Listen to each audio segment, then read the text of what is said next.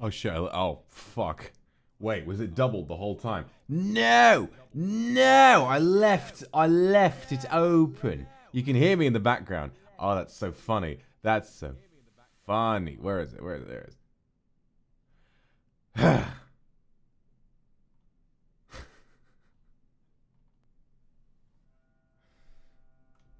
May the 4th be with you, everyone. Thank you so much for coming out today. Nebula, thank you very much for the Akasupa. You're welcome. I'm so glad that I could help. So, we will not be wasting any time at all. So, today is a very special day, because today is May the 4th. And May the 4th is Star Wars Day, because you can say it like, May the 4th be with you. And isn't that just so cute? You know what's actually funny is that May the 5th is also a Star Wars Day. It's the dark side day where you say Revenge of the 5th. But anyway, Star Wars is very important to me. I was introduced to Star Wars a long time ago. It was probably one of the first big series of films that I was ever interested in. One of the things that really sparked my interest in film, and it's one of the... At so many different stages of my life, Star Wars has been there as something that I was deeply interested in and inspired by, as a fascinating universe with incredible mythology and characters and worlds that I couldn't help but get sucked into every single time I have played Star Wars games for hundreds of hours. Do we have any? I want to see some ones. I really want to see some ones. Do we have any Star Wars Battlefront 2 revival believers after the launch? Did anyone stick with Battlefront 2 until there were all of the changes, all the Clone Wars content? That was me. I was right there. I was lurking on the subreddit. I saw the leaks. I saw the leaks that they were putting out to help us, because I think it was the devs themselves leaking it to make sure that we didn't lose hope. You know, which is what Star Wars is all about. Battlefront 2, great game. Really, really fun. Troubled launch, turned into one of the best Star Wars games there is. The Old Republic, an MMO. Great way of getting into the universe. And then, of course, really getting fully sucked into the fandom once the sequels came around. You know, for Star Wars' great second wind. There's nothing that really has longevity like Star Wars. And today, I want to celebrate that, because I understand that Star Wars is something that not everyone has had the luxury of having seen yet. So, today, what we are going to do is watch all 9 films from the Skywalker saga, which is episodes 1, 2, 3, 4, 5, 6, 7, 8, and 9. We're going to be here for about 20 hours, probably more if you account for the gaps between each film. So, it's going to be a long day, and yes, we're going to be watching this in a very special order, because I was originally going to do this in chronological order, 1 through 9, but there are some plot points and reveals and stuff like that that I won't spoil, and what I want to say is that there are some plot points from Star Wars that to you watching, listening, may be or seem really obvious, like, oh, everyone knows that. Don't assume that every single person knows what you're talking about. There might be someone who knows nothing and is about to experience the whole of Star Wars spoiler-free for the first time, and you should allow them to do that. Make sure that they can have this experience from complete and utter unknowledge, so that they can go in and experience this universe as it was intended to be experienced. So, the order we are watching these films in is a little odd, but I think this, for a new viewer, is going to be the absolute best way to experience it. So, we're going to start with episode 4, which was originally, upon its release, was just called Star Wars.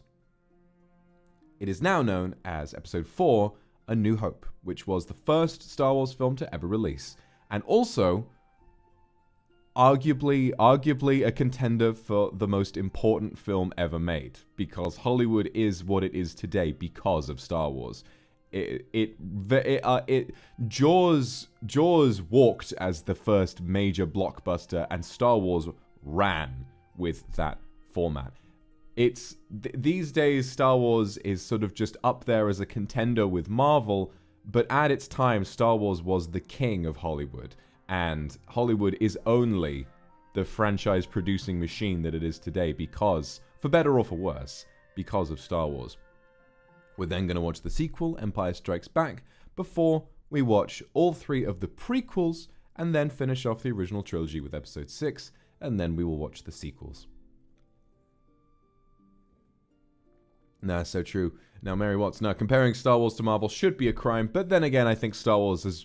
I think with a lot of the TV entries, Star Wars is starting to feel a little bit Marvel for me, which is upsetting, but, you know, I mean, not with everything. A lot of the Star Wars TV is good. I haven't seen Andor yet. I really, really need to. So thank you all for all the supers. I am going to ping a couple people who said they were interested in watching with us today.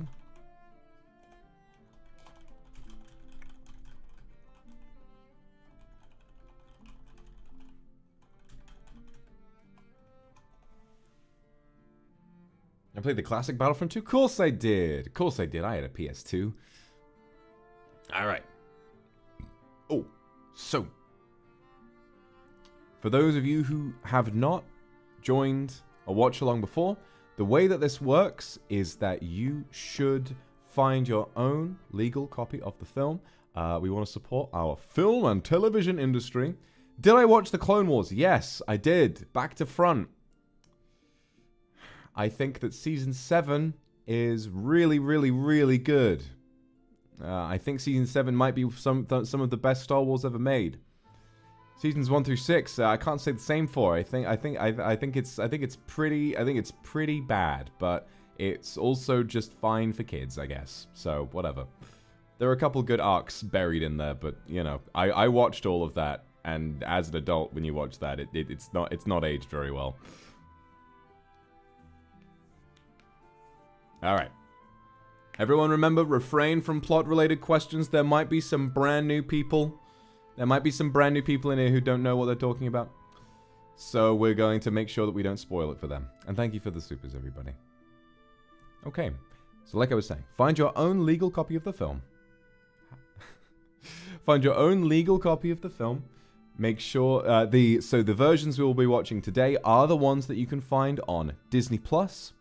If you're not able to get Disney Plus due to a region lock, please try and seek out the 2010 4K release of Star Wars, which I believe is identical to the one on Disney Plus. So, if you are ever confused and want to check the runtime, please refer to my list of the different runtimes on Twitter.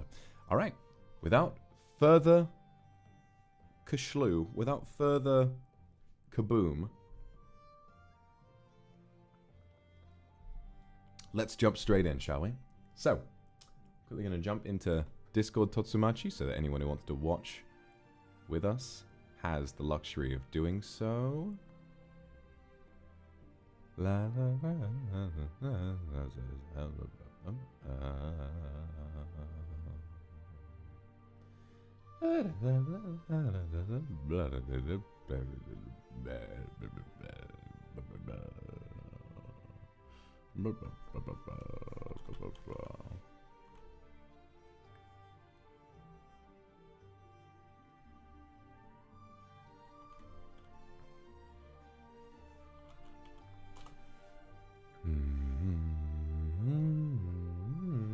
I'm just going to test something real quick.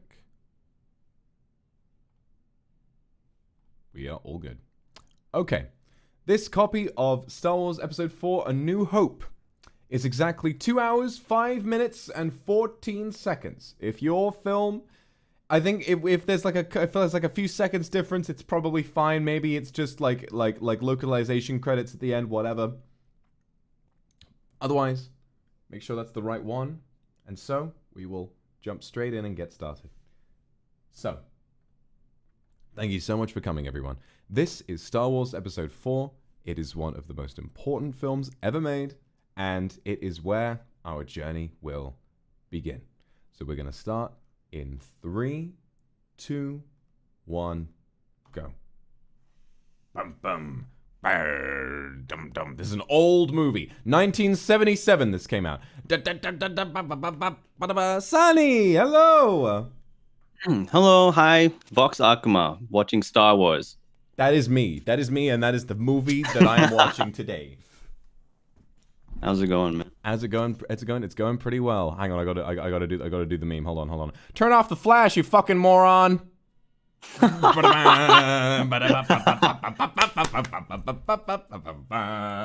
my god. I've been looking forward to this. Yeah. Have you seen Star Wars before? See, the thing is, I only ever watched the prequels. Oh. Yeah, like 1, 2, 3. When I was a bit younger, and I've only seen bits and pieces of the originals.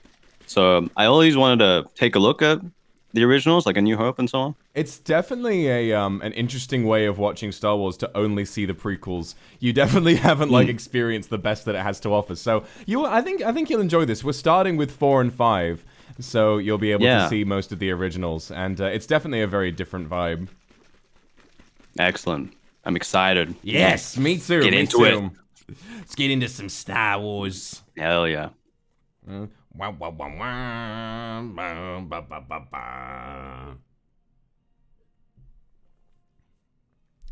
gonna be insufferable this entire watch long because I have so much Star Wars trivia just downloaded onto my brain. I'm just gonna see like some actor in the background or be like, oh my god, that's this guy who did this thing who went over here, and everyone's like, wait, I'm trying to listen to what the characters are saying. No, that's what I'm here for. I'm always up for your trivia, and I want to hear the director's commentary, Vox Akuma. Oh yeah, absolutely. The director. Absolutely, from Yeah. when I directed this film, yeah. This is a face reveal. I am George Lucas. I watching this film with my dad, he cannot believe that this shot is real. It's so cute. He's like, look at that! You know. Yeah.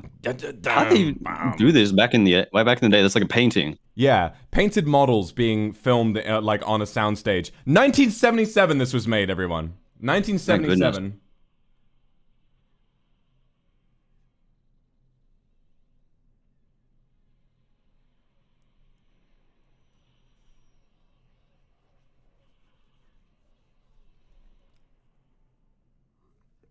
Those are my boys!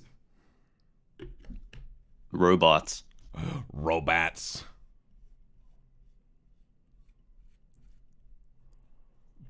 Nobody knows what a baby girl is until they've met C-3PO.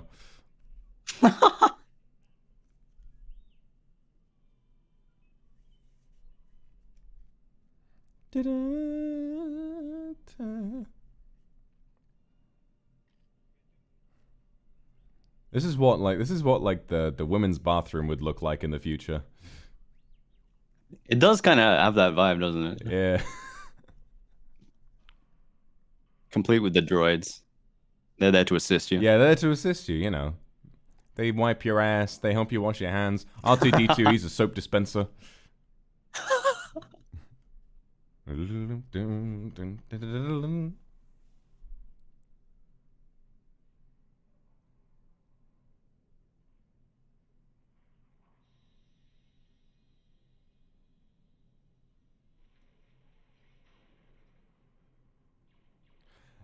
There they are.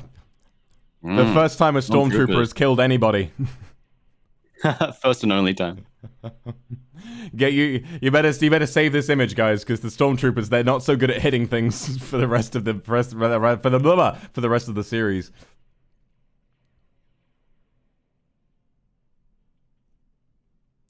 Oh my god, here he is.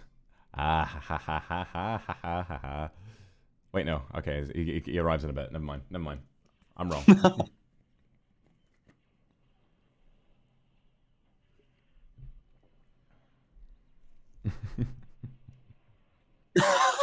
Just crossing the street. Oh no, here he is. Oh my god. Oh man. An icon. Look at the way he's holding hands his on hips. Exactly. Look at this. Look at the exaggerated swagger. Love this man. People dead? Ah, some good work has been done here. Excellent. Just making sure. Went to my worst enemy's funeral just to make sure that motherfucker was dead.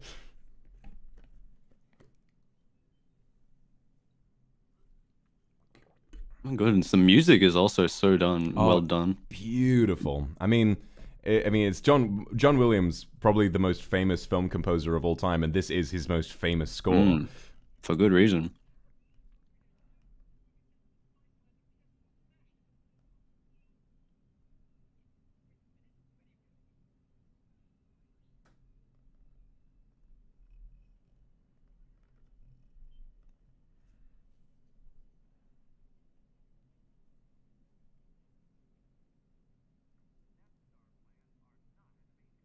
God, I wish that were me. What have you done with those plans?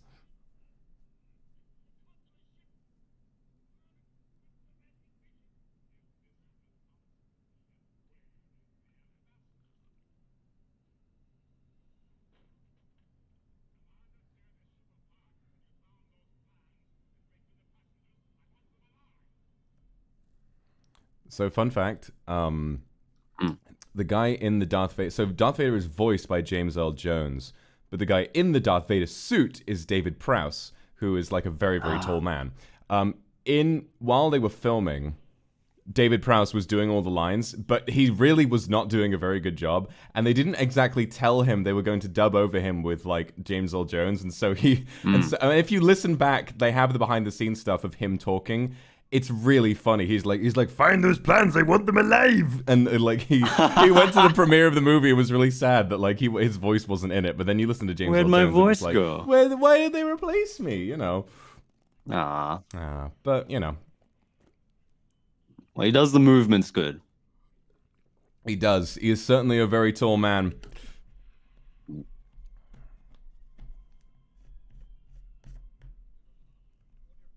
What does it say in the credits? Does it have the two of them as one? It says, I think, yeah, it just says Darth Vader, the voice of Darth Vader as James Earl Jones, and then Darth Vader himself as David Prowse. Ah, I see. Bum, bum, bum, bum.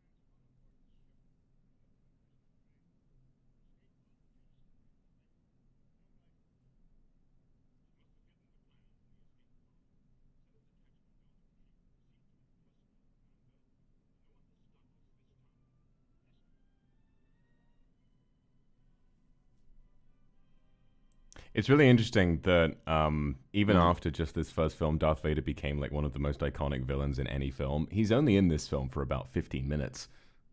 Oh. Yeah. Well, this wasn't the first one to be released, was it? It was. It's 1977. Oh, this was the first release, so... And he only appears at the beginning. Mm-hmm. Well, he's in it throughout, but it's really interesting that he's but the total time. A scary presence that pops up every once in a while, you know. Right. That's enough to sort of solidify him as an icon. Solidify him. Right. Yeah. Really, really scary to think about.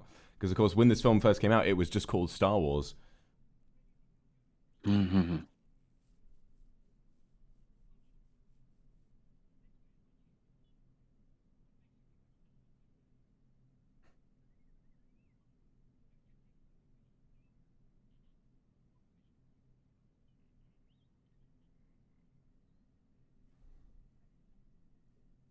He's spitting facts. Oh, shit!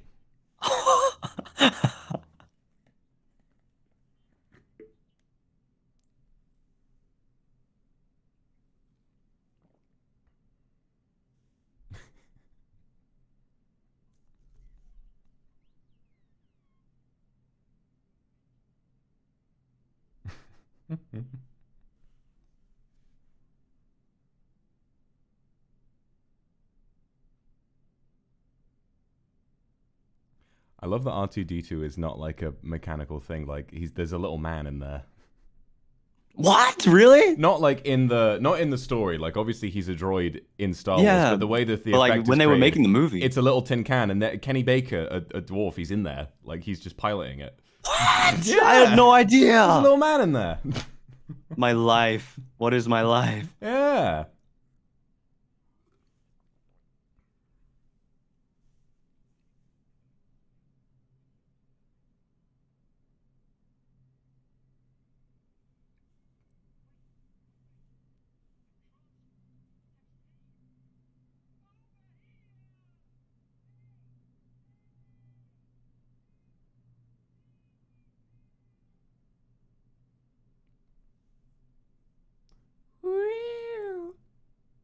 I love the noises he makes. What's this silly little man talking about? Just whistling his favorite tune. Woo! Woo!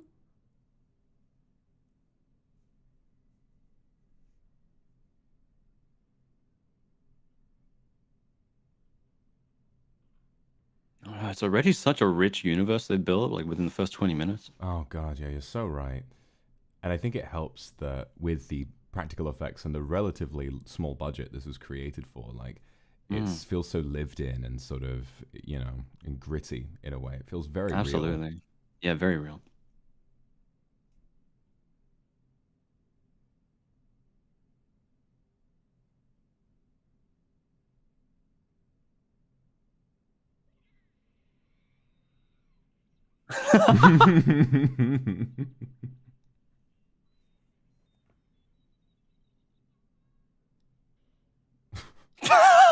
No. No, Houdini.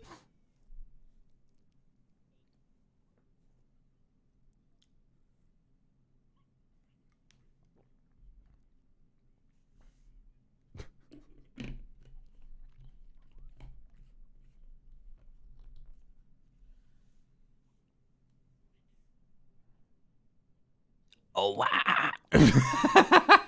What it sounds like a bit. It does. It does. We need to get like a screamo band made just of Jawas. Oh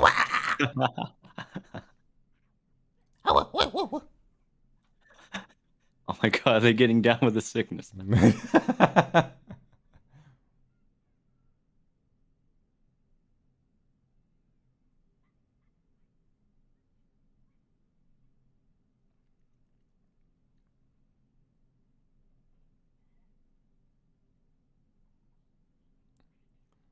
It's always funny to watch the first one and to really sort of appreciate like Star Wars' humble beginnings. Like by this point, a person brand new to Star Wars watching this in a theater would think that R2-D2 is the main character. Yeah.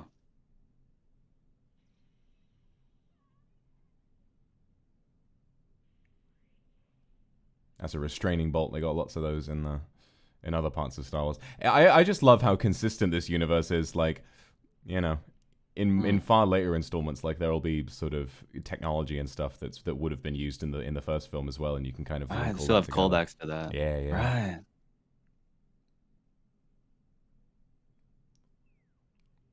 It's got that $20 haircut. Oh, there it goes. It's got the steel wool wig. There's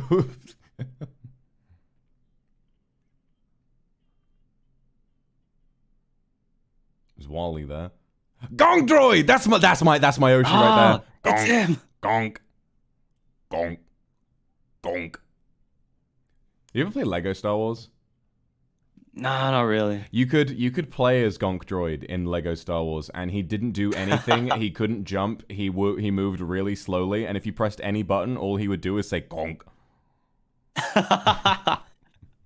But it's nice that you can. Yeah, this is if you want to, you can. There must have been like a Gonk Droid only run of Lego Star Wars, where it's like become Gonk Droid as soon as possible, beat the entire game as Gonk Droid.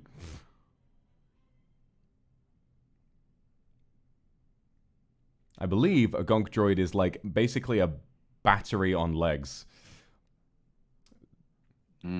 Well, how do they do that? Is that CG? So this is the thing about the original trilogy is that there are some changes that were made after 1977. So there are some special edition changes where George Lucas added in like some effects. So these were not from 1977. In the original release of the film, these stormtroopers just walking around by themselves. Oh, okay. I was about to say, jeez. Found a random ass metal ring and he was like, "Look, sir, droids." Yeah, that's a droid. That's a droid. Yeah, no, chat, you're right. It was a real creature that they bred for the film. Genetic modification. They just created that just for that one shot.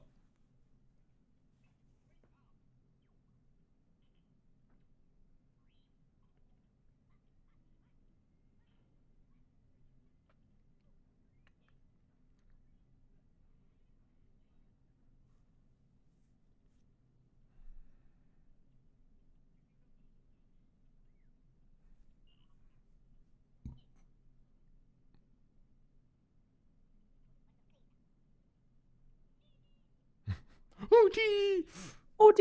Houdini! Me and the boys negotiating with the police.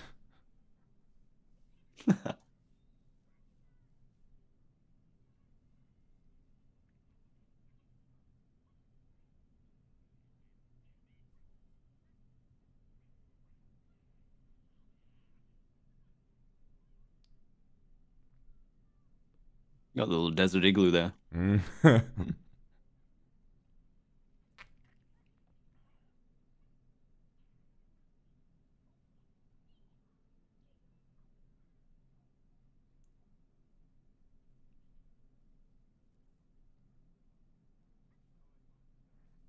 There he is. Luke.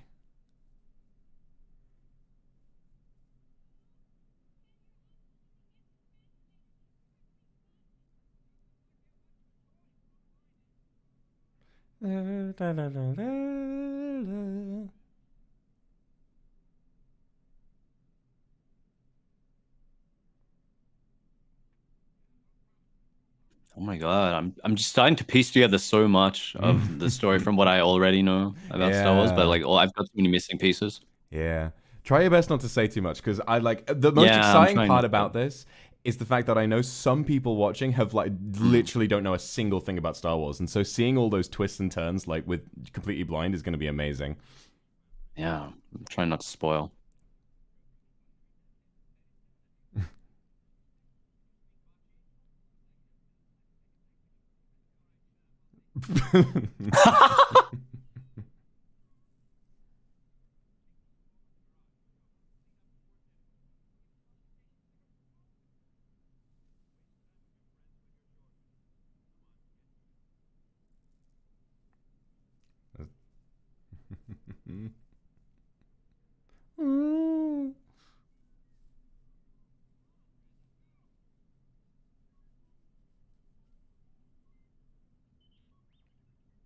I don't believe it's canon anymore, but there's a comic about that red. There's a comic about that red astromech that has this Mm. theory that he's a like the only droid to ever become a Sith Lord, and this is the natural end of his life. What? And that if he had survived, it would have been like the death of the entire universe. Oh my god.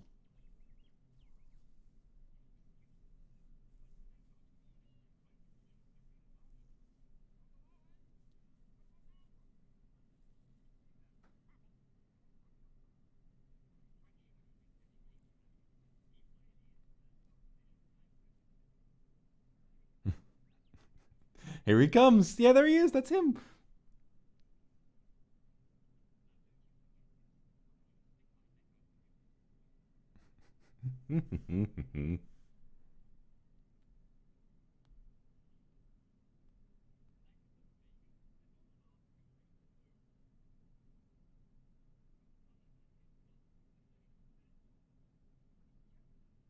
Yeah, Luke, it just isn't fair.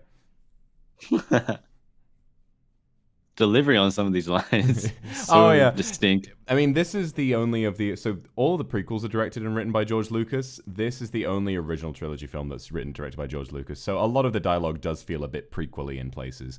But I think I like see. the age of it does kind of make it feel more charming than it does It's in the charming. I was prequels. about to say, yeah.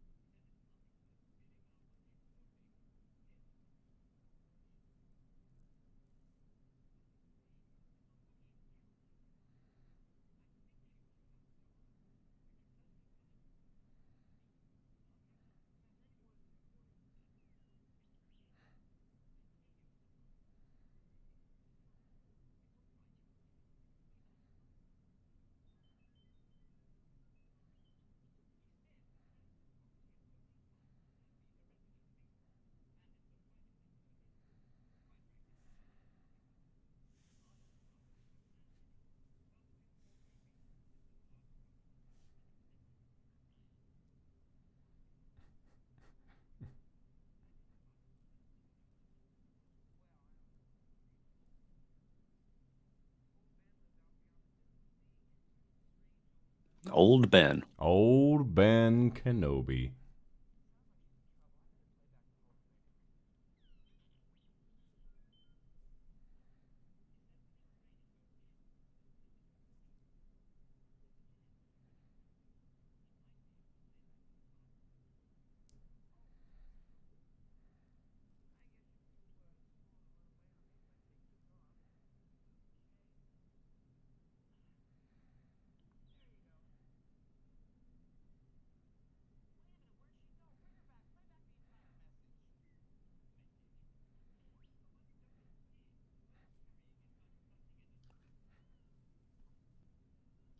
It's tampered with his memory. Mm.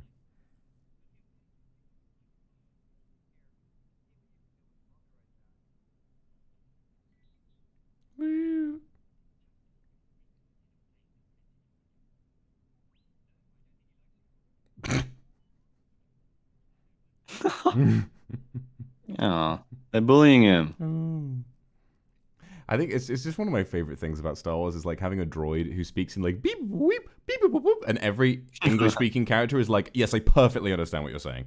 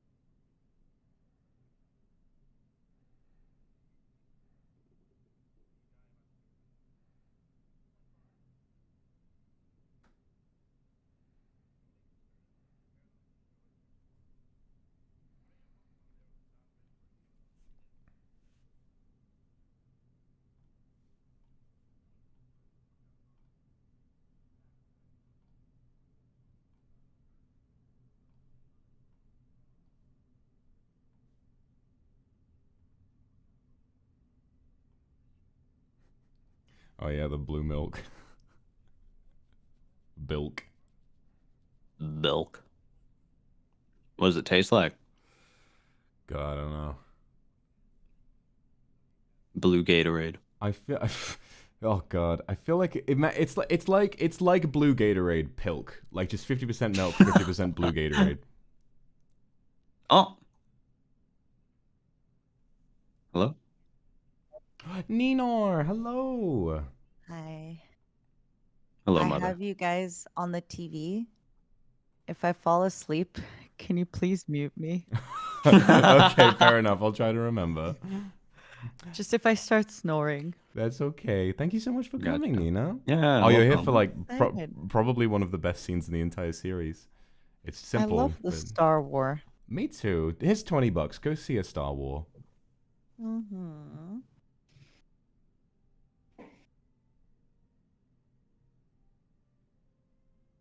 That's beautiful. Mm.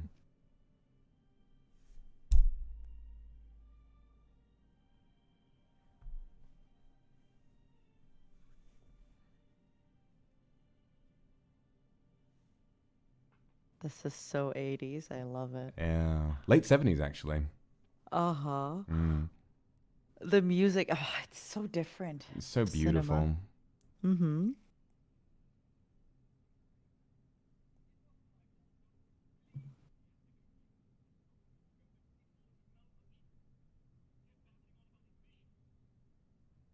Oh, it's R2-D2. R2D2's ran away. Oh, Now that one's Little that one's Cat. C3PO. It's okay, you're tired. I'm sorry. That's okay. I would never gatekeep a Star War.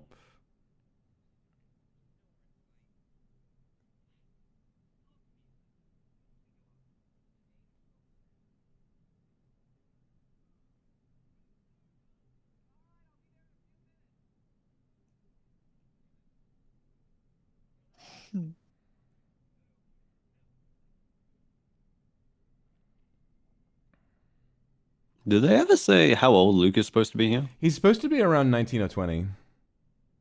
All right, I get that. Yeah. Mhm. Hmm. is well done.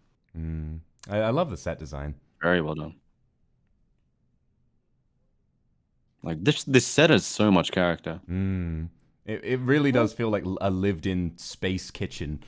Yeah. I feel like older movies. Just they have like a soul. They really. Mm-hmm.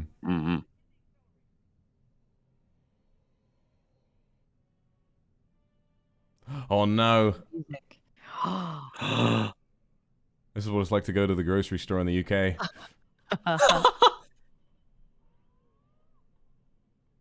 Oh, look at that thing. Yeah, it's a bantha. So cool. Bamfer? Yeah, bantha with an A. Yeah. It looks like the Wookiees a bit. Are they related? No, they're not related, but I get what you're saying, yeah. Oh my god, it's Trash Can. There he is. Beep, beep, beep, boop. La criatura.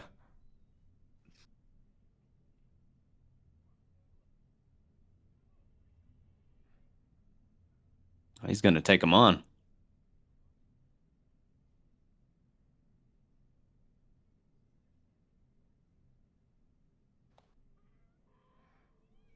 Oh my god. He sounds like them too. Oh god.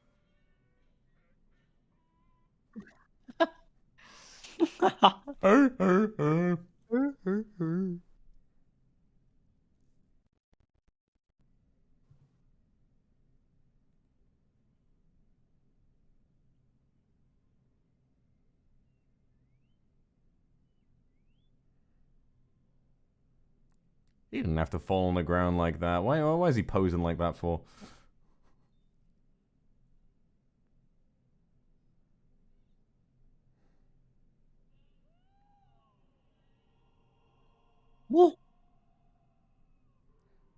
What? I don't know why he makes that sound. It's really weird. I That's don't know. such an interesting to this sound. day. I don't know. I don't know why. I don't know why he makes that sound. I think that's one of another special edition change. Like in the original, he makes like a little sort of like a woo, but then they added like all of that echo and weird sound, like later in a later edition of the film, which is just kind of odd. It did work. Who's this? Hello there.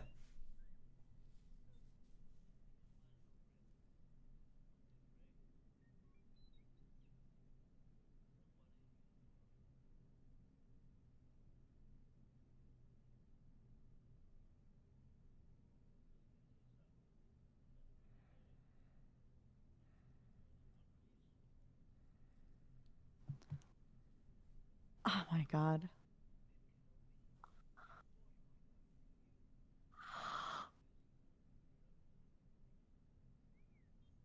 I don't watch a lot of modern movies, but Seagull movies is like, oh, It's really so nice. different. No, I so Nice, agree. yeah. Hmm.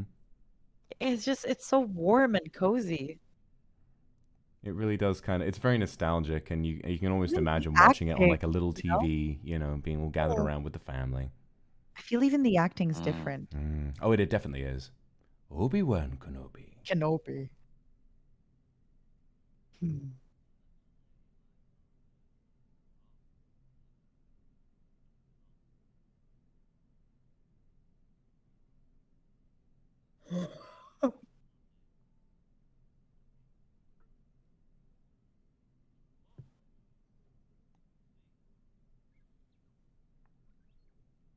What?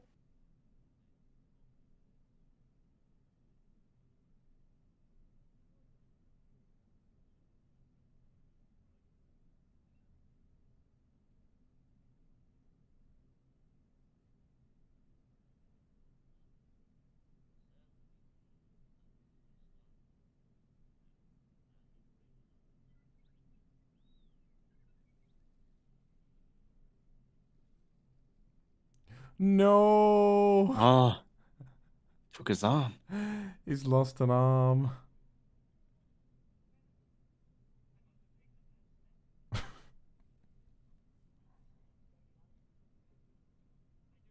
It's got a dent on his head. He does. He's like, have you seen the Iron Giant? I've never seen the full thing. Well, there's a big thing about the Iron Giant having a dent on his head. It's a good film. Ooh.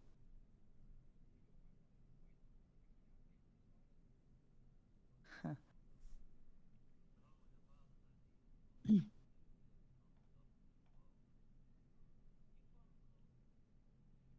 Hmm.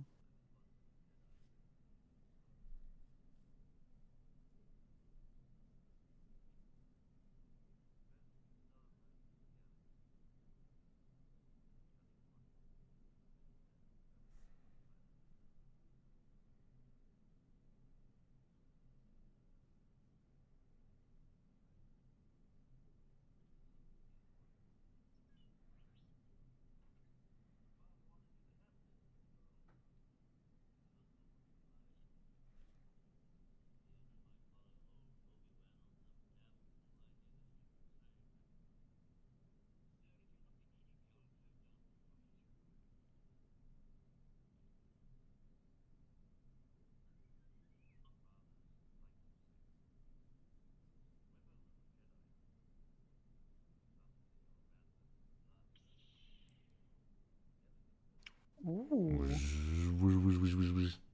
Was there ever an explanation why the bad guys have like the double lightsaber? Well, Because Darth it's Maul. cool. Yeah, it is cool. Darth Maul has a double lightsaber because it's cool, but the Sith will have the red lightsabers. And I think it might actually be to do with like having the dark side in you just turns your lightsaber red because none of the Jedi have red ones. A Jedi can have a ton of different colors: blue, green, But like, purple. why is there like when they're double? Like it's like one stick, but then there's the two lasers. Oh, that's just Kylo Ren's one. So okay, a little bit of wait. Once he's finished talking, I'll tell you. Yeah.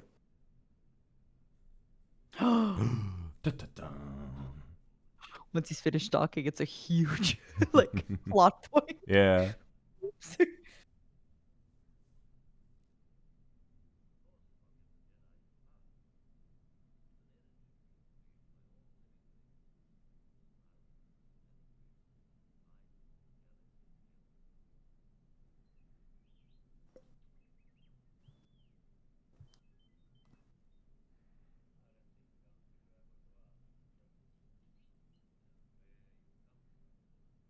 Hmm.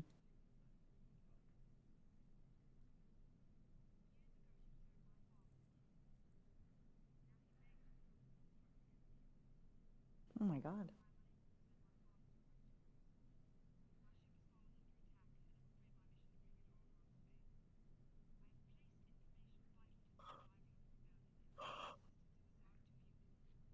Hmm.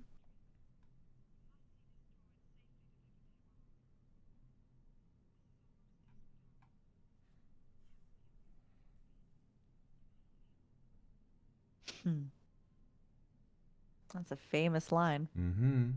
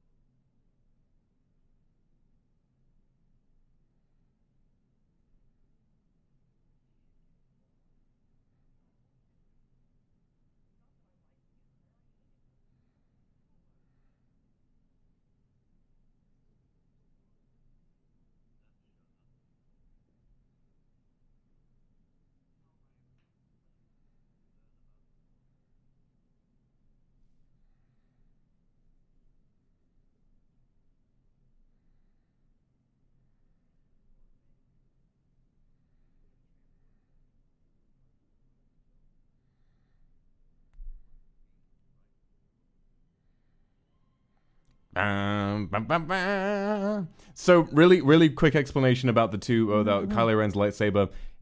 Every lightsaber has a crystal in it that the blade comes out of. Kylo Ren's lightsaber has the two little blades on the side because the crystal is really stupid and cracked and unstable, and it creates so much energy and heat that they're like vents on the side to release the heat, and it creates the little crossguard effect. I see. Thank you. Yeah, it's okay.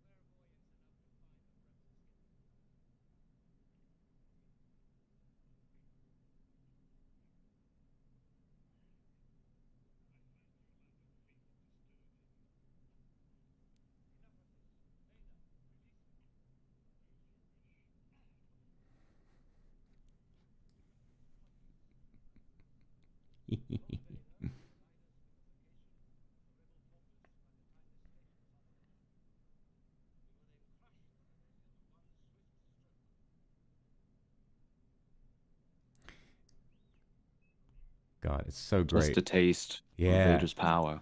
Also, just to have like Obi-Wan explain, oh yeah, the Force is just this wonderful thing that binds us all together. Learn the ways of the Force. And in the very next scene, you see someone use the Force to choke someone out and nearly kill them, and it just shows you. You really start to get a feeling for how mystical and how powerful it is, and also how scary Darth Vader is. It's so well structured.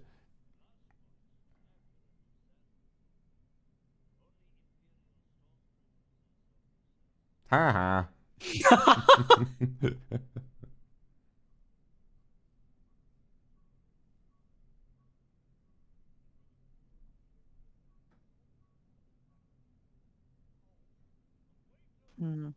Oh.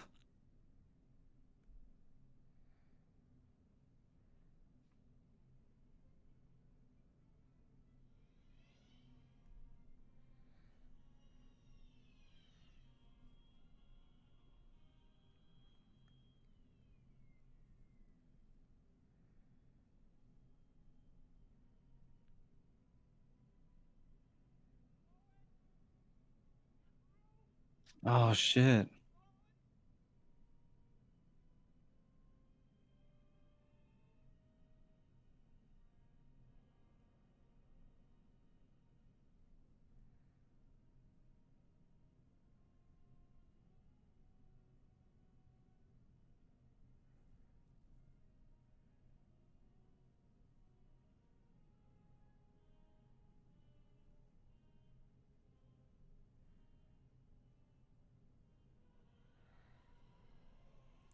This film was rated E for everyone, by the way. Jesus. Yeah. Skeletons for everyone. They got Hey, the fucking 70s were a vaporized. crazy time. Oh. Help me, Obi-Wan Kenobi. You're my only hope. That's not Obi-Wan Kenobi. I know. No, I know. She's like, oh shit.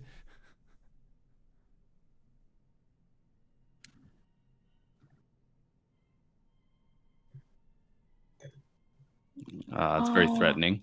Uh-oh.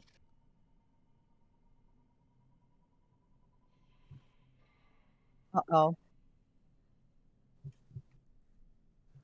Tell me where the things are. I'll use the weird floaty syringe torture device. The fucking demon core.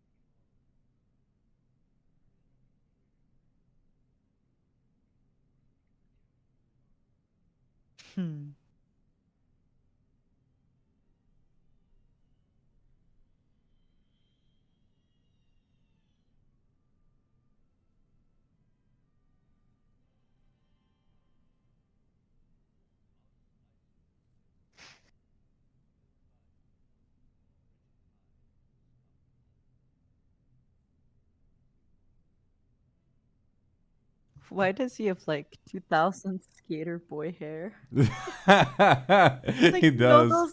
those like skater and like, oh my god. That was the style back then. Yeah. Back in the 80s. Last time I Oh, watched. that is cool. Oh, I'm sorry. That must have been like crazy in the set. This looks amazing. Even today. Unfortunately, this is the special edition where they added a load of random CGI in like the early 90s. So it's. It sounds like this is from the 70s. Right? I would be shocked as well. I'm like freaking out. I'm like, this is like this. Yeah. Okay. This is not what it looked like in the movie theater. No, definitely in the 70s. not. Oh. Sorry, go on. I interrupted you. No, it's okay. God, that looks so cool.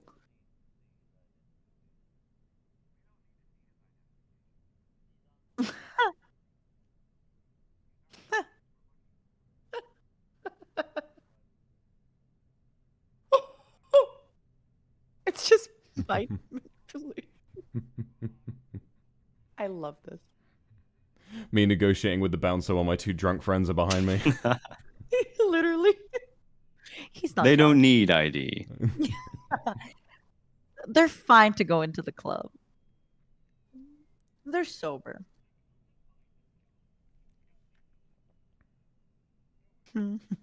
Don't check for the hologram on his passport.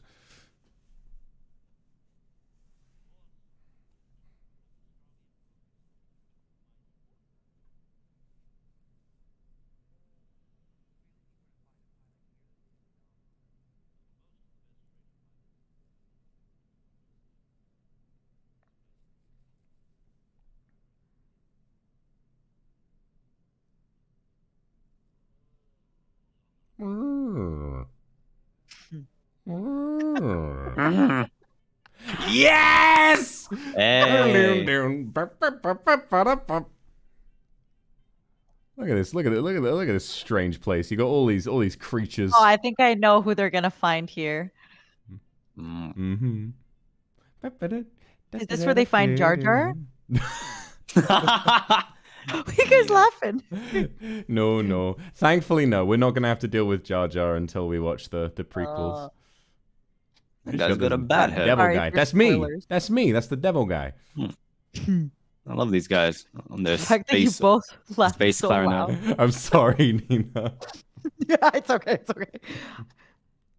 But also, if you have seen the scene before and you do know who, a character that's going to show up, try not to say. I'm sorry, everybody. It's okay.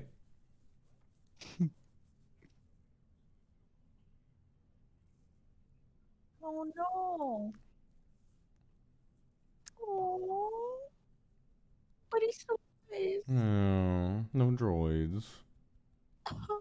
Man, the makeup team went so hard. Oh yeah. Yeah. Practical effects won a lot of awards, I think. Mm-hmm.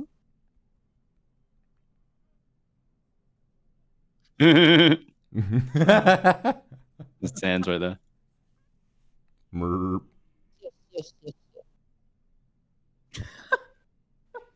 Yeah, Luke, I'd be scared too. That guy's got a stool for a head.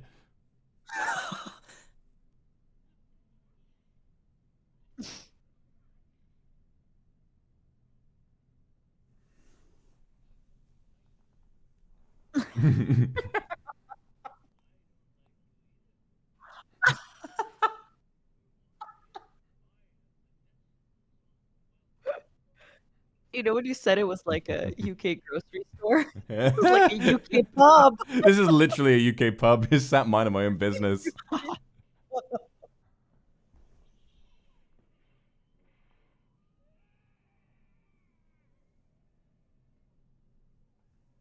Ooh.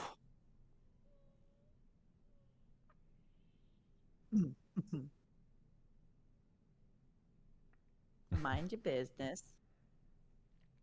Fun fact, that's the only time in the entire series that a lightsaber has made a bloody wound, because every other time the lightsaber blade is so hot that it cauterizes the wound shut as soon as you chop a limb off. Right, yeah, it just burns it and It's also solidifies it. Also a great way of keeping it kid friendly that you can decapitate people with no blood. Hell yeah. Oh.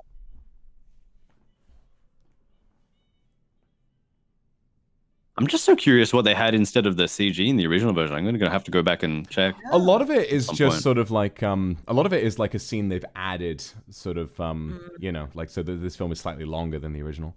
There's Han Solo, let's go! Oh, I love him so There much. he is. Harrison him. Ford. Fast ship. You've never heard of the Millennium Falcon? Who? Chewie looks fucking zooted in the back. Look at those eyes.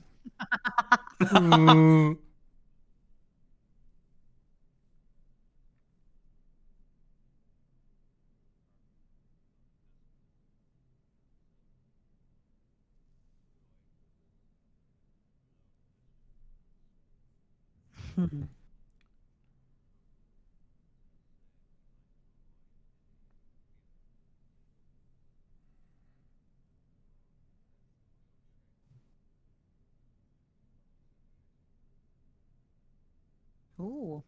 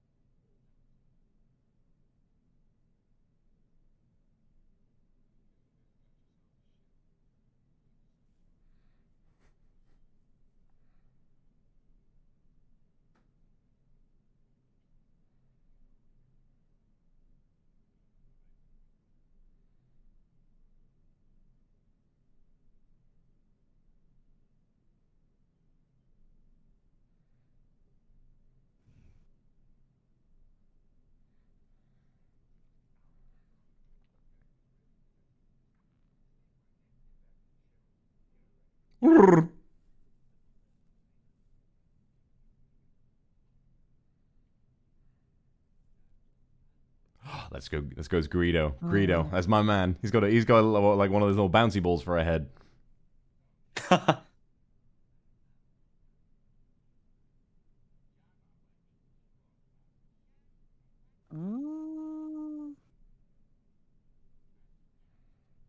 Jabba mentioned.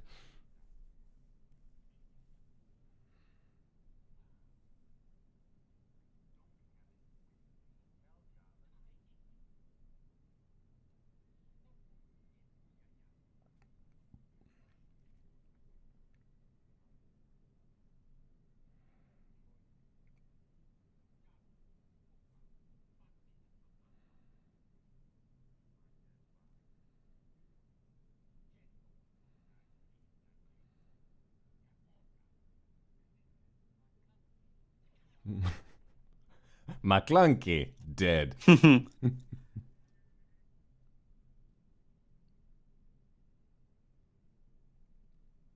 Go on, Harrison Ford, what an icon. It makes sense that he was the only one whose career completely survived being in Star Wars, and he had just as many roles in film afterwards as he did beforehand.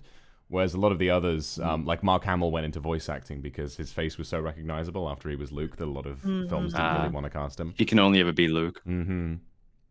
I feel like it's really hard for actors to get out of that. Like nowadays, it's starting to get easier, but I feel like back then you're effed. Oh yeah.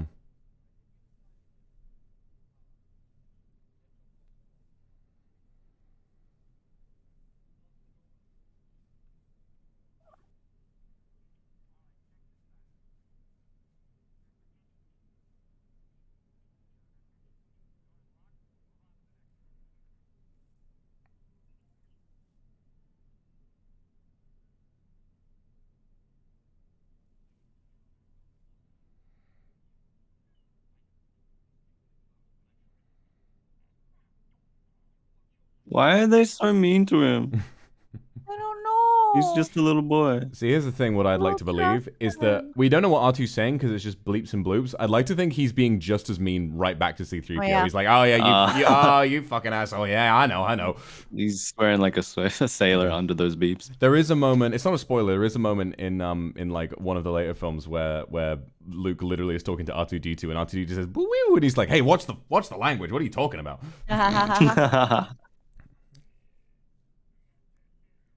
So this is interesting. This scene was in the original, but Jabba in the original film was just a dude. Like, he was just a man. And since in Return of the Jedi, Jabba is like a slug creature, they went back and changed it here. So he's like a CGI slug in this one. Yeah, this looks like I see. So high tech for 1970. Oh yeah, I think these changes were made in like 1997, I think. That seems about right.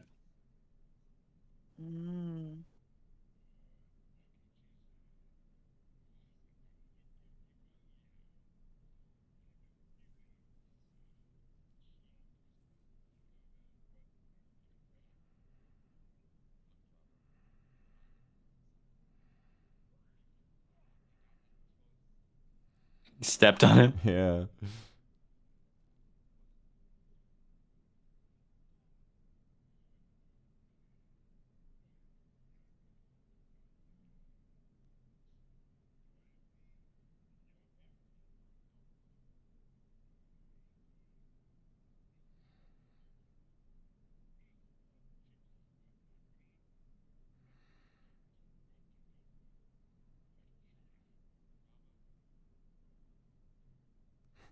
He's not a human being, he's a slug.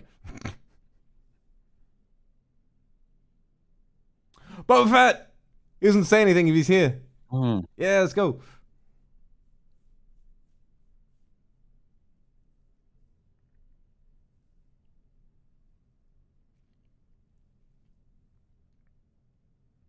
Ugh. Look at the veins on that. Wow. Am I allowed to show that?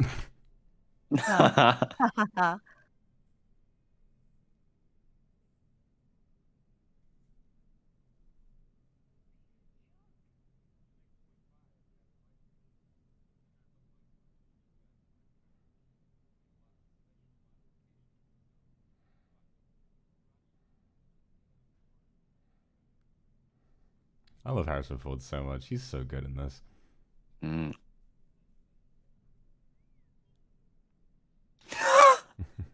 The disdain in his face. You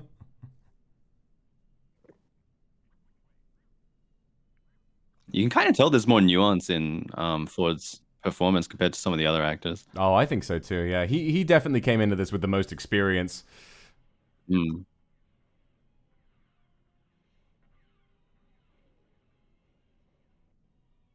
He's also quoted on saying about the dialogue in Star Wars, yeah, you can write this shit, but you sure as hell can't say it.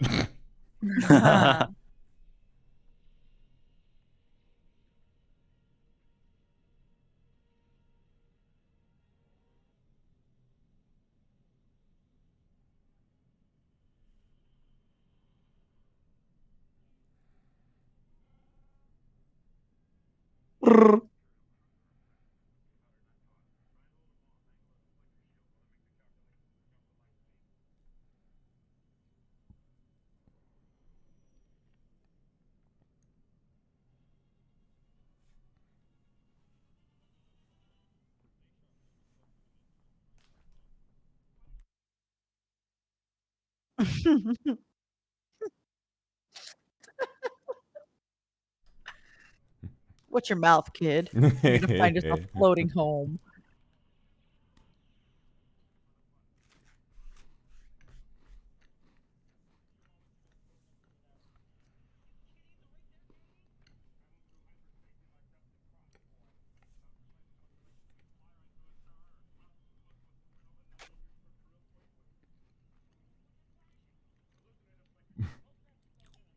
The smack. It's so good.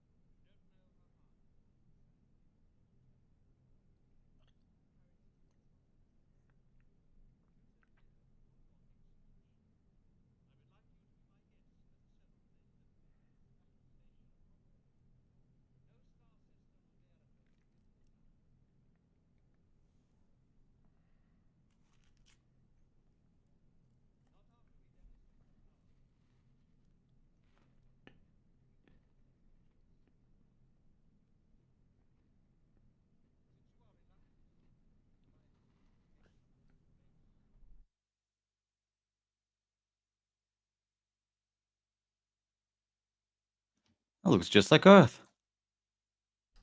Uh-oh. I look up in the sky and I just see the Death Star looming overhead and I'm like, wait, what the hell going on in Miami, bro?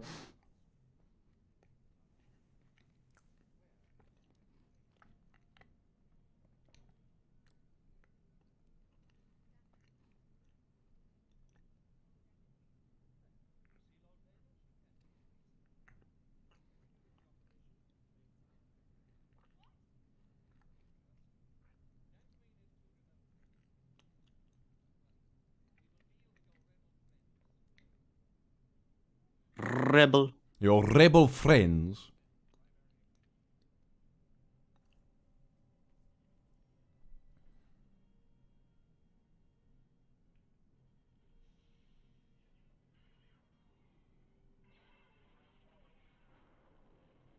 Oh shit. It's gone.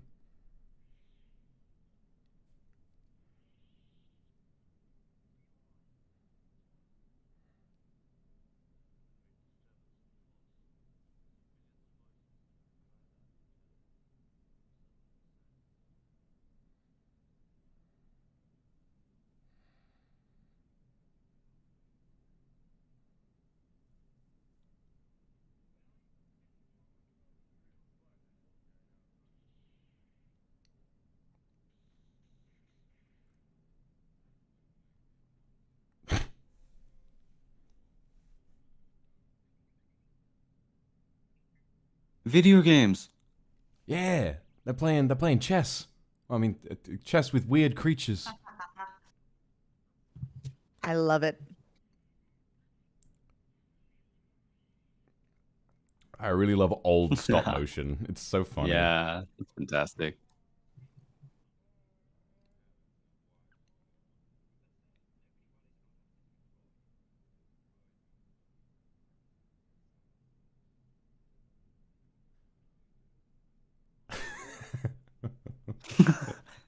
He's posing for the cover of like Chanel or something.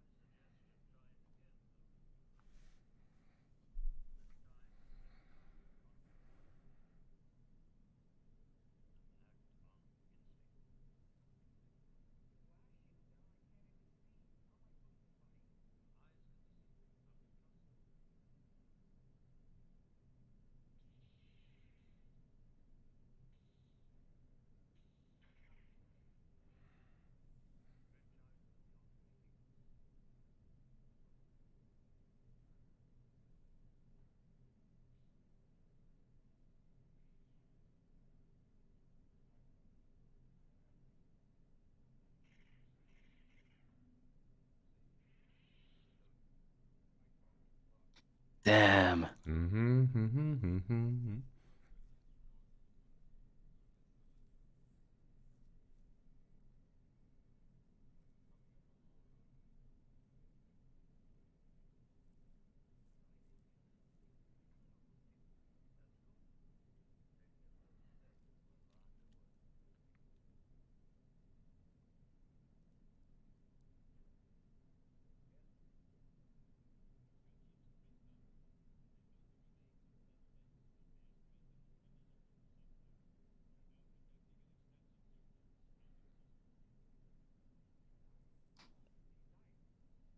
That was dubbed in post.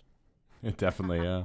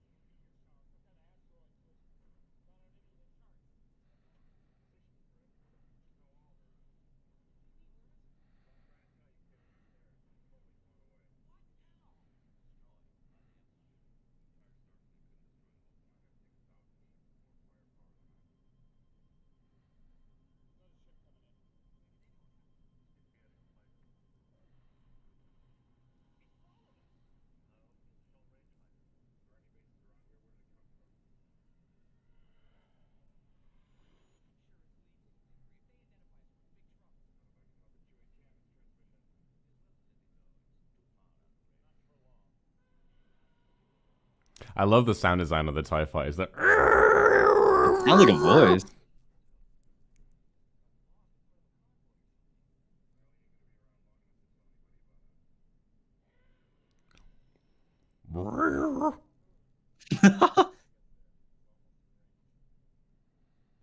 Just imagining a kid like with his arms outstretched going.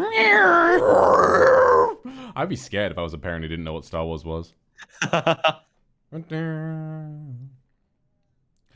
He said the thing.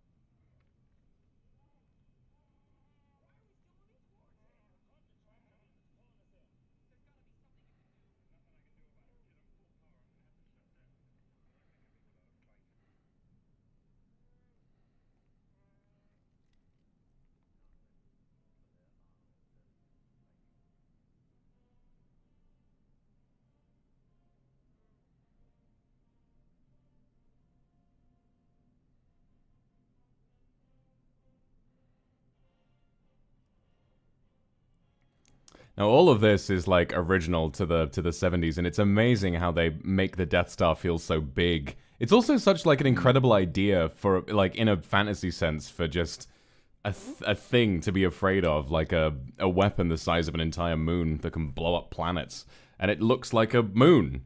It's simple, but it's really cool. I don't know.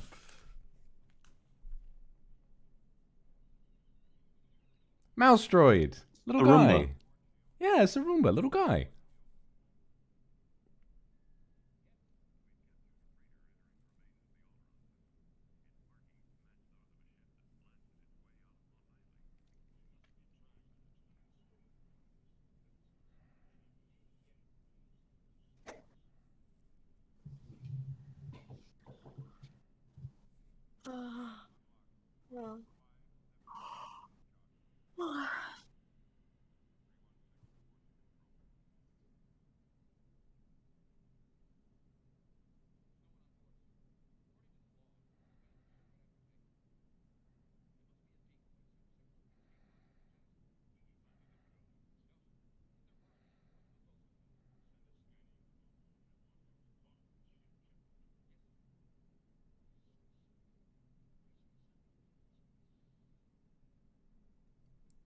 See ya. Oh.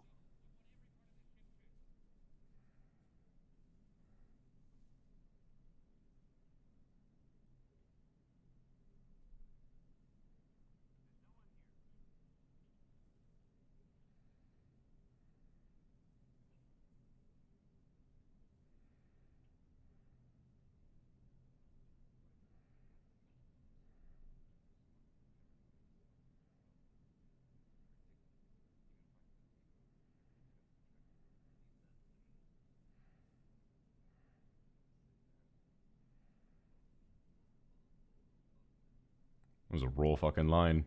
Why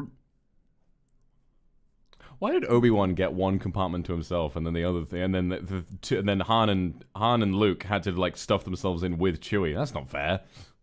Captain's privilege. Ah. My ship, my rules, what he said.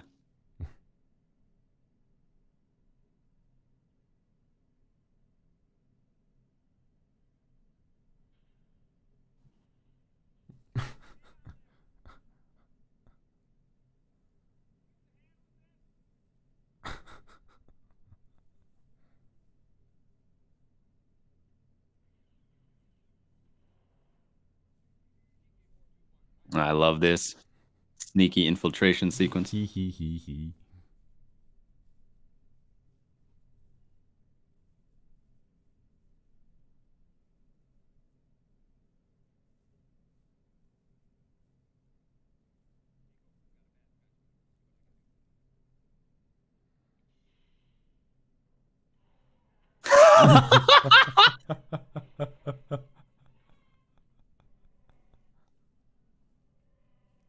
That was a good fall that guy did. I like the way he did the little flip.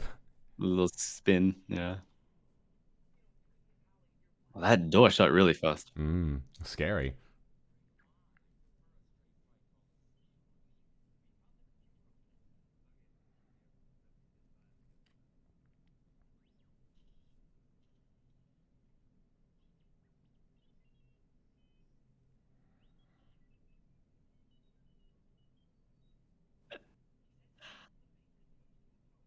I'm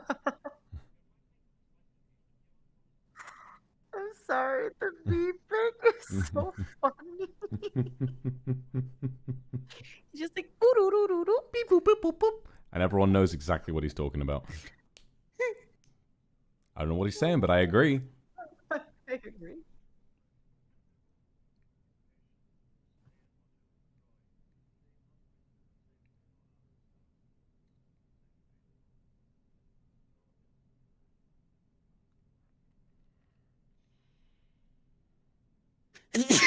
Excuse me. Bless you. Bless you. All the fans, I bet you should say Taskaru right now. Taskaru-sani.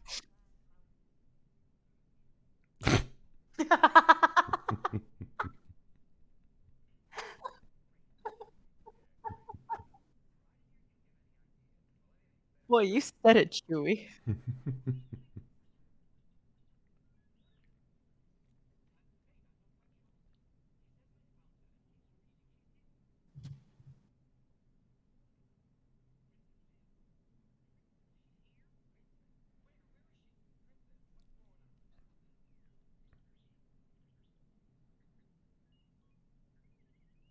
Slow turn.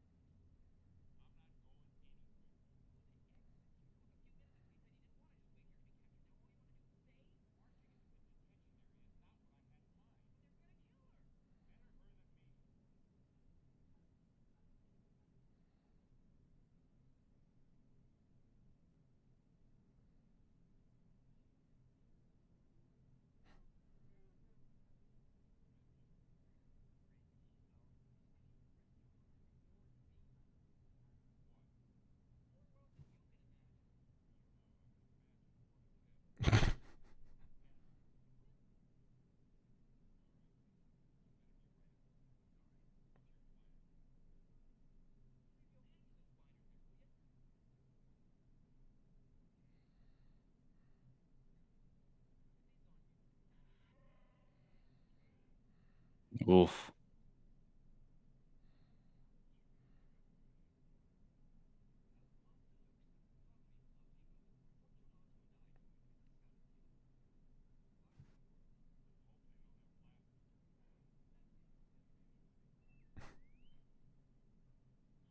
You have to use him as an armrest. Yeah. No, just a little guy.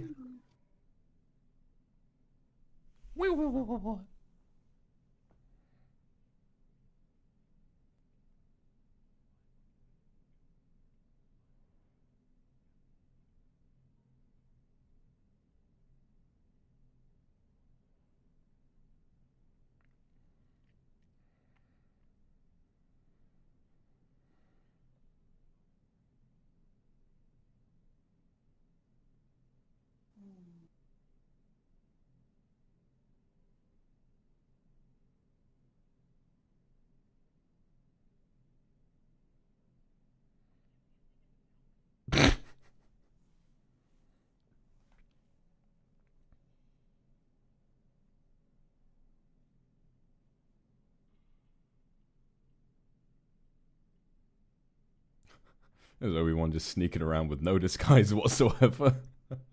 Just hiding doesn't need it. hiding my little pillars.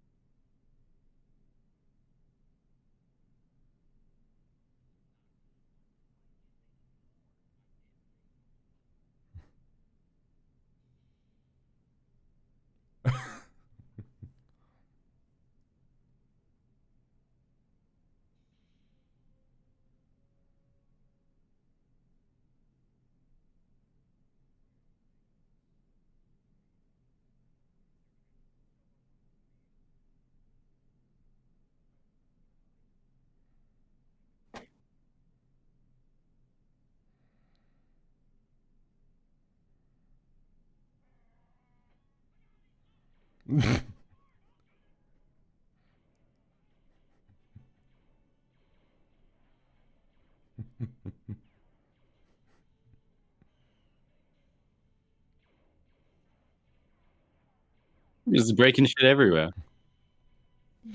No witnesses, no survivors. Mm. Pew, pew, pew, pew. I love this.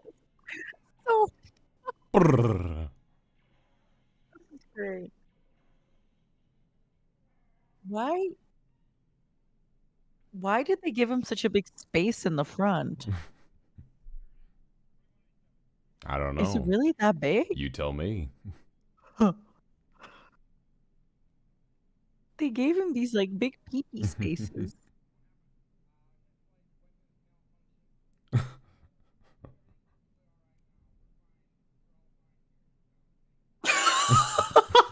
How are you? How are you?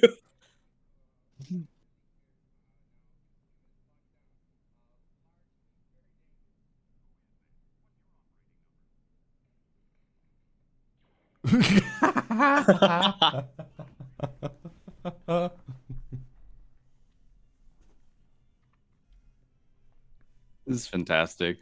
There's so much like genuine humor in this film, and it's not just like quippy kind of Marvel humor that you'd expect from like a big fantasy adventure. Yeah. It's really nice. Huh? I feel like somebody here was like a theater major. Oh, How definitely. much of this is like theater humor?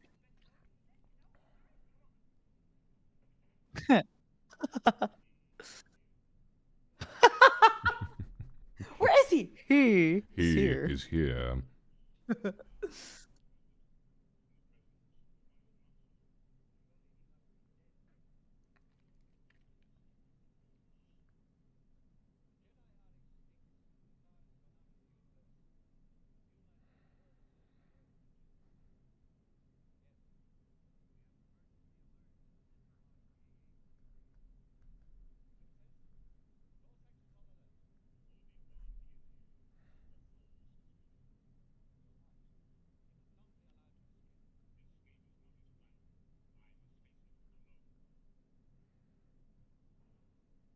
Oh.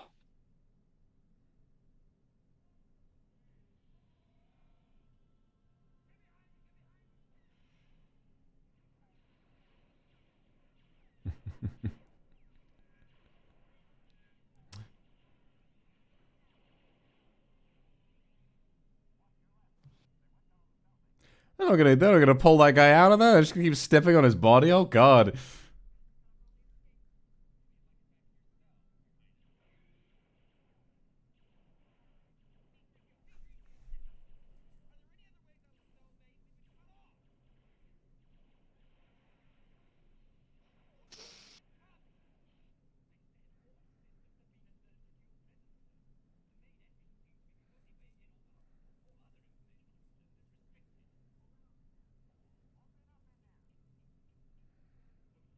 Oh no.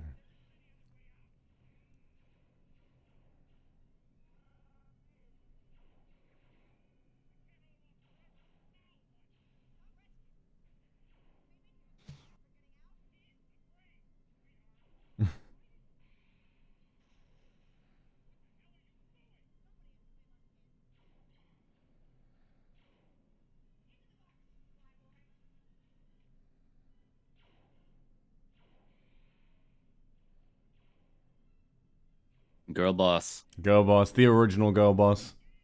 Taking charge.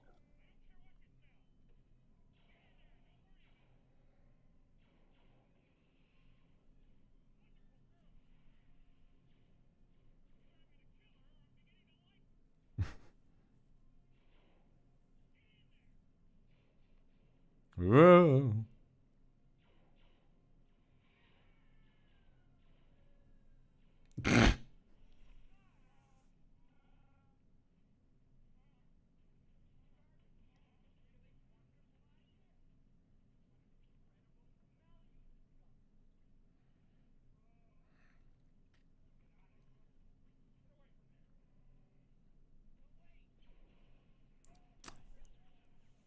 Ricochets. That's not a good idea. You know, I'm thinking now, why is there like a vent that leads straight to like the garbage chute? Amogus. I wonder if they Nino. just like wanted to make the detention block smell bad, so the garbage compactor has just like a vent that leads This is straight to it. punishment for 'Cause the why else prisoner. is that? Why else is that there?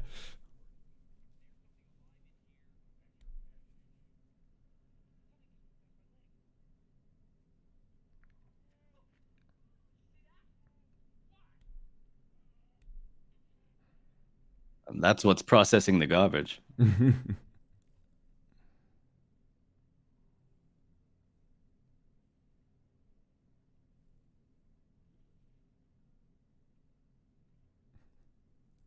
Oh man.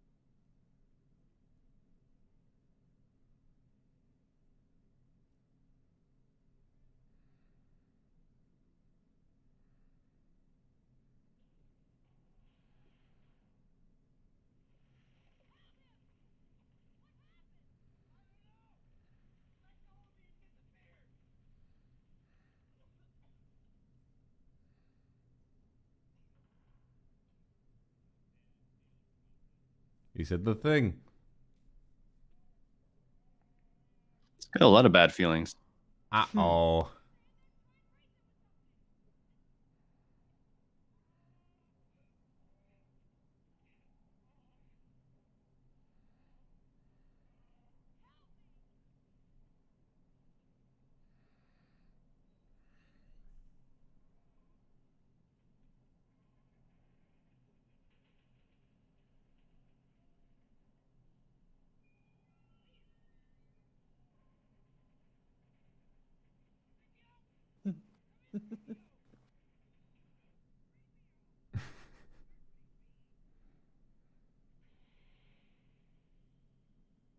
Look.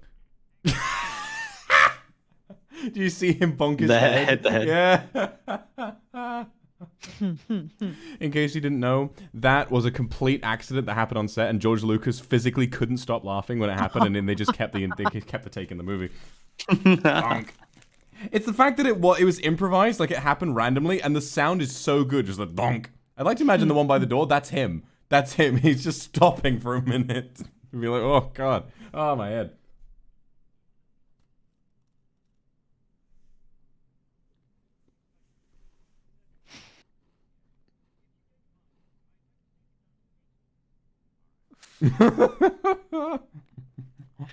They just believe him.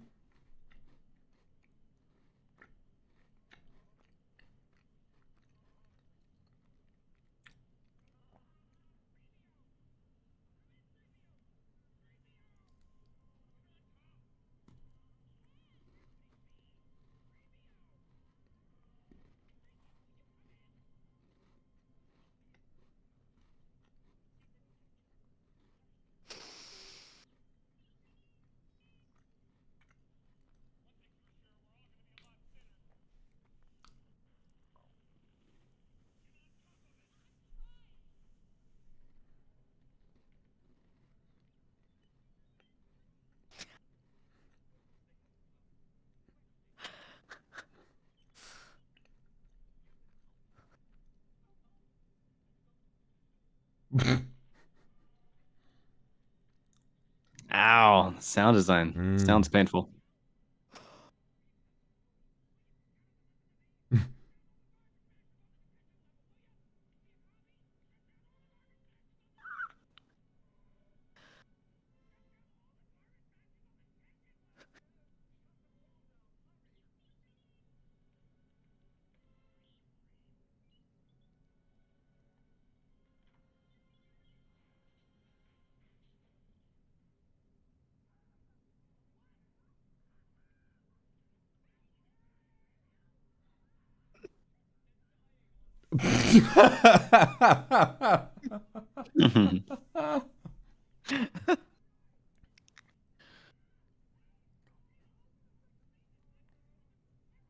Listen to them, they're dying, R2. I'm sorry, I keep laughing a little sometimes. No, it's completely fine. It's a funny movie. I'm also like, I'm so sleepy, so If you want to get some sleep, that's fine. Don't worry about it. I'll probably fall asleep during this movie. That's okay. I'll keep an ear out for when you've gone suspiciously quiet, or if you snore, and then I'll mute you. If I snore. Okay.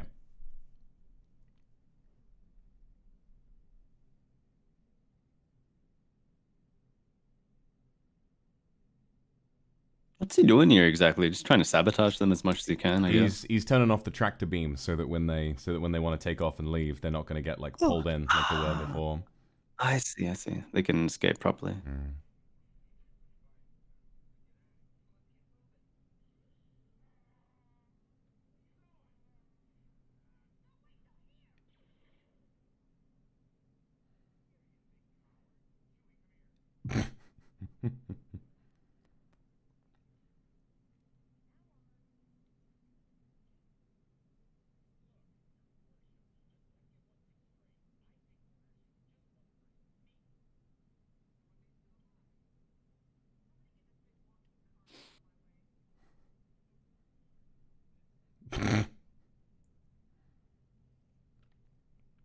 I love that chemistry. They're so fun.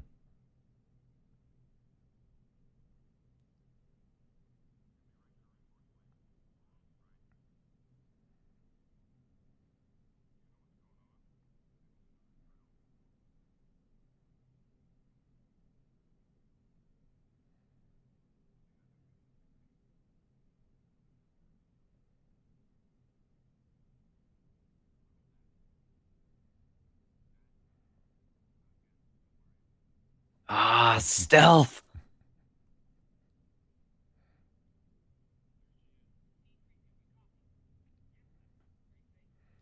He really did a what was that noise?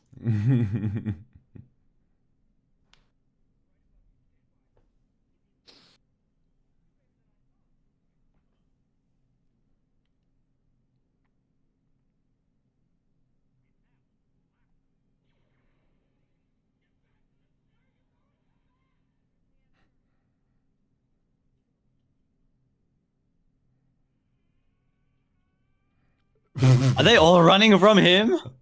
Well.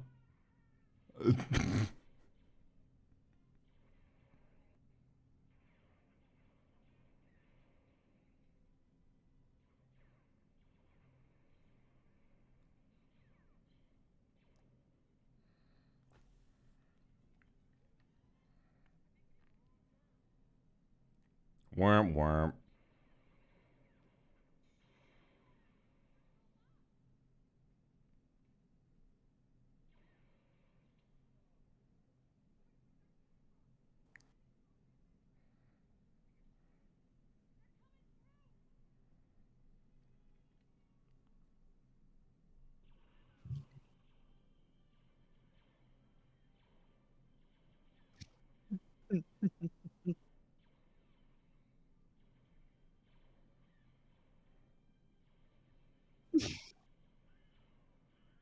Ah! It's so funny. The hell? He has a grappling hook? You don't have a Girl grappling hook? It doesn't come with my standard issue. That's where the VSF are making mistakes. They need to give you a grappling hook. You'd be so much more Yeah, powerful. I agree.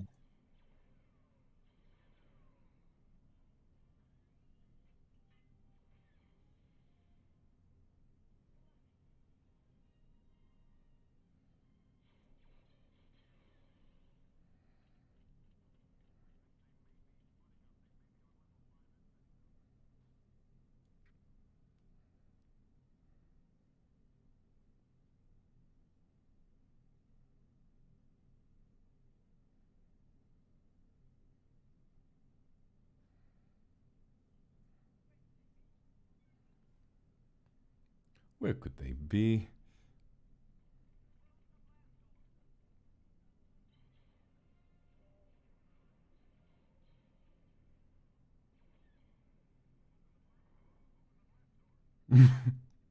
Oh. Showdown. He was standing man emoji there. He was standing man. Waiting emoji. for him. That's kind of funny.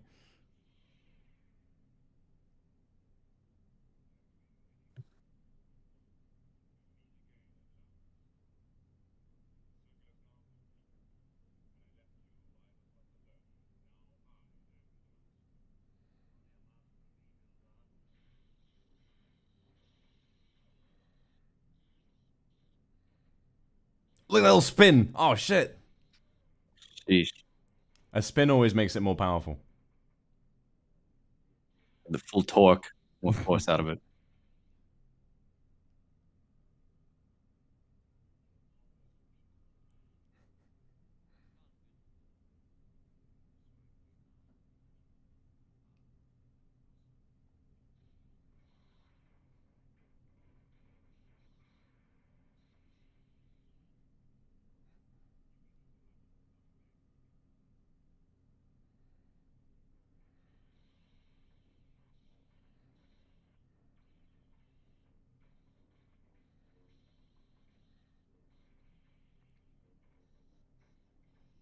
It's amazing how like silly this looks. Oh, it's really silly, yeah. Poke, poke. It's like swatting a fly. Like, you know, nowadays how like they have all these like fighting scenes that are intense. Oh, God, and there yeah. they're just like It's snap, like, snap, bleh, bleh. snap. It's like, if we had chosen to watch the prequels first, the prequel fighting is like flipping, kicking, like spinning the light, like incredibly choreographed. And then just going from that to this is like, what the hell? But then it's nice because the relationships between these two characters is so sort of like interesting from a newcomer's perspective that it almost doesn't really matter that it's kind of goofy. It's just interesting to see them have to fight each other. Mm.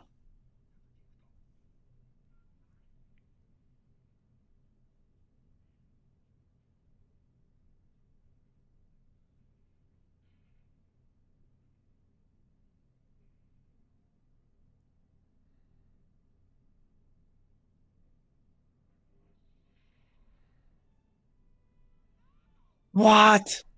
He's gone.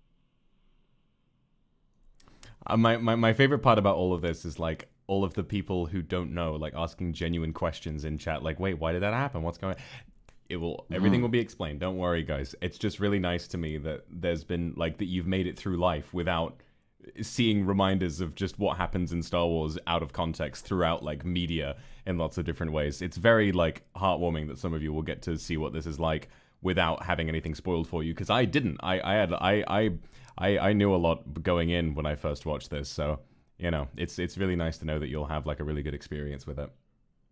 You'll learn, chat. You'll learn why he went poof. Don't worry.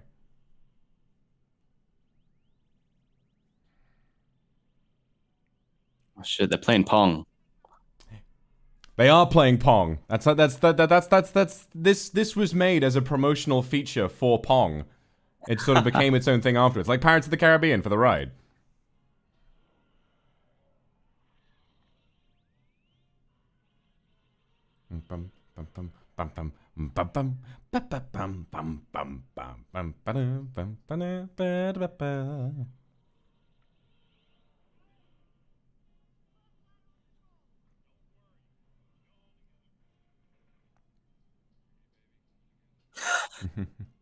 You saw Chewie's eyes so clearly right there.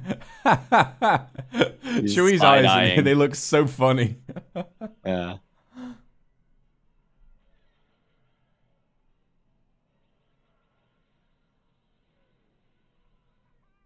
Oh, nice shot.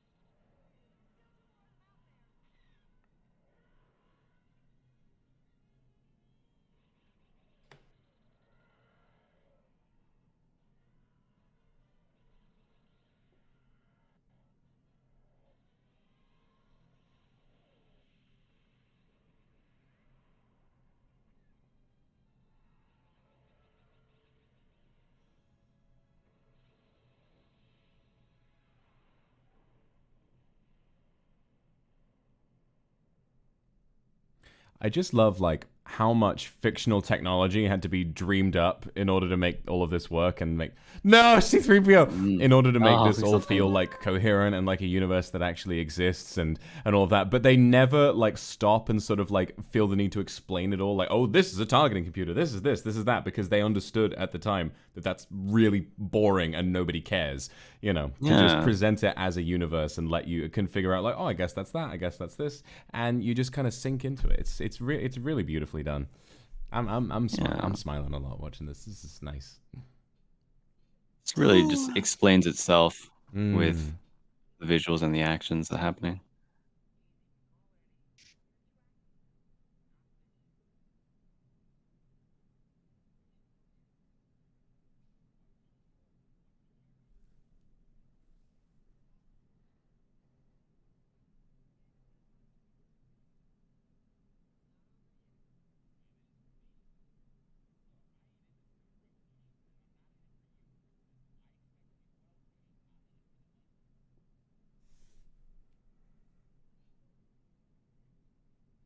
not to be a gossiper, but like they were heavy hooking up the whole movie. Oh, they So were. I'm just looking to see the chemistry. I'm like, Mhm. what's No, happening? they were. There was like a big behind the scenes thing going on between Harrison Ford and Carrie Fisher, which is I'm just which is trying to find it. I'm Damn. like, romantic. ooh, Yeah, yeah. ooh. King. I'm looking. It's like when you watch Mr. and Mrs. Smith, you're like, I'm looking, I'm paying Mhm. attention. Mm. What's going on?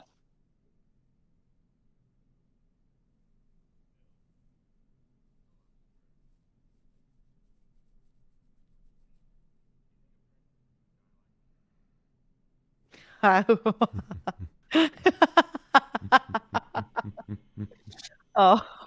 Cheeky. Well, little do you know.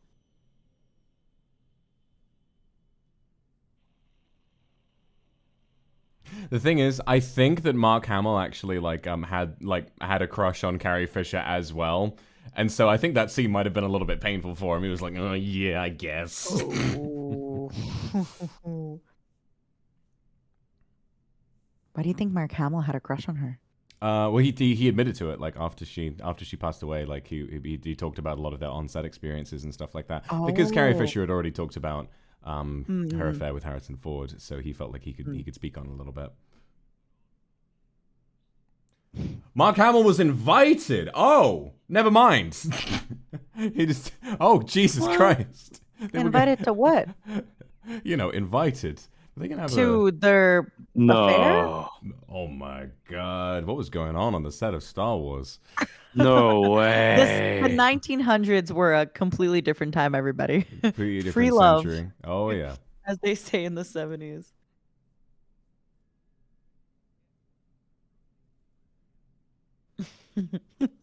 He wasn't fired. I'm Googling this. Mark Hamill. Oh.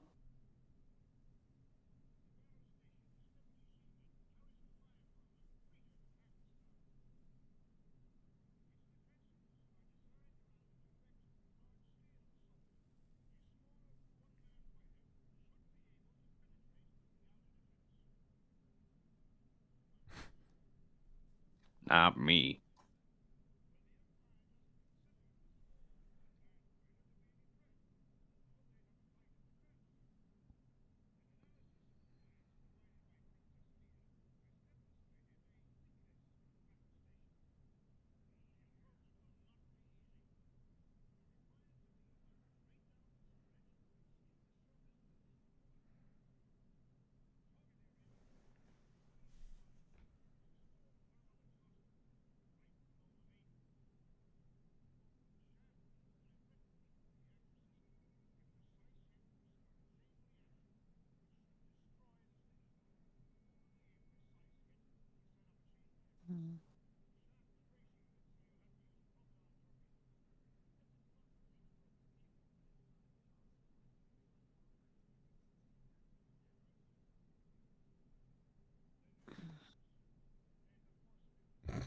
That's kind of a funny line. He's like, "Yeah, how are we gonna shoot a little bomb down an exhaust port?" And he's like, "Don't worry, I used to shoot rats with my gun at home." He's like, "What does that have to do with anything?"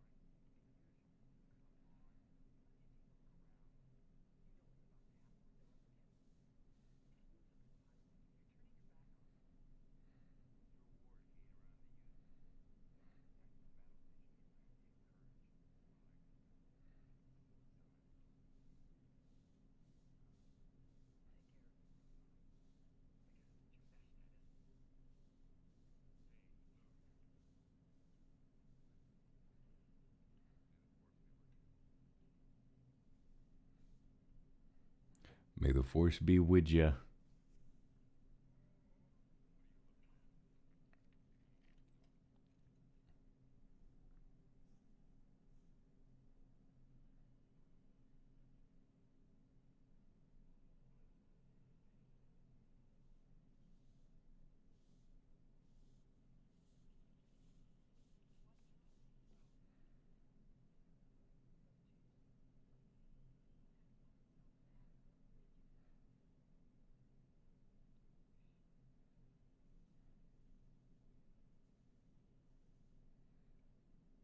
Aww.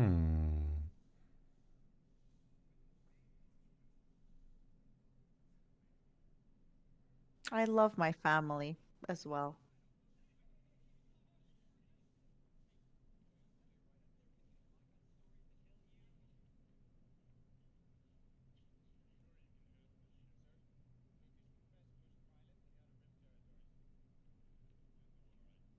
They know each other already. Yeah, so he was in a deleted scene from the beginning of the film where he says, I was going to go to Tashi Station to pick up some power converters. He was supposed to be just one of Luke's mates that he hung out with. Ah, okay.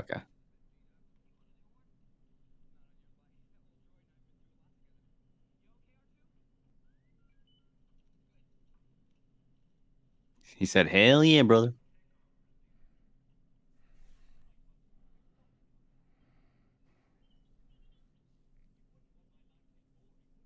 Oh, Cute.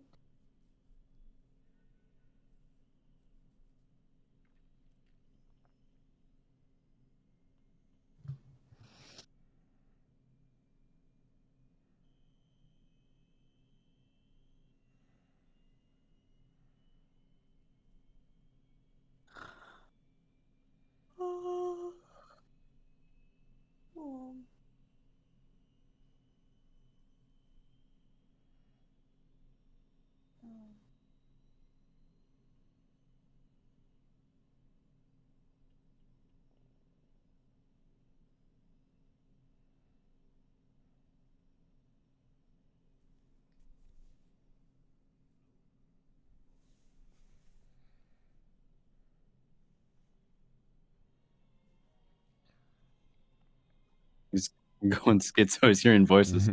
He's like, it's probably fine. It's like I could still hear his voice.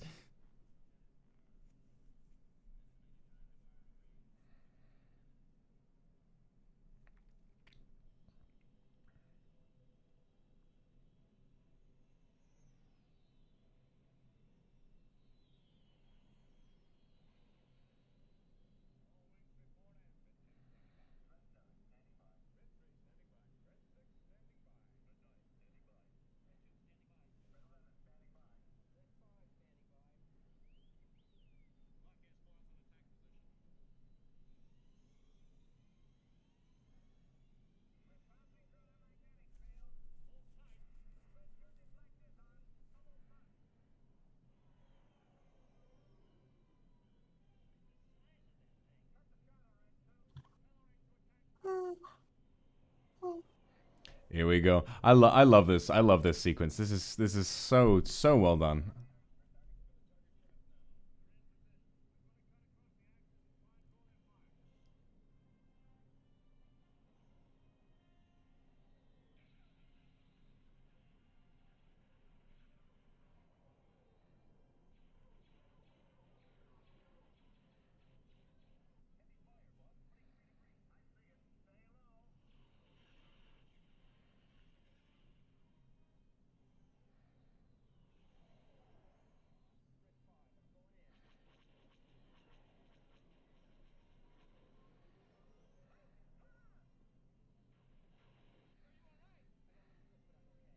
He got cooked. What's he cooking?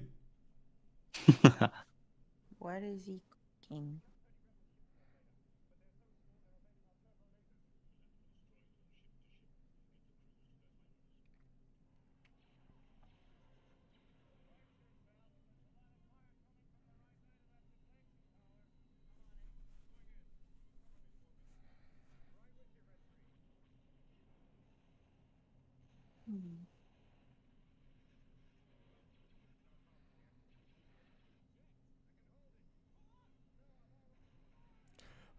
Porkins, no! Oh no! Porkins!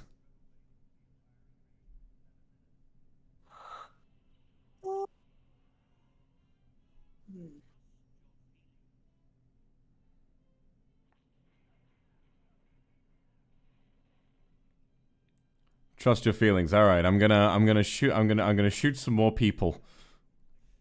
I'm feeling violent.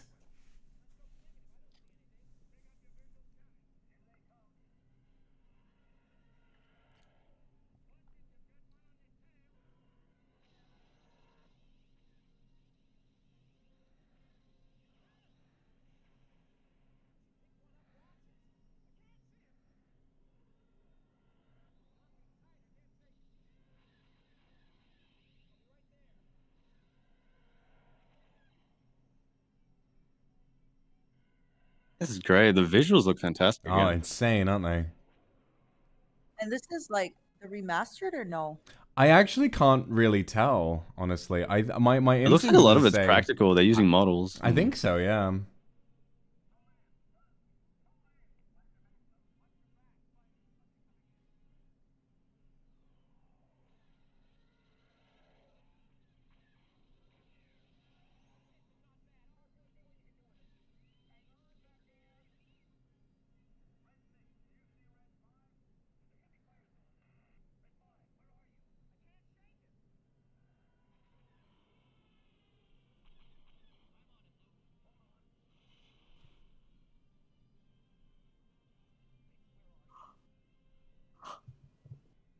Oh my god. Nice. Nice.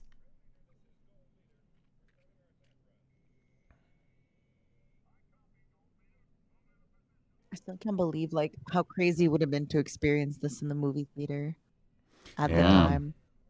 I remember. Like, that's what I never everybody saw. talked about.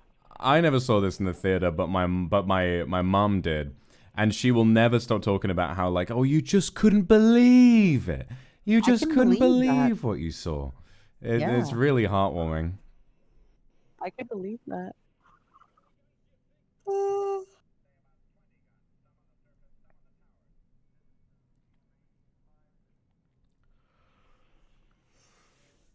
Ooh.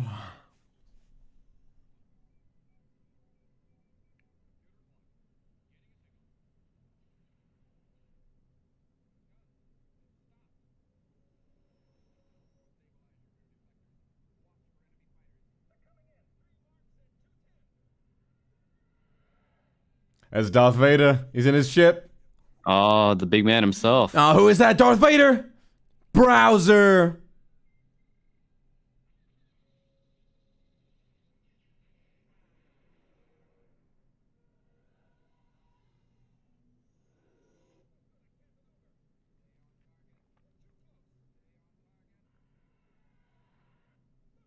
Yeah, I know all of this is like from the 70s, which is still really impressive.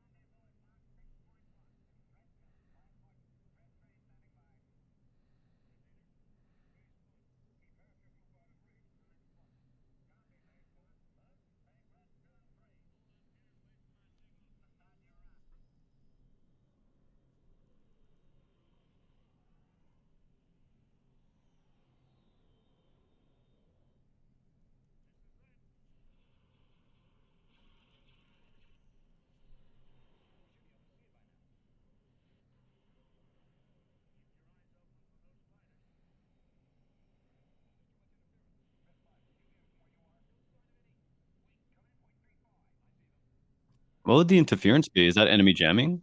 I think so, yeah.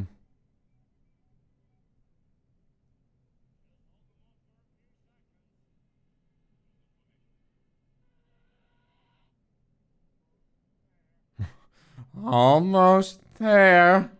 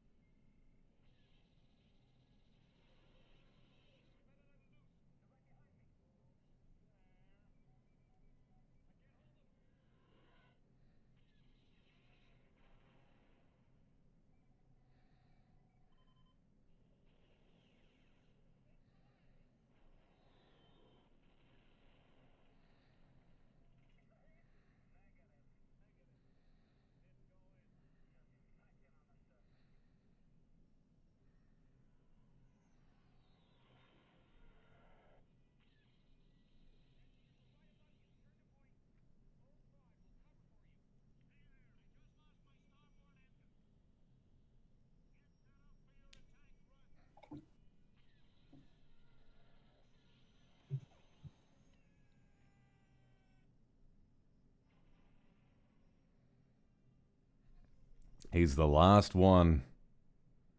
Oof. It's not looking good. I'm gonna get out of VC because I'm scared I'm gonna fall asleep. That's okay, Nina. Thank you so much for Okay. coming. It was Great. lovely to get to hang out. I love it. Good night, I'm still Nina. watching, but I'm gonna watch not in VC. Good Okay, no night. worries. Okay. Good night, Nina. You get some good rest. Yeah, get some rest. This is really fun. Thank you. No, you're welcome. Thank you, Nina.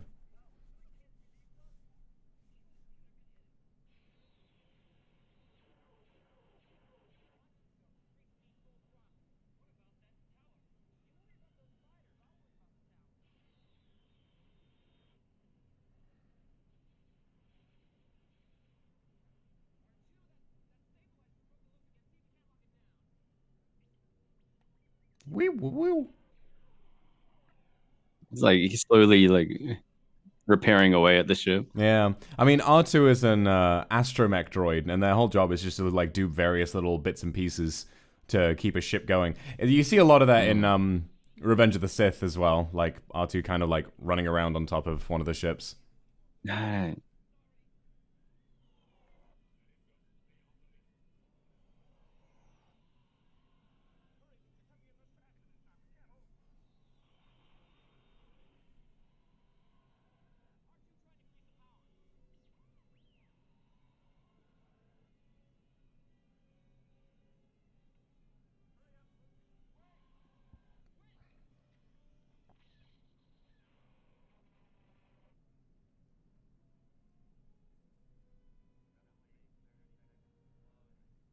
Oh, it's so tense. And the music only sells it more and more and more from here.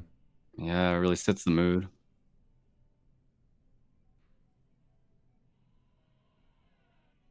Dun dun dun dun dun.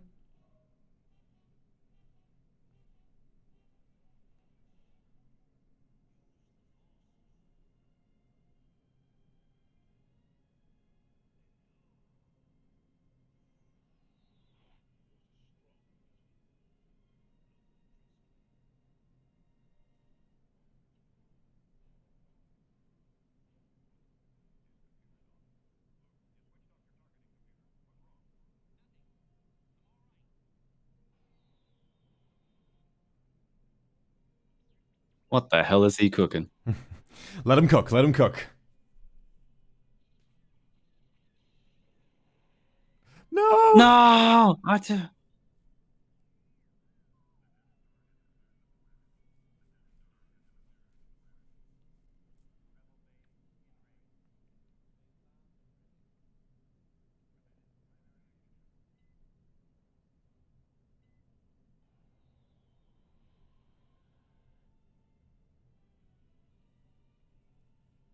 It looks like he's like opening a bottle of Coke or something. It does a little bit, doesn't it?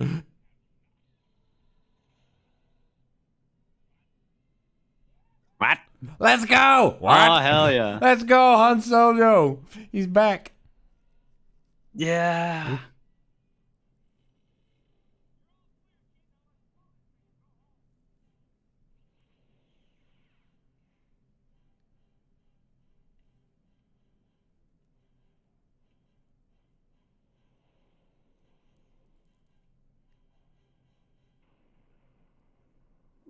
Yeah. Let's go! Such cool explosions of the halos on it. Yeah, I love the big ring that comes. If an explosion has like a big ring on it, I'm like, yeah. Yes.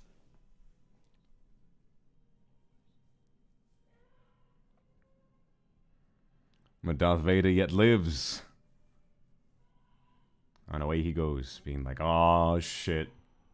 Back to the lab again. Okay, listen. In And the this scene, you can victory see Mark Hamill. He says Carrie Fisher's name.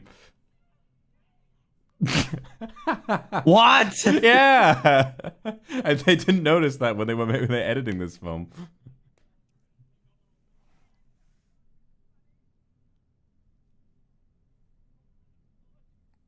Oh, he's cooked. No.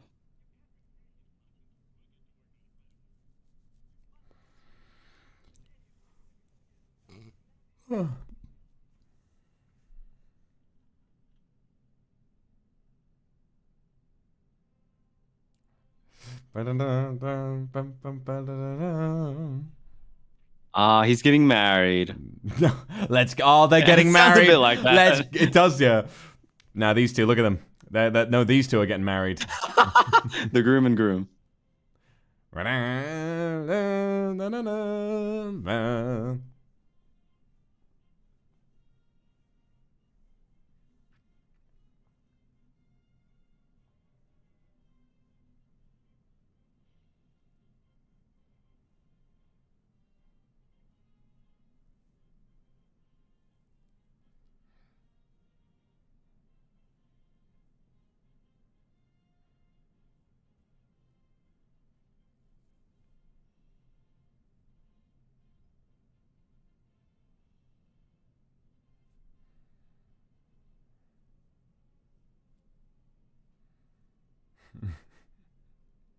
What did he mean by that? What did he mean by that? What do you mean by that?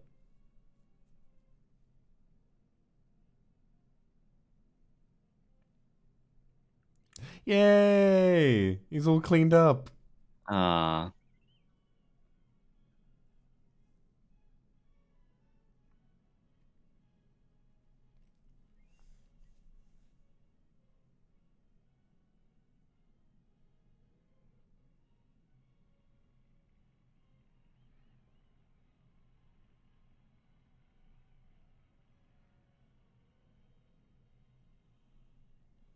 Yeah, baby. Now it's Star Wars, everybody.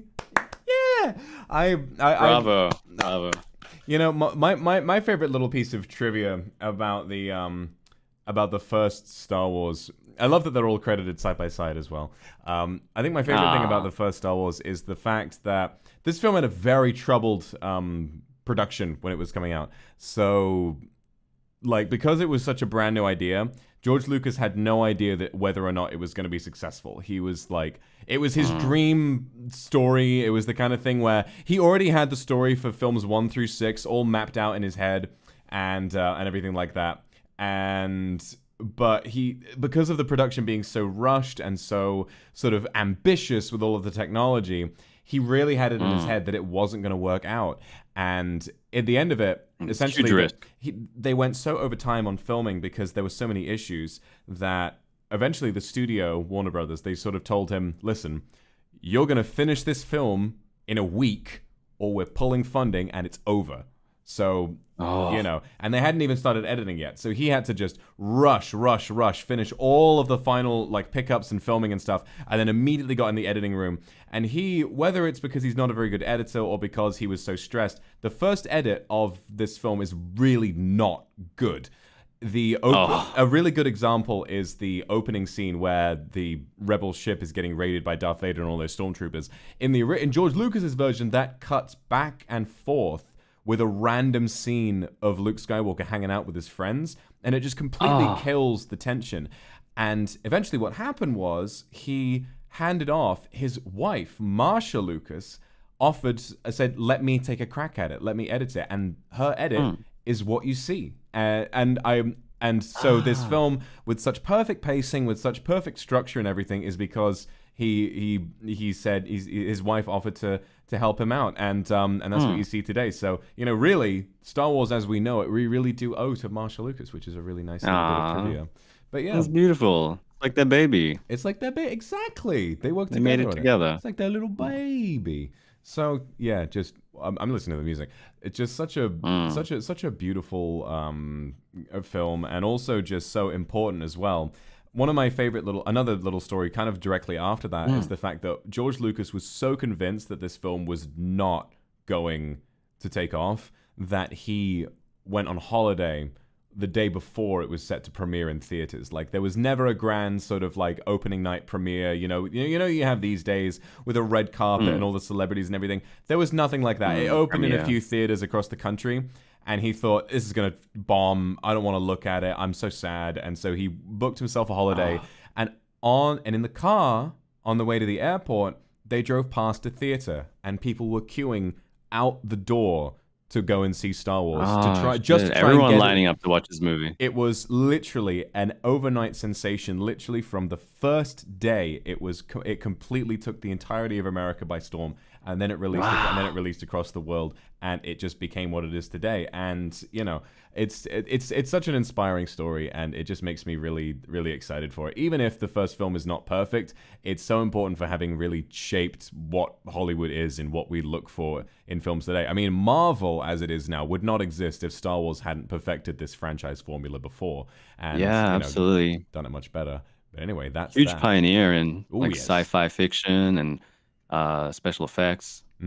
So much, so many films reference and otherwise will like will sort of make parody of Star Wars, because it's at this point where, you know, it's more likely that even if you've never seen any of the films, it's more likely to know what happens in Star Wars and not have seen it than it is to, you know, go in blind. Which is why I'm so happy that we have everyone watching with us now who, you know, or a lot of people who have no idea what's about to happen. So we're going to move on to the next film.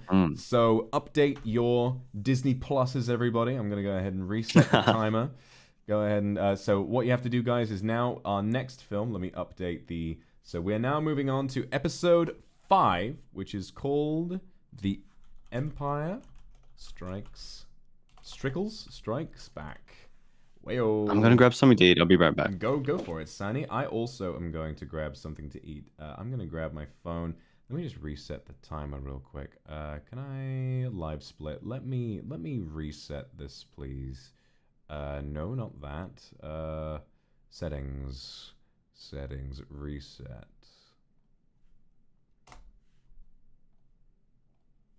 Bop. Okay.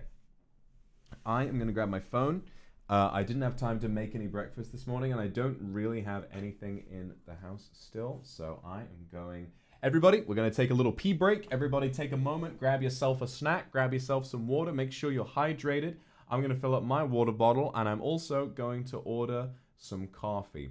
So that ought to be pretty good. All right, I will see you guys in just a moment. Actually, you know what I'm going to do before I hang on, start, pause, we'll do, what are we going to do for this one? Pause the split, because I'm going to need to get my delivery at some point. You know, actually, I mean, I've seen this film before. I'll probably just let you guys keep watching. Okay, I'll be right back. Gonna get my phone. Gonna order some food.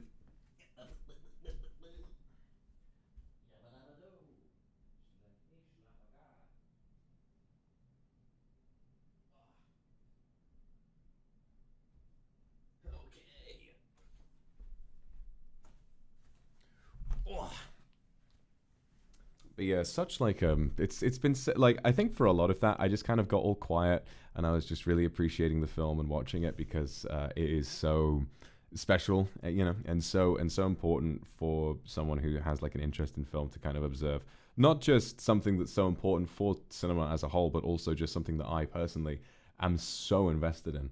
I mean, it's amazing to see how it all transpired, how it all began. It's you know, I could go on and on and on, but we've got more to see now. And by the way, I want to say a really, really big thank you to everyone watching for being so good with spoilers. I have not seen a single thing that could even remotely resemble a spoiler. You've all been so good.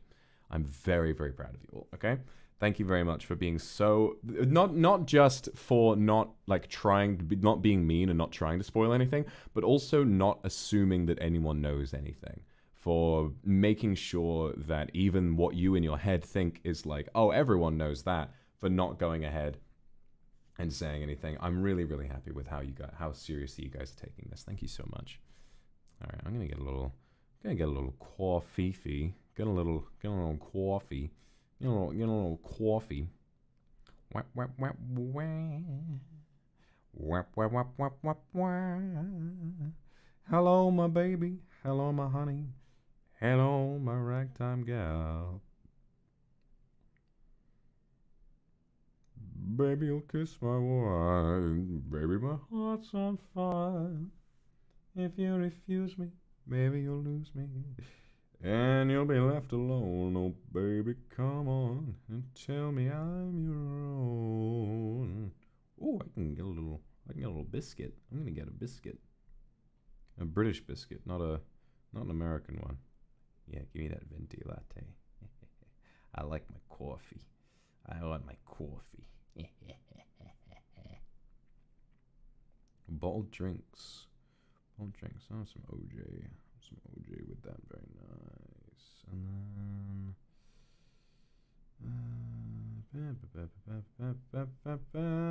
that ought to be enough. Cool. That is well, thank you for this, super. Haven't seen the sequel movies yet. Well, you're in for a treat. Those are actually my favorites, so it'll be really interesting to get to watch those. I'm looking forward to every one of these films because every one of them has like a really special place in my heart. Honestly, even the prequels, which are flawed films, definitely I still really enjoy watching. Like they're really fun and unique and very much in their own way. And so I'm very much excited for us to get to see such weird... Because the thing about the prequels is that they're very much not perfect because no one had the balls to say no to George Lucas on any single creative decision. But it also means that we see George Lucas's complete, unfiltered vision in every single way. Like there were no changes made based on criticism, and so you just get to... It's not perfect. It's pretty bad in some places, but it is so like... I'm back, sorry. Hi. I was just talking about the prequels, which after episode 5, we're going to go back and watch the prequels before watching episode 6. Right. I was just talking about how like the prequels are not great, but it's also the fact that like no one told George Lucas to stop doing anything, and so what you see with the prequels is just like his purest vision of Star Wars, and it's kind of interesting, even if they're not great. Like they're sort of fascinating in a way. I can't wait to watch those. Right. Okay, we're gonna start, everybody. I have ordered my breakfast, so I am gonna go right ahead with this. We are about to watch episode 5, The Empire Strikes Back. So just to confirm, the timer on this film is 2 hours, 8 minutes, and 46 seconds. So if you've got a timer that's different by like 30 seconds, it's probably fine. Otherwise, you may want to make sure you've got the right edition of the film. All right, everybody, we're gonna get going in 3, 2, 1, go.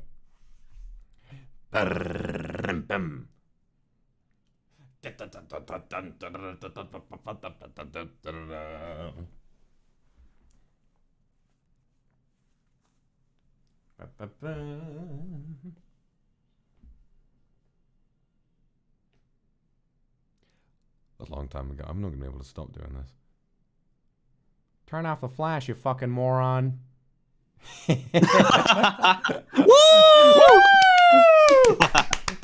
Let's go Star Wars.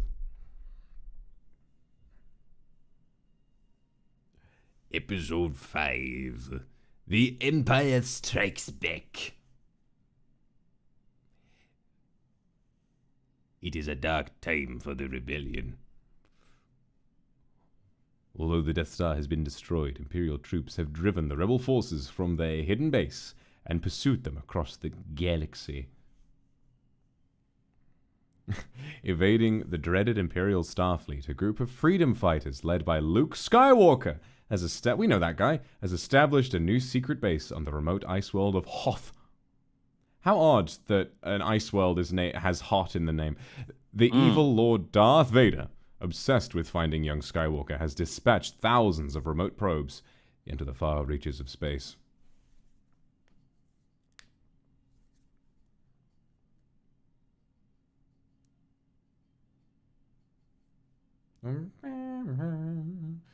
Thousands doesn't seem like that many in space. In space, yeah, it's the whole of space. You know, what are they gonna do? Just gonna kind of wander around, hoping. I wonder if Luke Skywalker is floating here. You know, what if he just went for one of those deep space strolls and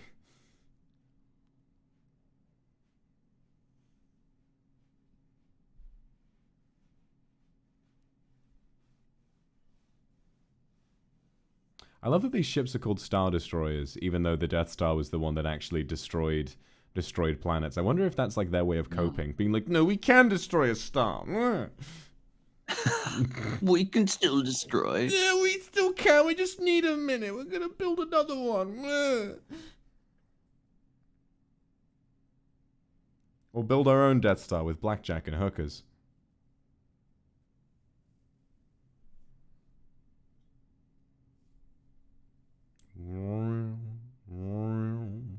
Oh.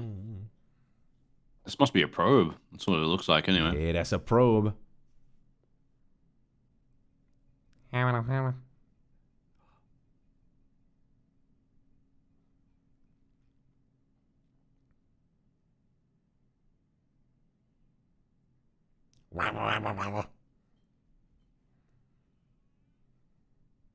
They actually recorded this while George Lucas was playing Super Mario World. Here he is riding on Yoshi. Really? Is he based on Yoshi here? No, I didn't think so. I'm fucking with you. No, wait. When did Mario World even come out? Mario World, I think, was in the early 90s. So this would have been before then. True. I was so convinced for a sec.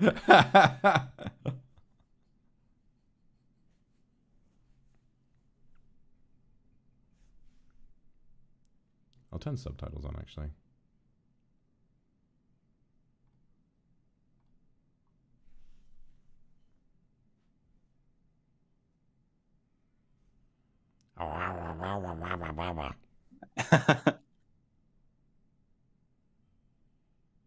Monkey! What the? Golira. Giant silverback Golira. In this snow? Oh, it's got to be the abominable snowman. Ah, in this economy?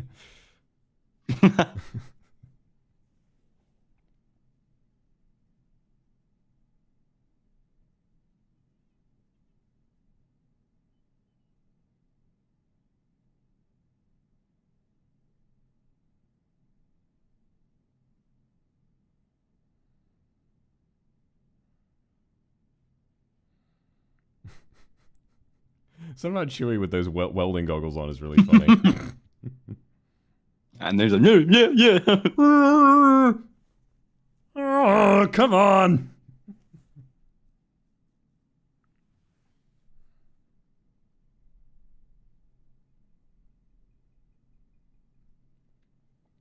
I believe the llamas on two legs are called tauntauns.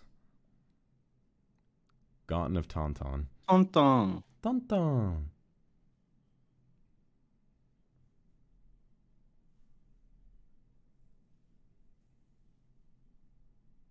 He's a commander now. Mm-hmm.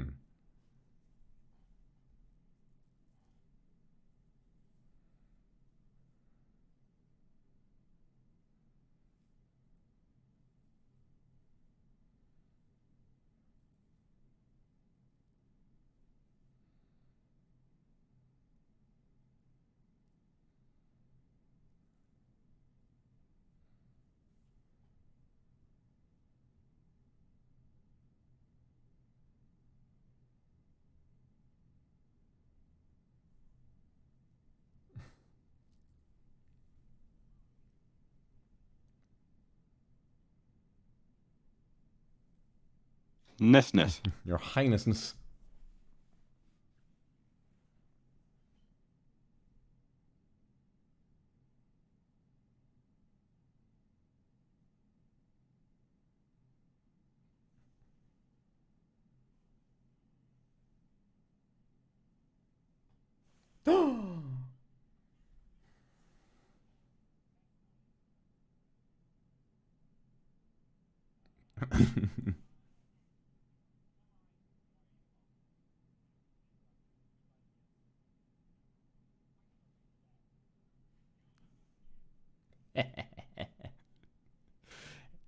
With a different writer director in charge, you can definitely tell that like the acting improves quite a bit in this one. I like their chemistry a lot.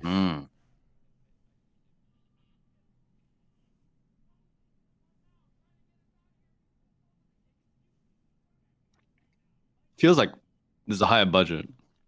It definitely would have been, yeah. I should Google that actually. I feel like the sets look more complex and cohesive. Oh yeah.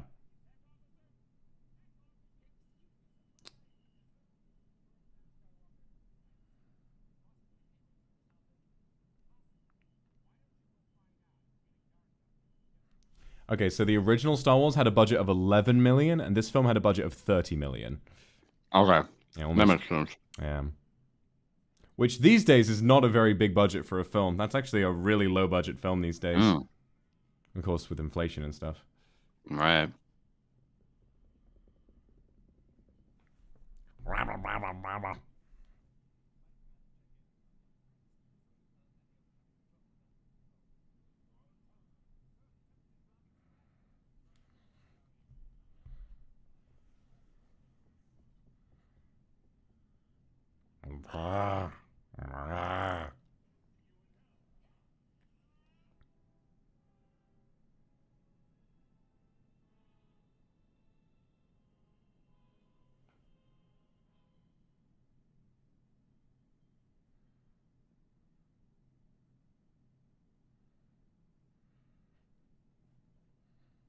What the? What the hell? What happened to you? He's been hung by the feet.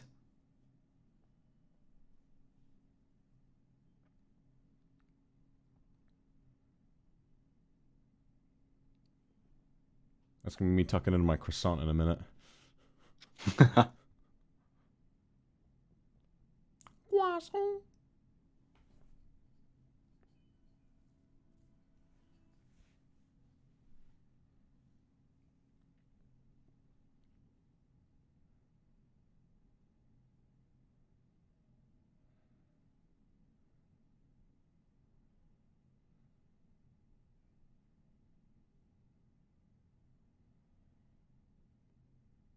Looked like it moved a little bit there.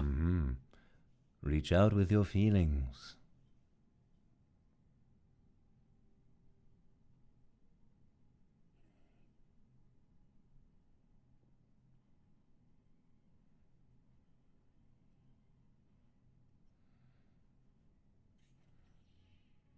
Ah, the Force. I'm free. Ree.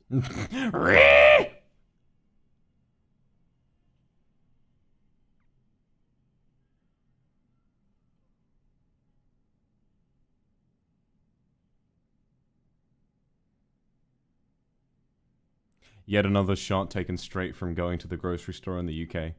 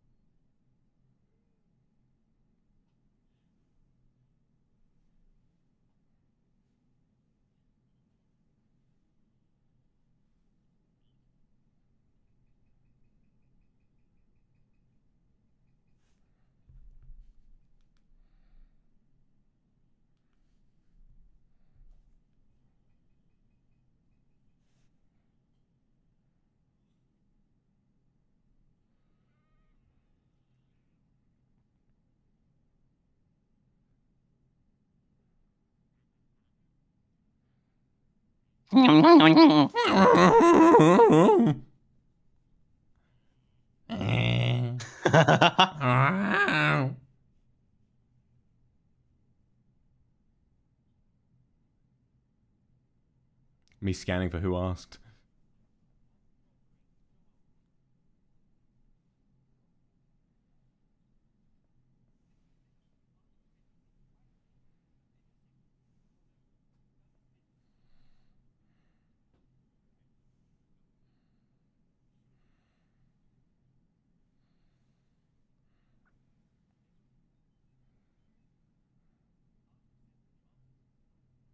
Aw.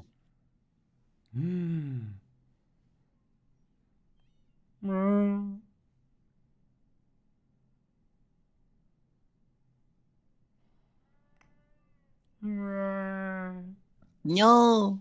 Oh no.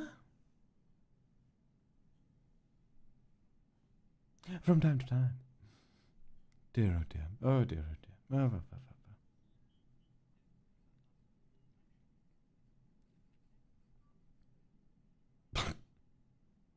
What's that supposed to mean? That's a low blow, droid. Yeah, just because you can memorize 7 million languages.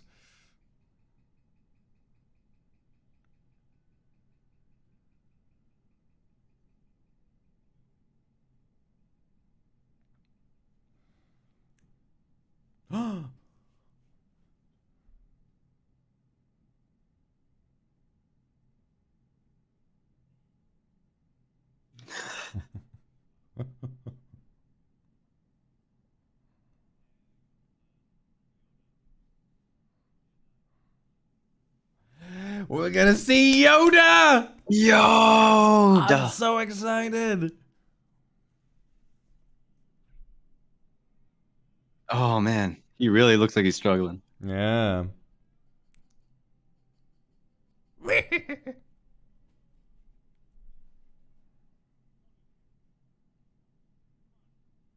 Don't do what? Die? Kiss him. It's the only way. I love how they have these shots of the Tauntaun just going.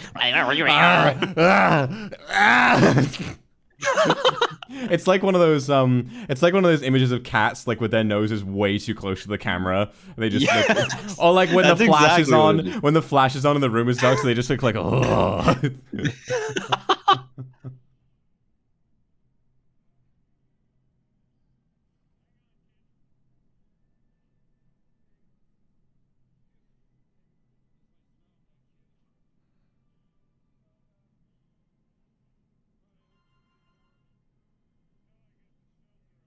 They're putting him inside the Tauntaun. Oh, genius. Oh, they smell bad on the outside. I love the. Have you ever seen the Family Guy parody of Star Wars? No, I don't think so. No. My dad made me watch that a few years ago. It's actually pretty funny. There are a lot of good bits in it, like Peter Griffin is Han Solo, and in that scene he's like, "I thought they smelled bad."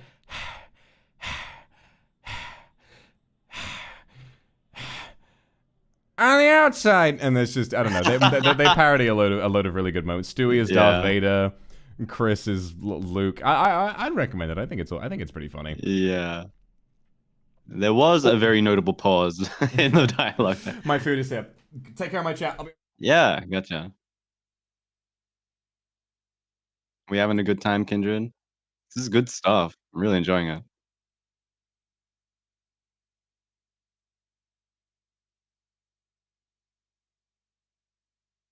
Yeah.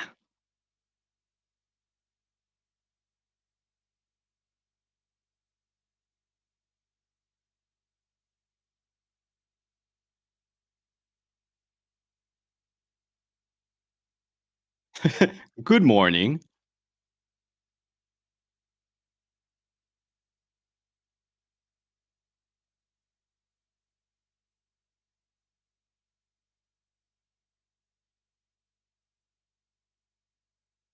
Oh, thank goodness. They're okay.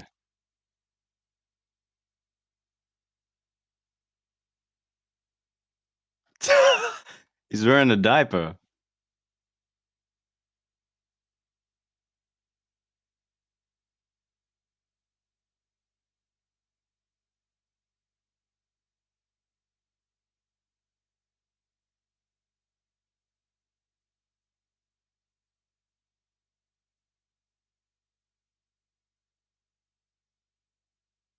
He got banged up pretty badly. Still got the scars.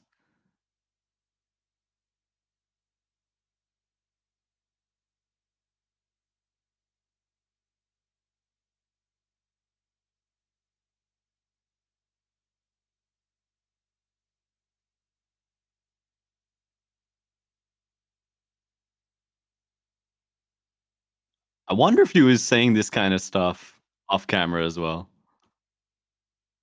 really makes you think. Just knowing that context, I had no idea until Nina was started talking about it.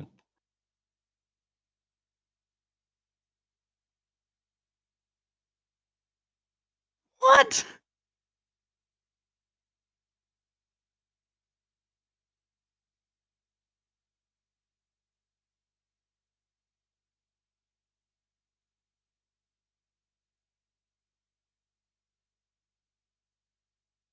Whoa.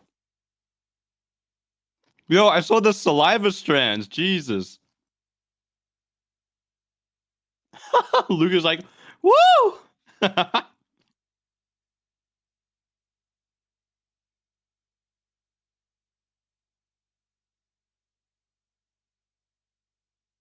Damn.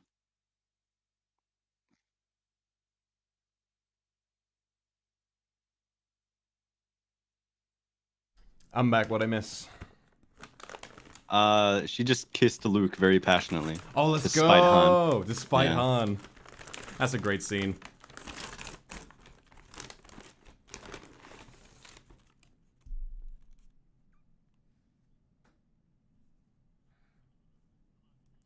I like that scene for the way Luke like leans back and he's like, ah. Yeah. His reaction was like, he's like, damn. Hell yeah. Hell yeah, baby.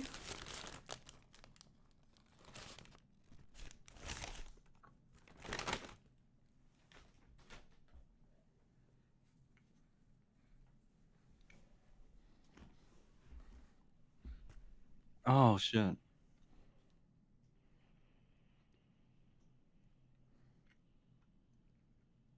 Well, now the Empire knows.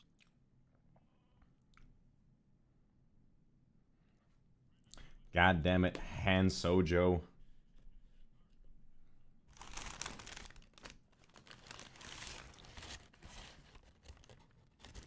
Wah, wah. Bum, bum, ba-da-da-dum, ba-da-da-dum, bum, bum, ba-da-da-dum, ba-da-da-dum. Iconic music. Bum, bum, bum, bum, ba-da, dun, dun, dun.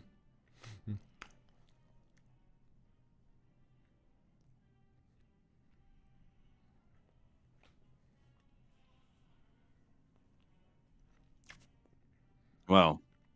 Certainly does sound evil and imperial, doesn't it? Oh, yes. Bum, bum, ba-da-da-dum. His helmet got shinier. It did. They polished it.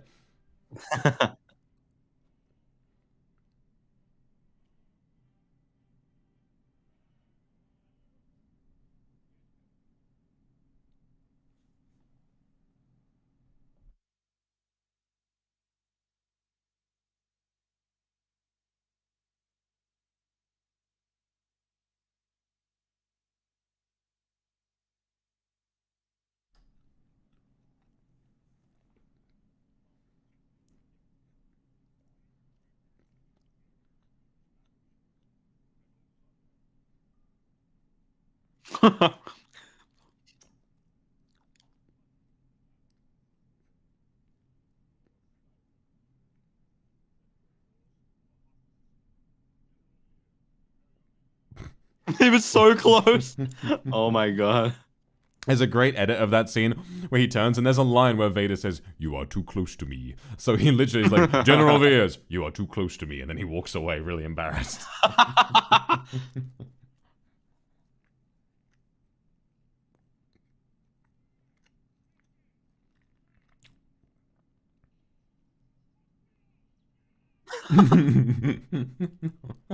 Whoop, whoop, whoop, whoop, whoop. Whoop.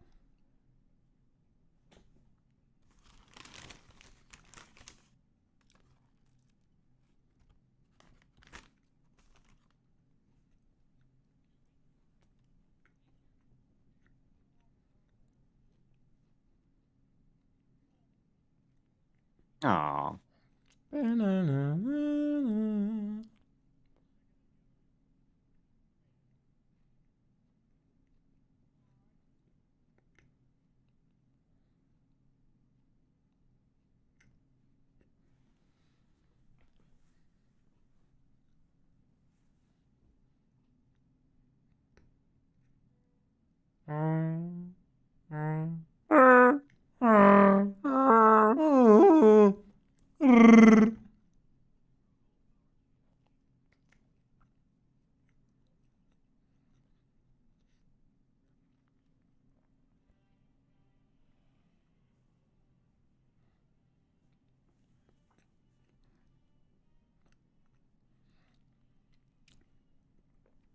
That music plays every time I walk from my bed to my desk. How many seconds does it last? Bam.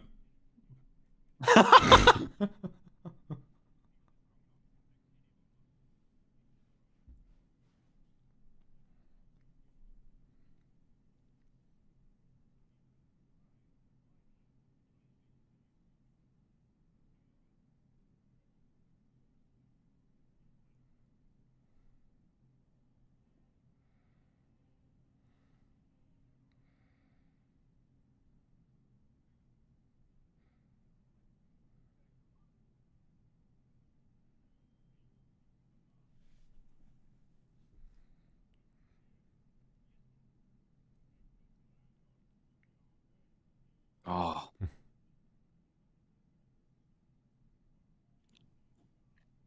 He's choking him through the Zoom call. Imagine that, remote force choking.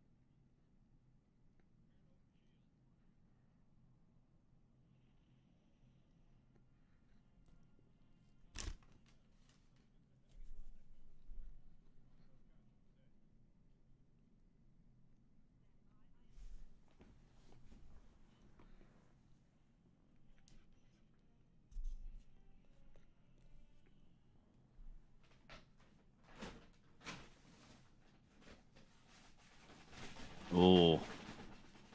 That did some damage. I like the giant nipple cannon.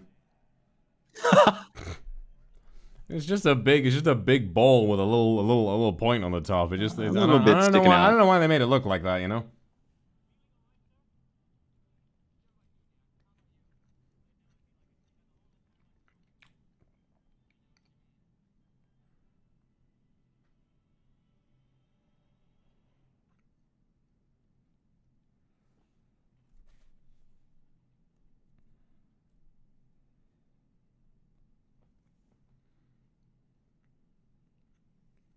I love these things. Yeah.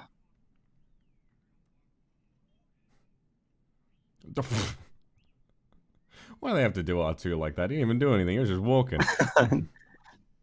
When will they stop bullying him? He's never done anything wrong at all in his entire life.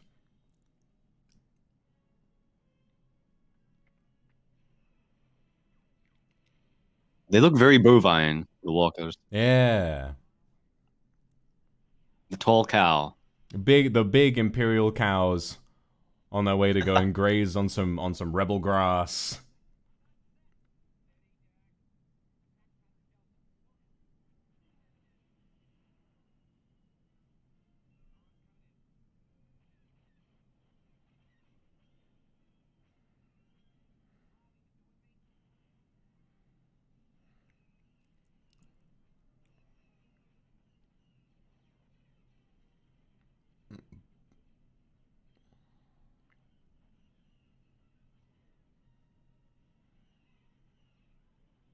I love the stop motion.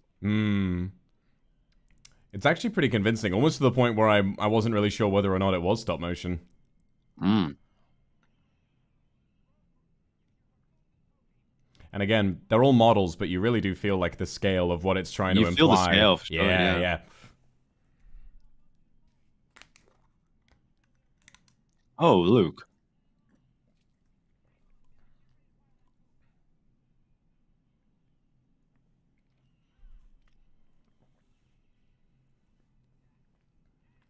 No.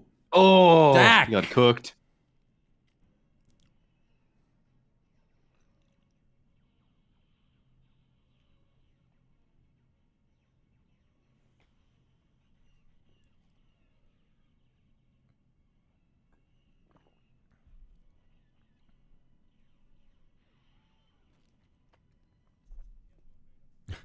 Look at little Darth Vader down there.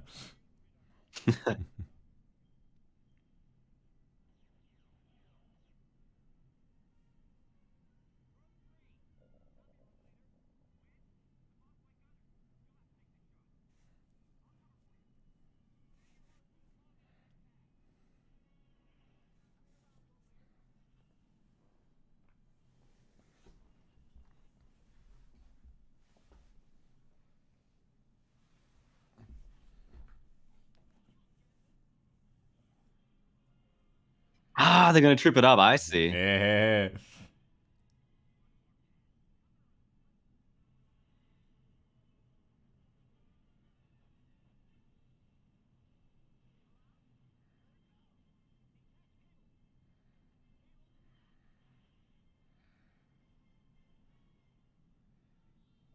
Yep.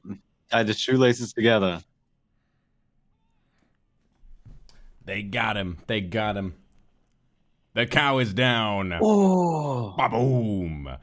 I love the little rocks the that weak fall around. spot. Right? Yeah. Yeah, God, that's so rubble. good.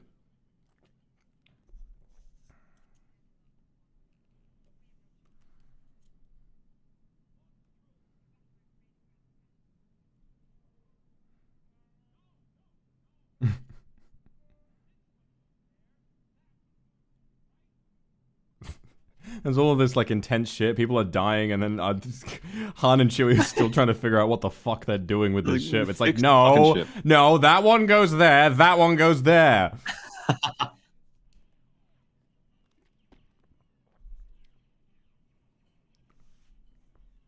Me holding the flashlight for my dad while he fixes the car and crying because he keeps yelling at me.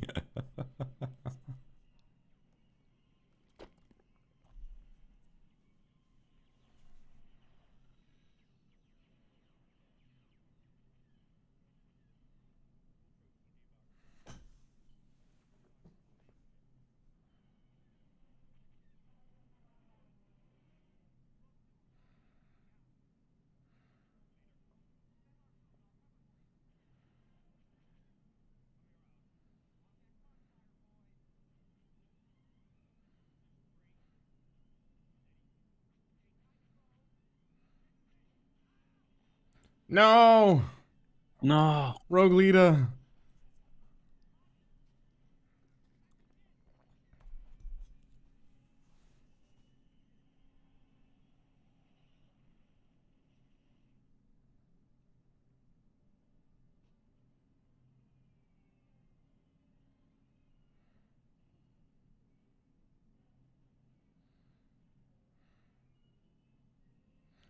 Oh.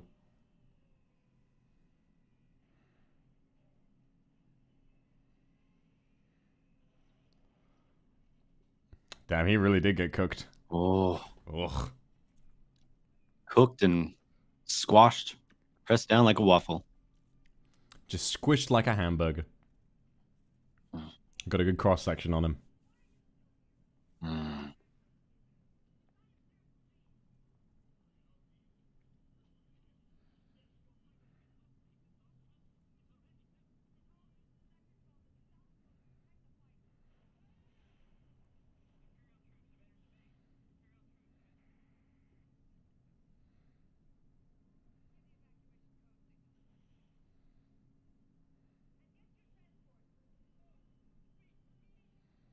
Wait for me, no.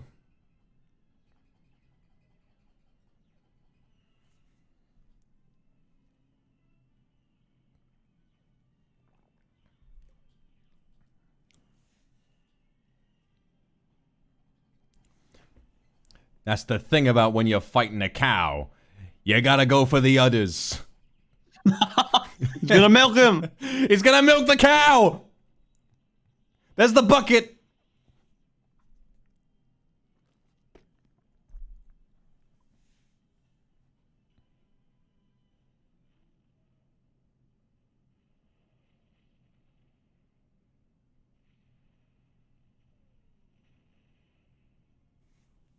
What? No way. Got him!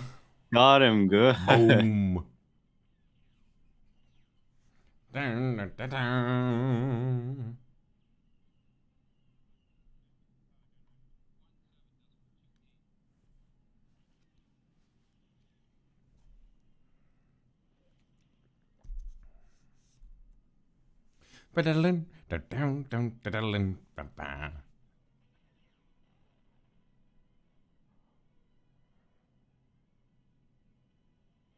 Ooh. Ah, there she goes.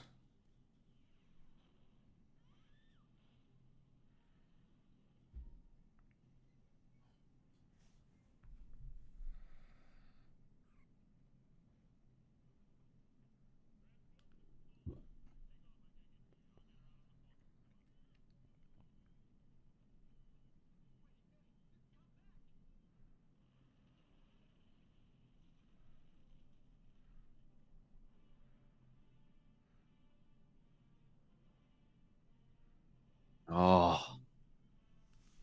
Here he comes. Comes down in person.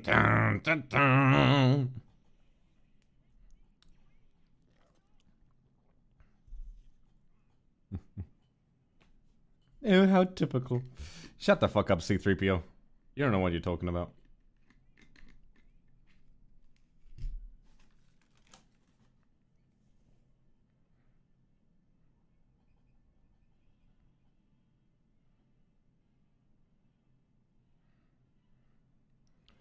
Shout out to shots of Darth Vader walking in a very white environment, so he casts it so there's like a good contrast. Got to be one of my favorite genders. Contrast.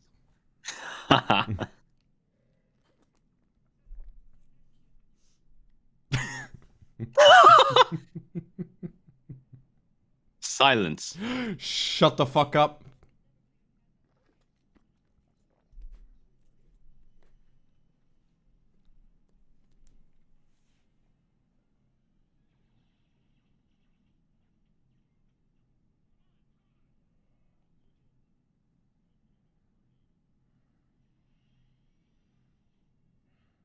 They're setting up the gun there just so they can extra destroy him.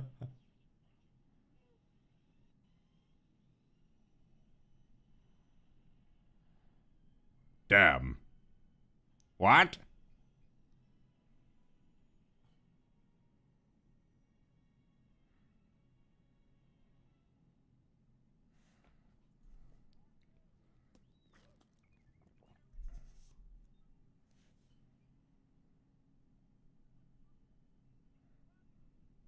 Yeah, that is a good question, Chad, actually. Why do the stormtroopers wear all of that, like, cumbersome armor if they still get just one-shotted by blasters anyway? Yeah. It's like uniform to sort of make them look intimidating and scary, which I get, but it's just really funny, the idea that they're like, yes, terrifying stormtroopers, and they got shot once and just instantly fall over and die. You would think that seems to be the most common weapon in like infantry combat. Blaster, but they just get down in one shot. Yeah.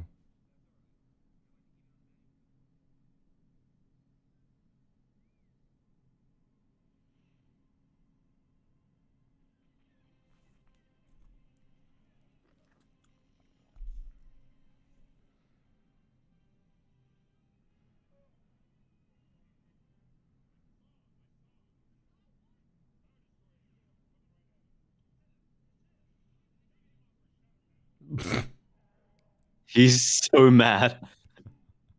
I would be too. If I was just trying to concentrate, if I was flying around trying to make evasive maneuvers and C-3PO was like, oh my goodness, oh my goodness. Oh. I too would raise my finger at him threateningly. Oh. Evasive maneuver. Did a little spinning, that was a good trick.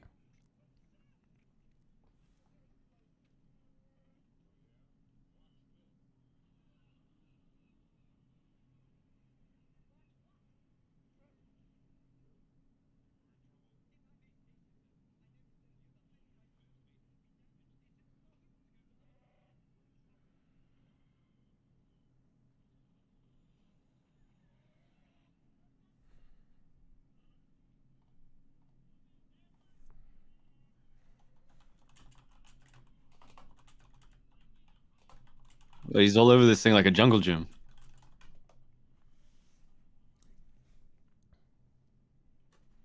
I often say that to myself.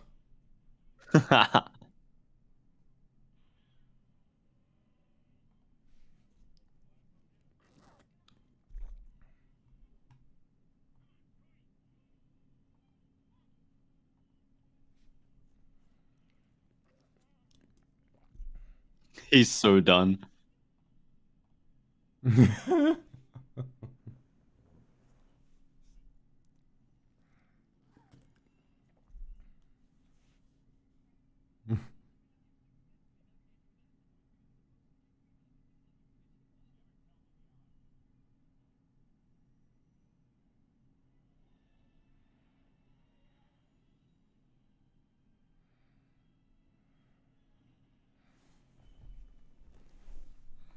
He's a smart guy. He knows what he's doing.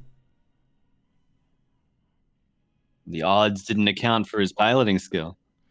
I love how you just got like relatively fun light chase scene, and John Williams is just lighting the fucking orchestra on fire the entire time. Yeah. He didn't have to go this hard. They always say that about any good soundtrack. It's like, yeah, they did have to go that hard. That's a job. But I mean, Jesus, he's going this hard all the time.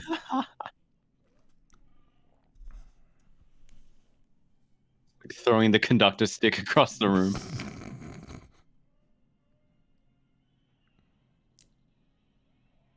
Whatever John Williams was cooking, I want a bite. My ass will be seated.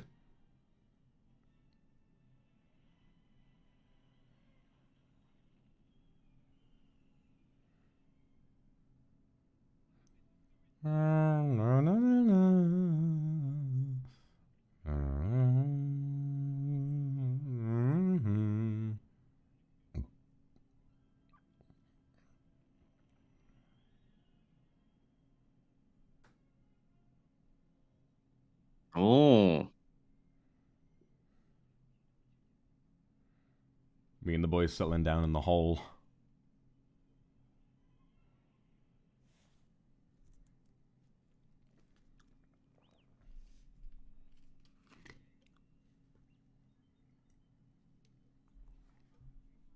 Did he fly all that way on that little fighter? He did. Damn.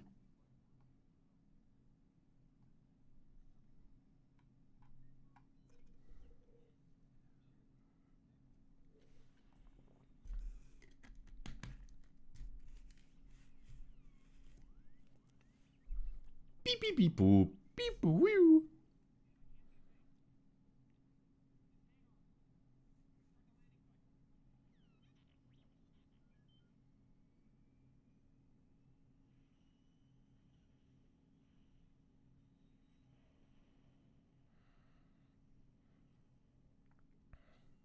Lucas crashed this X-Wing like twice in 10 minutes. Yeah, what the hell?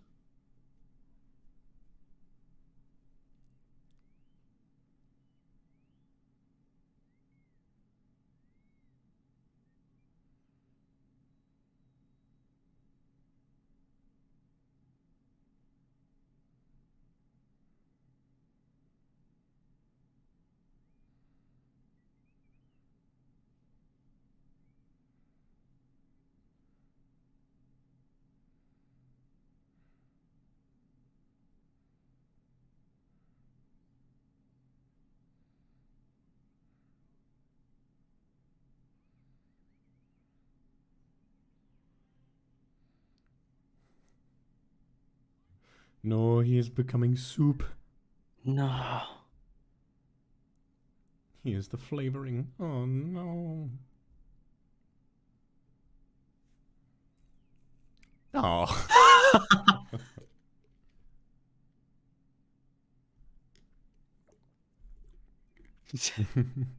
Periscoping. Okay.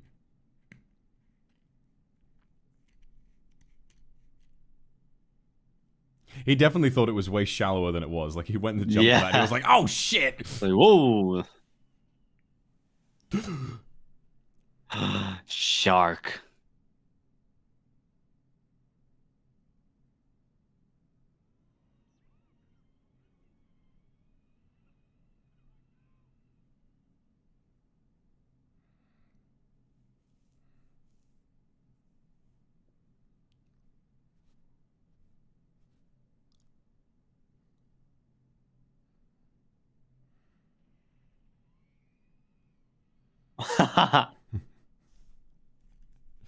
Well, he's not exactly very tasty, I so. love his screams. Wow!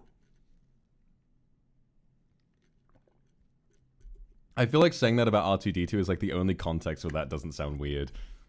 Oh, I love his screams. Got puked up. You did. Poor little guy.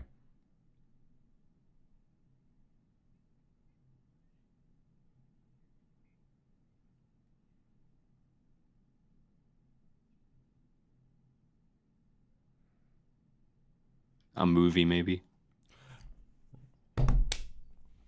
Ew. Oh, he needs some milk.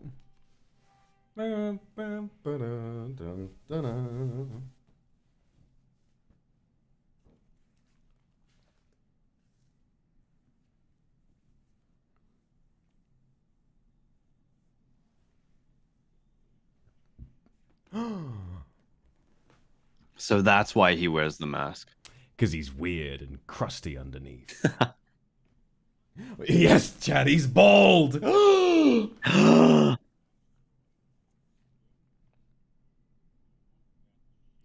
Bald, bald, bald, bald.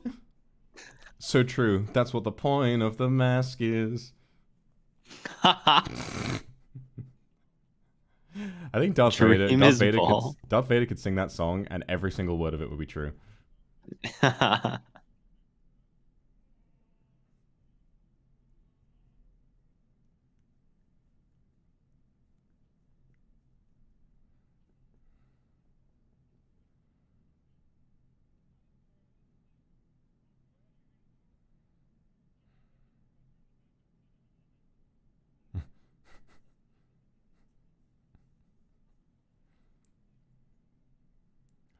The rest of this is just a snuff film where Han Solo tortures C-3PO for the rest of the movie because he's mad.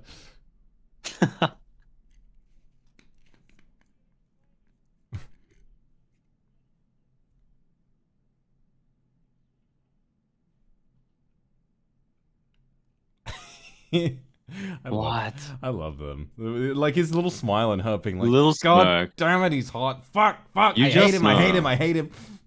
Yeah.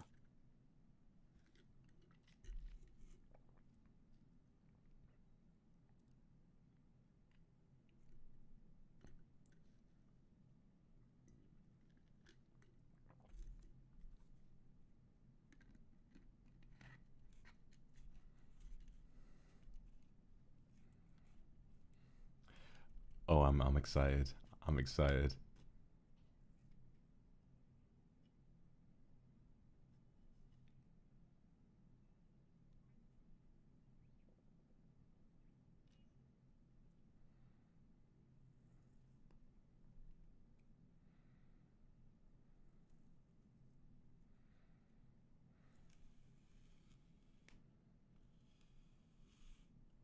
It's like a huge planet. He's got to scour the whole planet to find this guy. Yeah.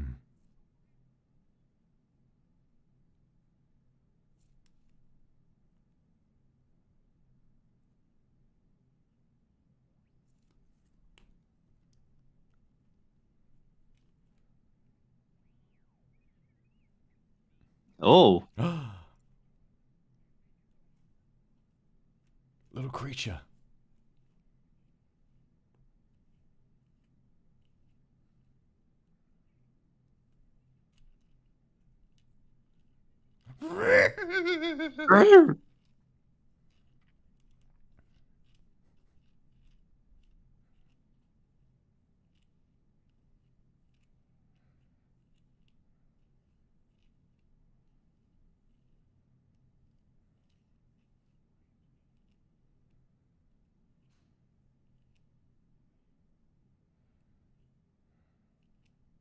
Just a little guy.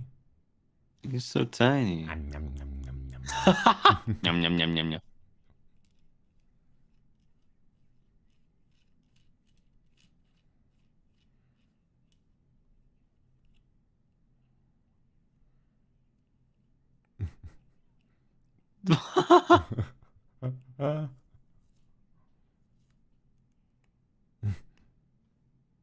I didn't realize he was so mischievous. He's just a little gremlin, yeah.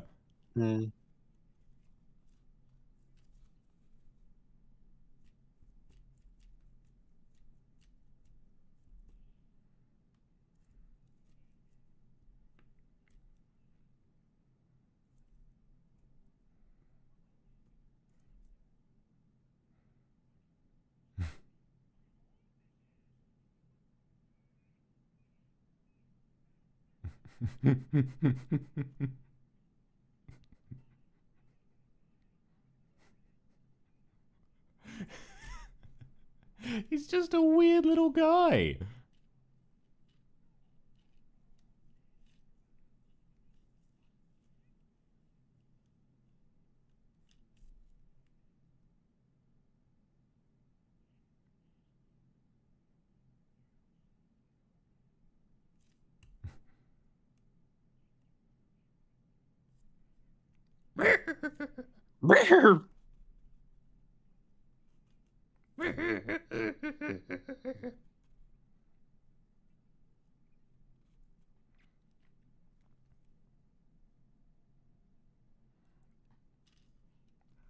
Come. The puppeteering is so good. You can tell that, like, I think it's Frank Oz. He's so brilliant with the puppeteering. Like, especially that little bit where with the one hand he's like grabbing the thing, and then he kind of reaches over to grab the cane, and he's like smacking him with it. Like, that's not with an intricate little puppet like that. That's not easy to do. Very expressive.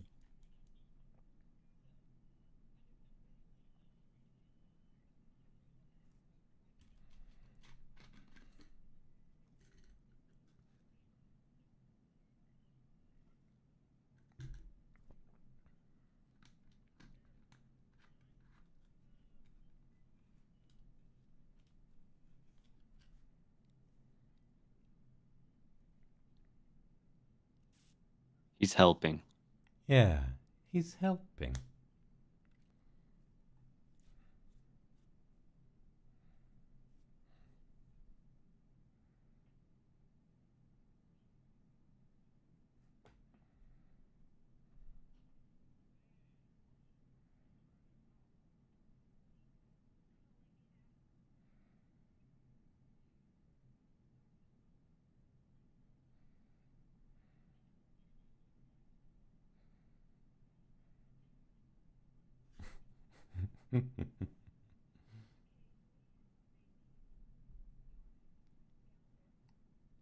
Scoundrel.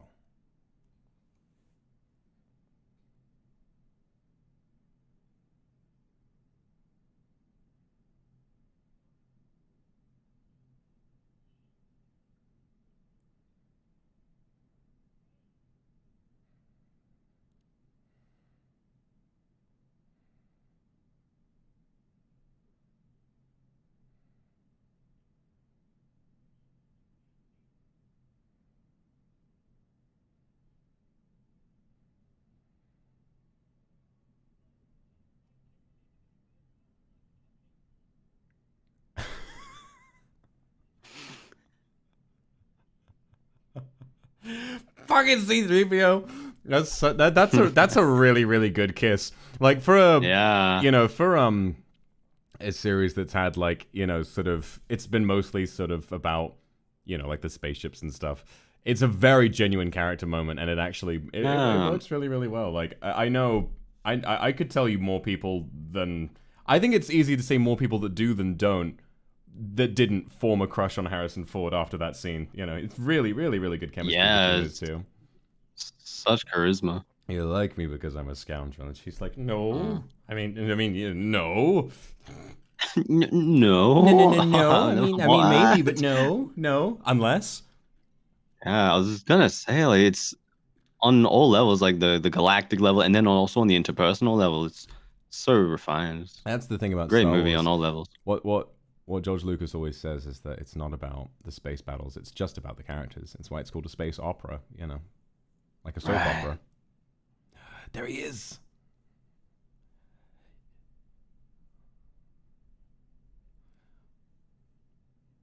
Oh, what a good voice.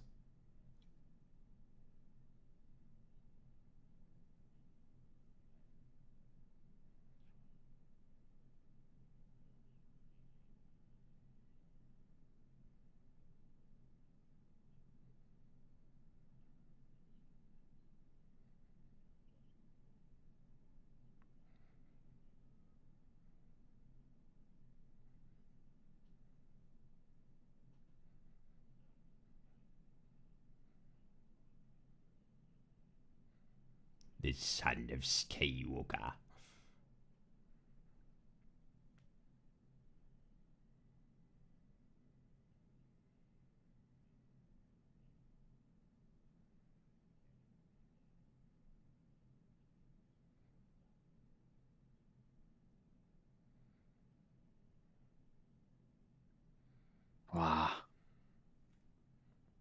I love the Emperor's voice.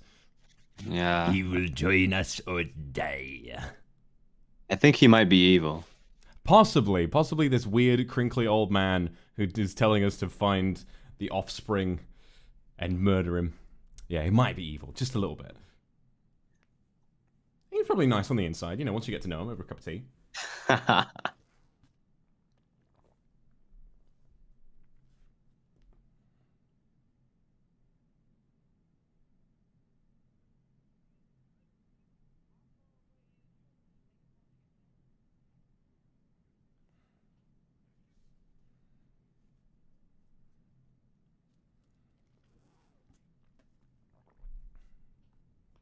I cook. He's cooking. He's dealing between everything he says. He's loving it. I cook. That needs to be a meme format. How have we had so many like cooking lines from movies repurposed, like Walter White saying, "Someone cooked here." We need to have Yoda saying, "I cook."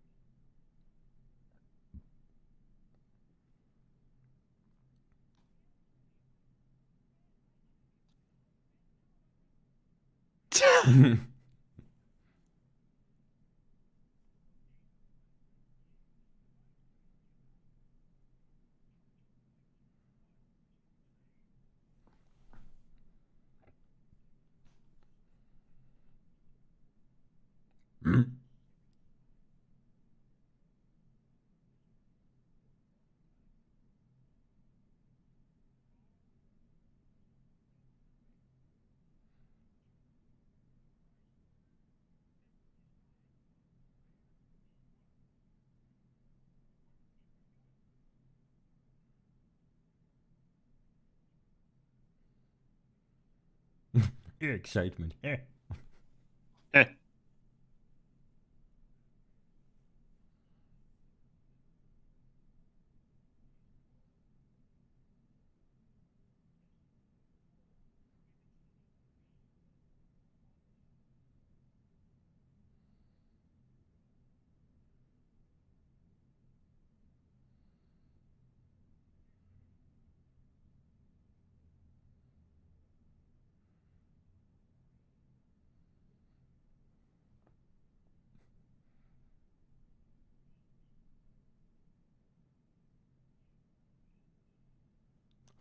Why do you have to say it like that? Oh my god. He's very scary now, like after he was being so goofy before. He was rooting around. He stole one of Luke's cereal bars, and he's like, "You should be afraid."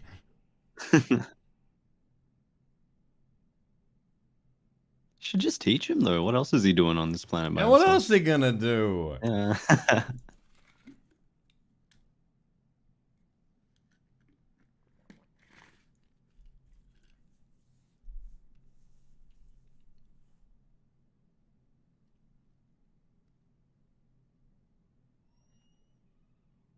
Oh my goodness. We said don't care, didn't ask.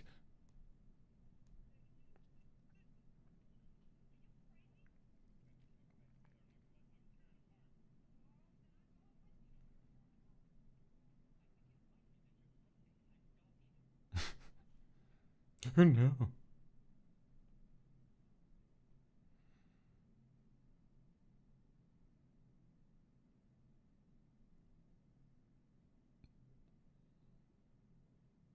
Why is the ground so mushy?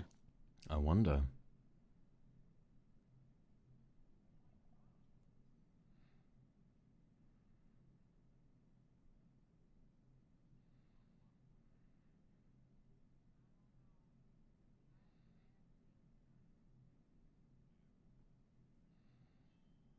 Now she said the thing. Every one character in every Star Wars film says that line at some point. Mm. The only movie where it technically isn't said is in episode 8, but even then you have BB-8, one of the droids. He goes, "Bwap, bwap, bwap, bwap, bwap, bwap, bwap, bwap." That's so neat. Yeah.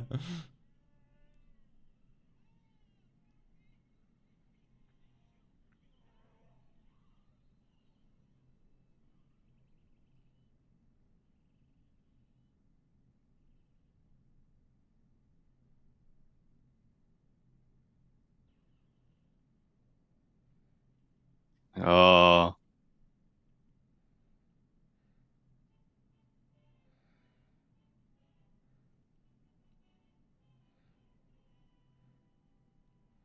Teehee.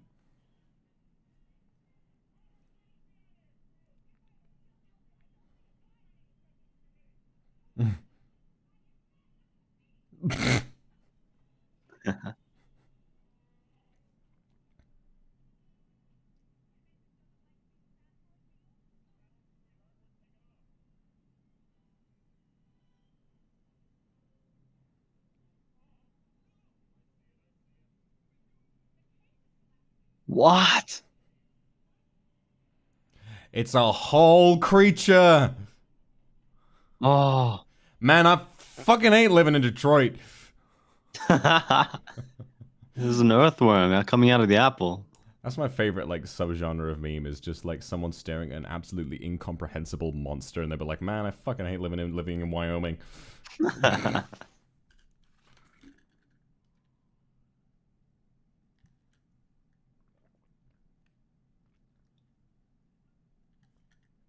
Just wearing him like a backpack.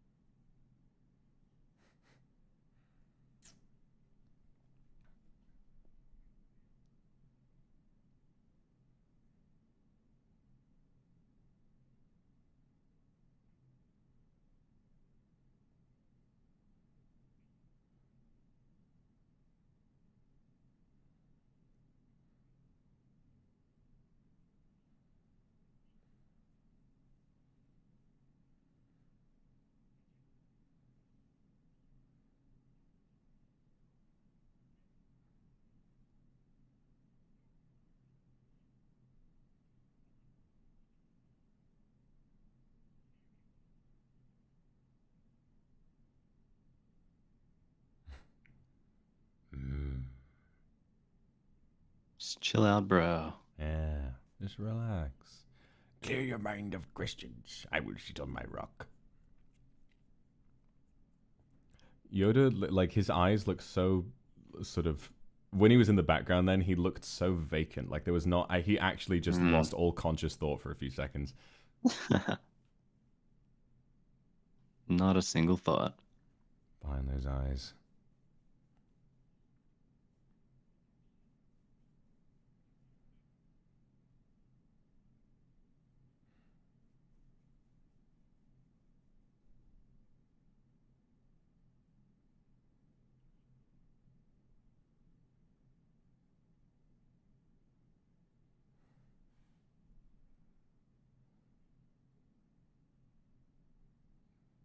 It's like, fuck you, I'm taking him anyway, Jesus. The dark side. I wonder what's inside, guys. What's he gonna find? I like how that all these creatures and aliens was, you know, faces of things you've never seen in your life, and then they just have snake. Yeah, just a normal ass snake. And a little iguana. Ah. It's a space iguana.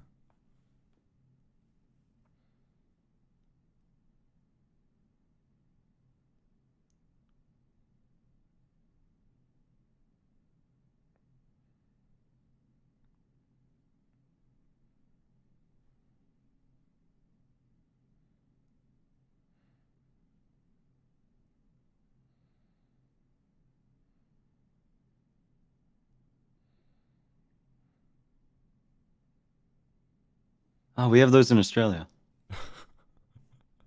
So we've been to Britain, now we're in Australia. Yeah. I feel like the swamp. This is more like Florida. Oh, there's the gators splashing away. Yeah, yeah. Oh, and here's Florida man himself.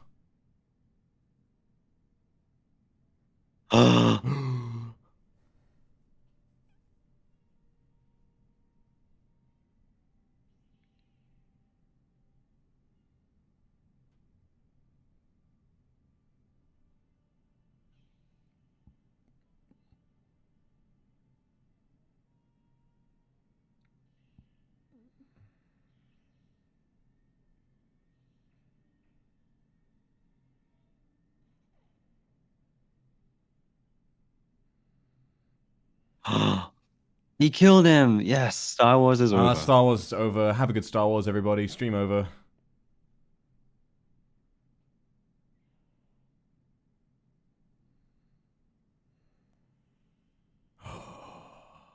What? What am I doing in there? It was me all along. He was the Star Wars all along.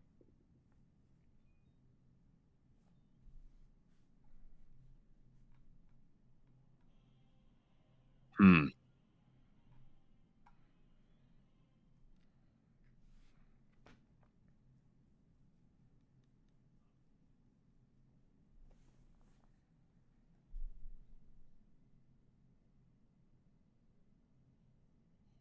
Oh my god, it's Bosk!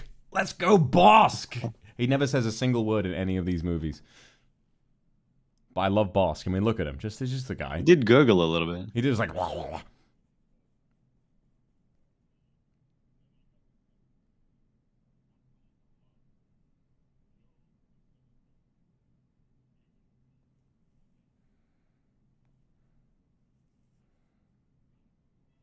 That's the big thing about Star Wars fans, is they tend to get really attached to just random side characters. Like, you know, you'll see a character in the background and they'll be like, holy shit, it's fucking Bunkley Bumblow.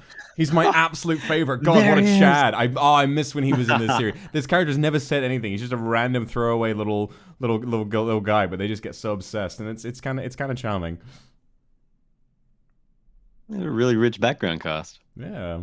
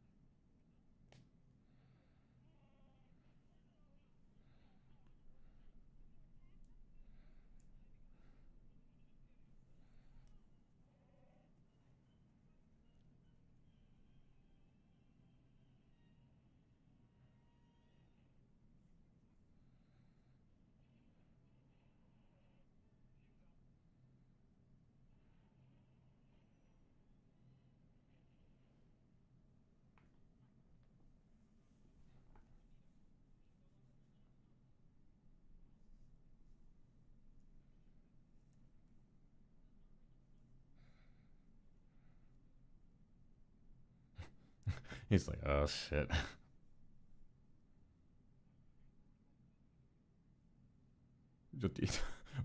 Why would you do that? Why would you do that to yourself? He's gonna kill you, man. I will assume responsibility in front of Darth Vader. No, you won't. Rip, rip.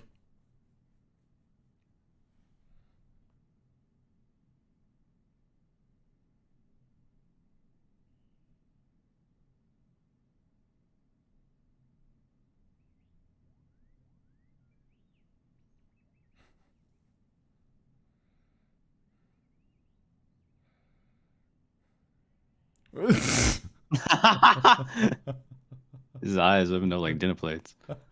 I love that shot of Yoda. Yoda is teaching yoga.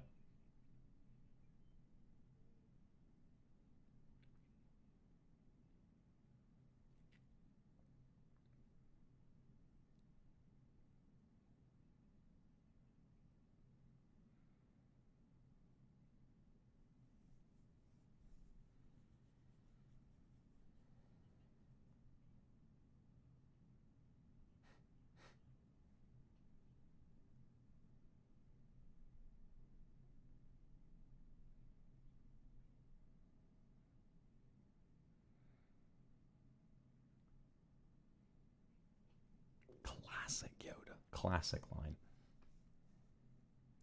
Do or do not. There is no try.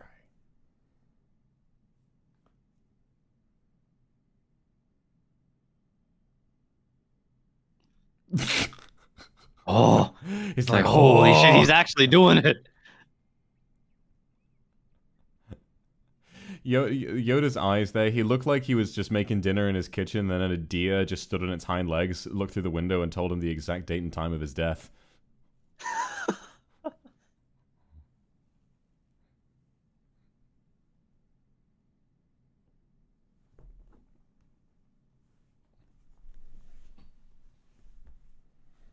Another disappointment. Luke just kind of sucks, doesn't he? He just doesn't know what he's doing.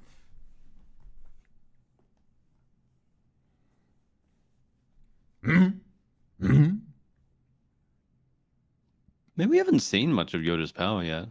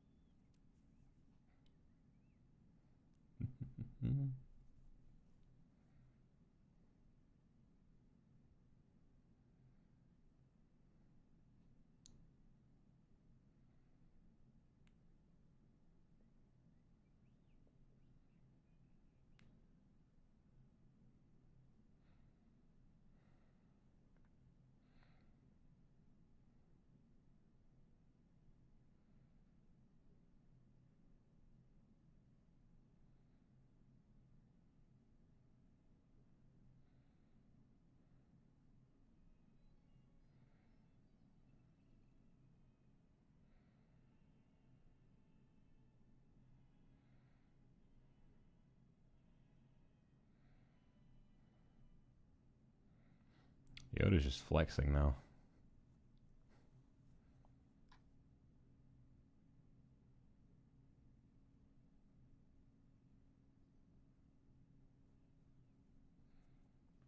Man, Puppeteer did such a great job. He looks so human. Well, I don't know. It's so alive. Oh yeah. It's to the point where like when his face shows emotion, it isn't creepy. Like it's really easy to recognize. Yeah. Damn, Yoda, you didn't have to do him like that. Damn, rubbing it in.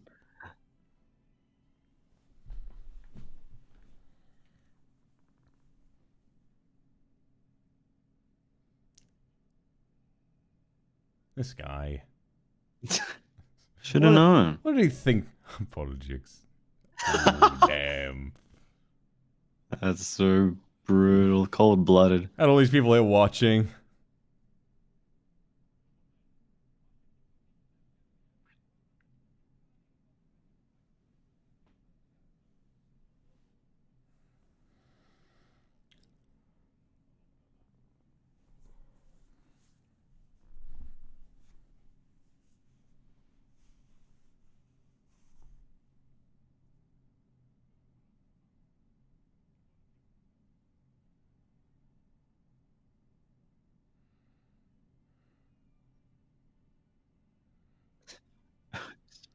Is that the ship just stuck to the side? Yeah.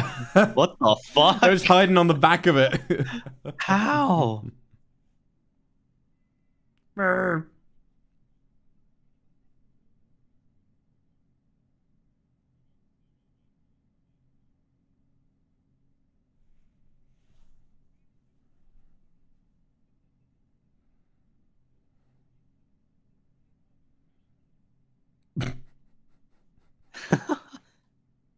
Fucking finally.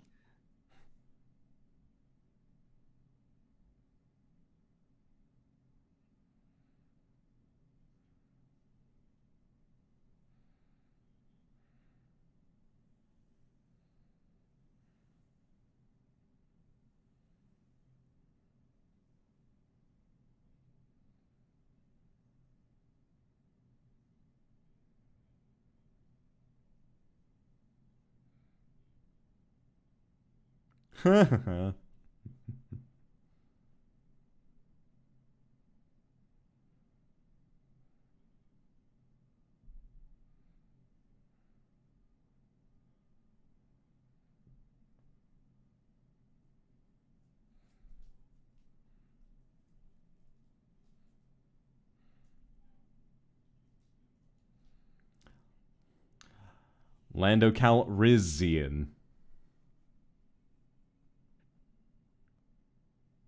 Can't have as much Riz as Han Solo, though, can he? Ah, well, we'll have to wait and see. Who will have the most Riz on a Star Wars dating show?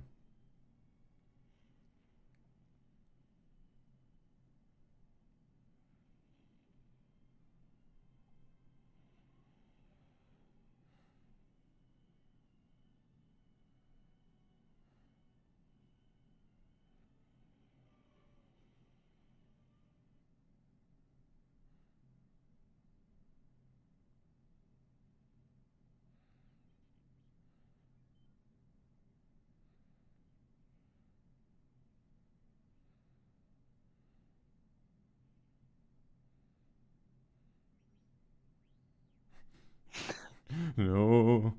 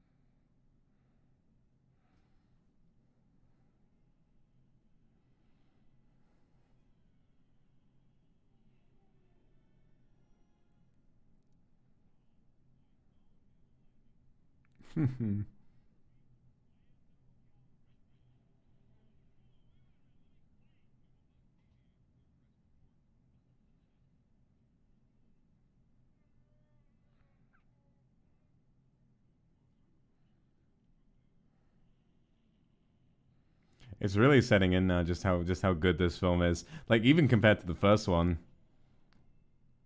I think it's really sort of carried by a lot of the interactions with Yoda and like those sort of and like those lessons and how much Luke has to grow. It just I don't know. It feels really and really sort of compelling. I have a fun You fact. feel the development. Yeah. Oh yeah, I'm gonna ask you something. So in like 2015 or so, Empire Magazine released a list of the top 301 movies of all time. This movie is on that list. Guess where that movie is on the list. Like 1 to 301. Take a guess. Like, is it the best movie or is it the 301st best? Out of 300, it's tough guess. I'm gonna guess it's in like I want to say top 50, maybe like 45. We'll say. Well, you are correct. It's number 1. What? They literally Out of 300. said that this was the best film ever made. Absolute best. They did. When they was did. that? What year was that? 2015. It's a 2015. Yeah. Number 2 was The Godfather. Damn. Yeah. It's insane. It's pretty isn't it? bold. Pretty bold. Yeah. Pretty bold. I'll always get back to that. Like whenever I'm thinking I love Star Wars, I'll be like, yeah, well, like these guys said it was the best ever. So you know. Good year for Star Wars fans. It was.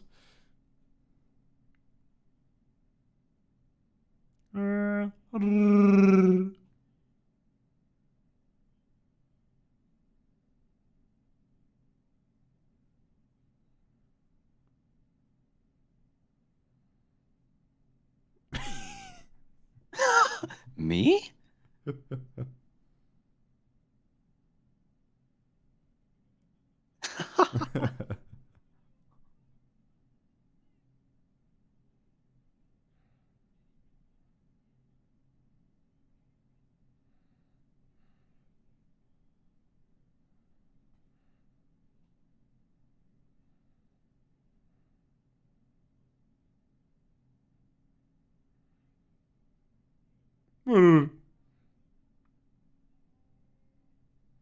Yeah.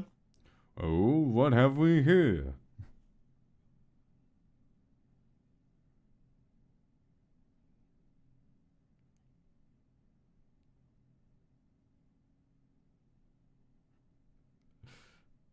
He does have a little bit of risk. He does. Nothing on Han Solo, but he's going for it. He's all right.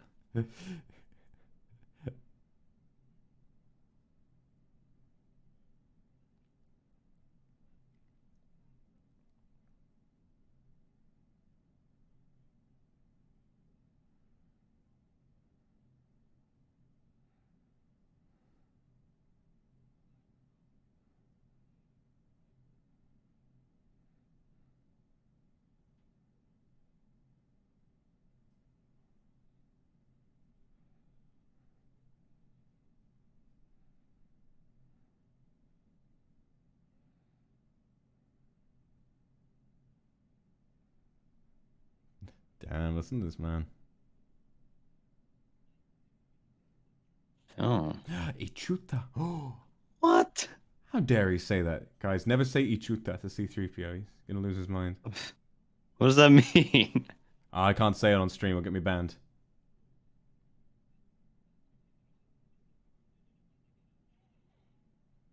What? What? What the fuck happened? Chewbacca's like, huh? That was probably nothing. Chewbacca's presence is just so funny sometimes. It's his eyes. He just looks zooted constantly. He's like, huh? What?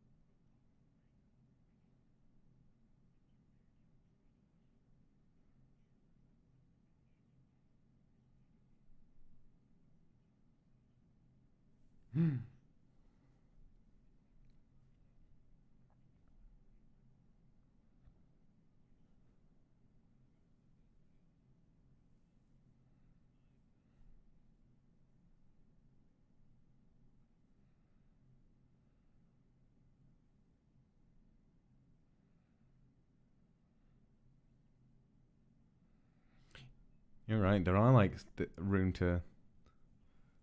There are so many like little subtle emotions on Yoda's face. Mm.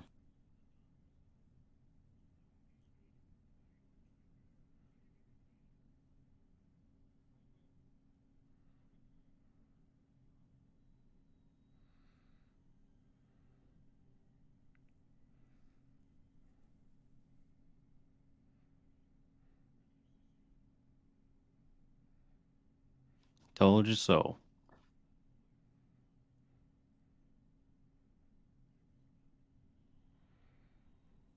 Oh. That's where that meme format is from. No, there is another. Wonder what the others.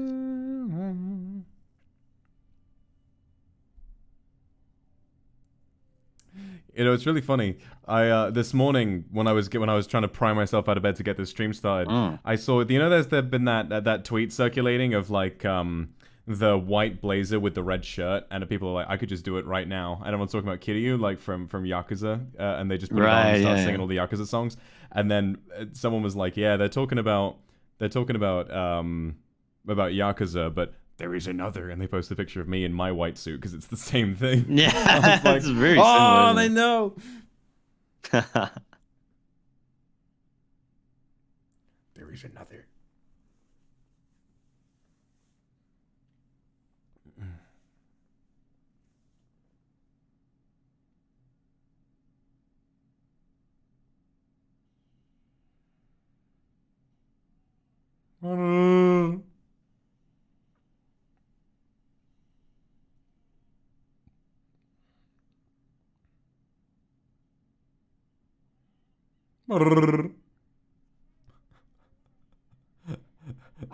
They're literally playing hot potato with C-3PO's head, like they're teasing him with it.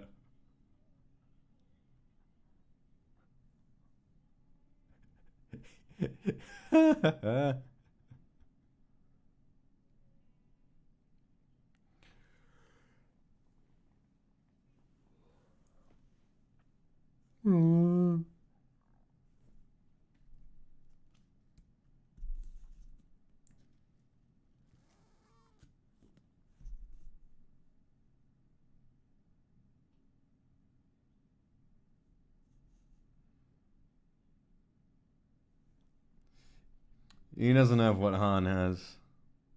I don't know. He's going for it, but he just doesn't have. It's not the same. It's not the same.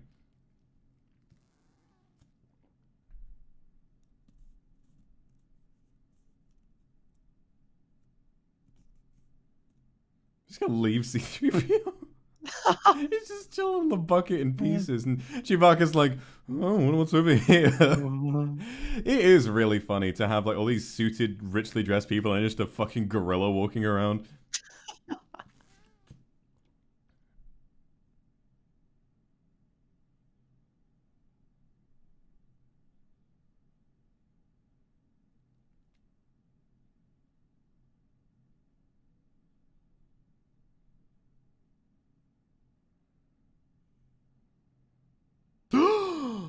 What?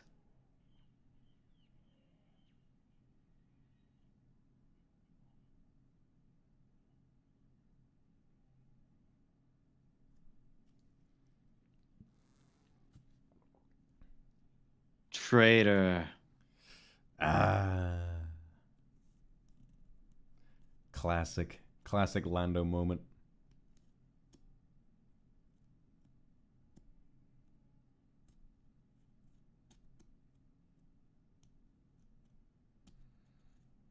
Nah, I don't blame him.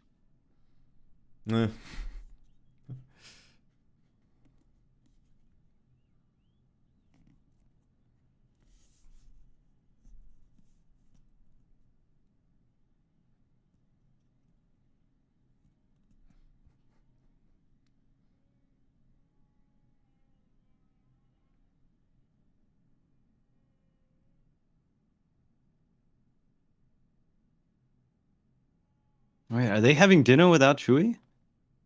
Maybe they are. Yeah. Oh. Poor guy. At least now he gets to keep C-3PO company and try to figure out how to fix him. Yeah. Put him back together. It's like FNAF. Is that in FNAF? Yeah. It's at the end of FNAF 4, like the kid dies, and William Afton, like through the Golden Freddy, is like, "I will put you back together." Ah.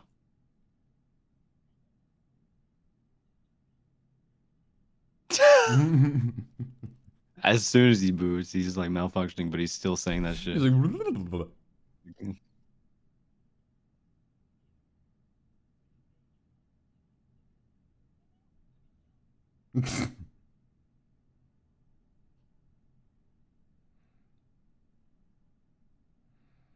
oh, he's about to turn him into thermal paste. That looks like a CPU. Oh no. Yeah.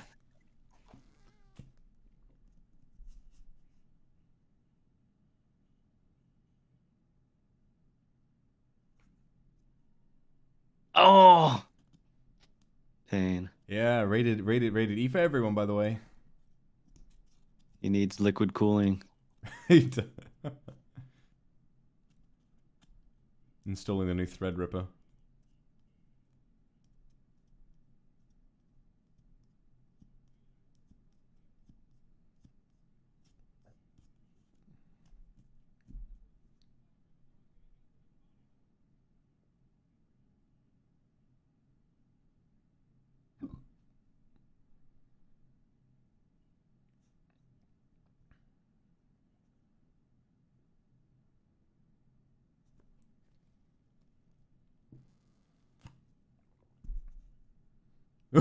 Lendo's voiced by my favorite voice actor in the Japanese dub. Oh, really? Yeah, Wakamoto Noria. Oh, shit, that's so cool. I didn't know that. Yeah, that's one thing I know about him. I always find it fun to learn about like which voice actors in different languages played characters you recognize, like Mario being played by the same Japanese voice actor as like Yagami. Light in Death Note. Yeah. Yes.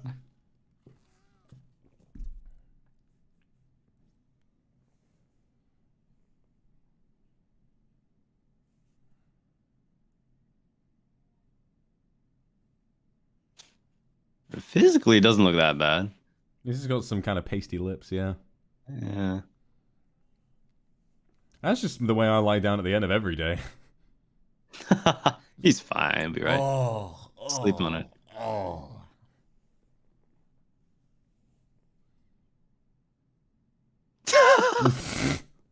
They just wanted him to feel He was just pain. fucking with him.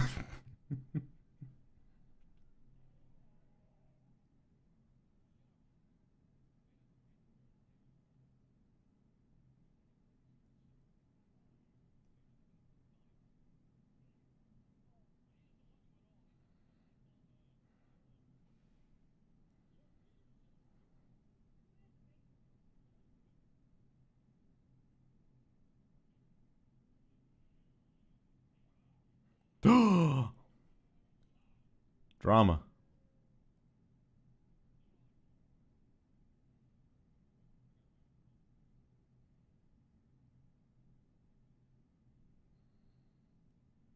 Give him a break.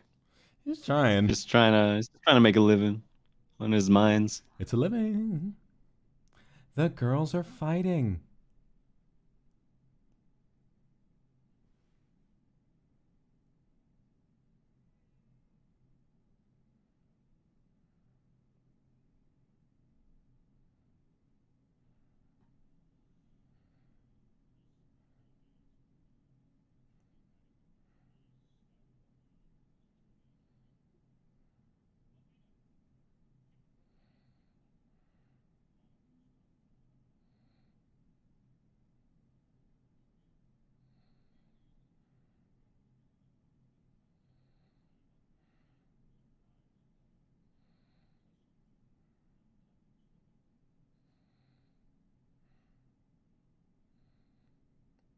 Freezing.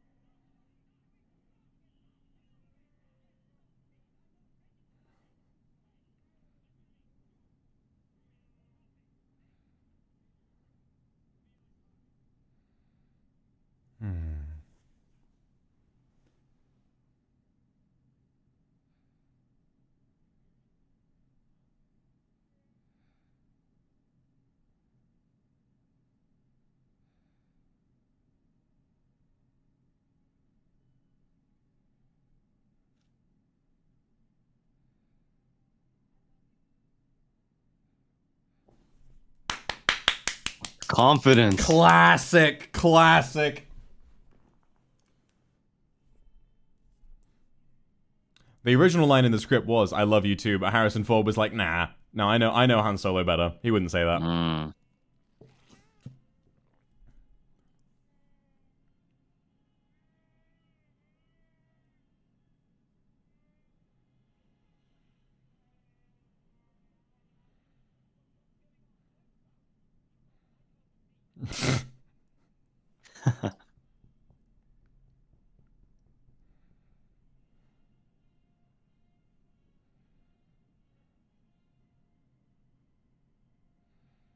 He's playing the UFO catcher. Oh, yeah. Let's see if I can get myself a Han Solo. Crane game.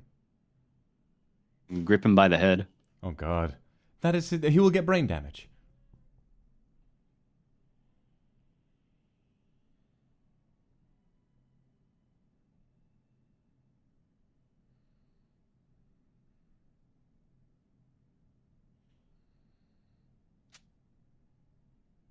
Whoa.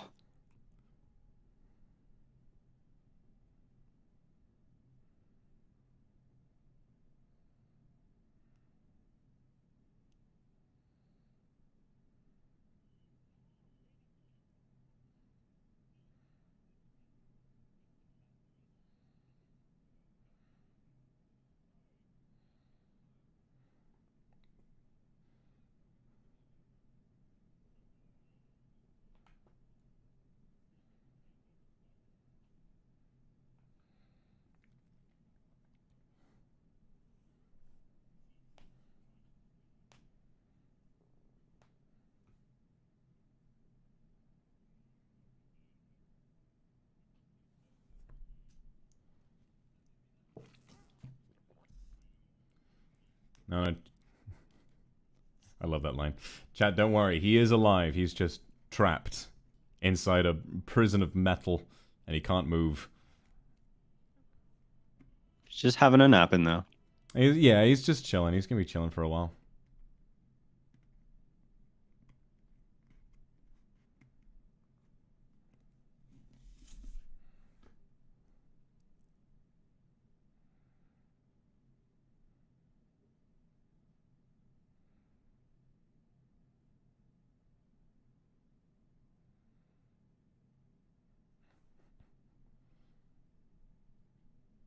It's me when my mom lets me push the shopping cart.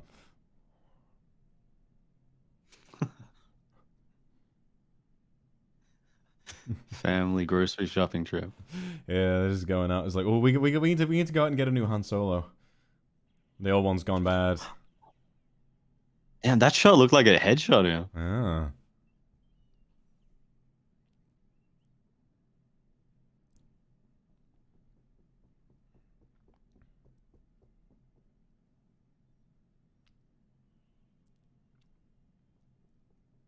Activated.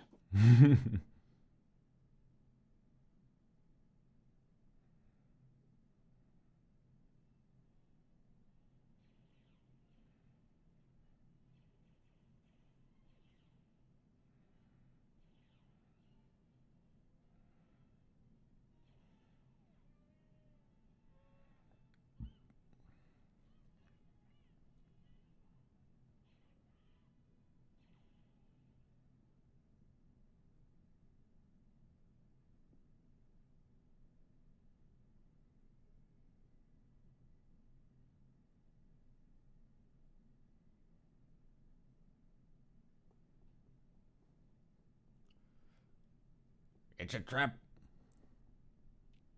Yeah, someone else says that in this, right? Ah, yeah. That's in episode 6.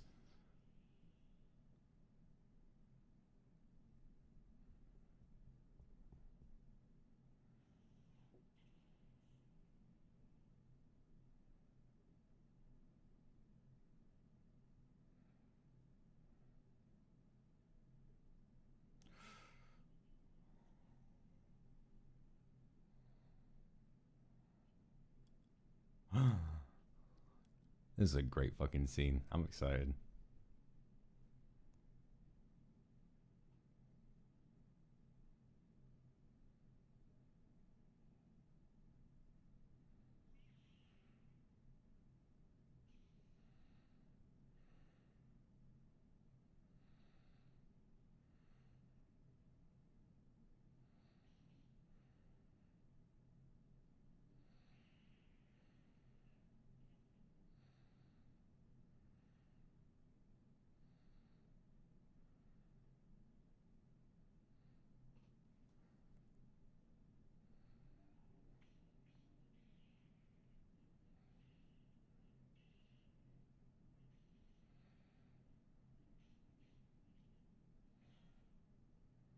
Oh, I love just the little difference of Luke like swinging wildly with both hands, and Vader is just one hand like just kind of his one batting it hand. away.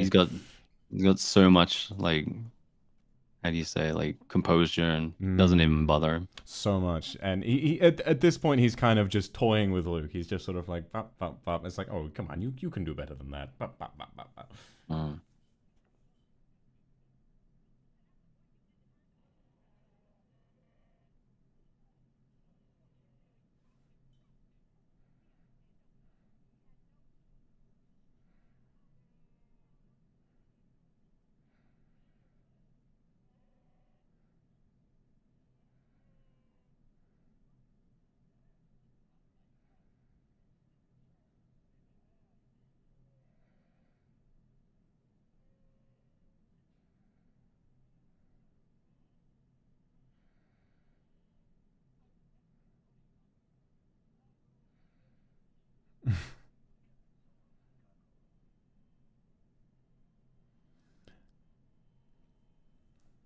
It's funny how Boba Fett in the actual movies is such a minor character, and yet like he became like such a fan favorite, probably just because of like his design. Yeah, it definitely looks very cool. I certainly had the impression that he was more sort of prominent in the movies. No, he's never really been a big deal. Mm.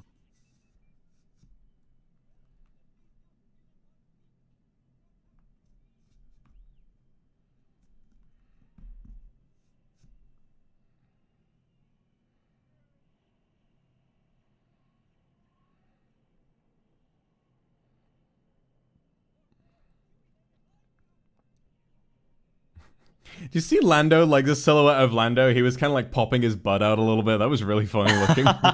He had such his shadow looked so thick. That was really weird.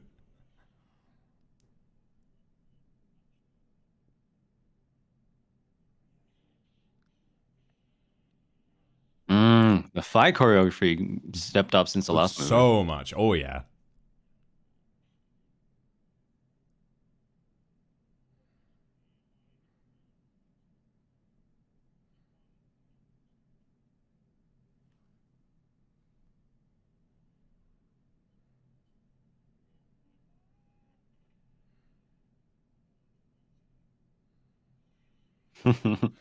Boom! Whoa, that was Hit him so with a fast. Force jump. While he was turned around. Yeah.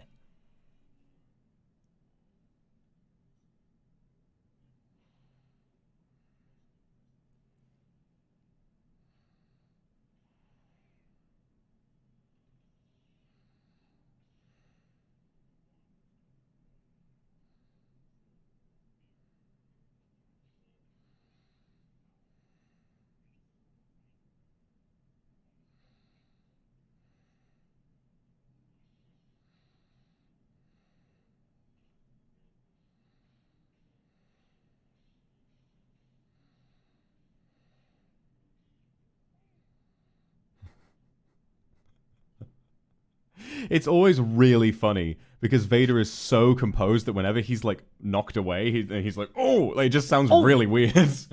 Yeah.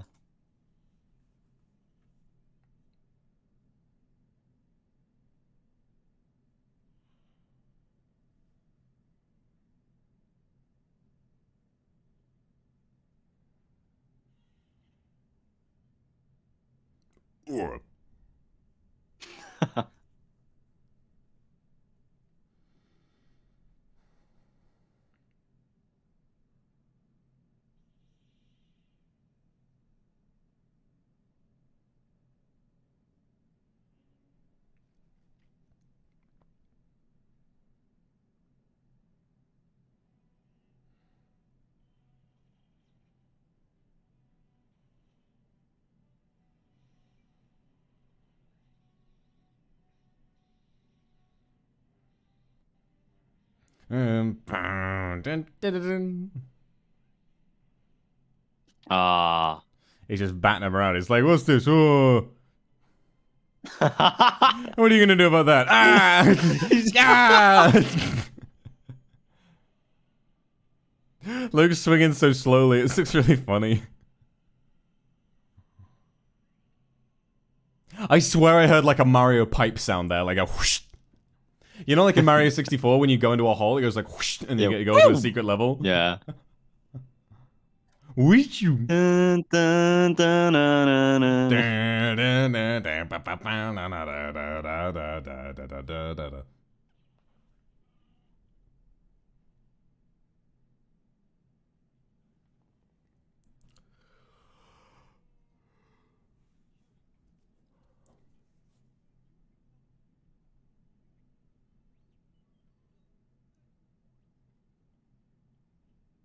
Beep beep beep beep.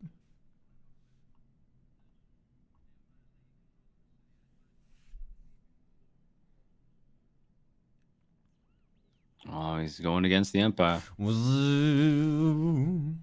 Wow, wow, wow, wow,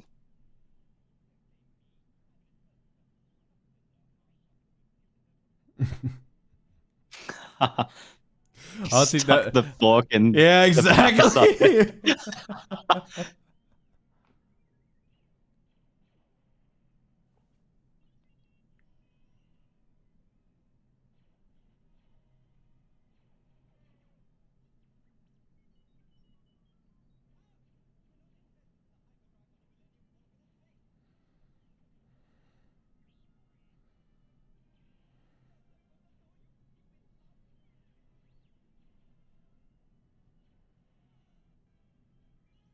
He's a good shot, Chewie. Mm.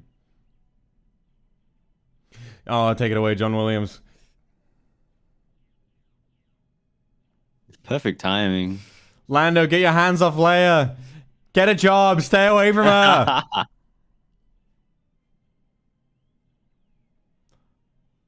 R2 emerging from the smoke like he's at the Met Gala.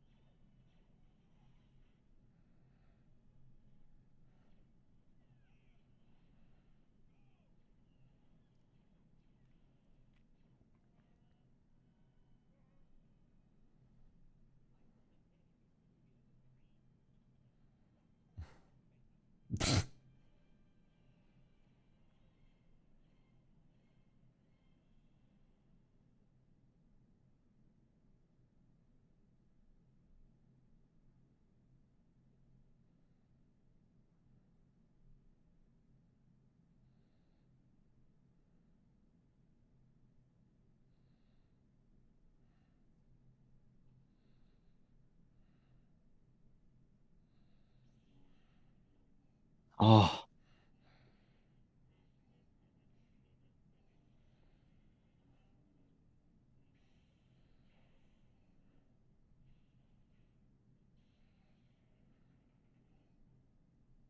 Looks like Vader's starting to lose composure. He's getting a little desperate. A little bit.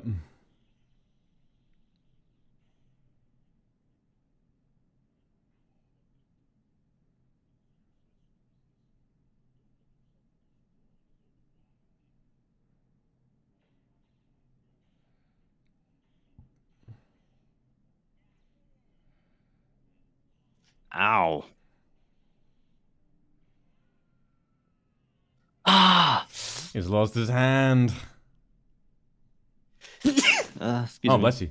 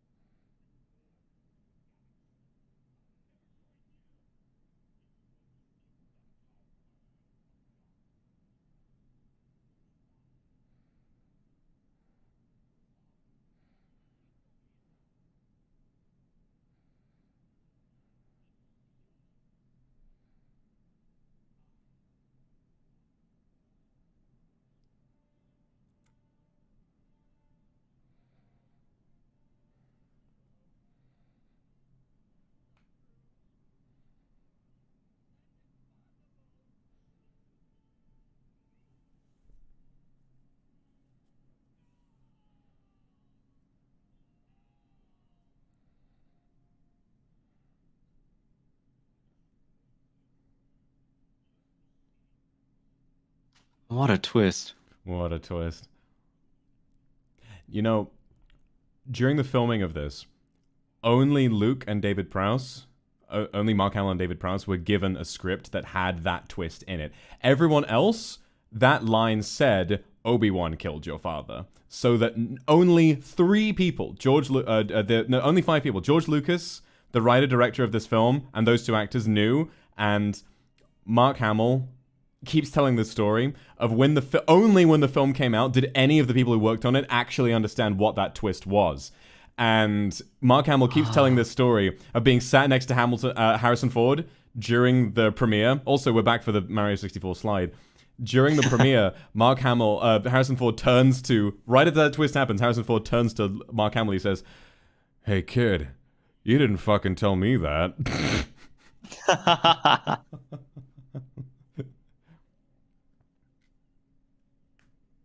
It's amazing. Oh yeah, did Prowse say the fake line? So not even Darth Vader knew. Only James Earl Jones knew.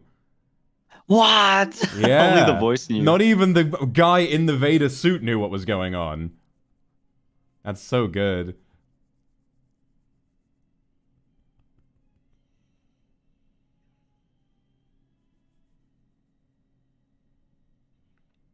And it was oh god. I was just looking at chat and seeing the amount of people who somehow didn't know warms my heart so much. Imagine being able to experience that twist firsthand.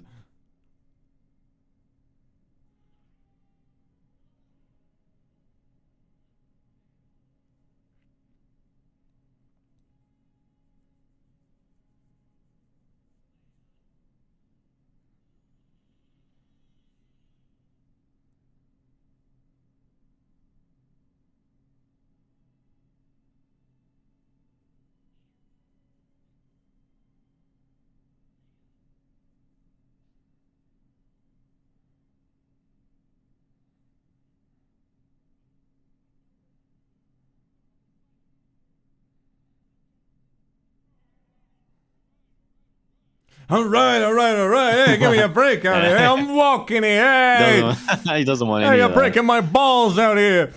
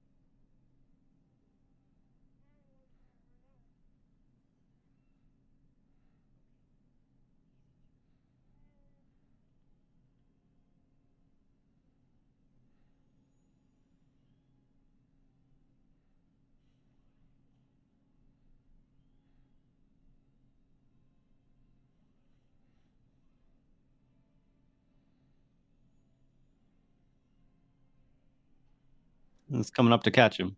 He's gonna be like, alright, son, trust me, I'm coming.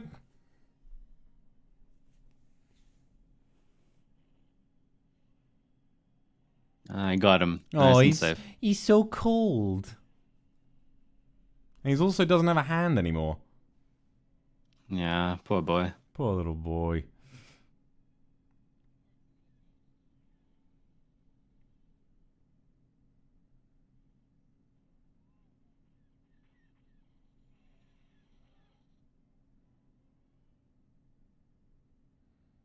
No, Avis, you got spoiled by Toy Story? Because have you ever seen Toy Story 2?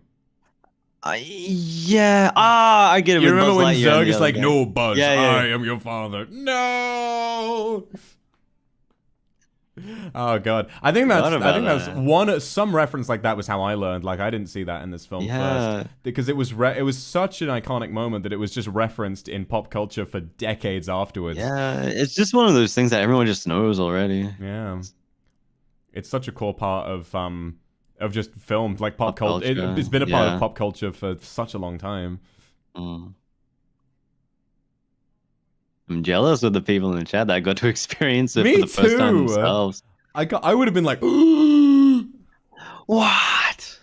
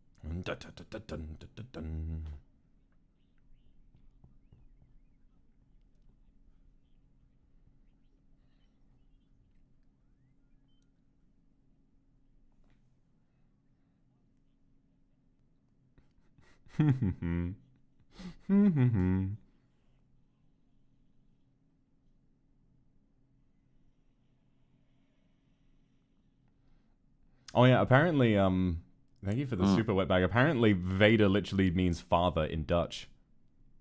Ah, Darth Father. Wait, what's Darth in Dutch? Oh, Darth is... I don't think Darth means anything.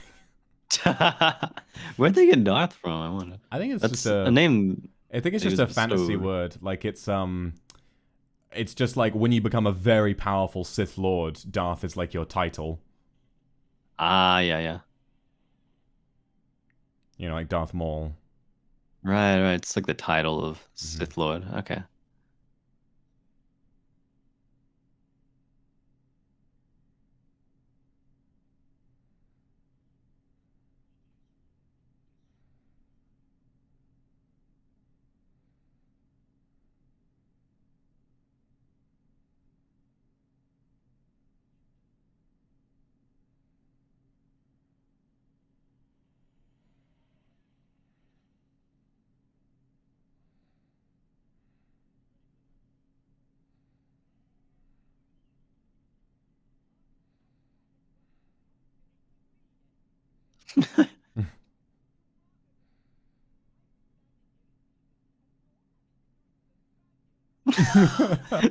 You're gaslighting me, R2-D2.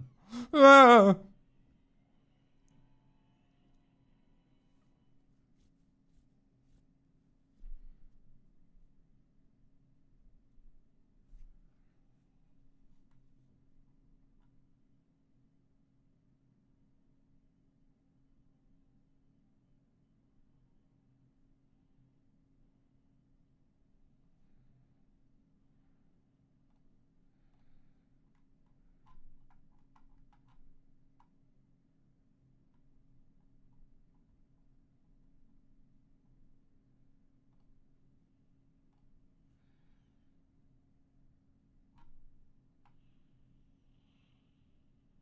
Yeah, remember guys, even if you think something is a very known piece of information, even if you think it's obvious, do not talk about it in chat, okay? There are people here who have no idea about what Star Wars even is, and they're experiencing it for the first time, so let them do it blind.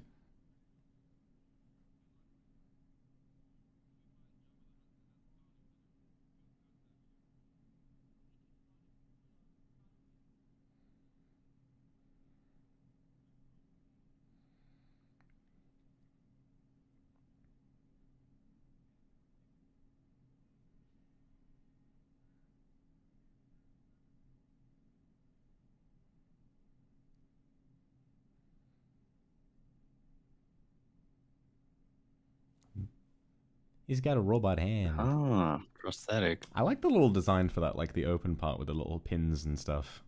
Yeah. Again, it's like way more rustic to just have that sort of as a practical effect.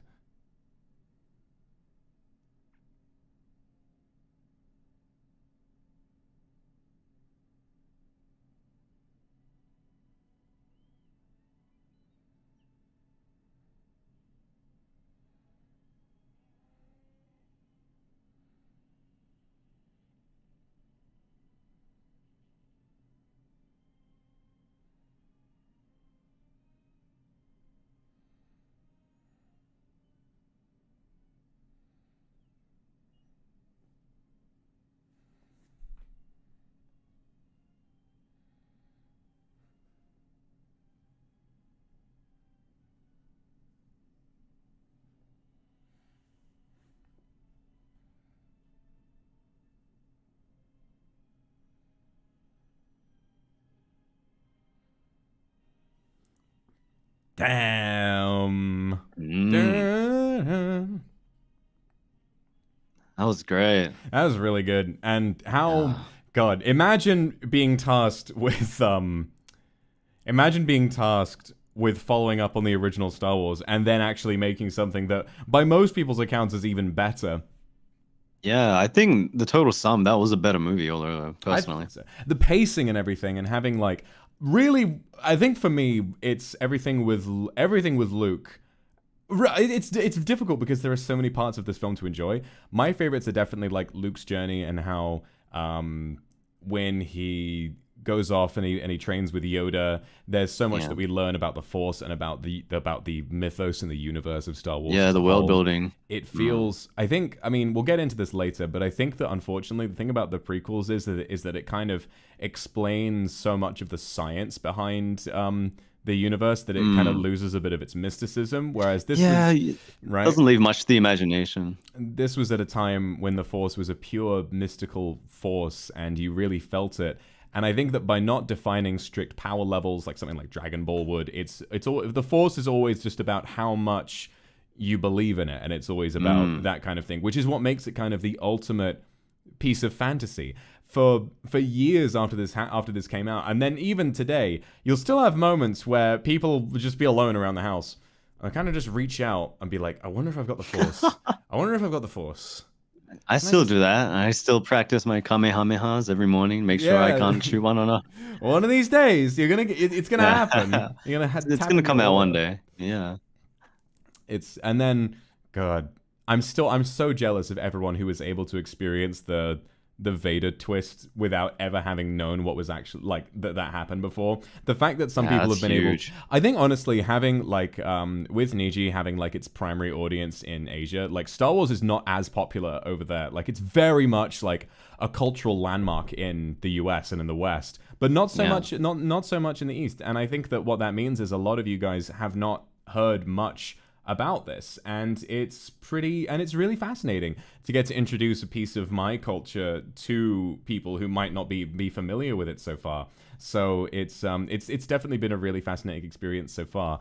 But after a little pee break, we are actually going to shift gears. Yes, we're going to Mm. shift gears with this, and we're going to go back and we're going to watch something quite different. So before moving on, how does it all end? How will Luke be able to defeat Darth Vader? Is Darth Vader really Luke's father? And how will everything resolve? Well, we need to find out some more first. So we're gonna go back in time, or rather forward in time, in terms of when these films were produced. We're gonna go back and we're gonna watch all three of the Star Wars prequels. Which, Sonny, I believe those are the only Star Wars films that you've seen, aren't they? Yeah, those are the only ones I've seen in full. I've seen bits and pieces and a few scenes from the old ones we just saw. But yeah, I saw this one, The Phantom Menace, in theaters when I was very young. Oh wow. But it's been a long time. I liked it a lot as a kid, but it's been a Mm. long time. I just want to see how it holds up now that I'm a bit I more grown up. so I have seen so all three of the prequels we know they're not great. Of all three of them, I think like Phantom Menace is a little bit of fun. I do think that it's like by far the most pointless. Like I think that Hmm. some people when they recommend like, oh, if you wanted to white like which order should you watch the Star Wars movies in, some people genuinely say to just skip this one. But It doesn't have much bearing on the yeah, overall. on the overall story, no. Mm. But at the same time, I really like this film. I think it's fun in its own way, and it has so much of.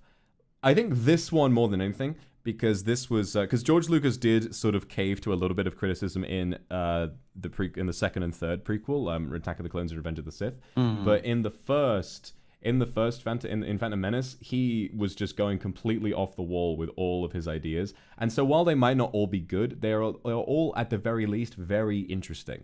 And so I'm really excited to watch Mm. this. So I am really quickly gonna go take a little pee break. I'm gonna go grab some food, and then we're gonna get started with this. So I will see you guys in a moment. Just get excited. Yeah, We're gonna same. watch the prequels. I'm gonna be going to the toilet 1 minute. Sorry, chat. Be back soon.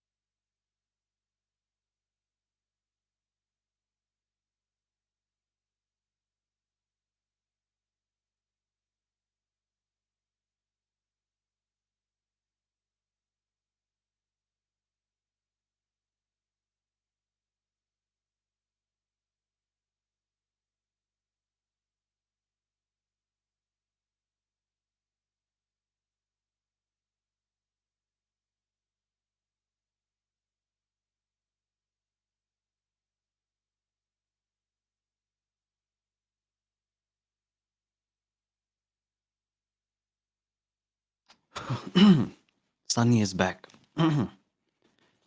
Hi guys. You excited? The Phantom Menace. First prequel movie. I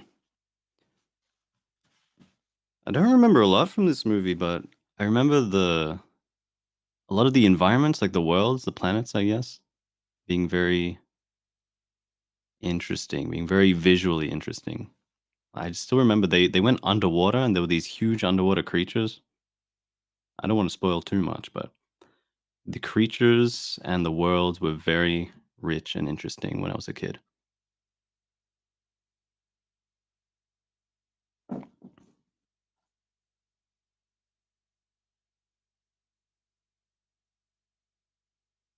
Yeah.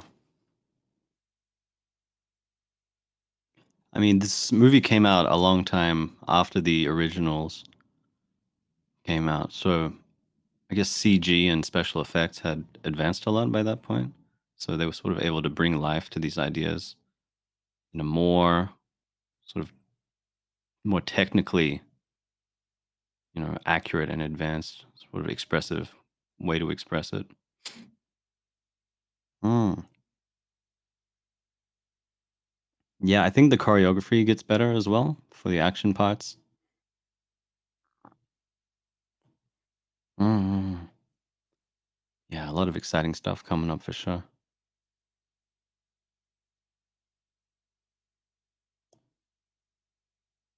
Mm. Yeah, and there's definitely a charm to the practical effects rather than, the CG and the editing. But, for the time, this was very impressive stuff still. And, say what you want, but about the movie and the content of it, but for the time, it was still pretty impressive. The Nintendo 64 game, I remember that. Hell yeah, that was one of the first games I played. Yeah.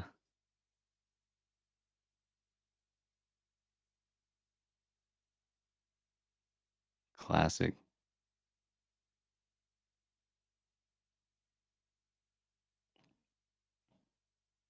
Mm.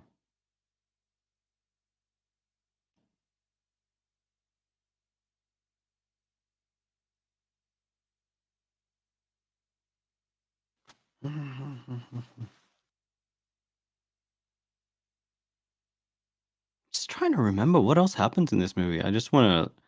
What I'm really interested in is just trying to think about what I remember from watching it as a kid, and just seeing, if it, because in my memory, it was such like a rich sort of world that they built up. Like I feel like I was really there in my memories in a way. It was such a like I love that movie so much as a kid.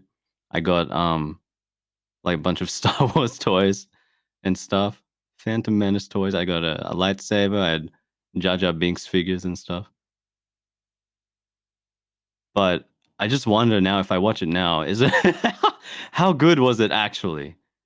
Now that, I have a sort of I'm more lucid, more adult, more perceptive about these things. Yeah. Just interested to compare. It's always fun coming back to a movie or something that you haven't watched for a long time.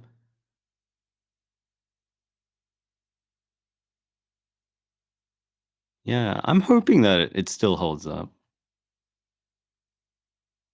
But, the movie, honestly, it does have a bit of a reputation for being maybe not as well received as the other movies.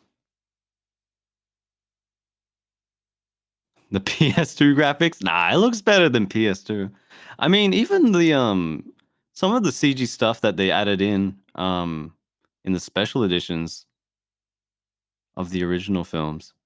It's obviously CG just in the same way as the the ships and stuff were obviously, plastic models and they were doing stop motion and stuff like that. Yeah, I'm back. Mm. Thank you guys for all the Welcome back. Thank you guys for all the gifted members, by the way. Thank you, Toki To Tender Dream, 11K, Remy. Thank you guys. Yeah, very generous. Lots of new kindred among us. Very good. Among us. Amogus? I have to vine boom every time I catch myself saying Among Us. You caught yourself saying it. Like, wait, bang. Wait. Oh, Among Us. Don Cheadle. Hang on. Wait. I have to find a meme. Hold on. I have to find a meme. Hold on. This is one of the worst memes I've ever seen. It makes me feel so much fear every time I watch it. Hold on. Every time I see it. Check collab VC text right now. Okay.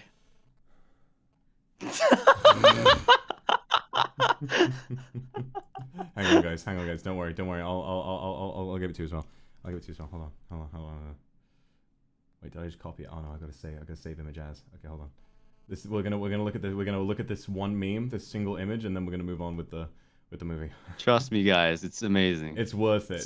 It's extremely important. Watch it. This meme has the power to change your life. Don Cheadle word of the day: suspicious. Really scary. You know what I love about Don Cheadle is the way that he always looks like he's kind of in pain. Yeah. Hang on.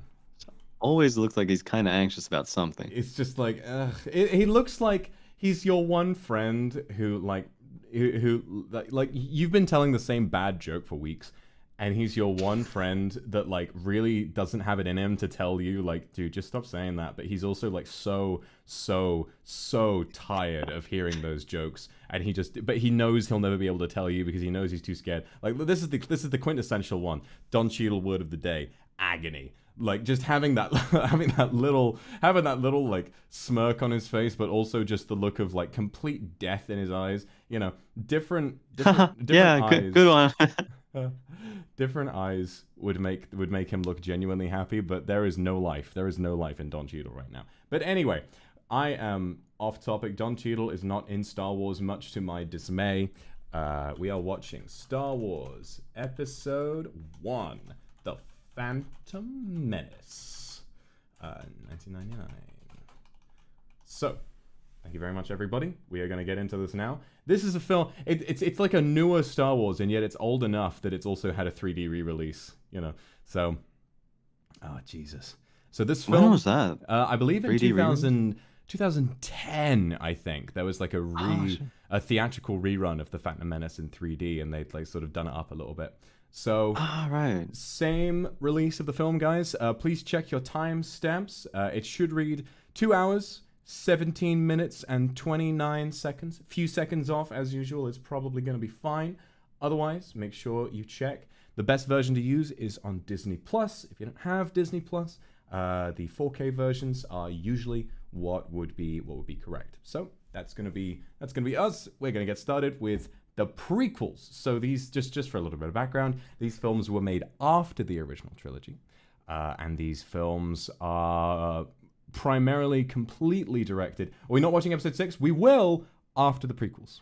After the prequels, we will watch the prequels to get some context and backstory, and then we will watch episode 6 to see how it all comes together. So I'm interested to watch it in this order. So now we are going to watch episode 1, The Phantom Menace.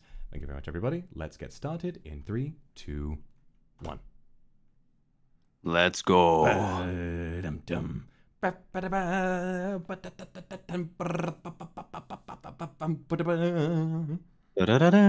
almost tempted to get alcohol for this, but I know I have so many more films to watch. I couldn't possibly start this early. I would fall asleep. Let's wait until it starts getting dark. Yeah, true. Turn off the flash, you fucking moron. Yeah! The timing on that one was even better. You nailed the timing on it every time. That one was perfect. Star Wars. Now, my favorite thing about The Phantom Menace is how, compared to the last 3 or last 2 that we just watched, the opening crawl sounds so boring, comparatively.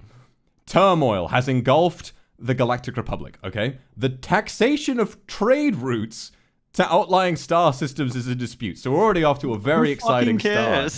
Hoping to resolve the matter with a blockade of deadly battleships, the greedy Trade Federation has stopped all shipping to the small planet of Naboo.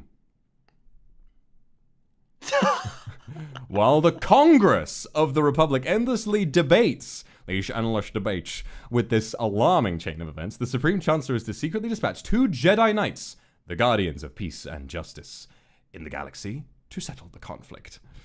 So yes, we've gone from the mysticism of the Force and familial bonds and saving the universe to, oh yes, well these greedy tradespeople are hoarding their money, so we're gonna send 2 Jedi to go and check them out. And the taxation of trade routes is in dispute. So space taxes, yeah, come on everybody. Like, it's a newer movie. They have access to all this technology, but the stakes are just like so much weaker.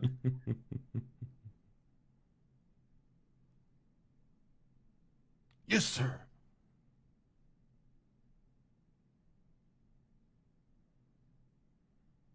Oh my god, it's fucking these guys.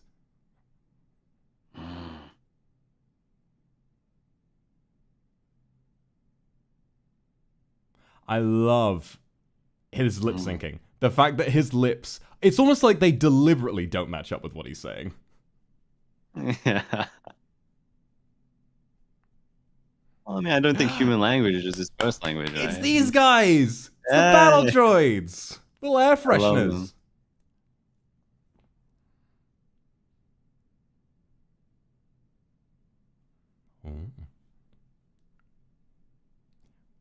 Roger, roger.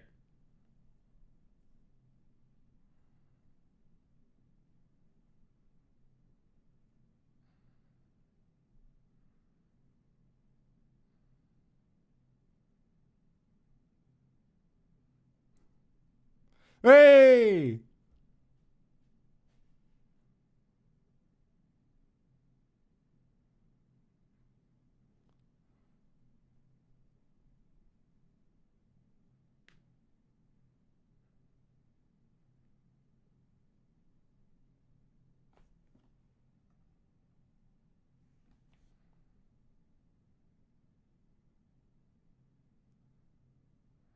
It's got the little tail. He's got the little Padawan braid. What? What?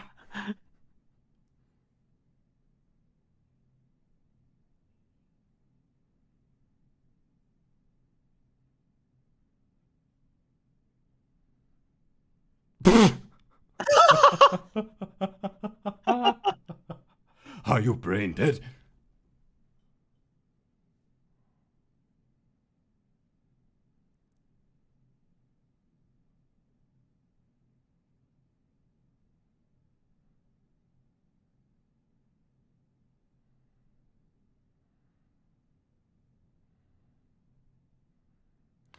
A little canister. This looks weird.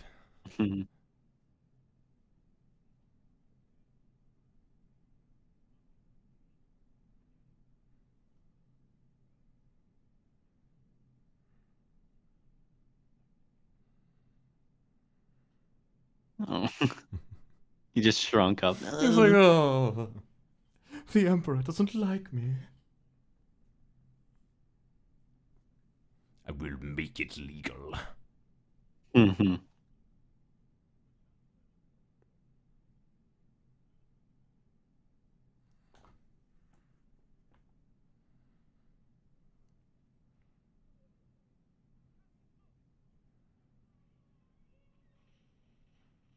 Wow.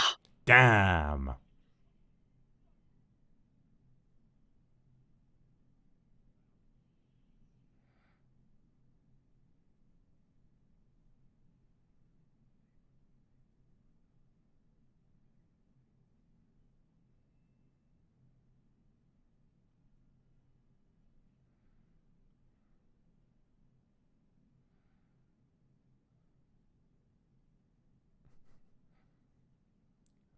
Roger, roger. There it is. Oh.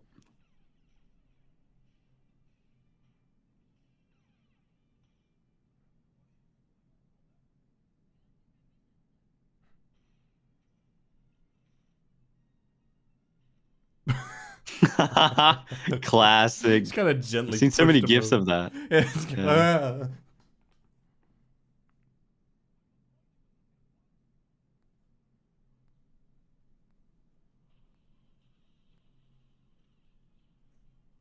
Look at him just waltzing around.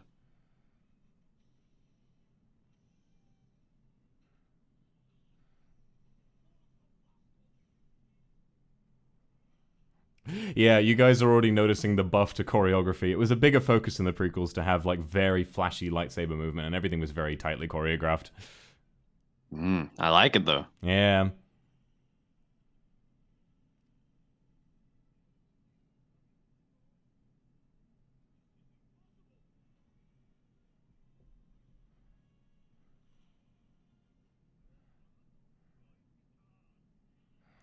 Yeah. Spinny boys, rolly boys. Ah, these guys. These guys, these guys were so much fun to play as in the Lego games, and Battlefront as well. Oh, Jesus, scared me. Oh. And off they went. Meow.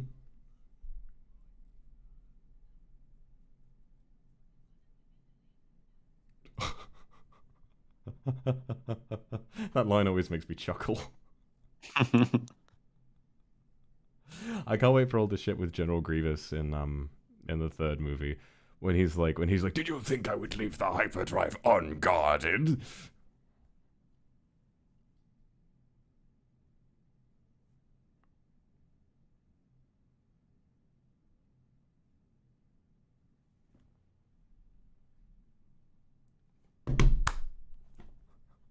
That's first of many of Obi-Wan's one-liners.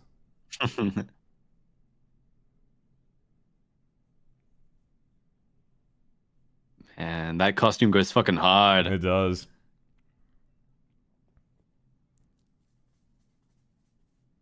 Yeah, Queen Amidala is always wearing something completely extravagant no matter what the situation is.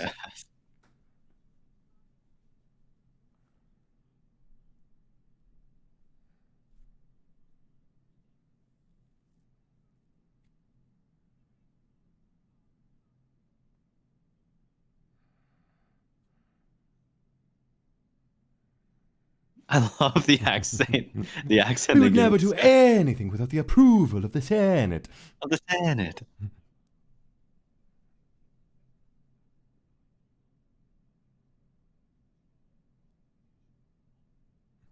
The lip syncing is so funny. The approval of the Senate.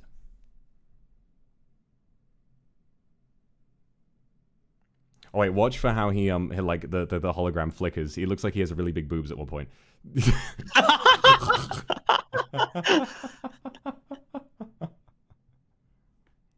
He's been working out. Senator Palprotein.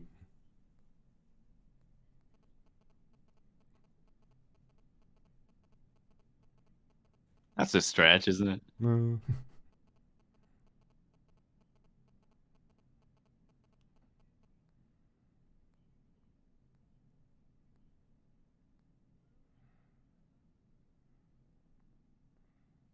He should have said another word ending in Asians. Negotiations. We've lost all communication. Tarnation.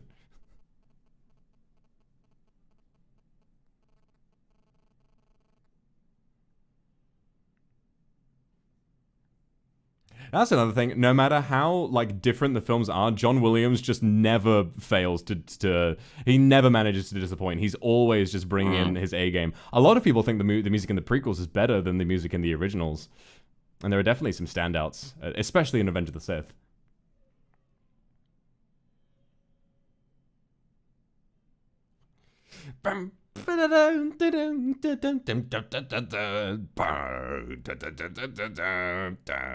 How do you make an intimidating theme song for like these little air freshener men? Roger, roger.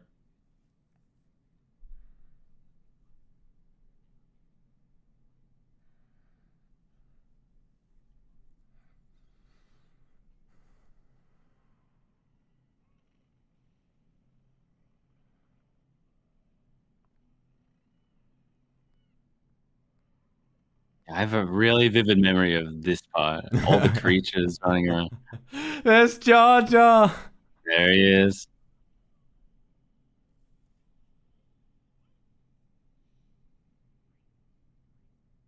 Oh no.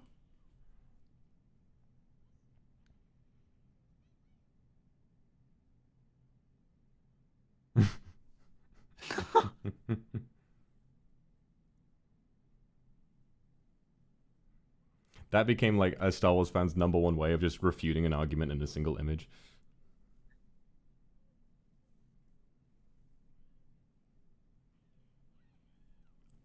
I know!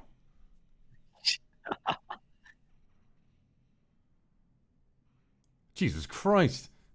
Jeez.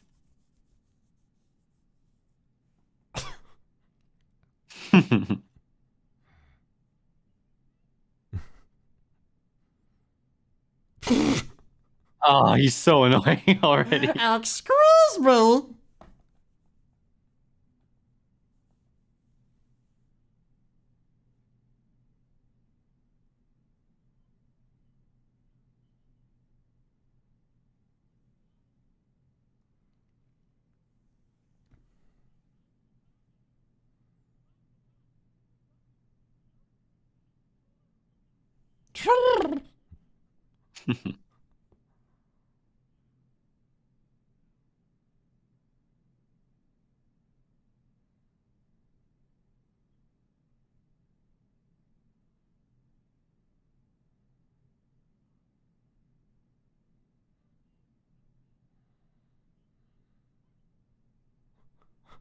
He didn't go anyway. He ended up back where he started after that. Right. He did a 360.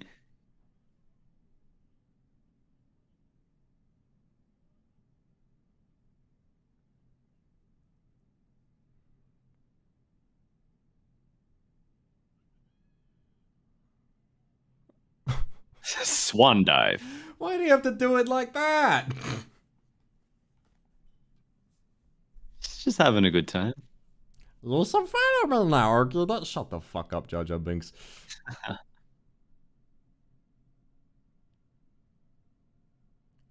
I love watching the behind the scenes for this film because there's literally a moment where George Lucas says, Jar Jar is the key to all of this. If we can get Jar Jar working, because he's a funnier character than we've had before, I think it's going to be great. You know, like, just... Specifically, he thought this whole film would be carried by how good Jar Jar was. Yeah, so much faith.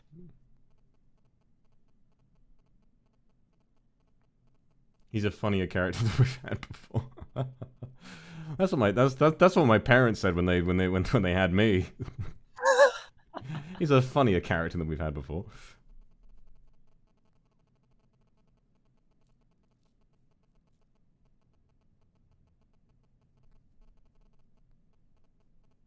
Migusa. If you thought Jar Jar was bad, there is now a whole city of Jar Jars.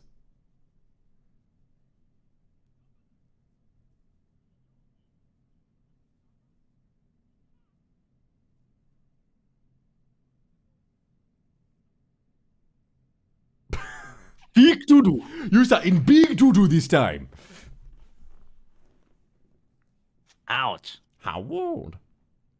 It's so weird how, like, the prequels have a plot that, like, barring the execution, the plot of the prequels is genuinely really fascinating. Like, it's a very layered plot with a lot going on. Like, politically, you've got these debates and shit happening, and I wouldn't say too much, you know, if people haven't seen it yet. But then the humor is for, like, actual 2-year-olds. It's so weird! You know, that's just what's going on in George Lucas's head.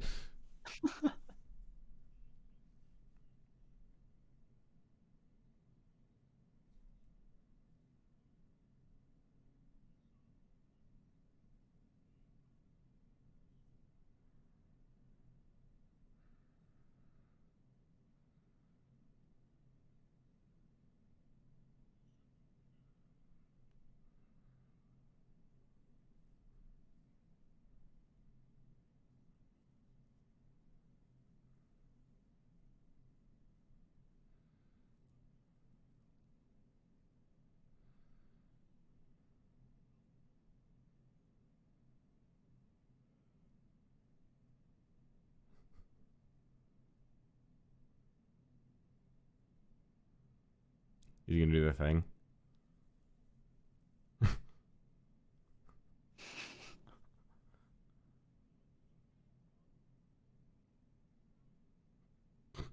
Bad bombing. What do you mean by that, Jar Jar? What do you mean by that?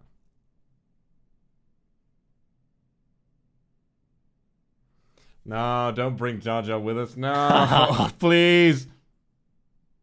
Just leave him.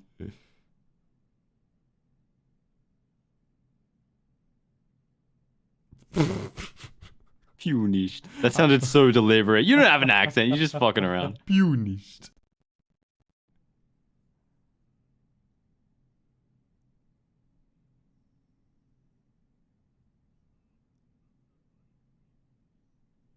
Imagine watching this without subtitles. I would be so confused. He did the thing. Let's go. Boss Nass. What a character.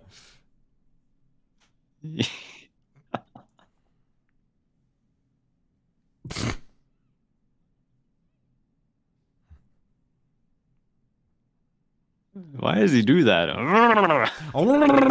He does it for, I'll tell you, he does it for no fucking reason at all. There's probably some, like, random little Quizlet in, like, an extended universe children's word search that is like, why does Boss Nass do that thing he does? And it'll say, oh, to loosen up the saliva in him when he feels up, when it does, if he gets upset, the saliva in him becomes too hot, and if he leaves it without doing that thing, it will boil and he will die. He's gotta let it go. He just has to let it all go. It's like phlegm or catarrh or something. You just gotta get rid of it. Oh, big dude, big this guy. Yeah, There's always a bigger him. fish. That gave me nightmares. Including the big fish in the background. Who is who in Noctix? I want to be the fish. Yeah, I was gonna say. I think you're the big fish. I think Jar Jar is Alban, and then Qui-Gon is Fu-Chan, and then Obi-Wan is Uki. Yeah, that sounds about right. Oh, leave a bigger fish. Fuck. There's always a bigger fish.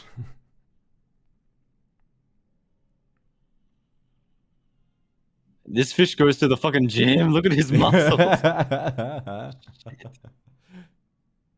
In my memory, that whole underwater sequence was so much longer because it just stuck out so much to me as a kid. Yeah, there's always a bigger fish. I feel like that's always the way when you go back to a nostalgic film. Like, scenes that you remember very fondly tend to be very, very short and not that big, and then a scene you've never heard before seems to go on for ages. Yeah. A scene you don't remember, rather.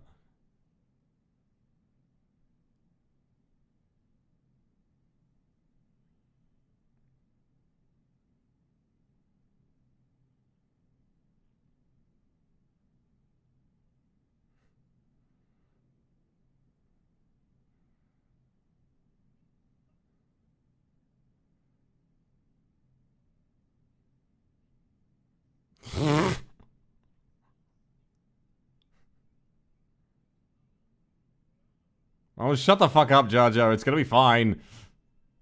Oh, no.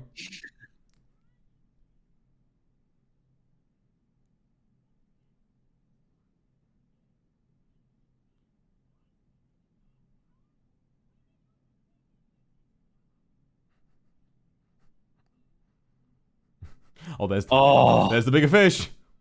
There he is.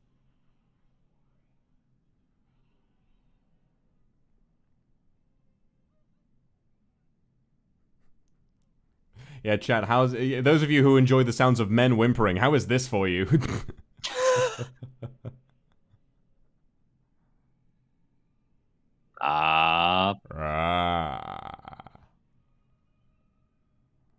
Ooh, got him. So there were more sea creatures. It wasn't just my memory. That's true. That's true. There are more sea creatures. They keep going. I think that shot might just be flipped of the same shot where they went deeper from the first, from like earlier. It was just the same shot. They did it again. Is this that Windows XP screensaver? It's bliss.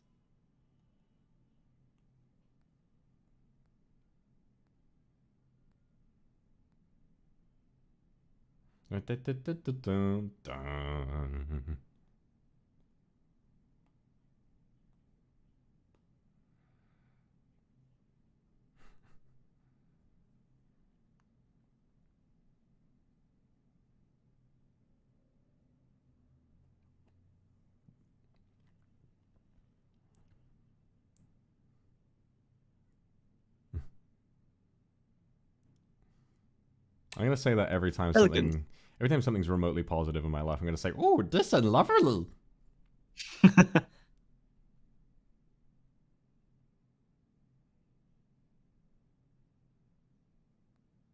By the sand.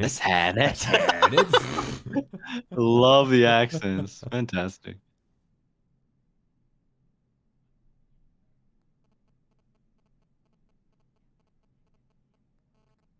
Roger. Roger. That one has a sore throat, yeah. He's on his 38th roll-up of the day. He's like, Roger.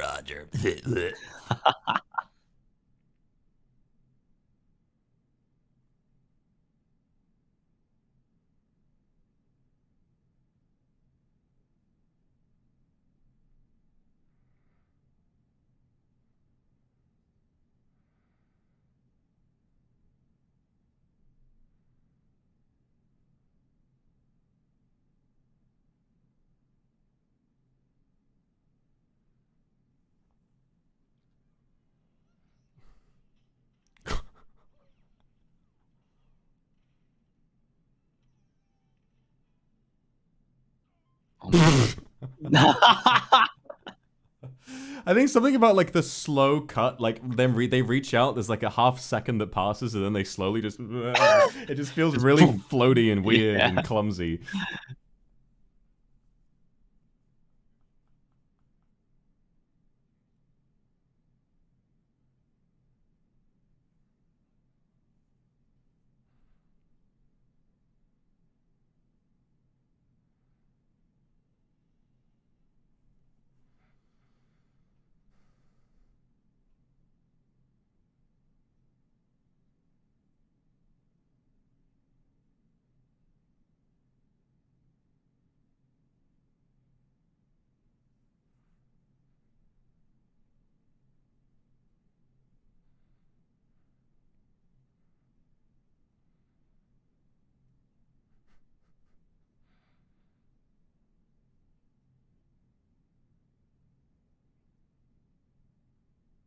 To us all. The delivery is very strange. It is very weird. Hey, the choice presents great danger to us all. It sounds like they kind of like she flopped up the last line and they just kind of skipped over one of the words. Yeah. To us all. Let's just go with that. Good. Yeah, got it. Great. All right, moving on.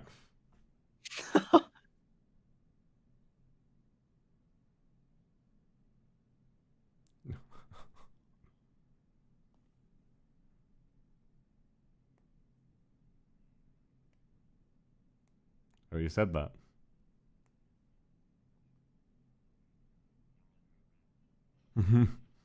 What was that? What was that conversation? I don't know. It's like, Coruscant, that doesn't compute. Wait, you're under arrest. And then they just instantly kill them all anyway. Yeah. They're just droids, you know, kill on sight.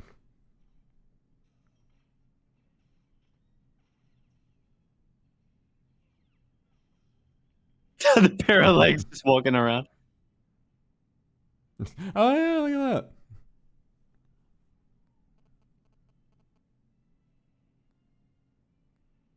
I'll never be able to forget about that fact that apparently the phrase running around like a headless chicken comes from the fact that if you chop a chicken's head off, sometimes it will just live. Yeah. Some of them live for days even. It's scary.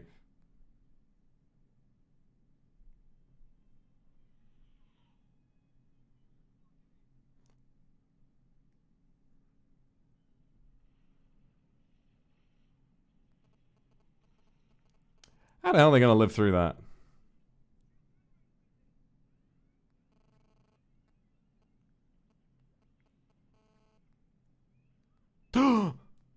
There he is.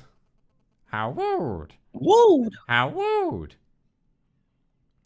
Chronologically, R2's first appearance is bumping into Jar Jar Binks' ass.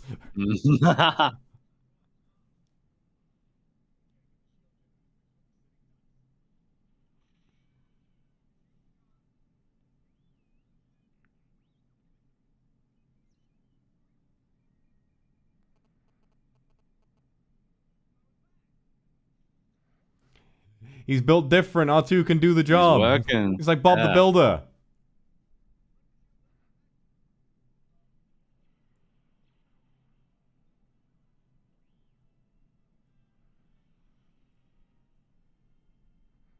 Ship is so shiny. So reflective.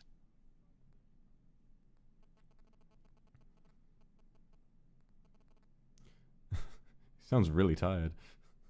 Yeah, master. Yeah, master. Tatooine. Oh, there's some water, Qui-Gon. No! No, Obi-Wan, you cannot. Oh my god, apparently there was a headless chicken that was kept alive for 18 months. How? How would you feed How they feed it? Did you just put food down its neck? Down its neck hole? Yeah, they just put a tube down its esophagus. Oh, Christ.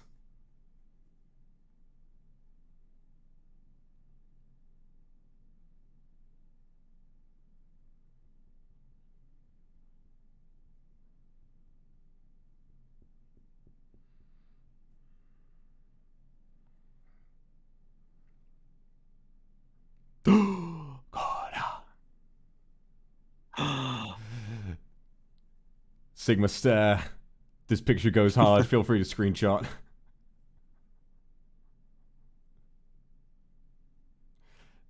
The fucking Emperor being sat down while like Darth Maul is behind him. It's like me getting my big brother to come and stand up to some bullies for me. Arms crossed. Arms crossed. Be like, I'm gonna tell my dad if you don't leave me alone. Excuse me, he asked for no pickles. Yeah.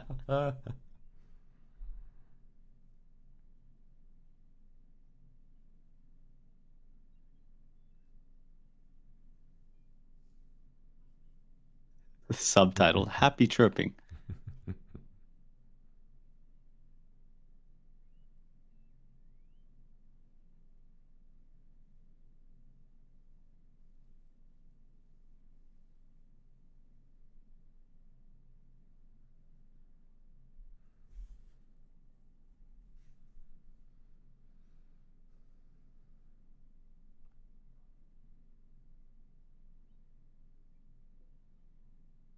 Fuck off, Jar Jar.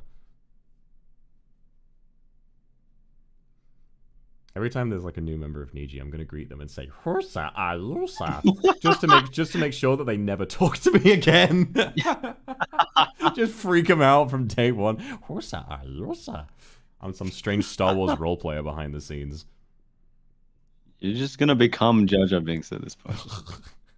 Gonna get a new outfit done that turns me as physically close to Jar Jar Binks as they'll let me do. No. I'll be like, so for my new outfit stuff, can you tell La Mama to let my eyes like extend out of my face on little stalks and make them orange? Turn the horns into like these big flappy ears, and they're like, why? And I'm like, Dad, just trust me, it's my vision, trust me. I know I will lose subscriber, but I'm okay to post cringe. It is my destiny. Listen, I post cringe often. It's just who I am.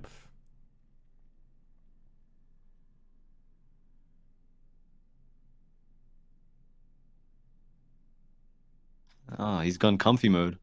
He is! He's gone blanky. Sir, going blanky He's gone mode. blanky mode. Blanky mode.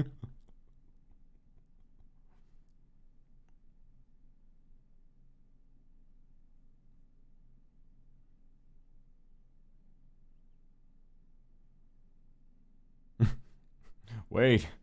It just keeps going. Wait.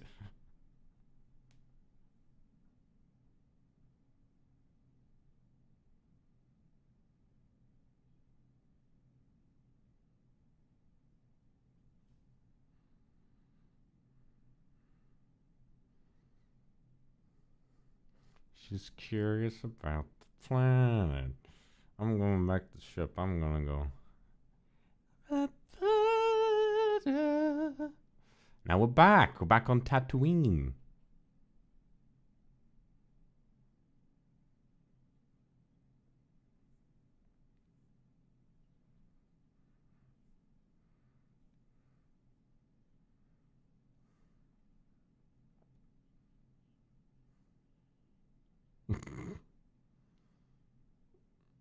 Ew. It was a great moment, George Lucas. Jesus Christ, just having Jar Jar Binks step in shit and say, "Oh, icky, girl."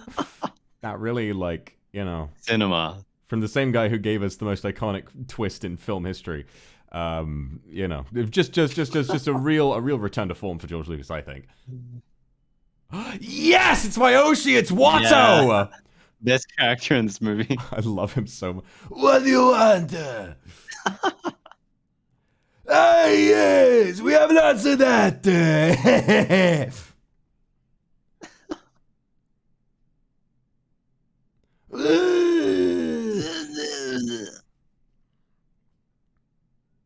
We tassa ciobassa. Oh, so true.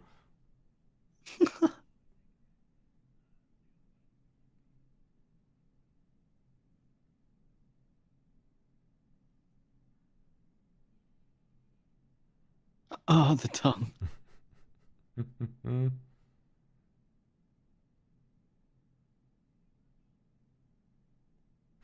What?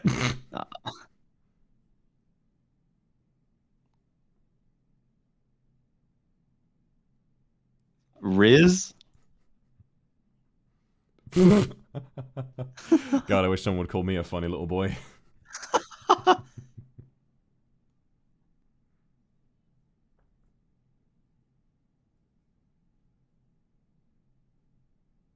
Oh, my wife.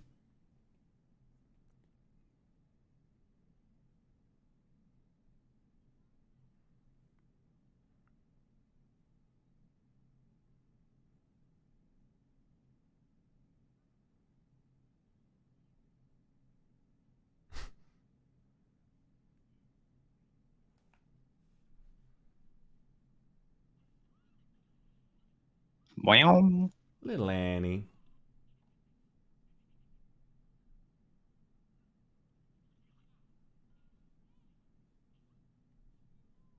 Ow.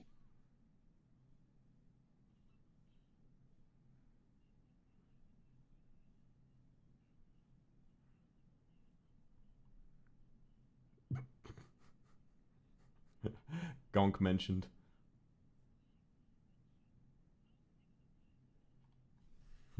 How's he gonna pay for all this? Republic credits? No good out there. I need something more real. No, they won't. No, they won't.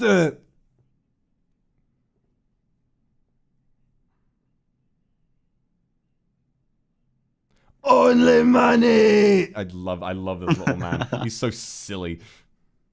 That little diaper he's wearing. Fuck off. Get out of here.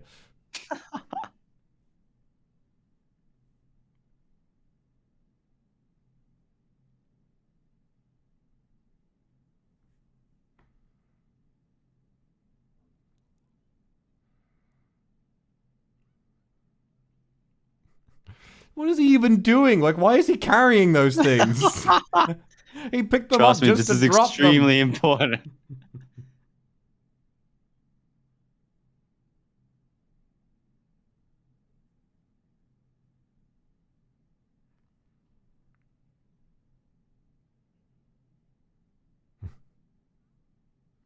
He sounds like a sim.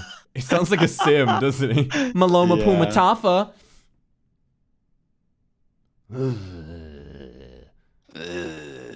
Jedi Magic don't work on me. Only money. Only money. Only money. Such a good character.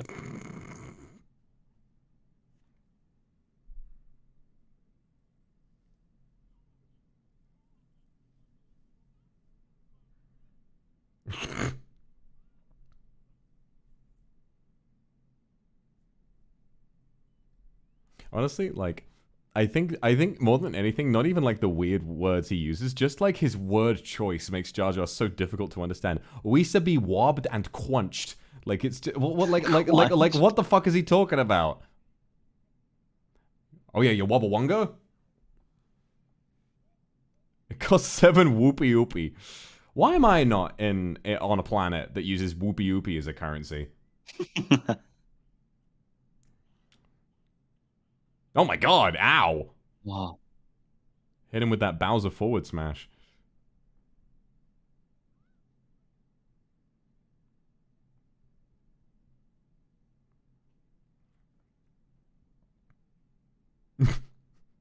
Chappa chowa. Chappa chowa.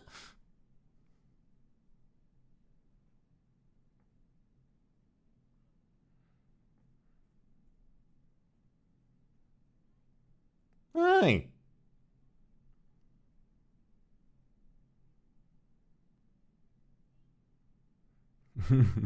Doug. I didn't know that was what they're called. Doug.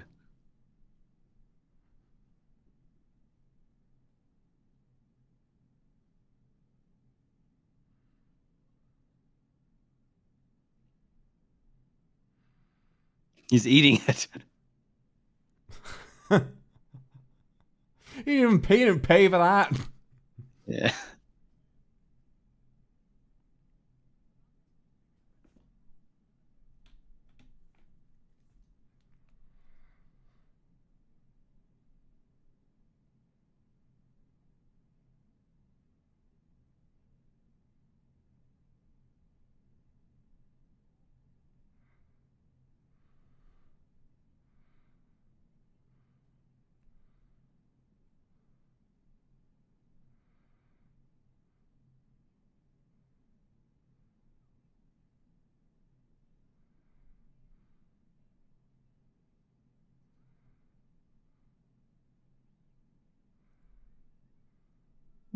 Very hospitable young boy.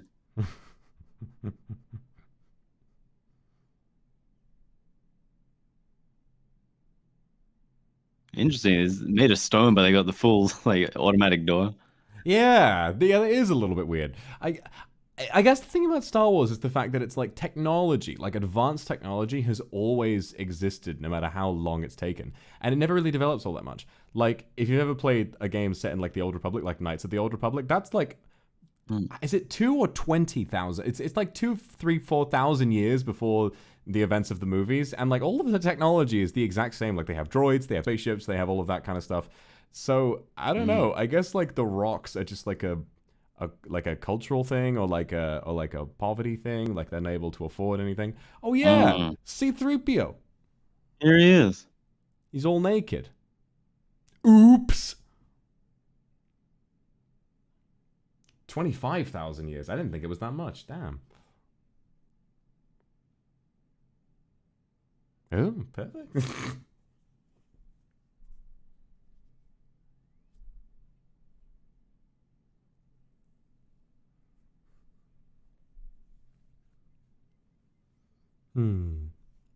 Ah.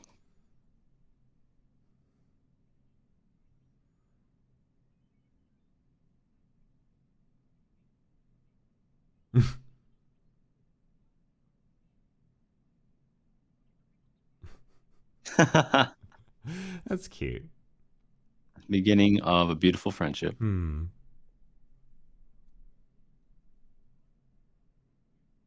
Please text me back, Your Highness.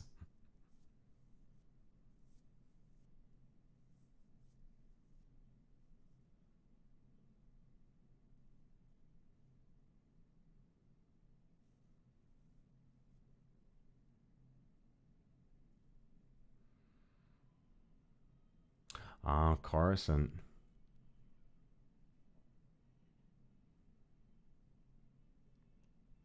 Oh, I think I know this scene. Yes.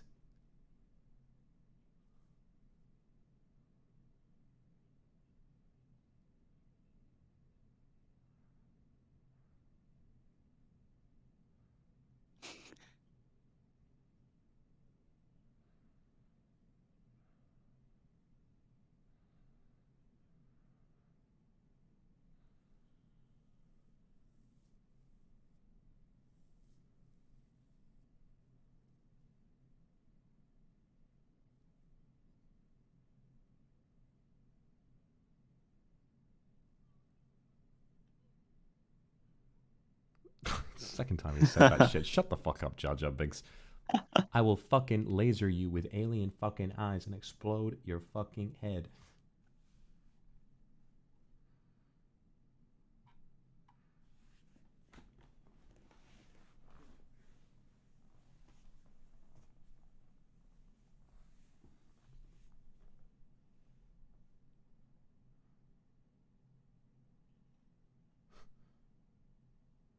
Qui-Gon is all of us. Ah, He does it too.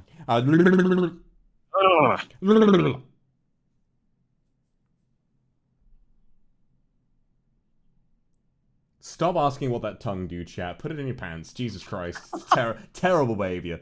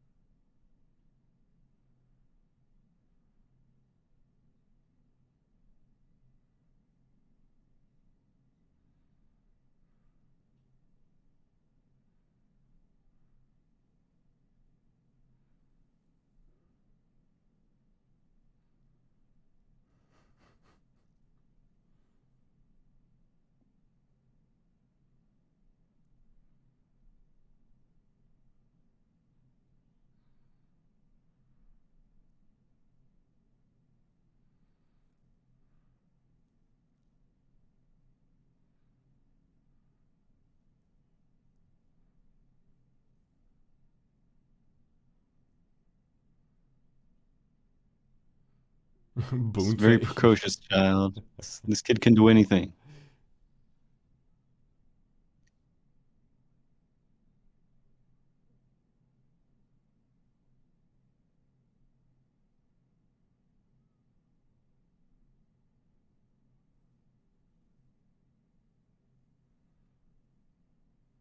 Anakin.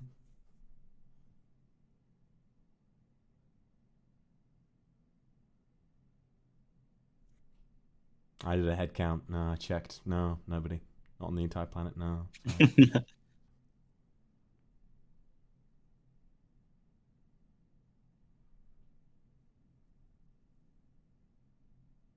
Little guy.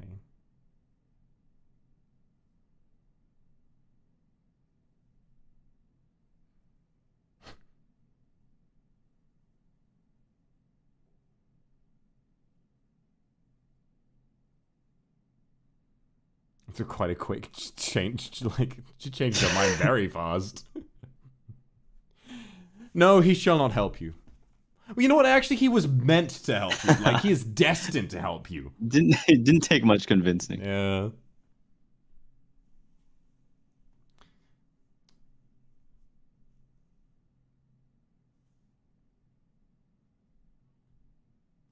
Yeah, I don't approve.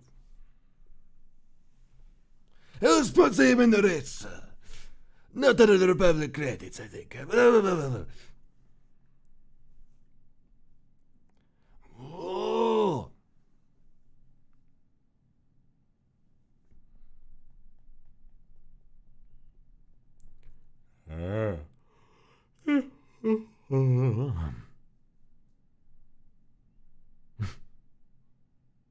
He did what? Sorry, that really... I kind of zoned out for a second. That really caught me off guard. I was like, he did what? You're not going to have to worry about him in the race anymore. He's going to jail. What does he actually mean by flash? Like a flashbang? I think it's like a vent on the on like the pod racer. Like he managed to sort of blind him for a second, like a flashbang, you know. Yeah.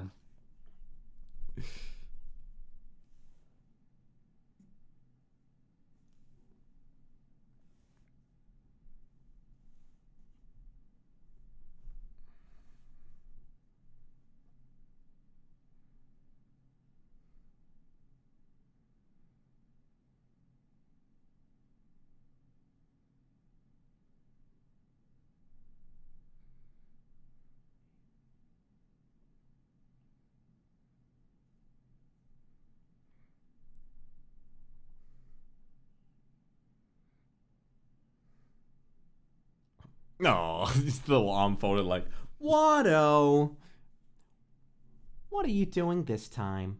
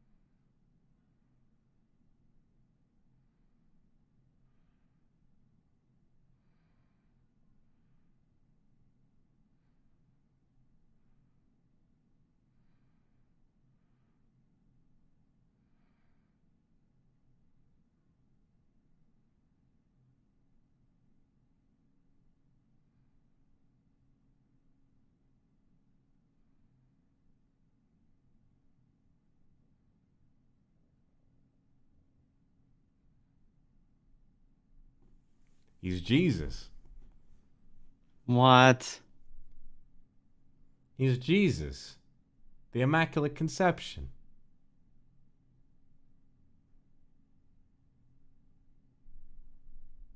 Virgin Mary over here.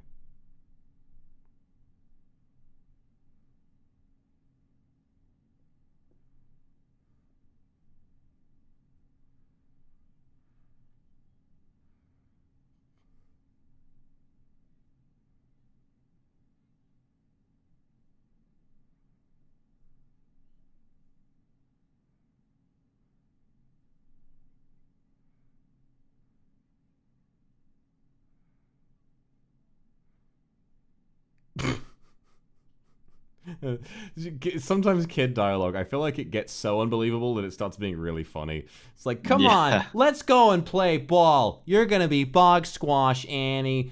By that point, it's like so far detached from reality that I just think it's funny.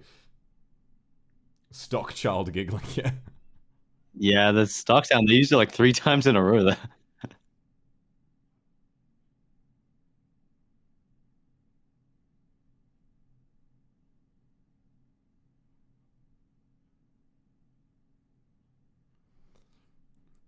I feel like this film would be about half an hour shorter if they didn't have as many jokes with Jar Jar in it. Yeah. Oh, yeah.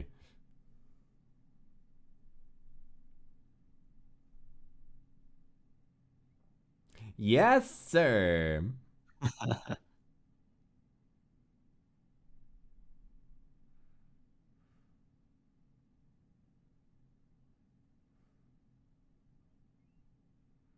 Tongue is fat.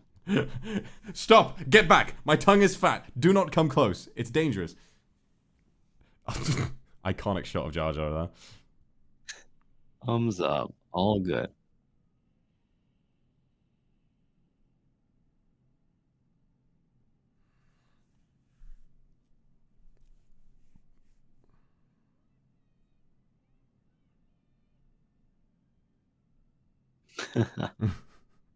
Woman standing emoji.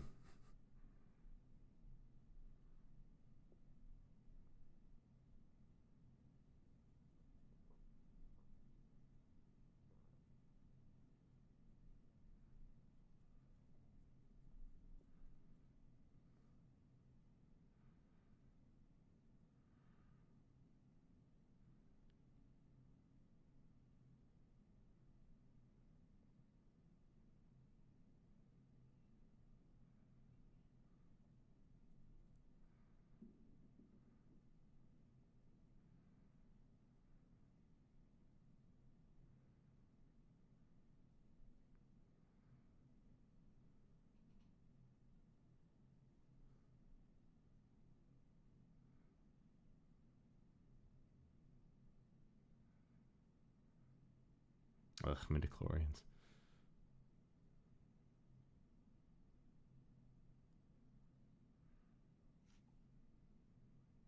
Extremely high power level. Yeah, chat, do you remember that thing I was saying about how, like, Star Wars is not like Dragon Ball, where there's no, like, number that defines a Jedi's power, and it's all about, like, the power of belief and mysticism? Prequels have just done away with that idea.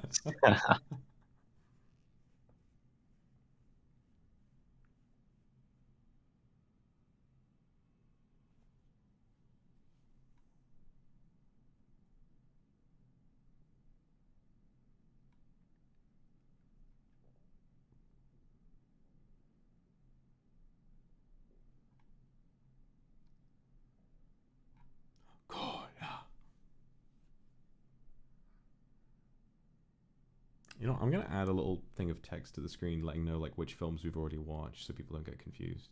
Yeah.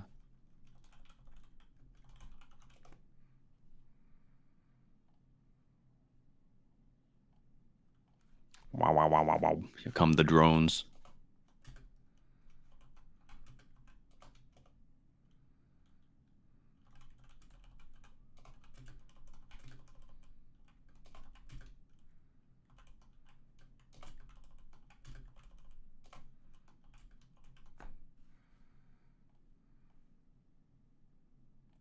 There you go.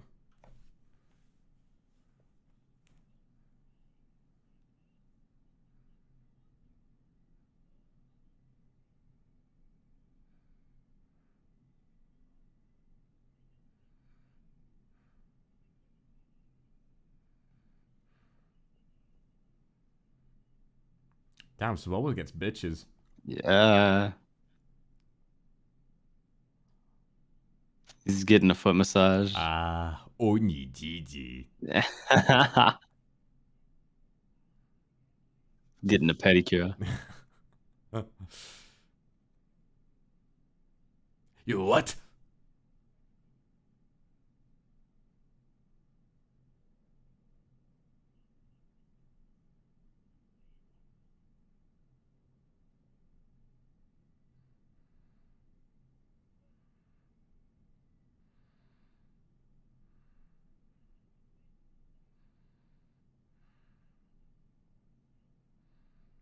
Oh shit. Okay, wait. I'll wait for the scene to be over, and then I'll explain a theory.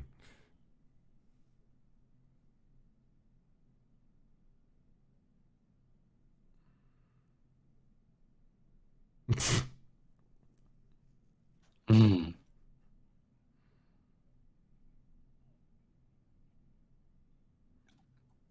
Do you think it was a weighted cube? So maybe, but the theory is, so are you aware of the theory that Jar Jar Binks is a Sith Lord?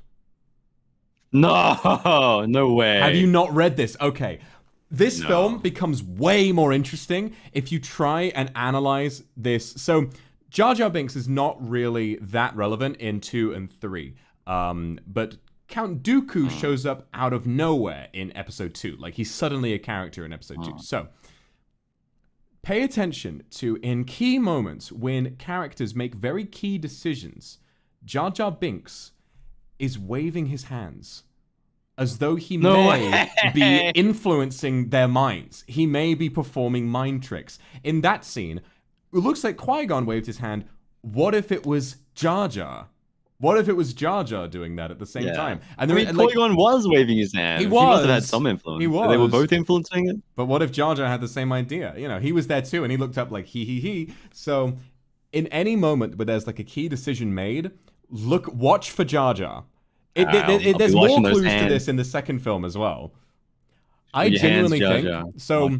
After the first film came out, there was so much criticism about how fucking annoying Jar Jar was that a lot of people think Jar Jar was going to be revealed as a villain in the second film, but because George Lucas got cold feet because of the criticism, he replaced him with Count Dooku. Look at this guy, Pistachio Man. Yeah. I feel like I would be less mad about Jar Jar being annoying in the first film. I would be like, yeah. Oh, it would have given more meaning to like his like strange like sabotaging actions.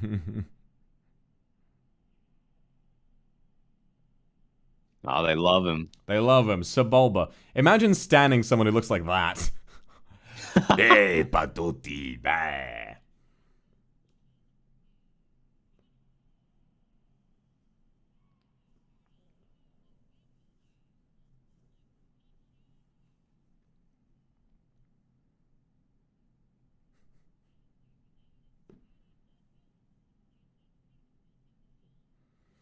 This is a very Star Wars thing to do, is to just have like a little... Well, Elephant Man! Is just to have like a little scene with like a load of information that you really, really do not need to know in order to enjoy the film. But George Lucas has fleshed out this universe so much that he just wants to introduce as much of it as possible to you. Yeah.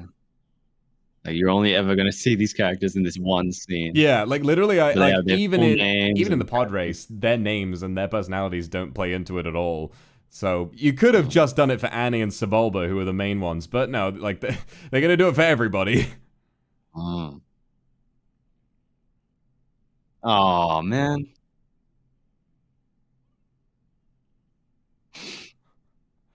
Come on. Come on, George Lucas. I will never forget.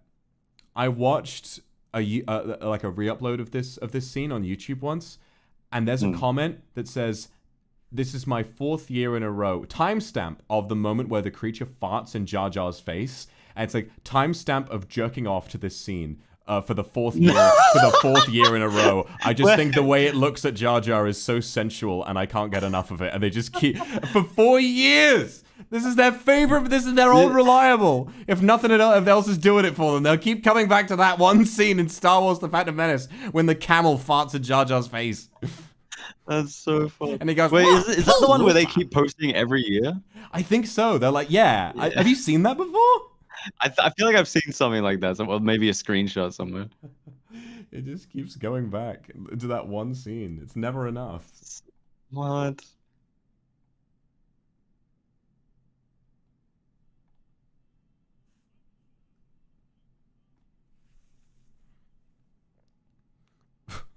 Jabba do Hutt. Oh.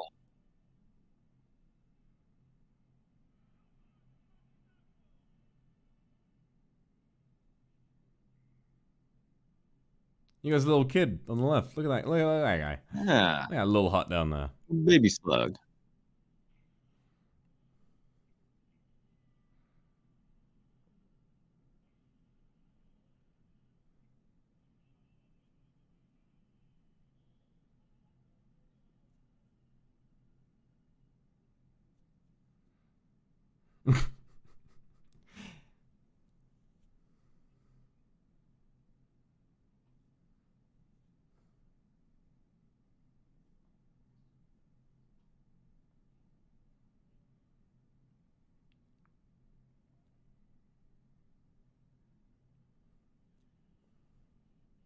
Ah, the helmet's really cool. I always wanted that when I was a kid. Yeah. I want to have that helmet. I feel like we should be able to wear those while we drive. It would definitely limit like your range of like your vision, so it would not be safe. But it'd be cool if everyone was like, "Oh, I got to strap in, pod racing helmet. Time to go to the grocery store."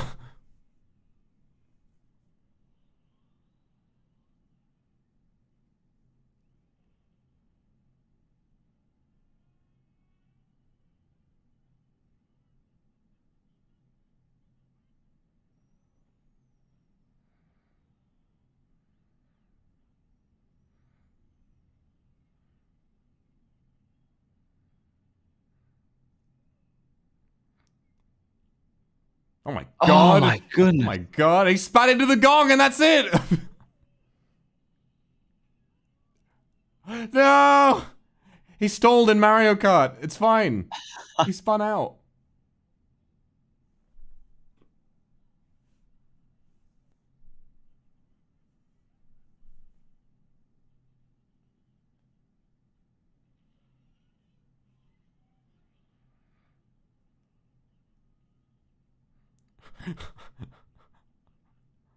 Quad and arrows. So glad we had a moment to touch base with that character. He was my Oshi.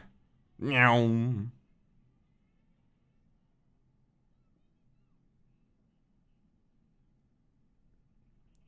Phantom Menace predicted iPads.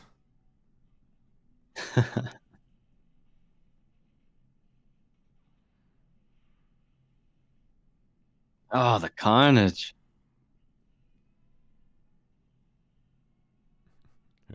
He's just a little. Oh, he's he's just a little guy.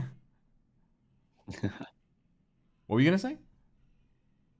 Oh, Anakin's catching up pretty quickly. He is.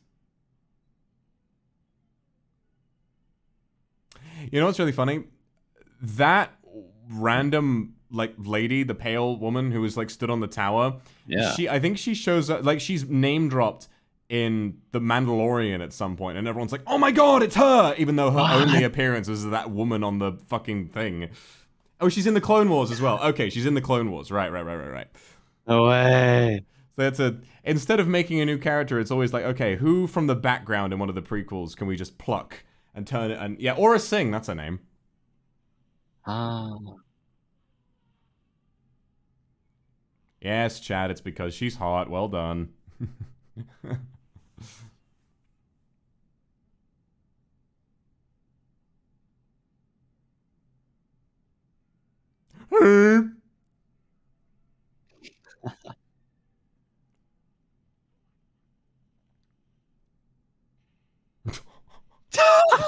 Jesus Christ!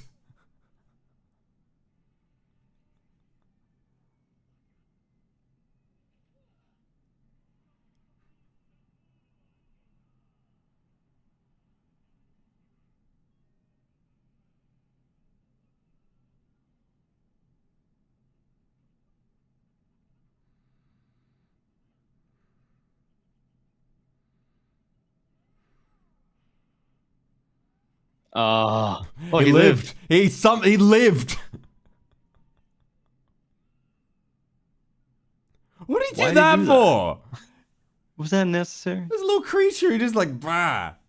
Not only, why did Jabba do that? Why is George Lucas like, hey, look, Jabba's gonna flick it, like, see how evil he is? He's gonna flick a random creature off a balcony. He's a little crazy and fucked up.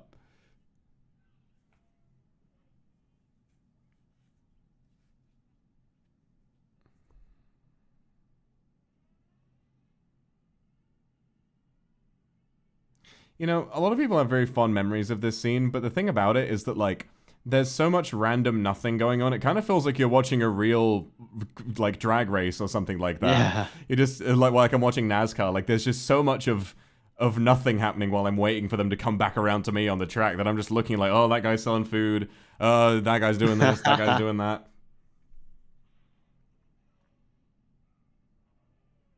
I feel like it does have sort of like a minor like world building sort of purpose. I guess it's true, but I don't know. I guess the thing for me that could have been better spent on like developing on the other story things of the characters. And I guess also it feels like it has like a greater impact on the pacing as a whole, because even though this scene is pretty iconic in its own way, it doesn't actually really add much to the plot at all. It's kind of just like a fun little detour, which just action. Yeah, there's nothing really wrong with that. A bit of excitement. There are definitely other detours that are longer in Star Wars, but it feels like it goes on for a while. It's pretty long. One of the aliens who stood up in the crowd might have been one of the scariest looking things I've ever seen. It looked like a completely pale face with like a skull. Yeah, I saw that. It looked like the musician in the bar. What was that doing there? The fuck?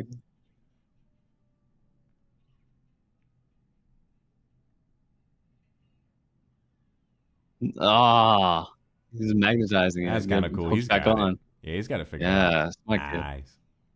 Yeah, the white pale thing looked like one of the musicians that was in the bar. Oh yeah.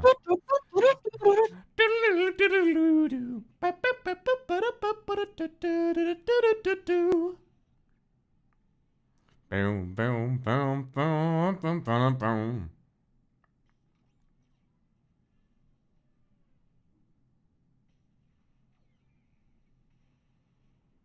Oh, they actually did something. Damn. You hear the whistly sound when it spun around, like woo, woo, woo. I don't care what universe you're from. That's gotta hurt.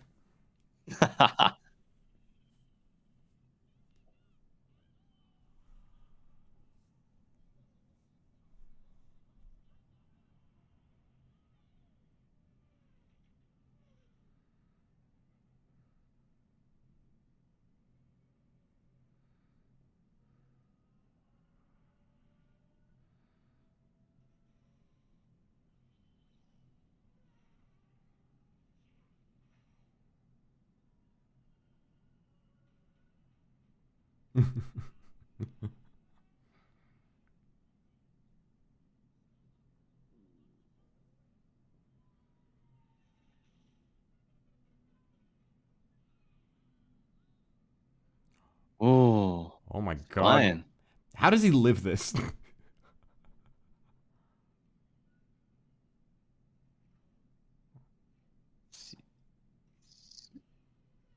Oh. Sort of slingshots off the gravity, get him forwards. All part of the plan. Ah. Did he crash it? No, Jar Jar. You are watching on the iPad, you dumbass. Houdini! Houdini! Houdini!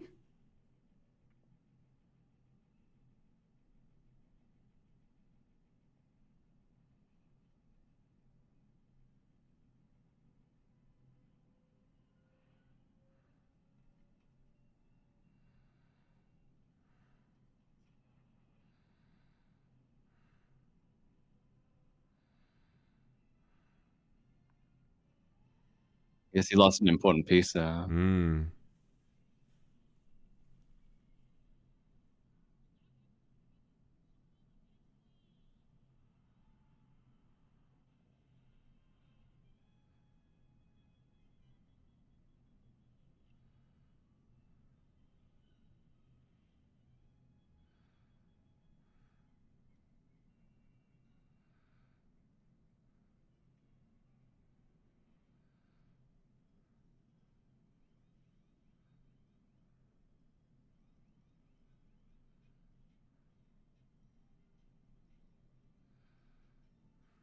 He's doing like that gritted teeth emoji.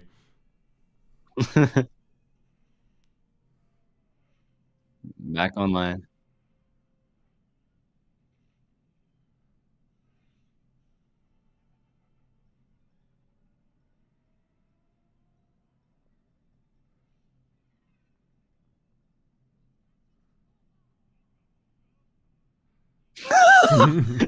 Ikapunga. Ikambokam. Ikambokam. Banjo-Kazooie characters in this universe. Yeah. Ikambokam. Every Star Wars language just sounds like random caveman gobbledygook. Like, George Lucas will just make up a funny sounding word and be like, yeah, that's Huttese, that's this creature's language. Igaboka, bibidi boba. Like Greedo in episode 4 when he shoots Han and he says Maclunky. Like every one of Greedo's weird language, it has a translation. McClunky does not. He just says McClunky, and like that's just supposedly what that word is. Just for fun. Oh, he got him! Nice. Does he die? He says Poodoo, I think. Damn. Yeah, I was right, yeah. Poodoo! Poodoo! That's what I say every time something goes wrong. I was hoping he'd crash and blow up. Fuck that guy, Sebulba. I wish they had the balls to swear in Star Wars. Imagine if he just said, FUCK!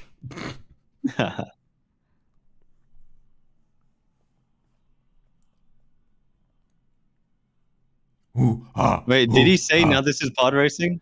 No, he says that later. He says that later in the film. Oh, okay.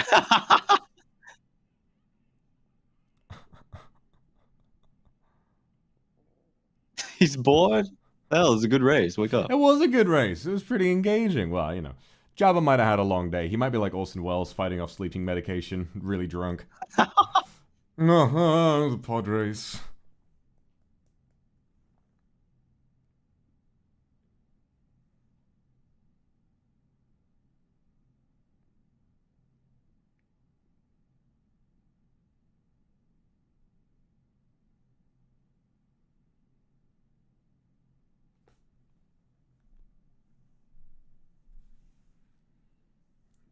Ellos huyen de mí.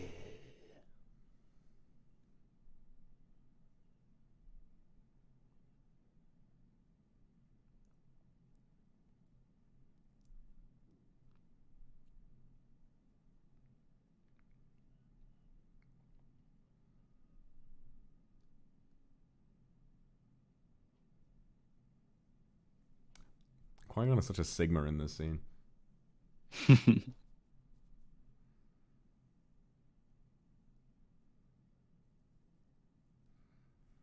Must be exhausting to keep flying like that all the time. Yeah, why is he doing that? Sit down, Watto. Sit down, man. Every time I see those camels, I think about one of them farting in Jar Jar's face. So weird. Why did they do that? It's extremely necessary for the movie. It was. That is plot right there. I watch Star Wars for the plot, and that is plot.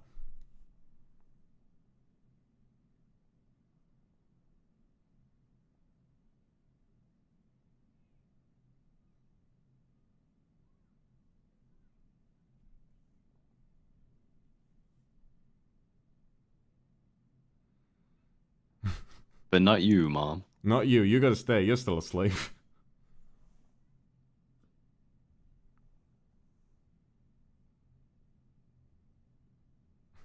I too would react the same way knowing I was about to lose contact with my son. Yeah.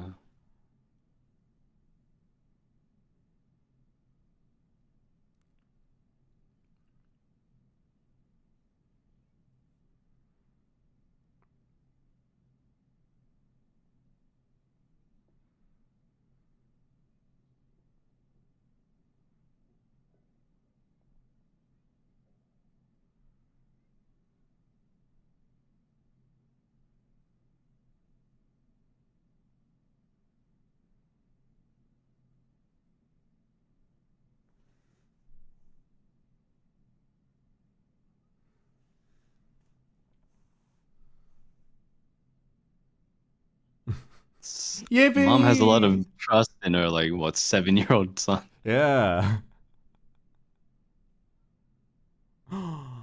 What about Mom?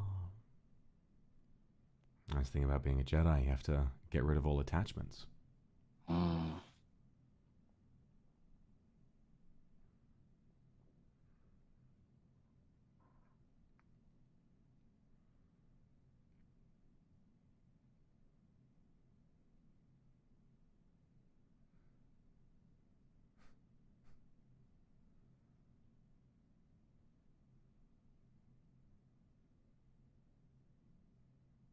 That's kind of a raw line, actually.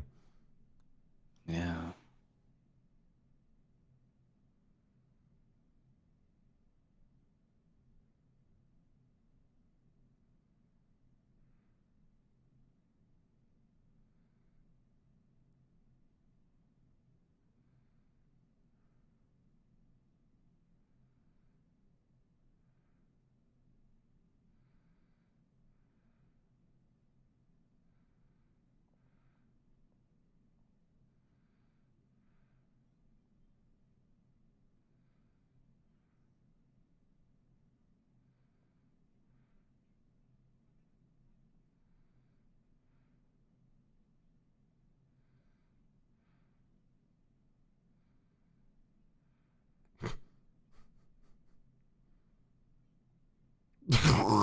Why does he sound so sarcastic? You've been a great pal.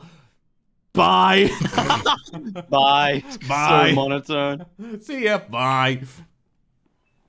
That is intentional, right? He hates his own creation. I think that might be true. Like, he's just kind of annoyed by Yeah. C-3PO at this point because he does sound genuinely joyful like the rest of the time. Yeah. Aww.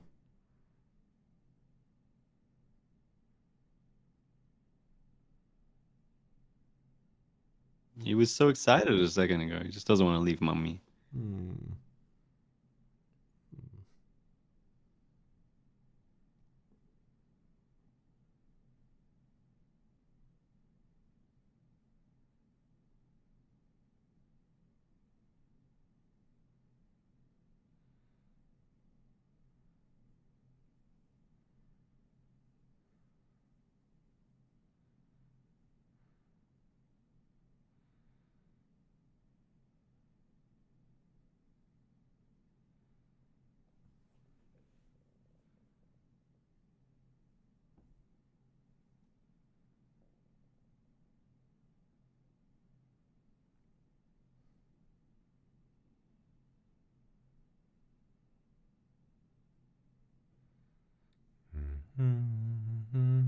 It's a beautiful track. The music's very, Oh, yeah. very sad, lonely. Oh, 100%. And I'm really sort of whenever I see Jake Lloyd as Little Annie, it always makes me really sad to think about like what became of the actor who played him because of how much Star Wars fans bullied him, you know, for his performance. And to be honest, I don't even think he's bad.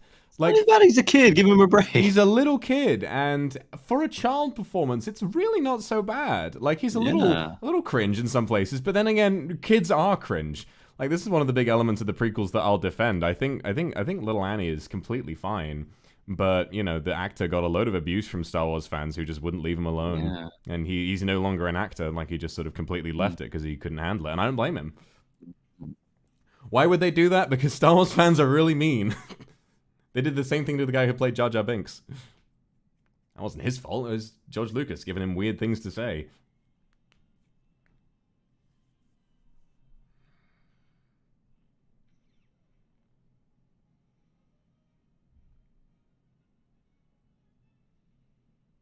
Peace.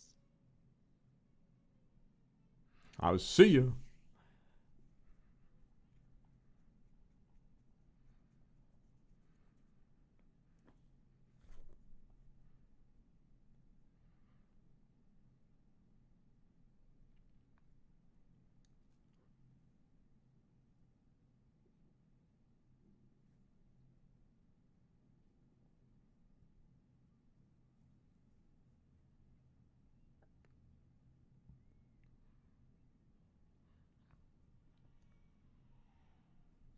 Light boy.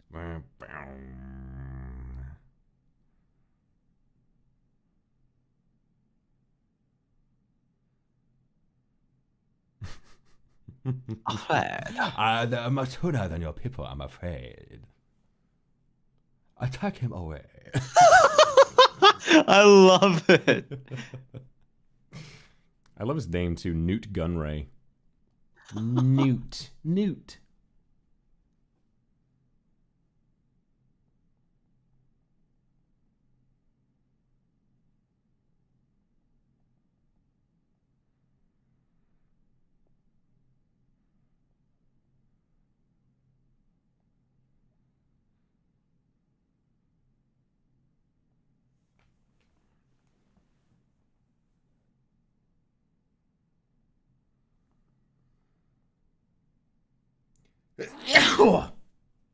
Oh, bless. Thank you. Ay, ay, ay.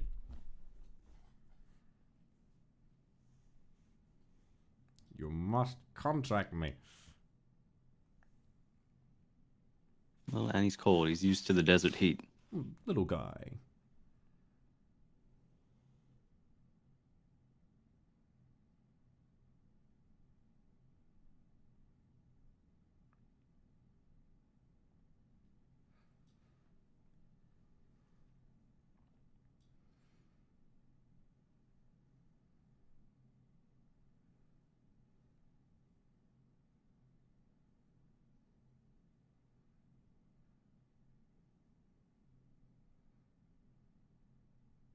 The fuck is that? A what now? A what snippet?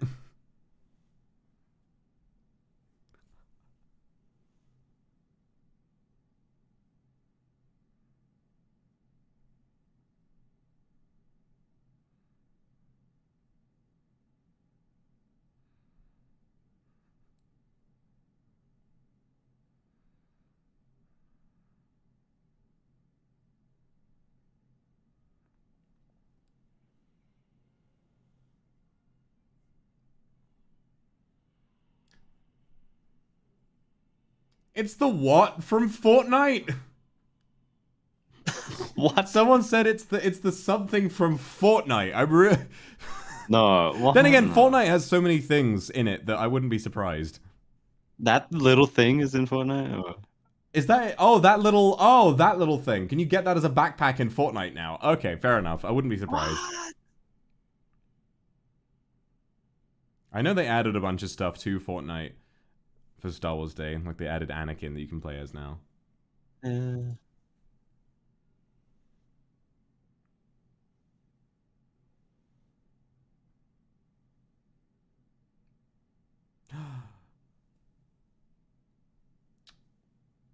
Chancellor Palpatine, let's go.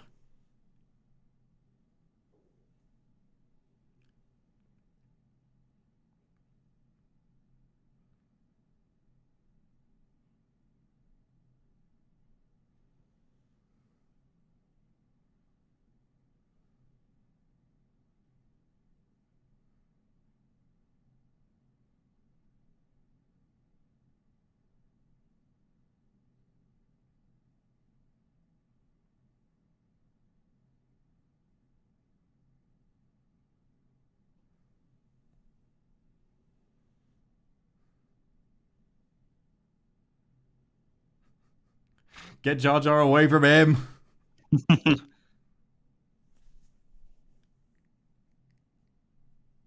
Look at his hands swing around. He's doing Jedi mind tricks all over the place.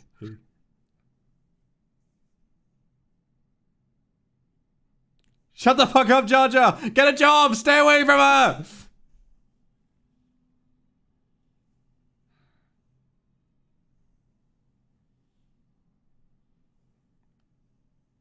Bloody hot. Ugh.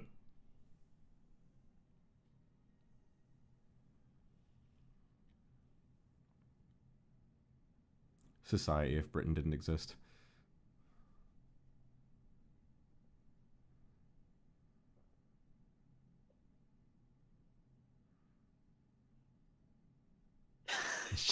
Her fucking costumes. Oh She's my always goodness. in a Met Gala dress, no matter what happens. She changed Like, from the launch pad to here, she got into a brand new gown, headdress, and do and everything.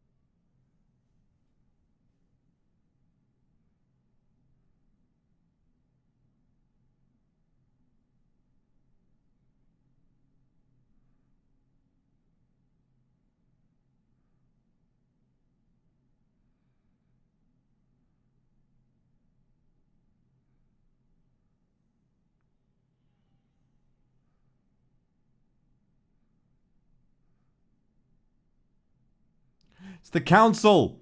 Look in the back! Look at that guy, he's made out of blue tack!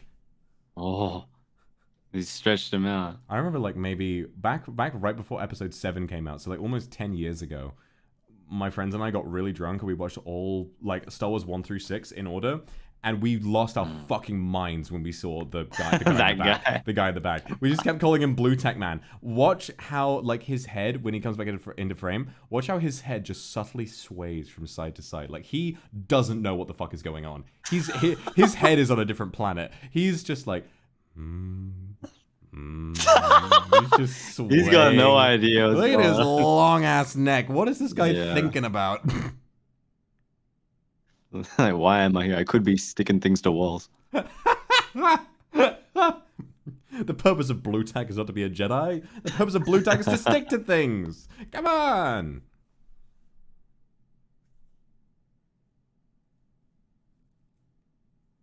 It's Mace Windu.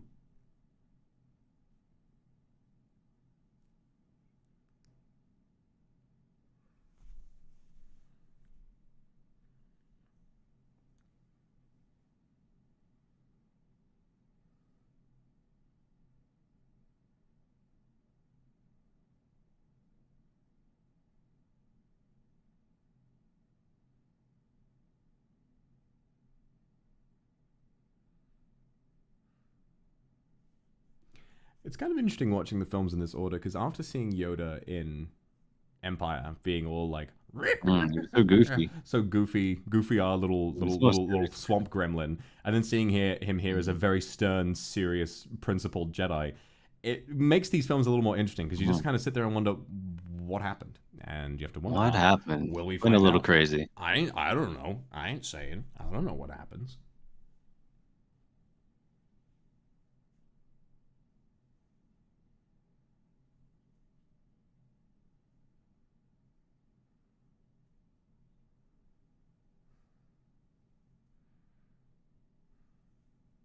God, yeah, there's another iconic fit. There's so many of them, they just kind of, like, blow past me at this point. Yeah. So much work and money went into each of these costumes, and they only appear for, like, 20 seconds at a time. Yeah. It's really funny. There was a Simpsons parody of this scene where it's like they all go to see the newest episode of Star Wars, and the whole movie is just a council scene where they're just doing roll call. Like, they go through every single one of these, and it's just a 2-hour movie where they do roll call, and then Yoda says something slightly cryptic at the end, and then it's over. And Comic Book Guy walks out, and he says, like, "Ugh, worst Cosmic Wars ever. I will only watch it 3 more times today." Today, the slide pause.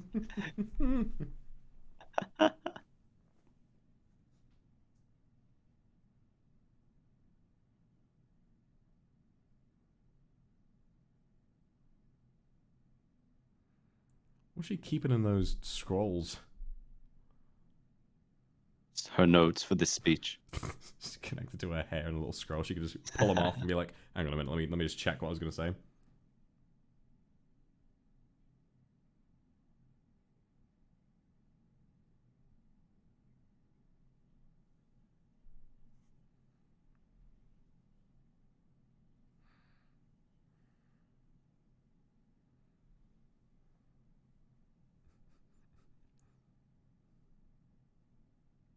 It's that meme of the one guy whispering to George Bush. Sir, the e-girl has leaked the DMs you sent her. Sorry, folks. I gotta get out of here.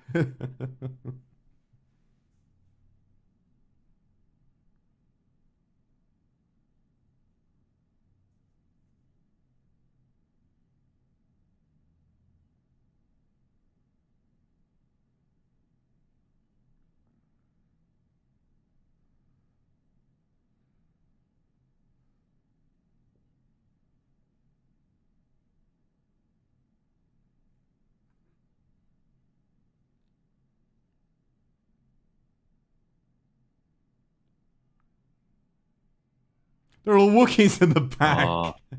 They're there as well. Outrage. E.T. Bottom left. Oh my god. No way. I don't know if you caught it. It's literally. It's not even like a Star Wars race. It's literally E.T. I think that's a reference.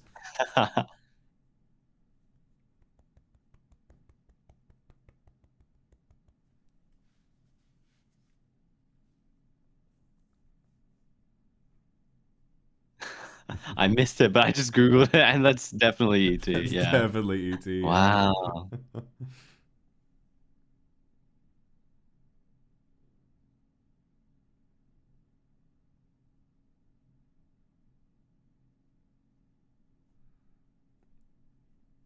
It's a nice shot, but the spaceships in the background kind of look like the 2D PNGs you get in like Wii games of the crowd, like in Wii Sports.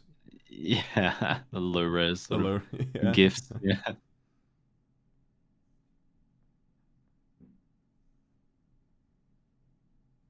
Not bad.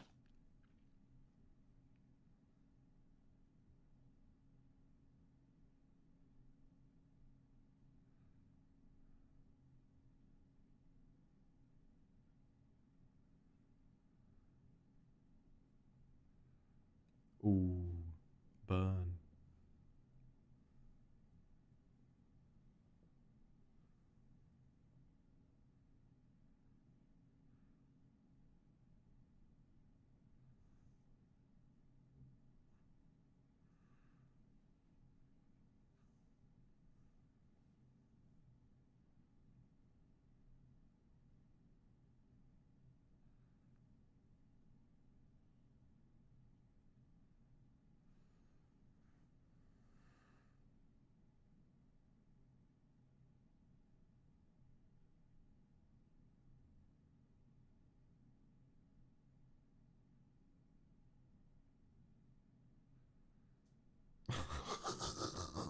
Oh wow.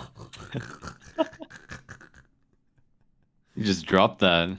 In those silly fucking voice. Why did George have to say that?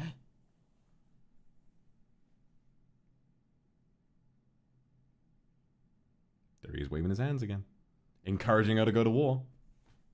Wow. Mm-hmm.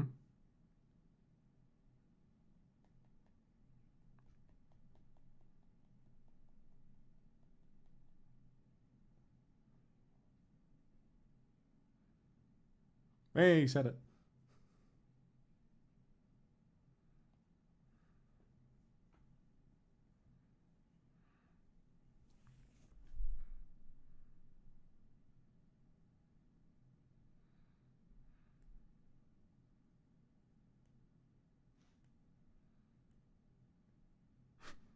It sounded like he was about to say something else. I will be, Chancellor. Oh, sorry. Oh. That's it. Full stop. I will be, Chancellor.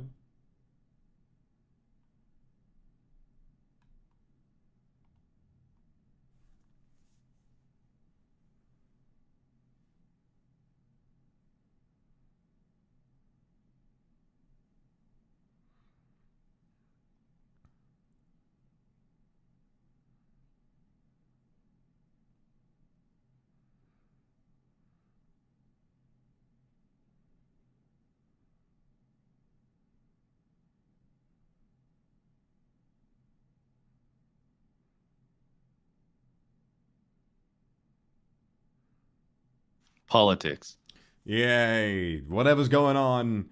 Yay. You know, this film's pacing is so weird because the film, there's only like 40 minutes left. And it's like, nothing's happened. Nothing's happened yet. We had the pod race, and Anakin is like, oh, I'm cold. Like, that's kind of it, really.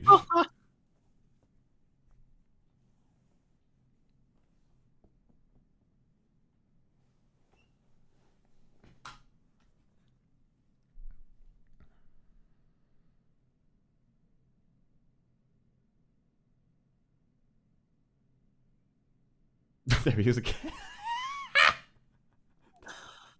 Mr. Blue Tie. The way he's in the shadows, he looks like a fucking sleep paralysis demon. I wish Yariel Poof was my sleep paralysis demon. God, look at his eyes! Look at those sunken eyelids! Ew. Oh my goodness.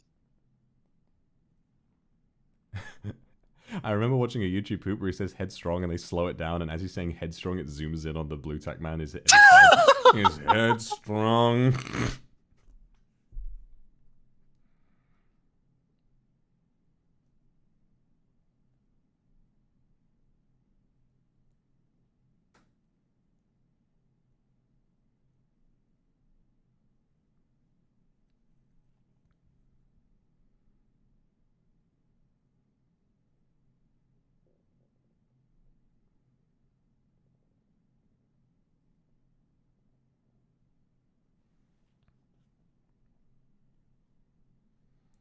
Now, good question. Is he using the Force to hold his head up? Perhaps his neck is so thin that if he wasn't using the Force to keep it up, it just wouldn't be able to support his head and his neck would just snap and he'd die. It really does look as sort of like fragile as stretched out blue tie. I don't know how he's keeping it up. He must have a spine of steel. Yeah, he's got a little rod back there just kind of keeping him up. You know, like a plant, like when you want to guide a plant and how when it grows. Yeah, you tie he's it got to one of the those rod, on yeah. his back. Real stick up his ass.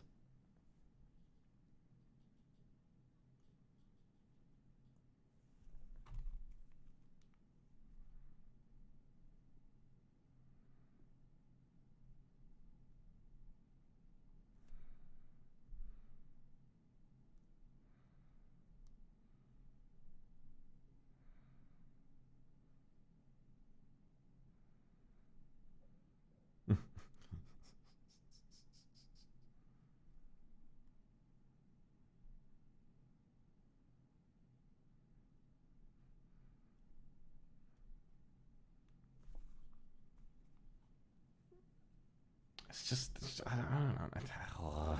It's exposition.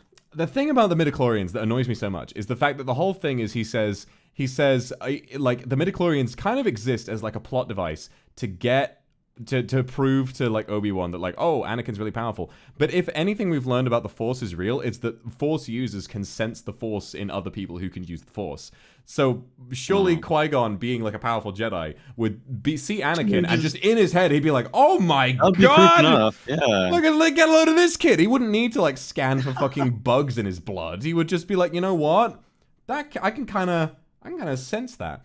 And again, that's the unfortunate part, is that it just makes it removes a little bit of the fantasy, because there are so many like kids who would have watched the original Star Wars and been like, I want to be a Jedi someday. I'm gonna use the Force. But then they watch the Phantom Menace, like, oh, but what if I don't have any midichlorians in my blood? Yeah, unfortunate. It also kind of implies that someone could get like a midichlorian transplant or something. You can inject them, yeah. Yeah, what if someone killed Anakin and like used a syringe to pull out, like just did a blood transplant to get all these midichlorians in? Would they just become a Jedi? It ruins the magic of it, definitely.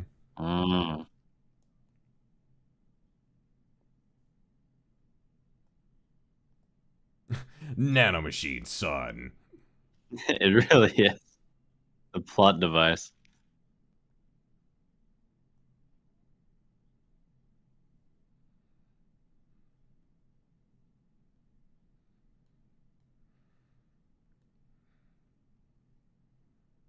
The thing about like the whole like sort of proving that Anakin's powerful thing is that you kind of don't need to prove anything in a universe like this. Like, just tell me something's true and I'll probably believe it.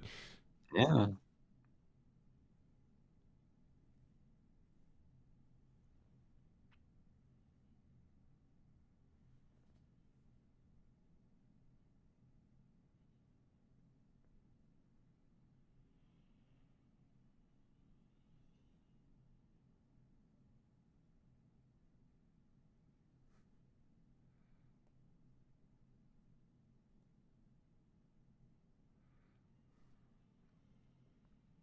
How the hell you keep this ship like that clean?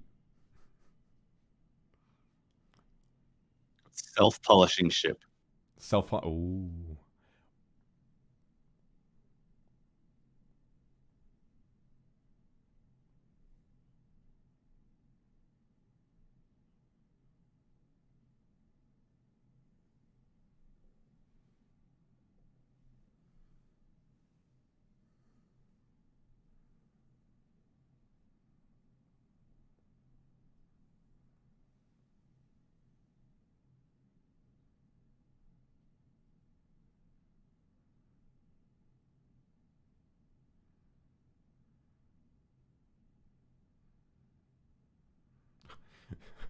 What was he doing in the water? Just going for a swim.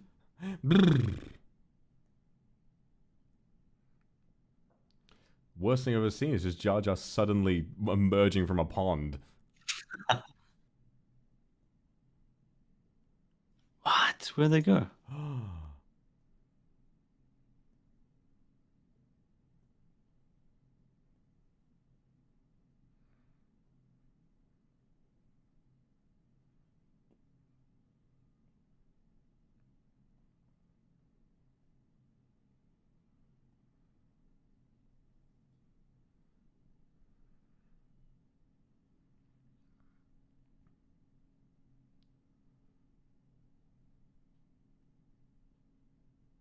Ah, yes, the sacred place with like those Buddhist statues. Yeah, interesting. I guess Buddhism is canon to the to Star Wars now. Yeah. This is from a civilization before the Gungans, I guess. Yeah. Although, then again, Star Wars is a long time ago. So, I don't know. It's odd, because a lot of Jedi philosophy is actually very similar to Buddhist philosophy. It's all about, like, you know, releasing yourself of attachment and becoming in tune with yourself and all that kind of stuff.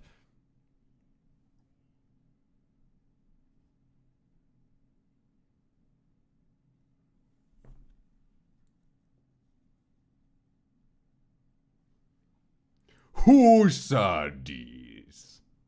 This is what all, like, first Discord calls with new Niji member. Yes, decoy! Husadis. Every meeting with new members of NIJISANJI should be like that, and I'm gonna be boss Nass, and every time there are new members, I'll be like, Husadis.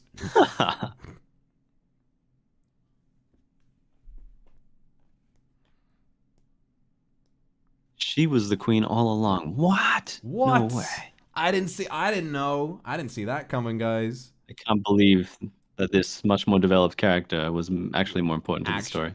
Damn, never would have seen that coming. He's gonna hit us with that Riz stare.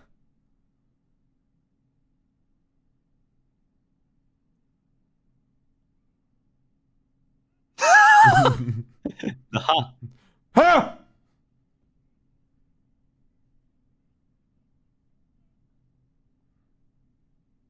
That was not a chuckle. He went monkey mode for a second. You really did.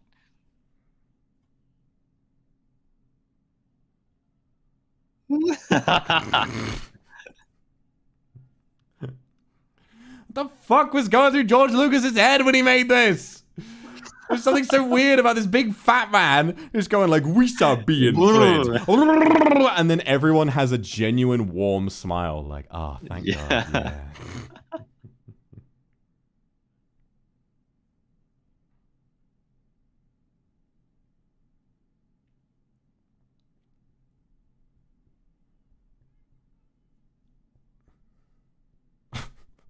Why is Anakin in charge of that? Yeah, why is he the messenger? He's got little legs. He's going to run slower.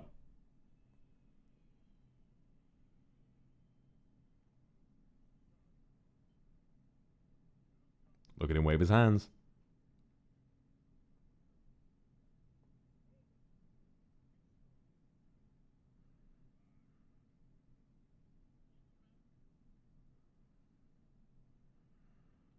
And this guy can't handle that responsibility. He's gonna get them all killed.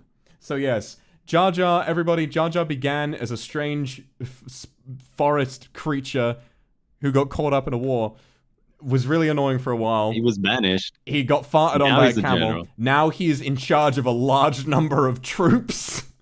You just wait for the next movie. They gave him even more responsibilities.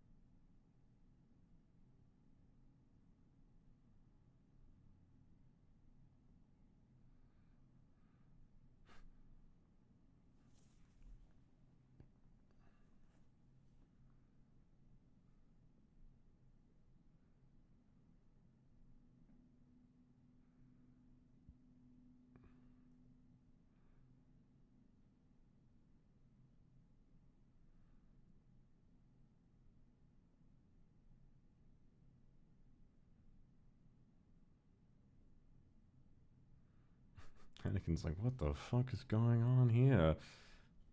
I don't think we're in Kansas anymore. No.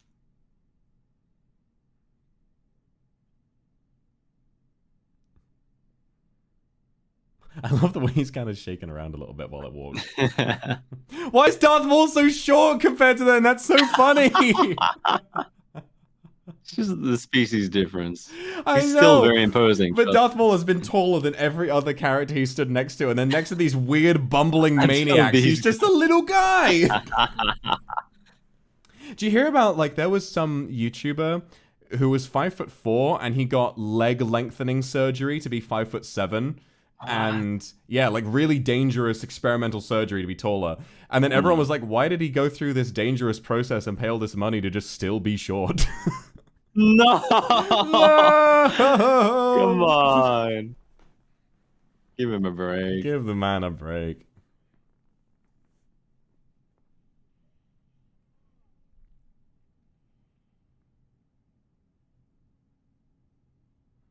If you're a short king, believe in yourself. Honestly, that's true too. Have confidence. You don't need to be big. Have confidence in being a short king. You know, you guys have a whole song. Yeah.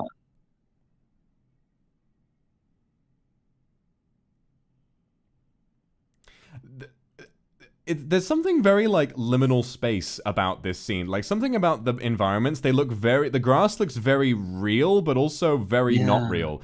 Like, the hills in the background look like they were made in fucking Blender in 5 minutes, and then the grass looks like a real place. So it's really odd to look at. Yeah, strange sort of contrast. The structure of it, it's kind of unnatural, It's but really weird. Really weird that there's just Texturing is nothing very out there as well. yeah, very empty. It's like getting lost out of bounds in a PS2 game and just wandering around places that don't have, like, the graphics all done and running into They didn't random put any collision. entities around. It's just empty environments. Yeah.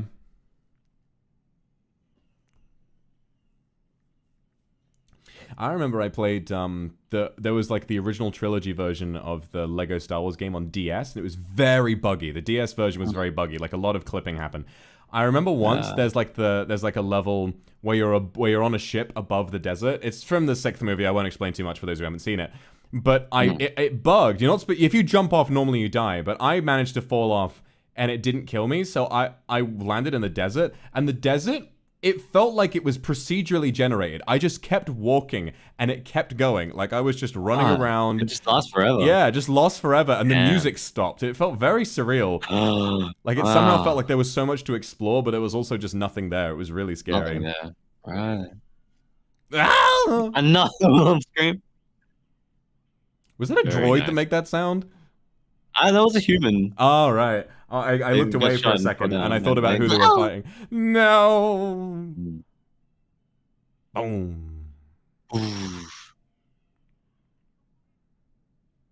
Yeah, these ships. I had a model, like a toy model of these ships. I think I did too. Yeah.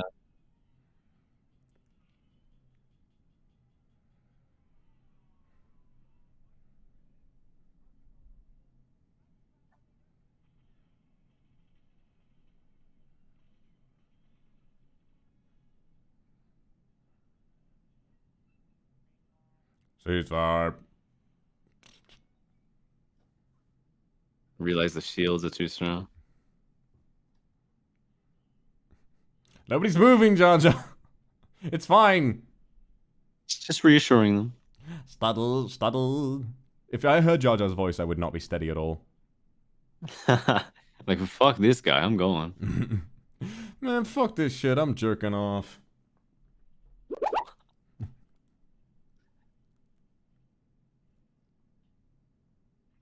What are those sound effects? They added a bit of vibrato to that. That's the goof I like that a lot. far, like the goofiest like ambient sound I've heard in any movie. Yeah. Ah, this is kind of sick. No, you're right. With that music too. Dun, dun, dun. Gulp. Ouch time. Classic line. What a raw line.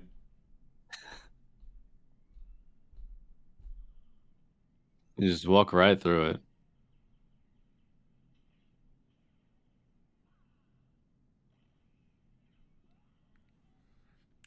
And then you start to notice, like, one of the main problems with the prequels. This scene might as well be from an animated film. I don't think there are any real cameras being used.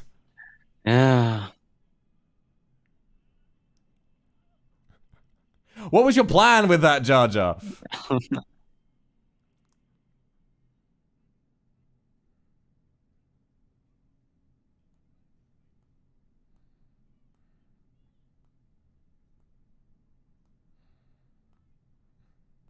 But I...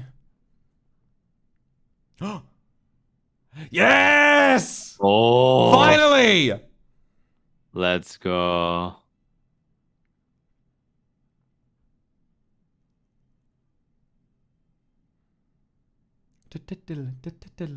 Yes! Finally! He's got horns. Now we gotta They fight. take the cloaks off. Oh, it's so raw the way they do that.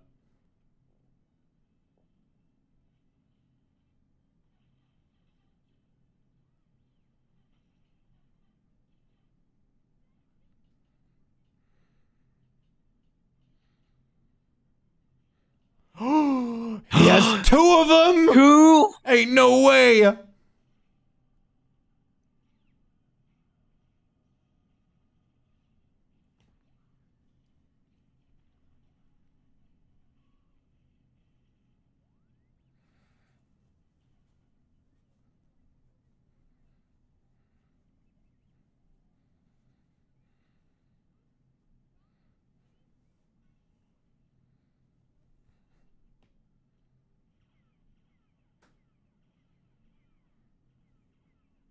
Oh, it's got some good guns on it. Hell yeah.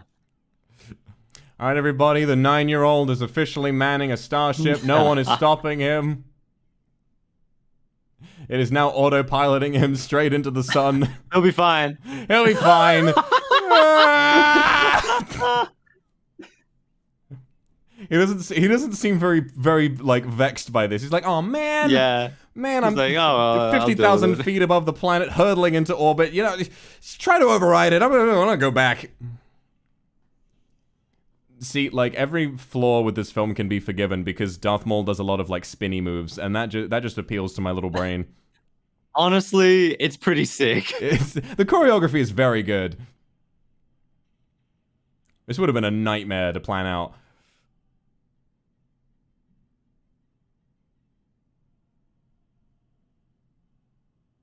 Brush your teeth, man. Yeah, come on.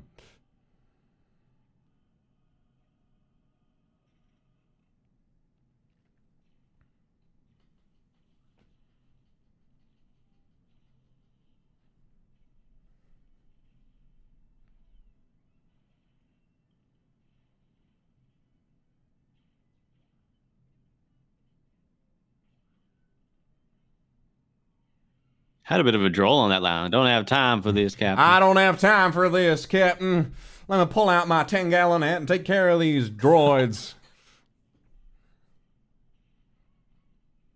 Someone in chat pointed out that Darth Maul is hot, and it just reminds me. I don't know if you've seen the Clone Wars. The animated one? Yeah. Only a little bit, not really. when Darth Maul shows up in that show, he is like the most... I feel like people often use the word baby girl to describe a man quite lightly, like they throw it around a lot. I've never heard a more fitting description for someone than baby girl when you're talking about Darth Maul in the Clone Wars. He's so, like, edgy and full of himself, but also so pathetic at the same time. He's like, oh, goodness. I would really recommend, like, I wouldn't recommend the whole of the Clone Wars, but just watching the episodes with Darth Maul, I think is genuinely kind of worth it, especially in the final season. He's really good.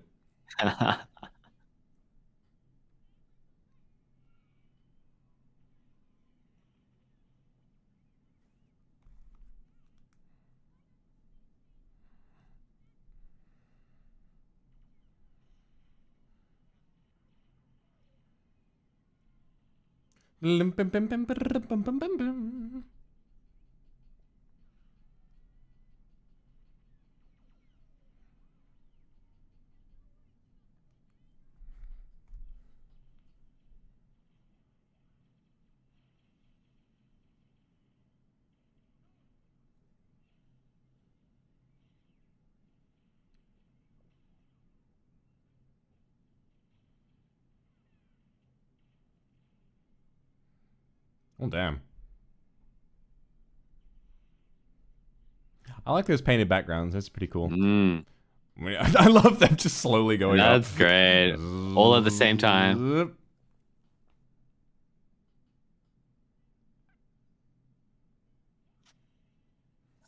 Looks like that window had no glass on it. Yeah.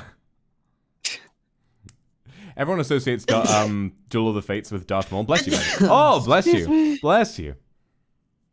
Oh.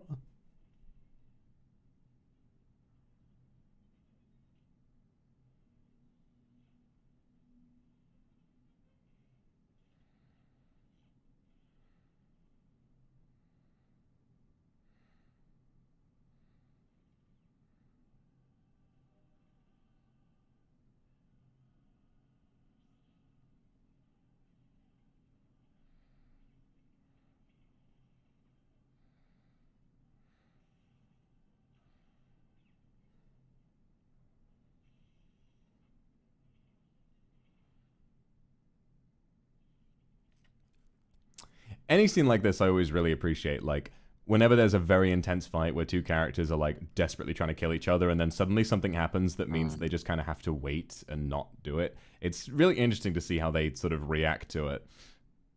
And in a film like this, which is so sort of campy and weird, it's actually quite, like, a nice moment to sort of break up the fight a little bit. Yeah, it is. Qui-Gon trying to stay calm, regain composure. Darth Maul is just edging, just can't wait to get at him. He's edging now, very, very true. He's about to blow with anger. No! Nutsin.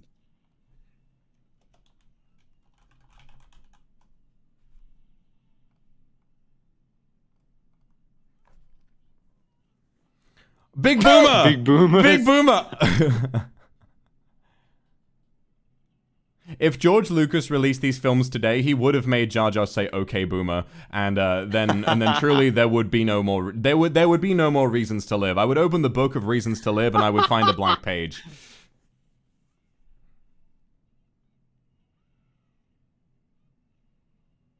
Do you know that one of the best-selling books on Amazon is a 500-page book called Things Men Think About Other Than Sex, and it's just 500 blank pages.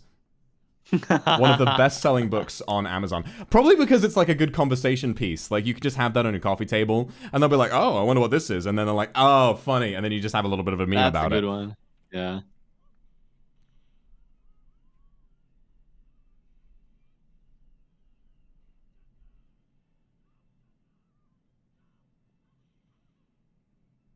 Oh, no. No.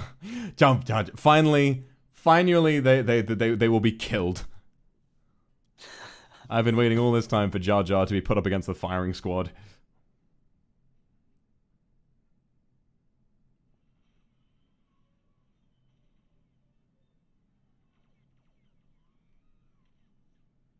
Whoa. Whoa.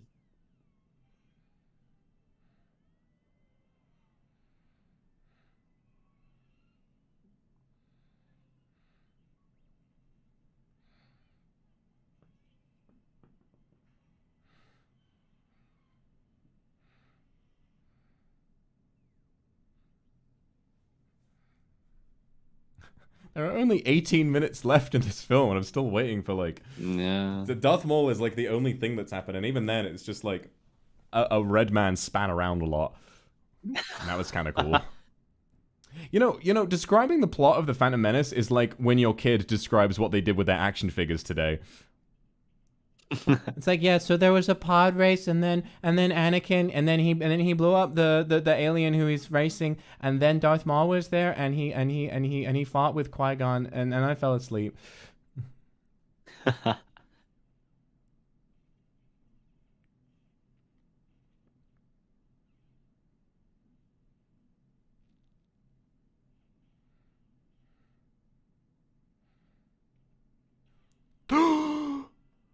No. No, Qui-Gon. A clean hit right through the guts. Ouch. Obi-Wan's master, he's gone. Dun dun dun dun dun.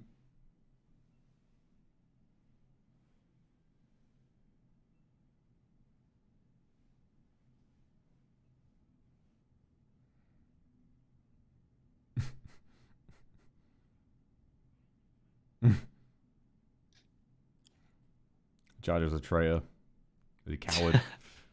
No balls, Jar Jar.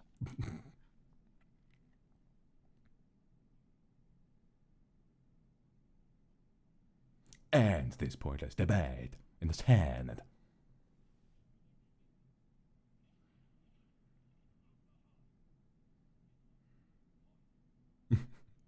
Oh, he thought he had the real one. The decoy is the decoy.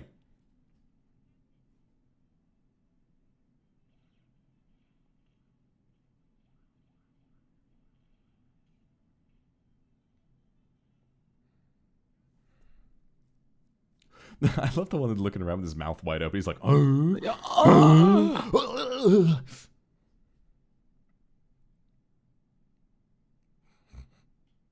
What a raw line to end that scene with. Now we will discuss a new treaty. Just a brilliant dialogue.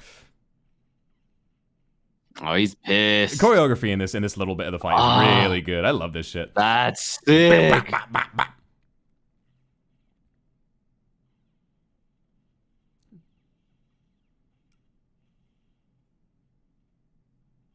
Oh, one side still works.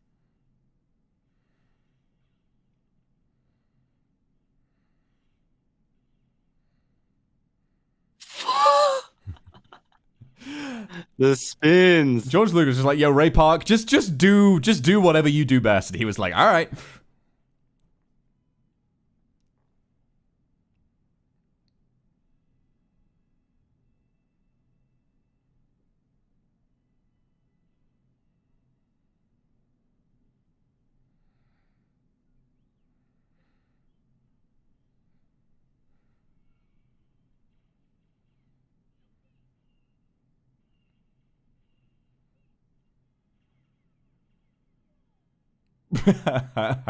He's swinging from side to side. Whoa. Whoa. I don't know what I'm doing. Whoa.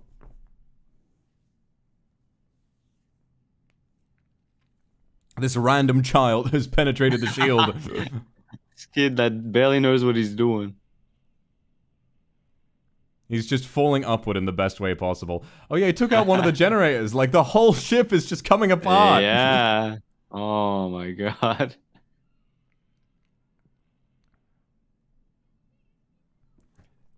Whoa, he said it. He said the line.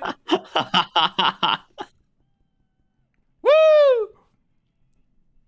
This is what I would say woo if I mounted an attack on an enormous droid ship and killed thousands. Yeah. Millions just died. Now this is pod racing. Now this is pod racing. High five, everybody. all the small things.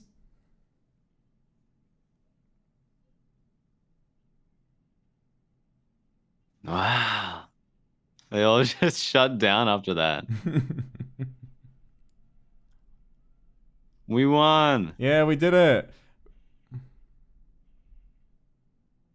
Now, reasonably, Darth Maul could just do a tiny little force shove and Obi-Wan would just go flying to his death. He's playing with him. Yeah, he's playing with his food.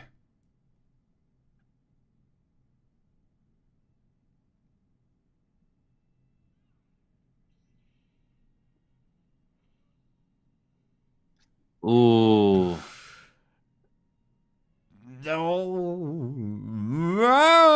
Oh, he's in half. No, Darth Maul. Got divided. Let's go, Obi-Wan. He did his flip. We've had flips, we've had kicks, we've had spins. Great fight scene. That's all I need.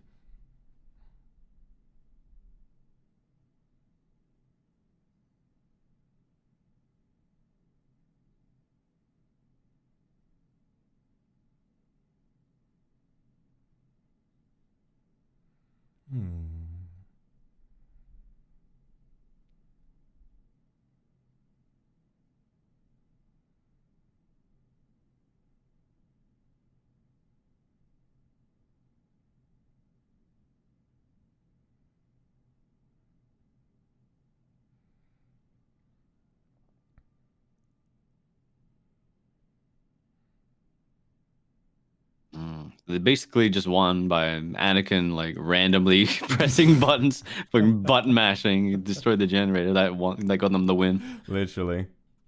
I heard a story once about one of my friends from uni. One of his roommates like was big into Smash, and he had never played Smash before in his entire life. They played Smash together, and his roommate was like, "I'm gonna school you. I'm gonna teach you a thing or two." And then he picked like Daisy or something and just button mashed and like beat him quite handily. And he genuinely threw his Switch in the bin. Like he was so mad for like the next 2 days. Trash game. We will watch your career with great interest. Sometimes button mashing just worked, as is evident from this film. And he didn't really do anything. He was playing an on-rail shooter, and he had more quarters than he needed. He was just like, bup, bup, bup, I'm good.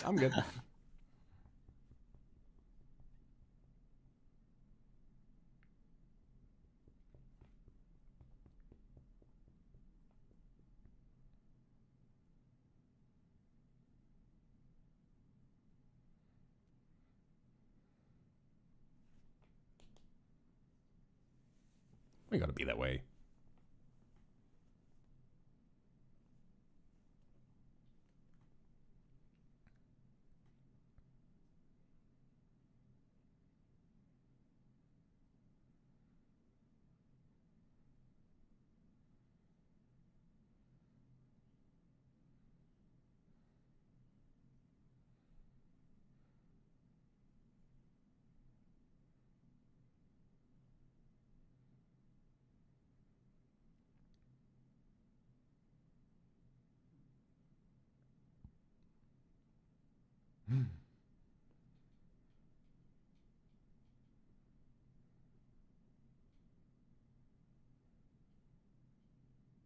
Oh.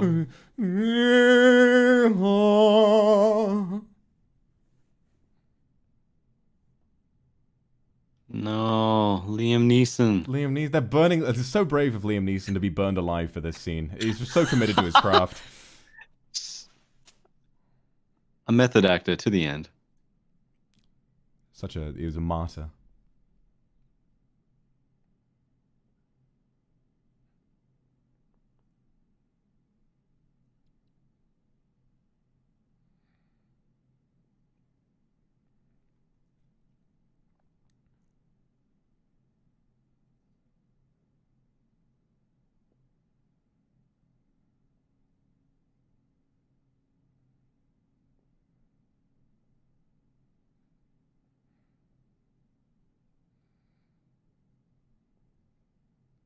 What he means by that is that Obi-Wan was also very hurt by this death. Yes, exactly.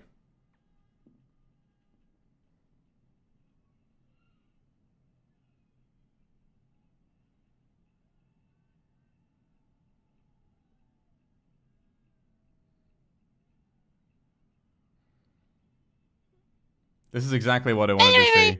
This is exactly what I wanted to see. Just a giant parade with. Think about like how. What were you laughing He's holding the fucking plasma ball. He is like one of those little electrical balls that's at like a gift shop. He's like, I found Misa found this. Jar Jar, you fucking idiot! Who is that? Who is this guy? Why is a fucking Gringotts goblin from Harry Potter stood there? Get him out of here! He's got one eye. Tell me more about that guy. It looks more interesting. Yeah, like, what is that? I don't think we ever learn what that is. Misa found this for $2.50. Peace!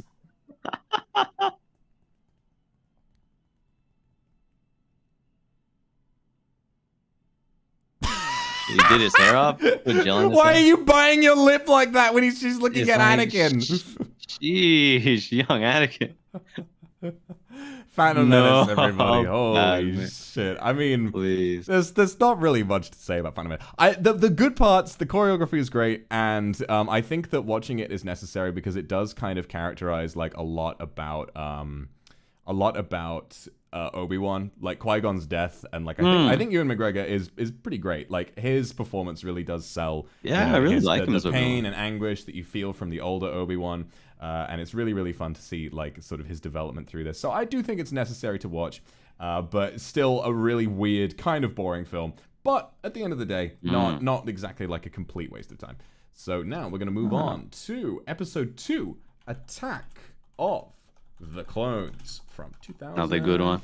Attack of the Clones? That was going to be the last one for me, though. I got to take off. Nah, it's completely fine. Must be pretty late for you, right?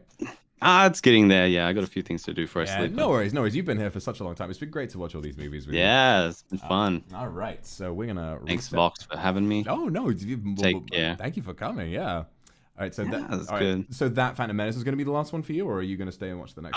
Yeah, Phantom Menace was be the last one. Okay, no worries. All right, well, I'll look forward to watching the rest of everyone else. But thank you so much for coming, son. It was great to get to hang out with you. Yeah, it was. Great movies, great times. Thanks everyone for hanging out and Vox for hosting this. This is great. worries. I've been waiting for like a good time to watch these movies, see the classics that everyone always talks about. Yeah, you'll have to get around to watching episode 6 another time. Yeah, watch all the originals. Yeah, I wish I could stay out. It's gonna be pretty late for me at this point, but yeah, probably. Well, we'll see. You might go to sleep and wake up, and I'll still be there watching this. Yeah, you know what? If I wake up in the middle of the night and it's a good time and I can't sleep, maybe I'll come back. Yeah, who knows? Anyway, thank you so much, Sam. Right, I'll keep going. man. I'll see you around. You take care too. Bye-bye. Maybe. All right, nice. Now it's just you and me, chat. I get to talk to you guys a little bit before we move on. Thank you very much for watching, everybody. I'm having so much fun today. I'm having so much fun. I'm really, really glad I'm getting to watch these with you. And you guys, again, I really want to just give you, I really want to just satisfy that need for praise within you. You're doing very well at like those of you who know Star Wars, keeping the spoilers wrapped up, even if you don't fully understand the gravity of those spoilers, even if you're kind of into Star Wars but not really. Those of you who are new to it, like taking an interest and validating my interests and wanting to take interest in the things that I enjoy. Really, really kind of you. So I can't thank you enough for that. I'm so glad you guys are enjoying it. So this next film is called Attack of the Clones, and we are about to see. It's a time skip, big time skip, and Anakin is grown up. He's grown up into a healthy man, and he's being trained under Obi-Wan, who has now grown a beard. That's the only thing that's changed about Obi-Wan. So the next films, what are the run times of these films? Because I would do a little pee break. Hold on. Fucking Star Wars runtime. Okay, so episode 3, 2.5 hours. Episode 2, 2.5 hours. So about 5 hours, and we have about 5 hours exactly left on the VOD. So we're going to have to get on with this like now if we want to clear this before the VOD ends. So let's go ahead and get started. So this is going to be episode 2. I'm probably going to start the film and then order some lunch. So yeah, let's get started, shall we? Oh, 10 minutes for credits. Oh, that's true. Okay, so I'm just going to go ahead and get started right away because I don't really want to waste any time. Is machete order? Yeah, or yeah, machete order, or like the hatchet order, or whatever it's called. I had like another name for it. There are a lot of different names for it, so we'll see, we'll see. But anyway, let's get on with the movie. So this is, just in case, this film is 2 hours, 23 minutes, and 4 seconds. So we're gonna get on with this now. If you have the wrong timestamp, please make sure to check this. If you watch on Disney Plus, it should be right. If you do not, but if you do not have access to Disney Plus, try purchasing the 4K edition of the film from 2010, which should be the right one. Tarushka, thank you very much for the super, and Irishin, thank you very much as well. And I didn't notice them earlier. Harumi, thank you for the gifted, and Ekibek, thank you for the gifted as well. Tarushka, I'm glad you're looking back to the VOD. I look forward to hearing your thoughts on it. Okay, you know what? I'm actually going to grab some water, so we will start in just a minute. So, pee break while I grab water, and I'll be back in a moment.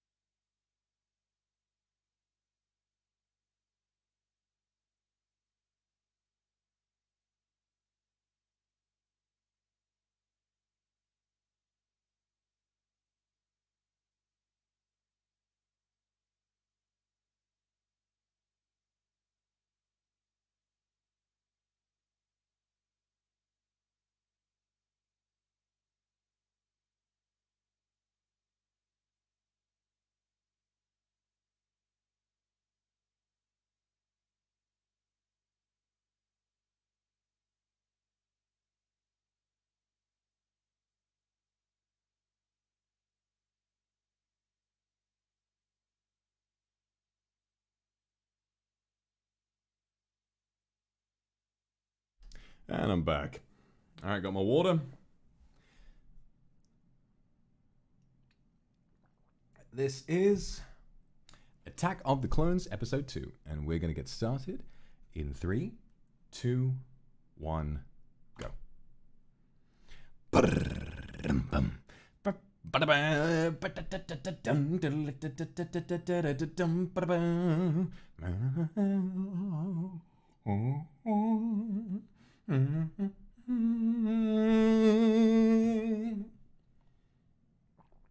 Gloves, thank you very much. I'm glad. I'm having a cozy time too. Cookie Cow, thank you very much for the super as well. Turn off the flash, you fucking moron.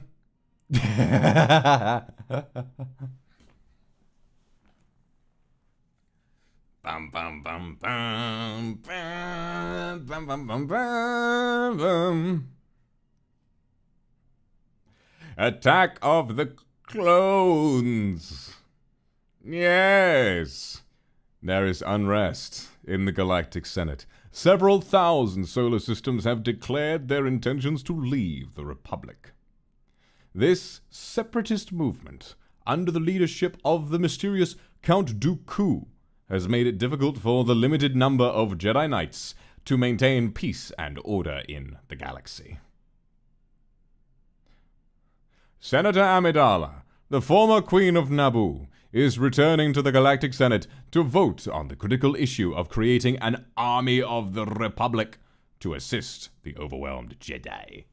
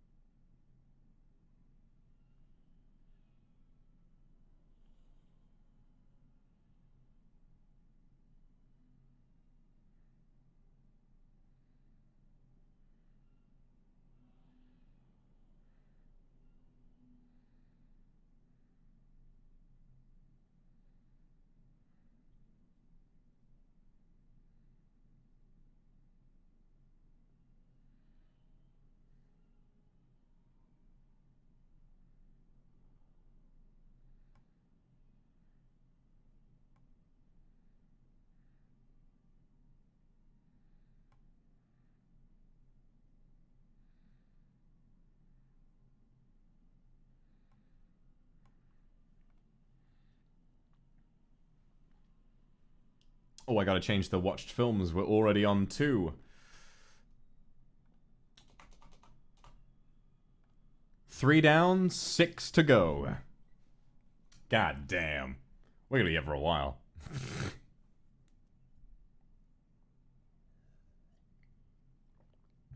It's R2-D2. There's my Yoshi.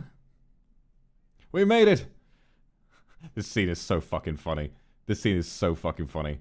I guess I was wrong. There was no danger at all. Boom!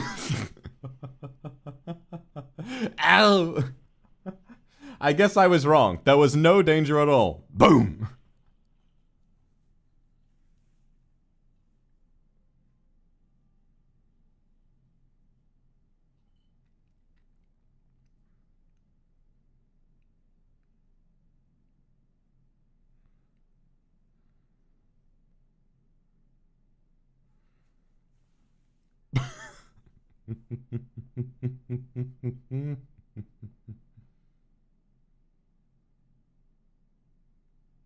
Oh, Huang, if you want to sign up as a member, all you've got to do is click the join button under the stream, and then it should be fine. You just got to pay a little bit per month, and then you get access to some new streams and emotes and stuff.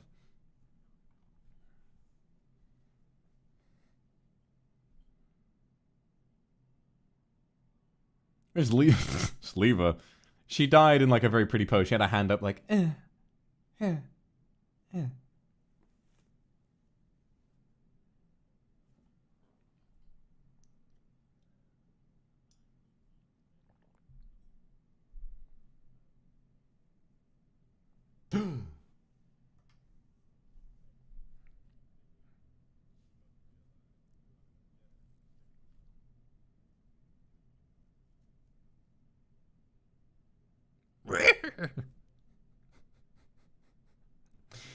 Star Wars is so funny.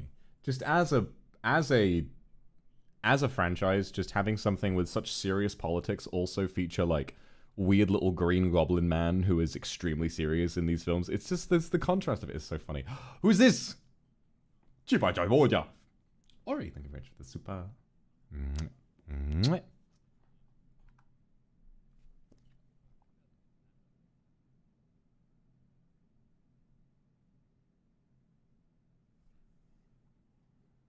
Slay! Look at that outfit. Terrible. Terrible.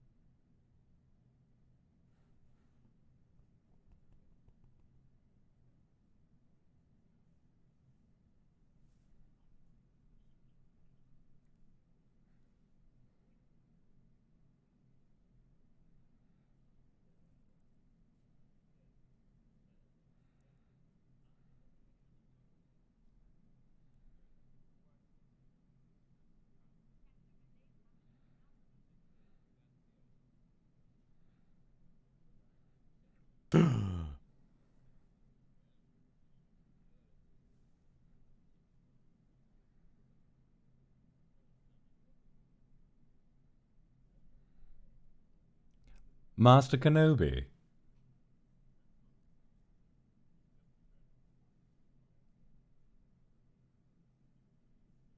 Yoda side-eye. The bombastic Yoda side-eye. Oh, see, man, that sounds good, actually. I'd love to watch Tales of the Jedi. Reminder, if you can, try not to mention anything from that show, because it might serve as a bit of a spoiler. But I know you're probably good about it, but I'm very paranoid. I don't want anyone's experience to be ruined. This is Anakin! He's all grown up! He's taller than Obi-Wan now. Ah, oh, Gundarks. Hate Gundarks. So many of them in the UK. Oh, yeah.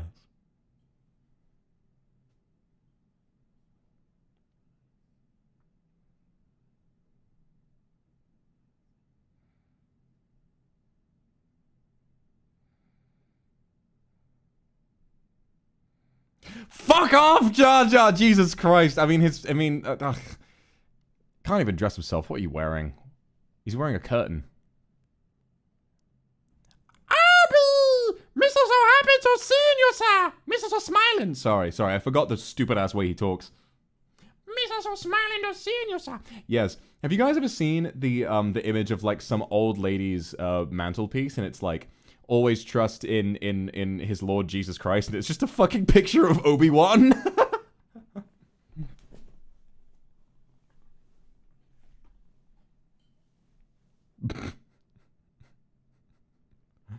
Ugh. Ugh.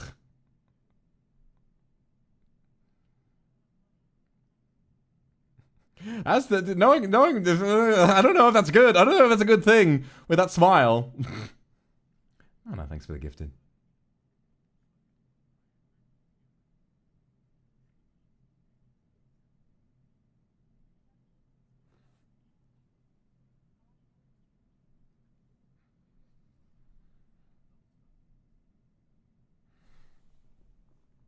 Oh, he's so weird.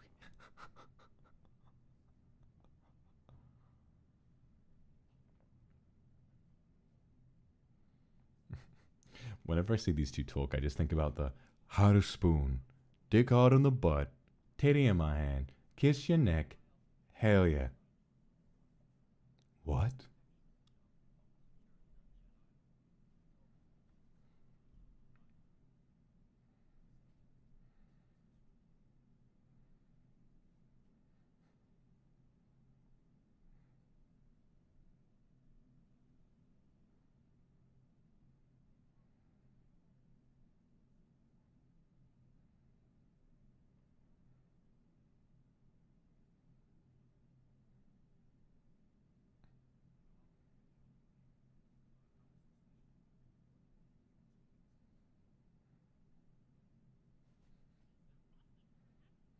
I don't want you to bust, Jar Jar!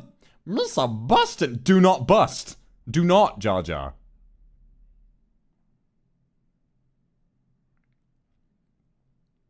No, she hasn't. She said, my goodness, you've grown. Shut the fuck. She's having a normal, measured response to seeing someone that she's attracted to after, like, seeing someone she used to know a lot and is now like, oh wow, he's hot, and then is like having a normal, measured response to it. It's like, she barely knows me. This man is I have many thoughts about Anakin. Like, yes, he's very attractive. He's a beautiful, beautiful man. But like, can't excuse the way he acts.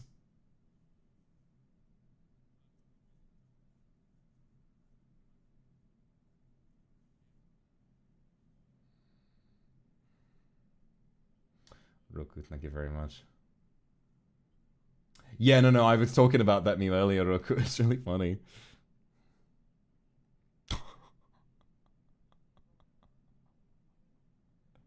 Surprise, she doesn't want to sleep in a bedroom while you just sit in the corner and stare at her. I don't think she likes me watching her.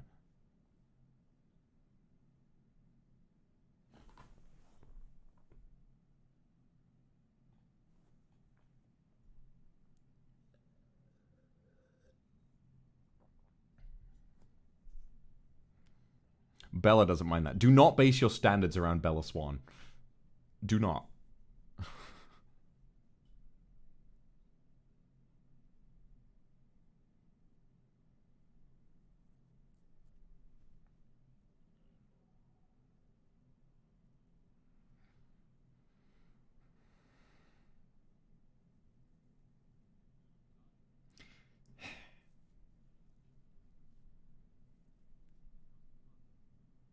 Beatrice, thank you very much.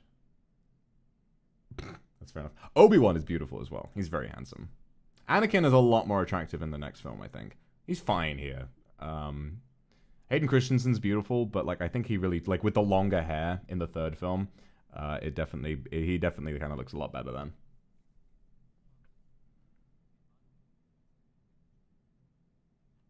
I always think longer hair makes a man look more adorable, you know, because he's more pathetic. If he's got like, not like mine. You guys gotta understand the difference. My hair is long, but it's beautifully kept, flowing in the wind and rippling with my potent power. You know, different thing. Long, greasy, sweaty hair that has not been combed. That's pathetic in a man, and that makes him very pretty, I think.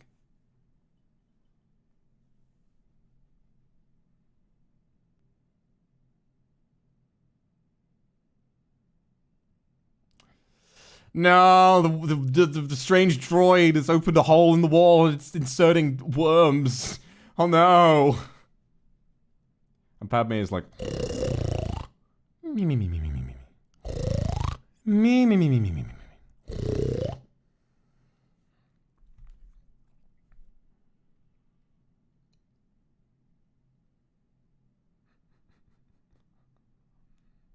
That's gross, man. What were you thinking, George? Sunny, thank you very much for the super. You know, if that droid or whoever sent that droid wants to kill her, why not just load it with, I don't know, a bomb? Why not just put a missile in there? Why not just do that and then just pew! Just blow her up. Be a little more efficient, wouldn't it?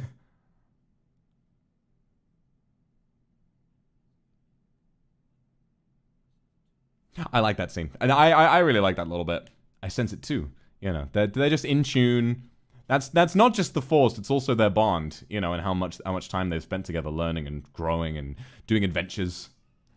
Let's go, Obi-Wan! He just jumped headfirst out the window! How is his face not full of glass? He's just really good at the game. He's a gamer.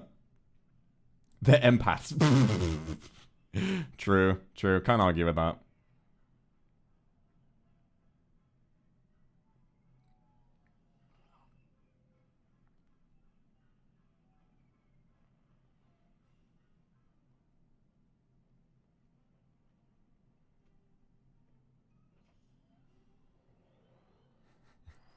He's got the whip.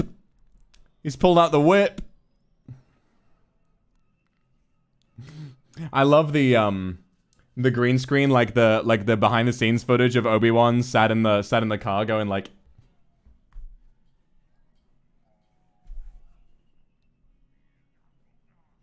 Ekabuka. You get this. These movies need to stop saying poodoo. Again, I will say it again. What is the point? What is the point of having a film with a series of films with such a deep, layered, complex plot about politics and the nature of light and dark, and then all of the comedy is for actual just babies, like pre-6-month-old babies?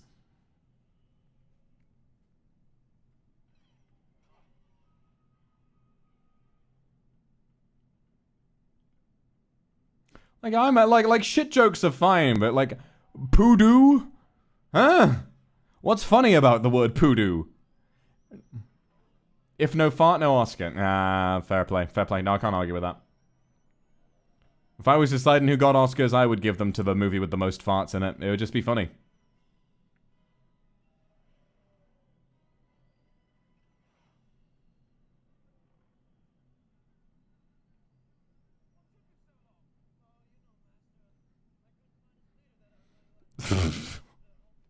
See, the thing about this film is that A, it's better than the previous because a lot more is actually going on. And it's kind of carried by, even though it's a little weird and Hayden Christensen struggles to find his own direction as an actor without a good director, their chemistry is still good. Anakin is pretty useless, or Hayden Christensen as an actor is pretty useless in scenes with Natalie Portman or just on his own. But he kind of finds his footing in scenes with Obi-Wan because Ewan McGregor is such a fantastic actor, and then you can really feel that. So there are definitely some good moments in this one. It's not as, like, just nothing as Phantom Menace, which I like.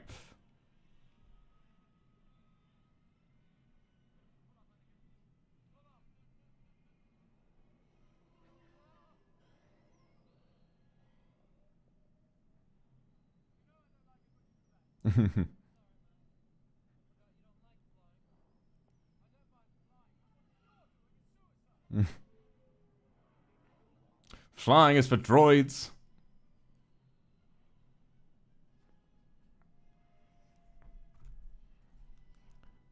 Oh yes, no, they found London.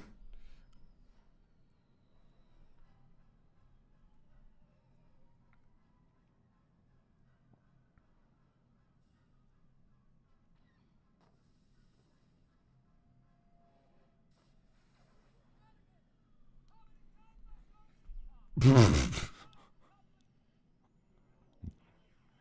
this was a video game, that would have been a game over. No way they just went straight through a giant electrical field and just fucking... We're just like, they were fine. Woo! They're fine.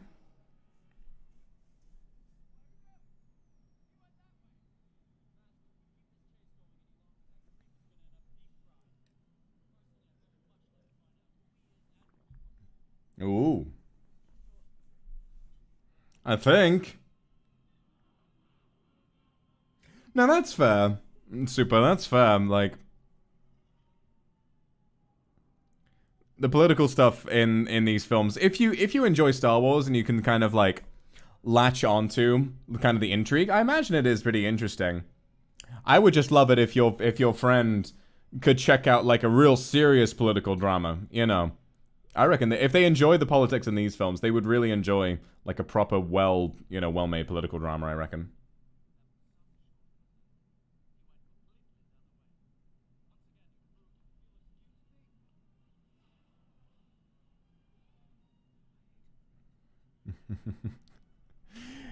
He just fucking jumps. He's like... Oh, he jumped to his death. Oh, I hate it when he does that. Oh, haha.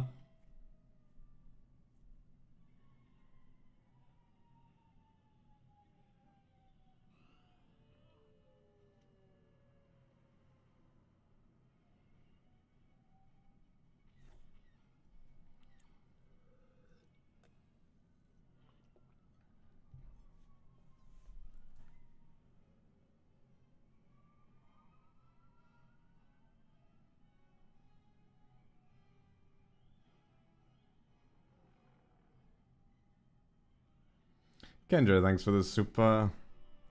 Yeah, nah, it's whoa! It's sometimes it's difficult. I mean, the special effects definitely get much better in the sequels.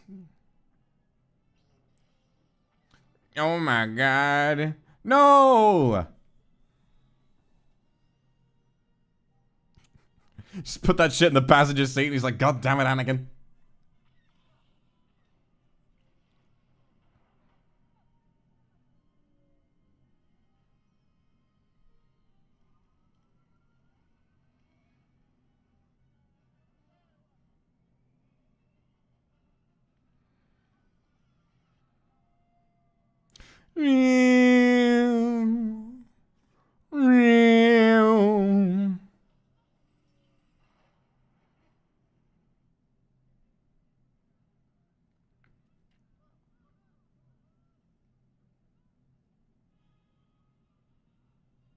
Watching Rogue One also. Sadly, not gonna have time for Rogue One. We're just doing the main 9.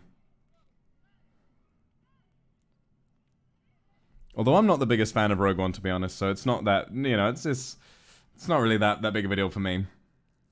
It's fine, you know, it's just not really my thing.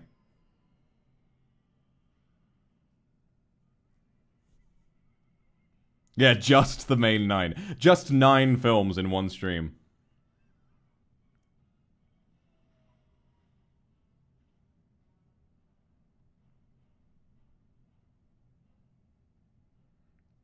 Nah, Rogue One has a nice like final act with the action, but like the characters are pretty flat, I think.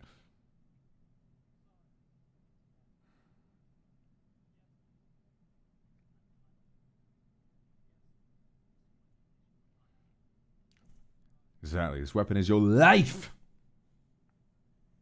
How many times have you seen Star Wars since you can quote it so well? Oh, I actually couldn't tell you.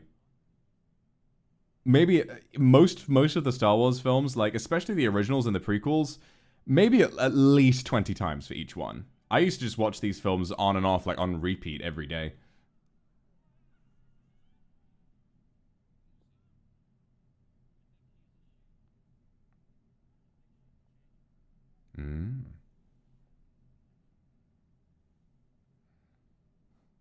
I like this. Anakin and Obi-Wan are going to the fucking... They're going to the nightclub.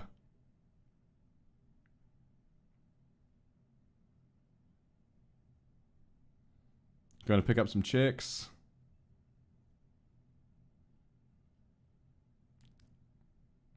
Some death sticks. You don't want to sell me death sticks. I don't want to sell you death sticks. You want to go home and rethink your life. I want to go home and rethink my life.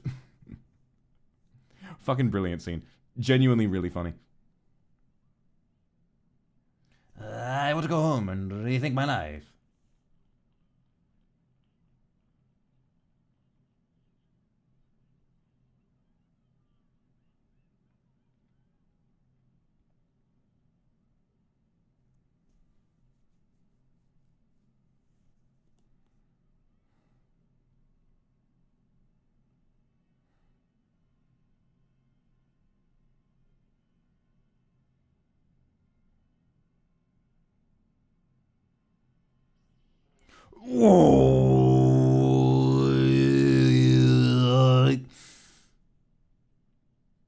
Yes, very. When I get 3D, I will do the Han Sojo dance.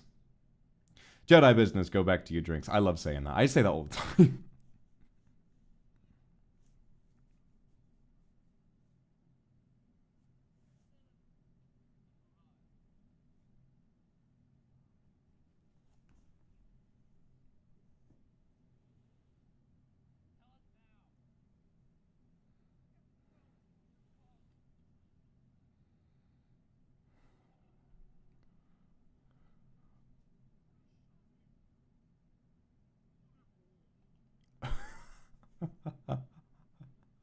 Why are Star Wars languages so goofy? Karen has a horrific death where she becomes like some hideous creature and is like, Slimo. So funny.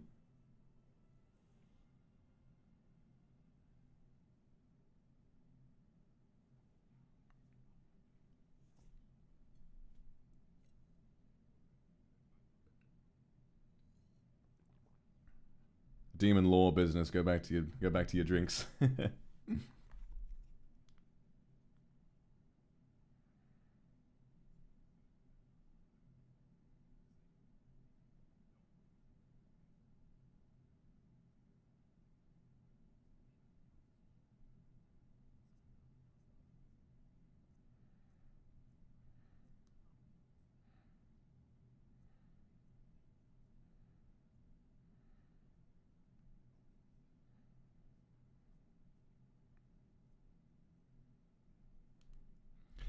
Ah, they said it.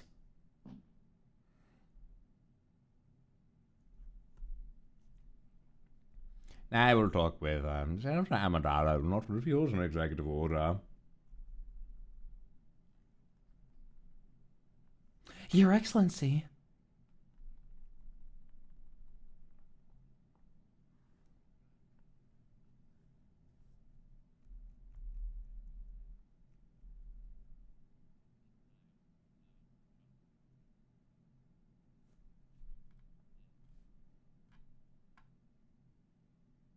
Huge fan of whatever that was. That is like my opinion on everything Star Wars. Just something will happen and I'll be like, cool. Nice.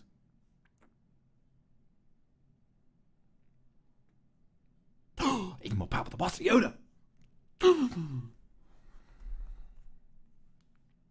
But Master Yoda can float in a little chair. Anakin can't do that. Those are his powers.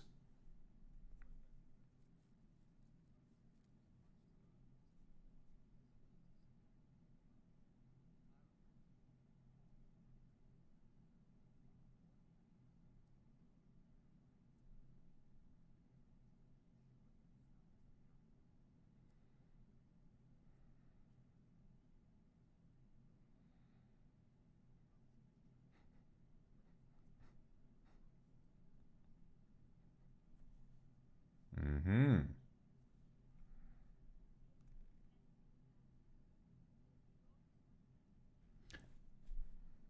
Thank you for the super. I'm gonna try and get some food. I'm hungry.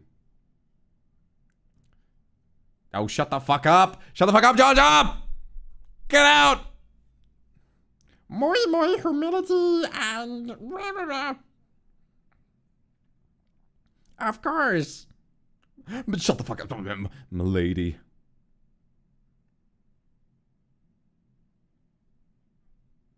She's got another sleigh on, of course she does.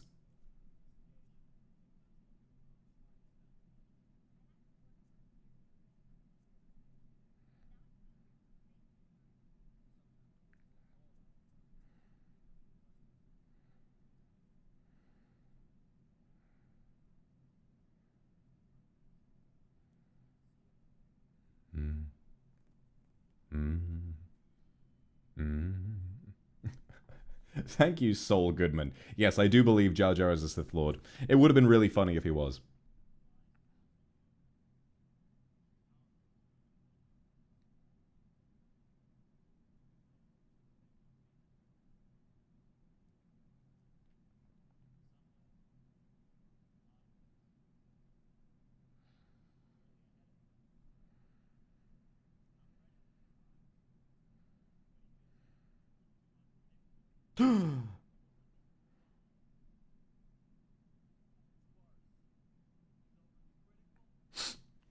He's overly critical. He never listens.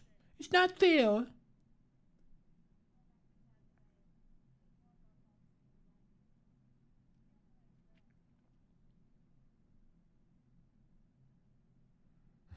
I know.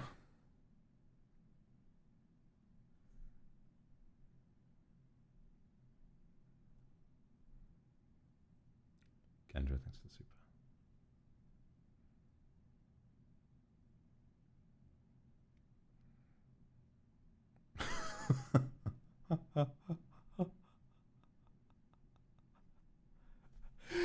Great romantic chemistry, by the way.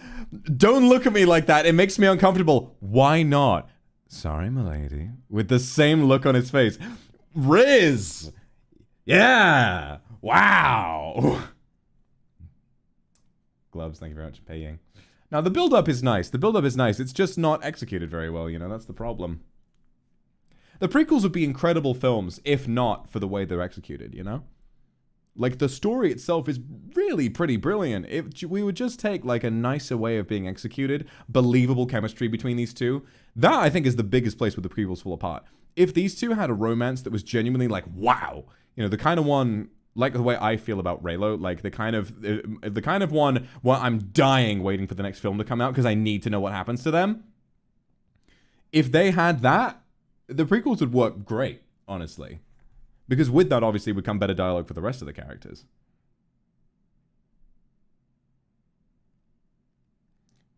Sunny, thank you very much. How many times have you watched all Star Wars in one? Never before. I've never binged all of them in one day, so this is the first for me, too.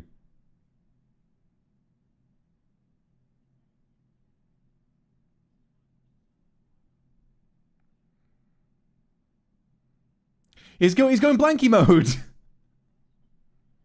We have R2 with us. Listen, Kiwi, that's fine. Shipping too hot people is just it's just in our instincts. It's fine. I don't judge you for the way you feel about them. But you can't listen to this dialogue and watch these scenes and say that they have good romantic chemistry. They just don't. Is Reylo in this watch along? Yeah. We're going to get to that in the second VOD. After Revenge of the Sith, I'm going to have to cut it, and then we'll go to a new VOD, and then we'll watch the sequels. And I'm going to be loud about the sequels. I'm going to be screaming my fucking head off when we watch those. Take a seat, I'll be right with you. Jawa juice. Is that made of Jawas? The implications. Hey, old buddy. Hey, old buddy.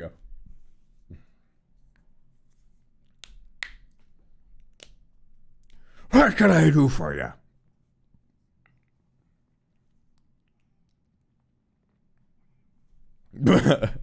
Well, what do you know? Beyond the outer rim. This baby belongs to them cloners. What you got here is a Camino saber dart.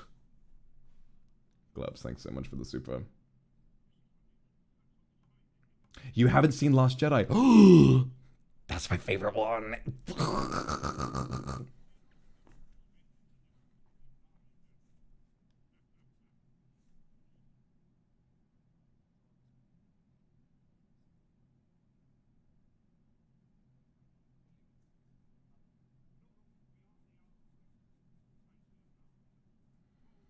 About 12 parsecs.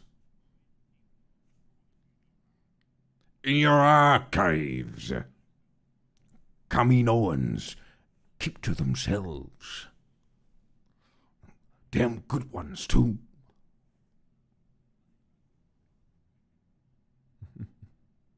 Depends on what, Dex.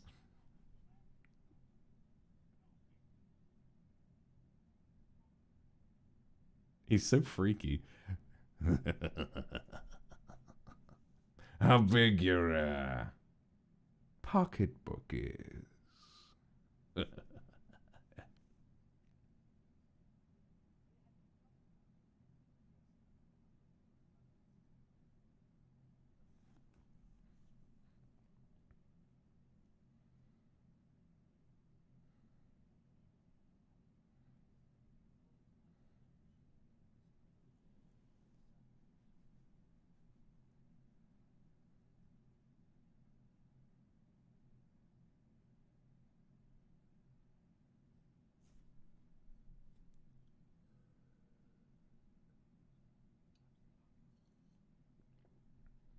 Yui, to be honest, I'm not actually sure what meme you're referring to with that. Don't say if it's a spoiler. I know you wouldn't, but...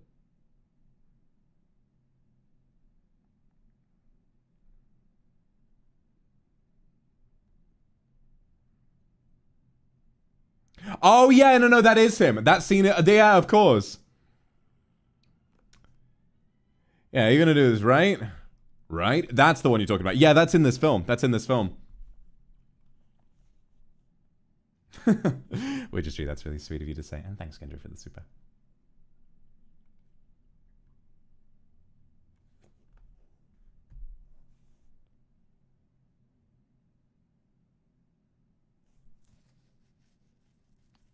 See, here's the thing. Padme and Natalie Portman are going through the motions of like really sort of genuinely pretty not bad romantic chemistry. Like Natalie Portman is a brilliant actress and she has her chops.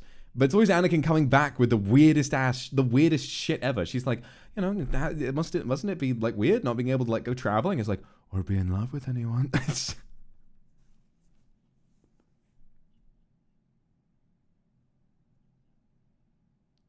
Like, what the fuck is that? Like, I don't think she can, like, even though she's supposed to be rizzed up by that, Natalie Portman can't help but be like, ugh. The thing about it is that I've seen the justification that Anakin and Padme are both very much not normal people. And this is true.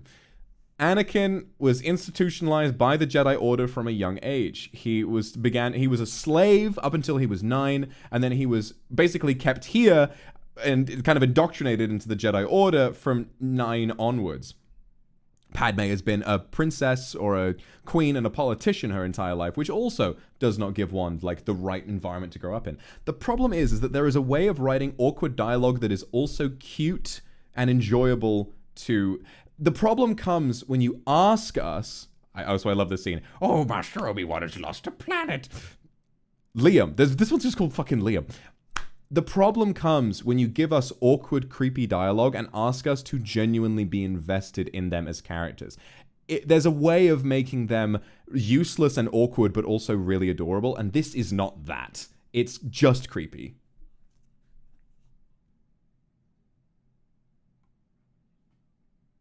Oh my god, episode 1 to 3 in order, from memory? That's insane. Disappeared, they have. How could this be? Oh yeah, I know what this kid says. Master? Because someone erased it from the archive memory.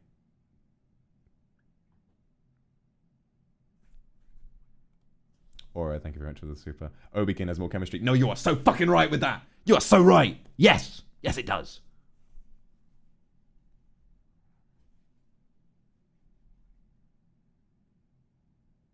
And find your planet, you will.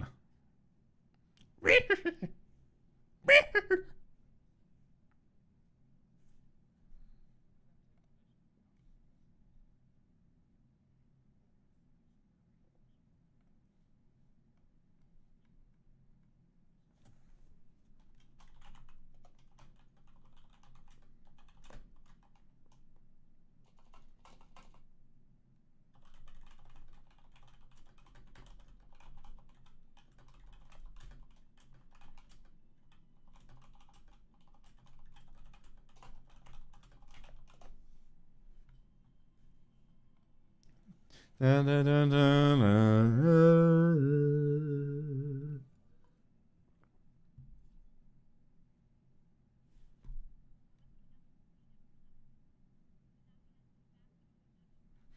Jar Jar Binks RP ASMR? No. No.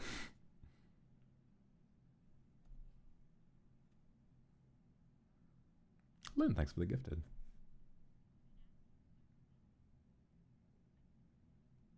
Oh, Resolve. That's such a shame. Because the dialogue is where it falls apart. And maybe it's just that Hayden Christensen, like, is just... His talent is for acting, but not, like, for making that stupid-ass dialogue work. Such a shame.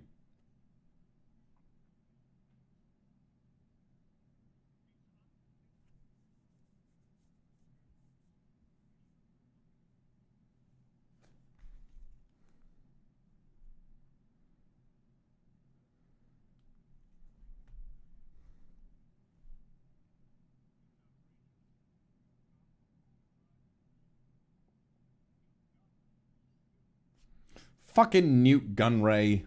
This guy. This fucking man. Newt Gunray. Ugh. Ugh.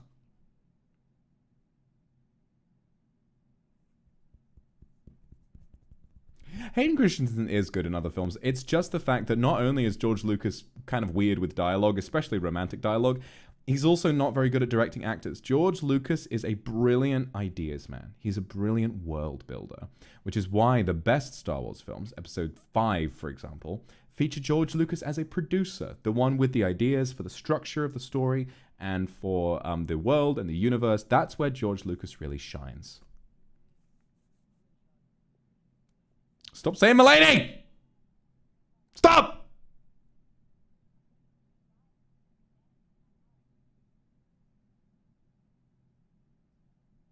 Sorry, Milady. He said that the same as last time! Stop! Stop! Milady.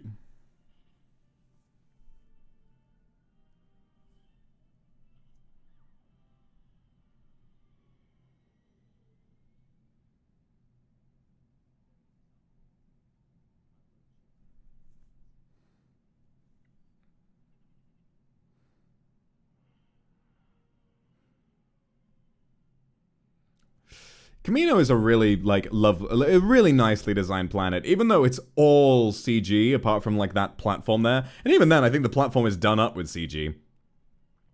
It's a really creatively designed planet to have something that's all water with, like, these structures just sort of popping out from inside. It's really nice looking. It kind of makes you wonder how the fuck, like, this race of people built that.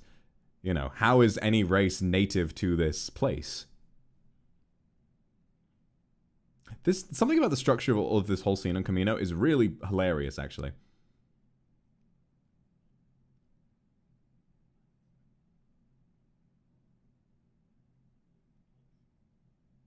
This shows up and is like, oh, we've been waiting for you. And he's like, yes, great.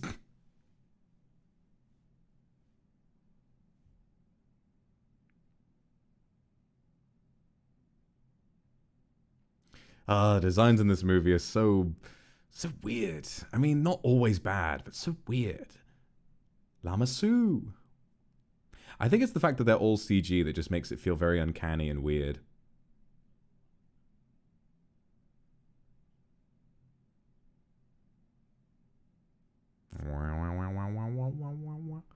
He's sitting down in a ramen spoon.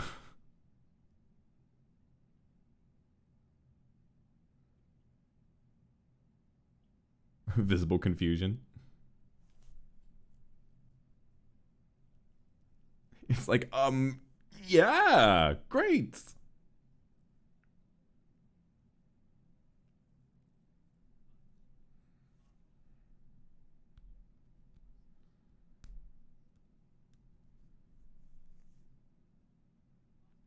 Oh, Mello, have a good night. Mm-hmm.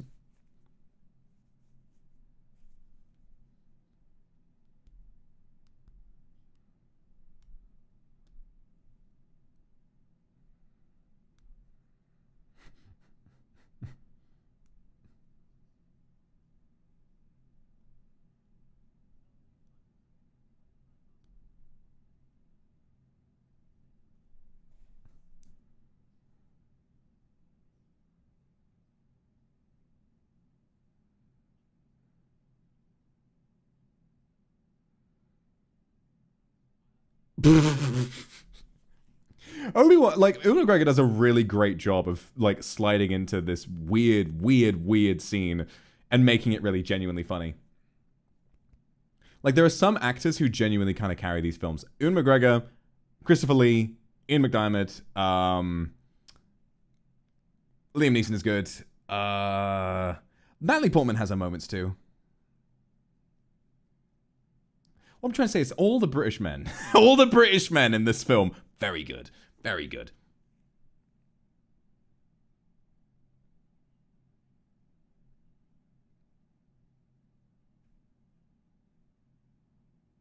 I'm just saying, I have one point of national pride, and it's that the British guys who play in Star Wars are really good. Alec Guinness in the originals. Glad you're enjoying the film. You're not going to enjoy this scene, though. Not like here.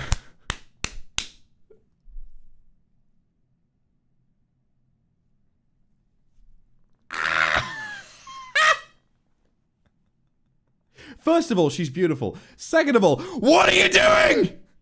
Here, everything's soft and smooth. Touches your back gingerly.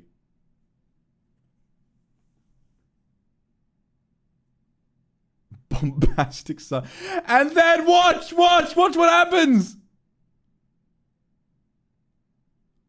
She's rizzed up. They kiss.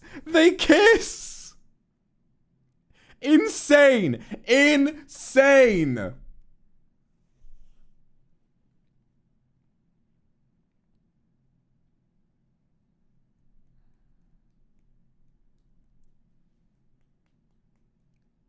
I don't like sand. It's coarse and rough and irritating, and it gets everywhere. Not like here. Here, everything's soft and smooth. Weirdly touches your back. Oh my god, you can have me. George Lucas has never spoken to a woman in his life.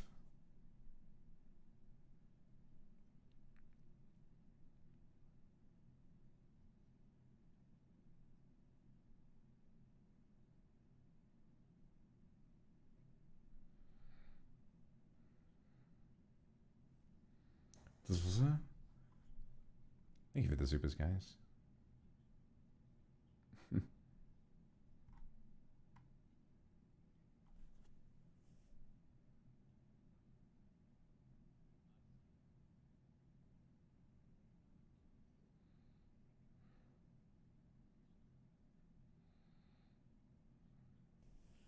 A lot of the stuff in the Clone Wars that's actually about the clones and how they're raised is actually pretty interesting. I like all of the training stuff with them. Jango Fett. Ooh, Fett. Familiar name.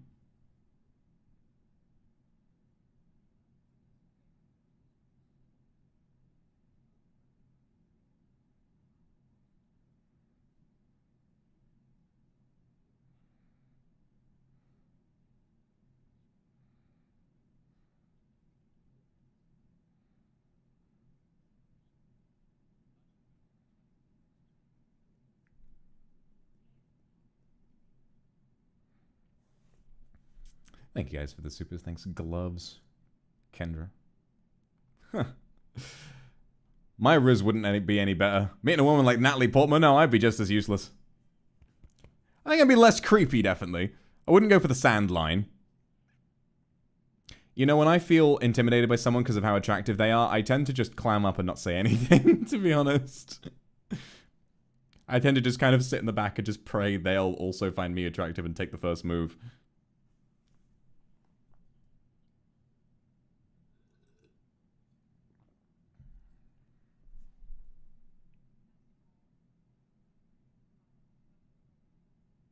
Oh, it's always the legislative youth program.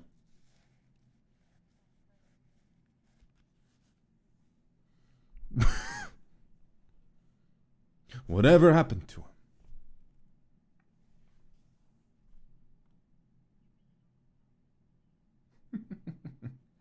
Case in point, Chris, you're so right. It's so fucking weird. Thanks, Tokito.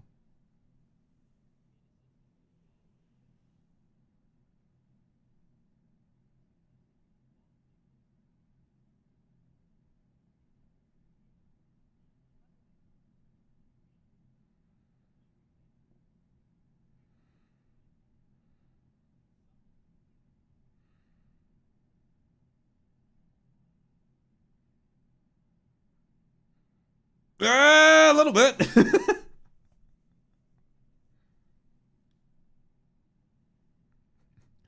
There's the beam. There's the beam. You're not proposing we start a dictatorship, right? Right?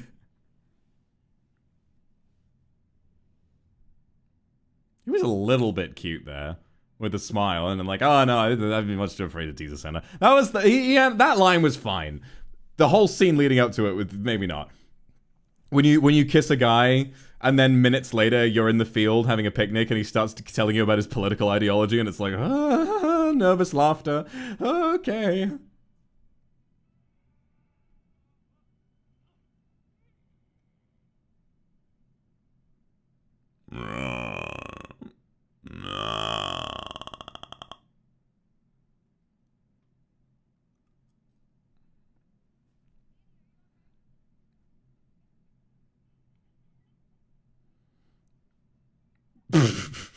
So they didn't like they're not like rolling downhill, they just started rolling.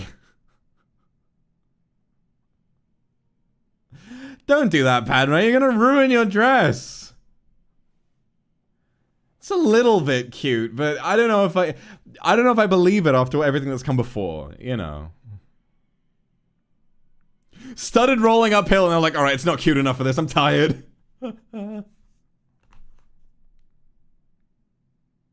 Boba, is your father here? Yep. Yep. Prequel memes are so funny because literally the word yep is a meme format. Yep. Do you like the prequels? Yep. Dad Plumley's here. It's little Boba. Little Boba Fett.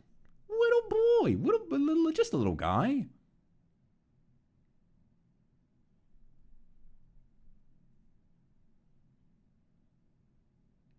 Really.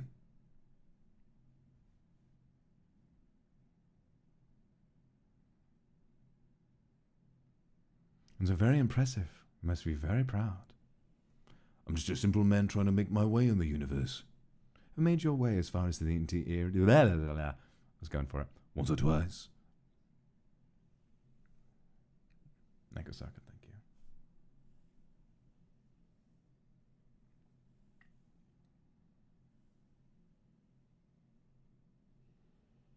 Rudetsuik.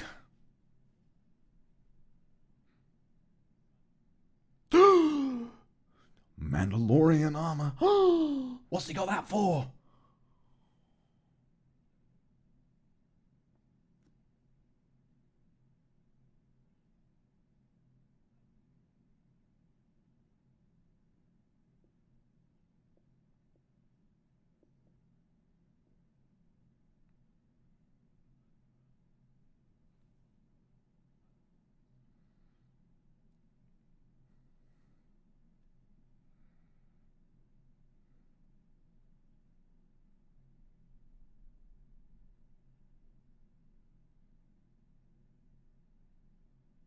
Maybe thanks for the gifted.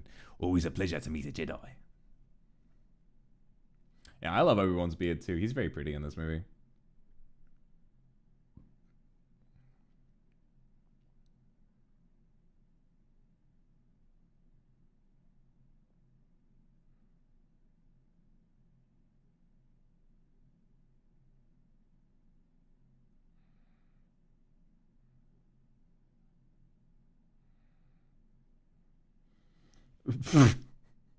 What, I killed them. Oh, right. Okay. This scene is so funny.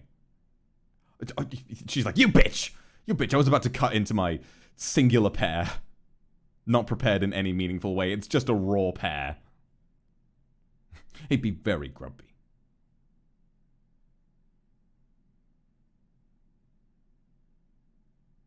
He gave her the tiniest little bit. He took most of that.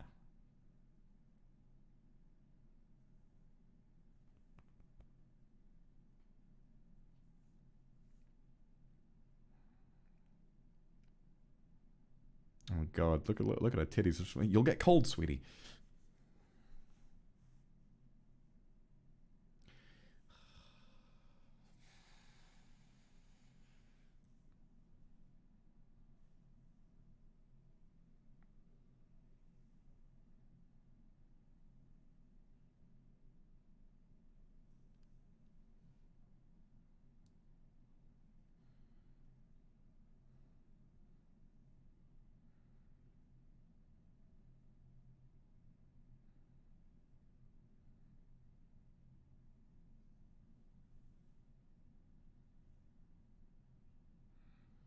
Remember, they've only, like, really known each other as adults for, like, a day.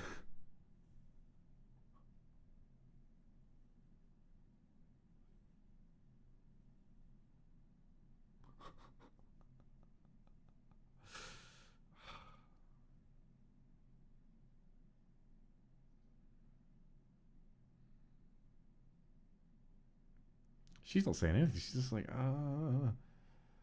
no, me too. I'm just like,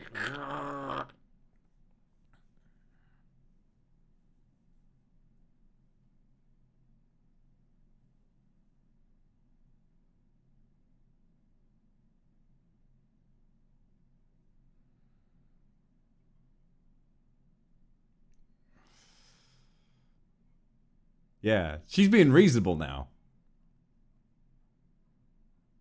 Okay, well, that's not really the issue here. The fuck is this dialogue? What are you talking about? Then you do feel something.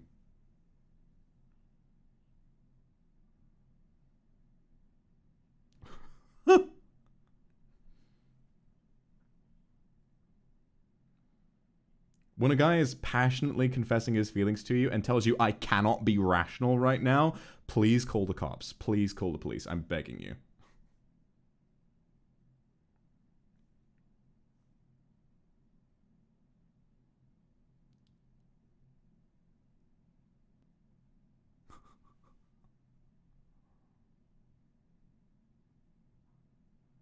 The impression I'm getting from Padme with, like, Natalie's performance at the moment is, like, her desperately trying to sort of placate him while not agreeing to anything because she's genuinely afraid he's going to lose his shit, you know?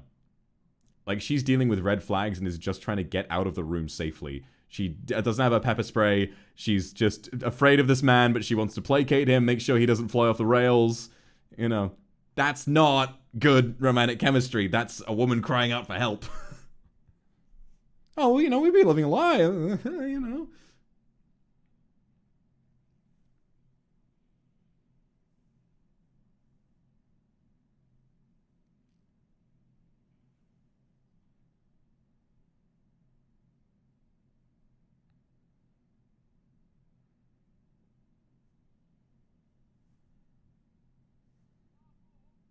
Average British day.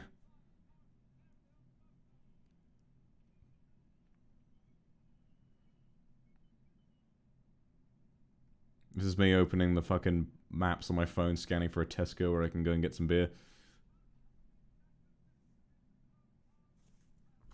Ordering a pizza by phone anywhere from the UK.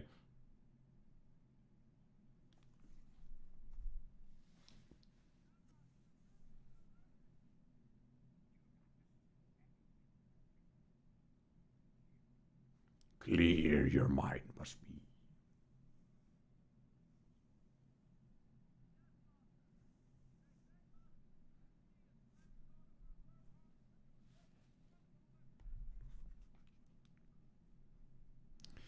It's just so funny, the thing with the clones. He's like, they're like, oh yes, you are here to collect your order of the 200,000 human men. He's like, yes, I have ordered these human men. Would you like to inspect them? Oh, yes, that's why I'm here.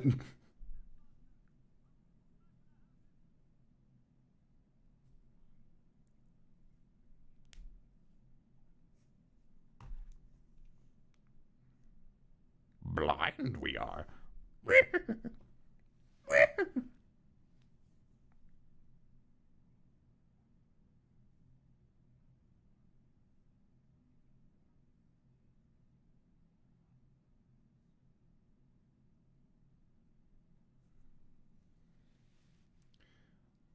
Hey, he do got them titties, though. He do got his nippies out. You'll get cold, sweetie.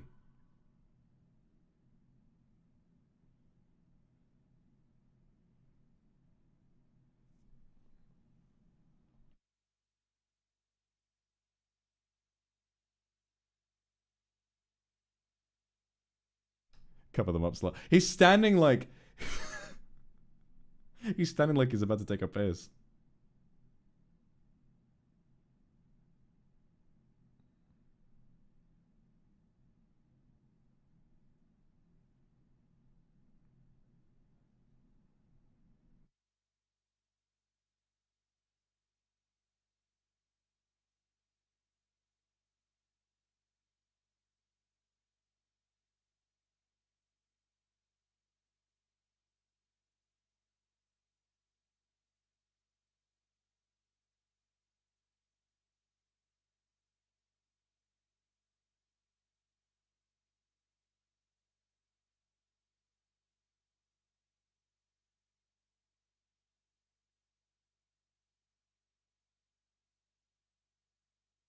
Hold on, guys. My food's here. I'll be right back. I'm not gonna pause the movie because I've seen it already. You guys keep watching. I'll be back.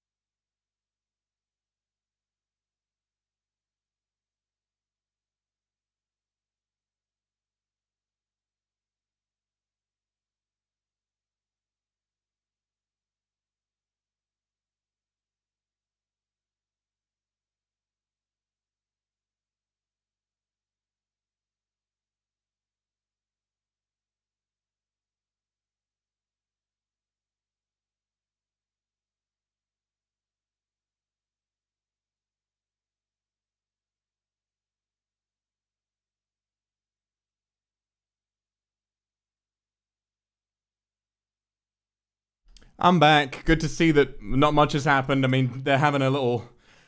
The girls are fighting.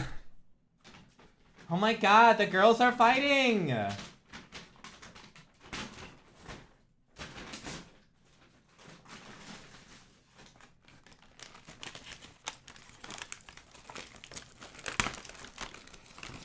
I got some pho. I got some noodle soup.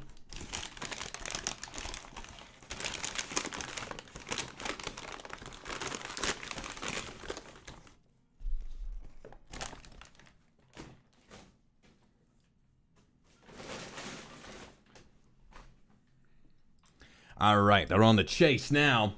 They're on the chase now, baby.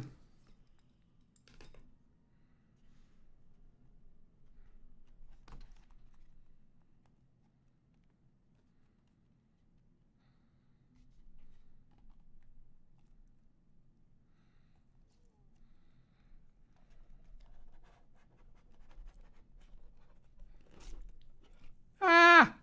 Ow! Ah! I just put my toppings into the broth and it splashed and it went on my legs. It's really hot. Ow!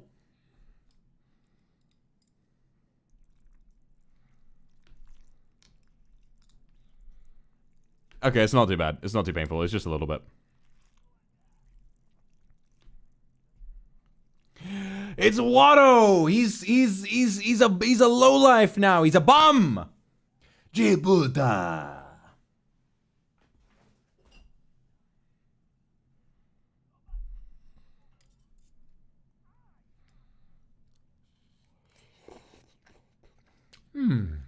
This is nice. This was needed.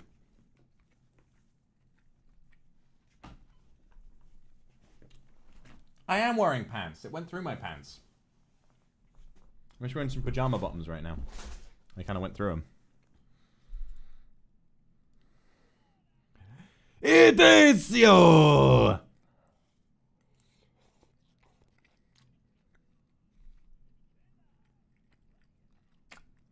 Hey, leave my foe alone. Fuh, sorry. Fuh.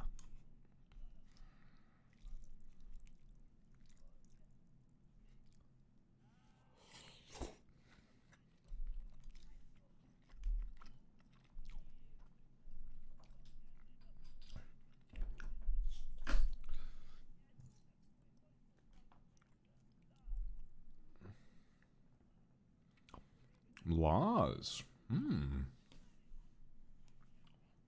How do me? Thank you very much for the super. And Kendra, thank you so much. Where are they now? They are living among us.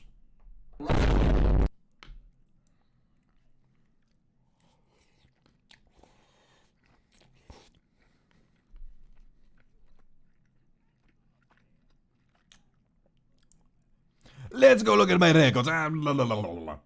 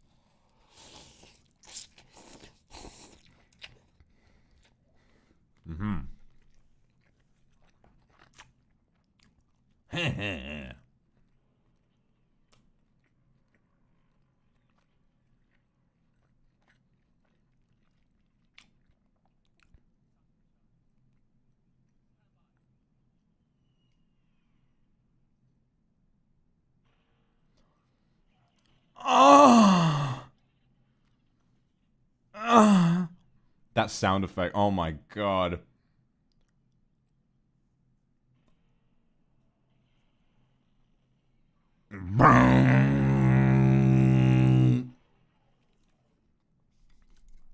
Right in front of my salad. Indeed.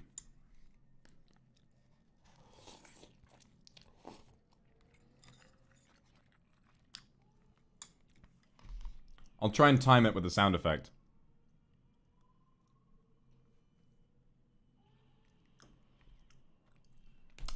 Good night, Steffi. Thanks for the super.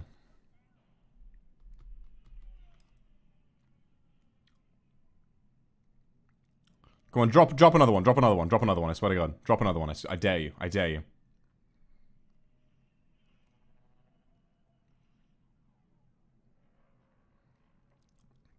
He's getting ready to drop bombs.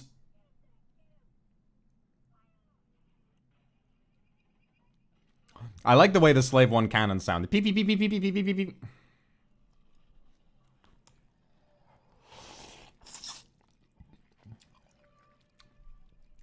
Yeah, he is whisper yelling, isn't he? He's whispering, he's yelling like he doesn't want his mom to hear him, but he's trying to be funny.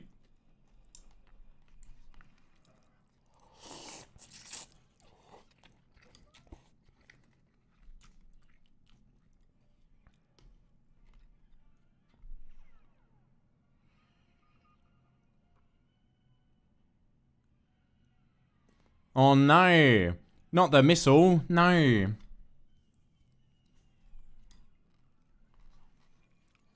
Ah.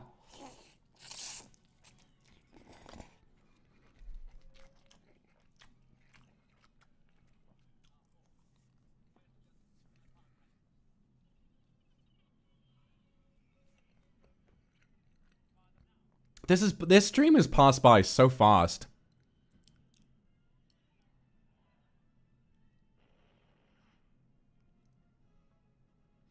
We're already 8 hours in. It's around 12 more to go, I think. Yeah. Because episode 6 is kind of short-ish, I think.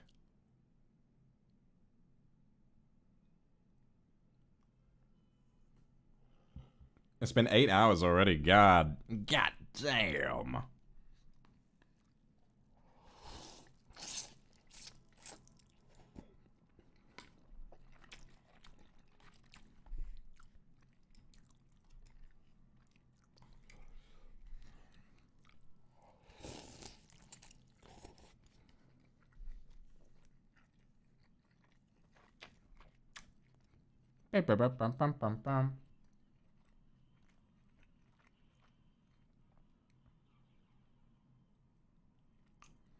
Sucker, you can take a nap if you want.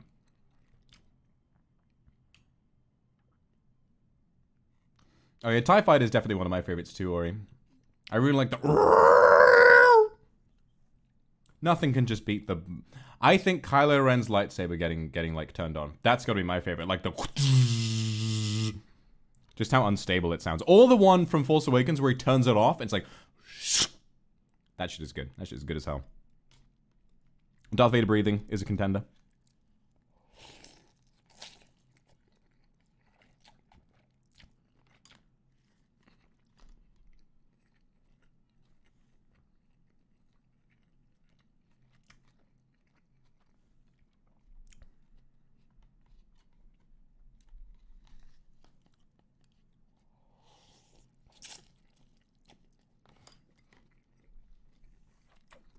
Of course I'm using chopsticks. That's just how I feel about Anakin and Padme. Oh, right. Me too. Me too.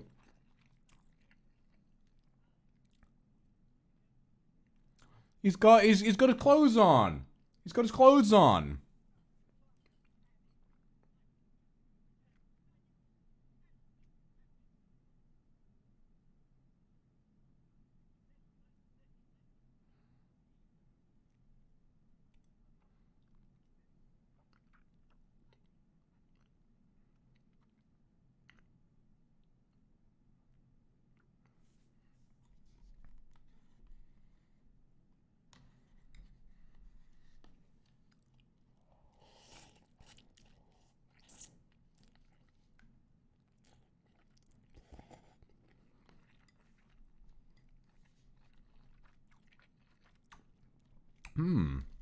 Owen and Beru.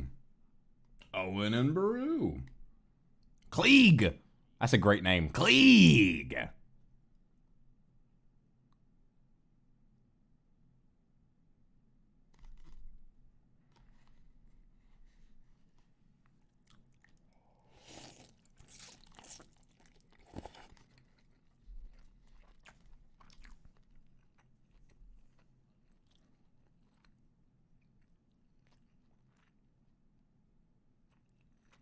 Oh my god, Padme slay. Look at that outfit. Oh my god.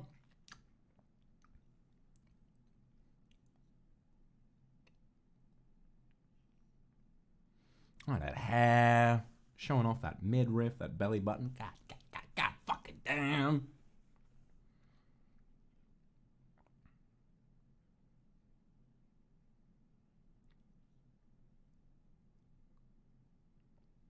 This line makes me laugh. He lost his leg. I need to wait until I heal. It's not growing back, old man! It's not growing back!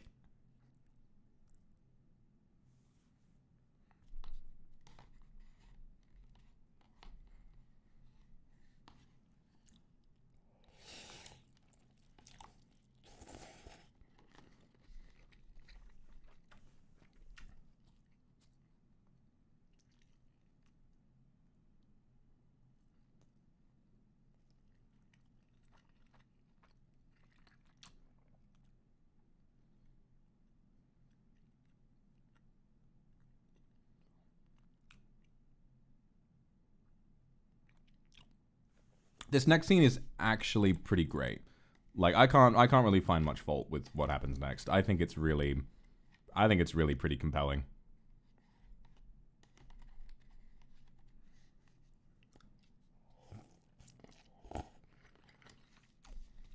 I will say something. This outfit is definitely very fetch.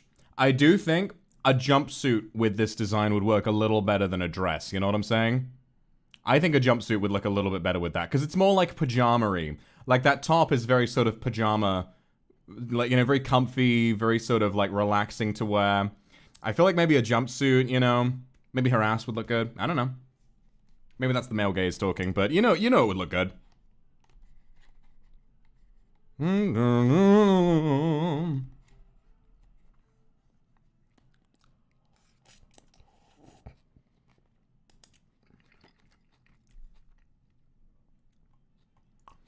Black Crown.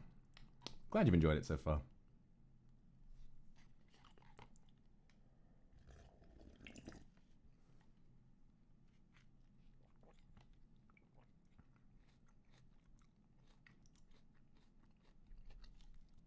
Remember, consider the ethics of serving cunt.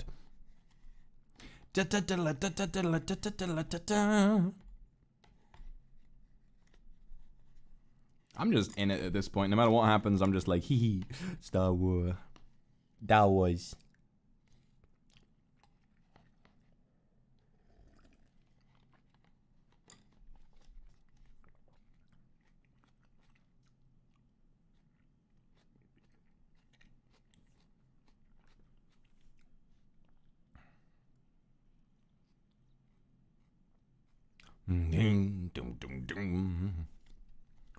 One thing I kind of love. I mean, it's very heavy-handed, like the sort of the comparison, but it's the fact that Obi-Wan went immediately from seeing Republic fighters being made on an assembly line to then seeing Separatist fighters made on an assembly line. It's the whole, oh, not so different after all, you know? Very obvious, but kind of cool.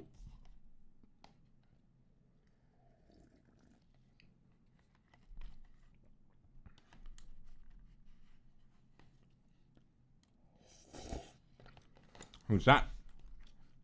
Oh, who was that?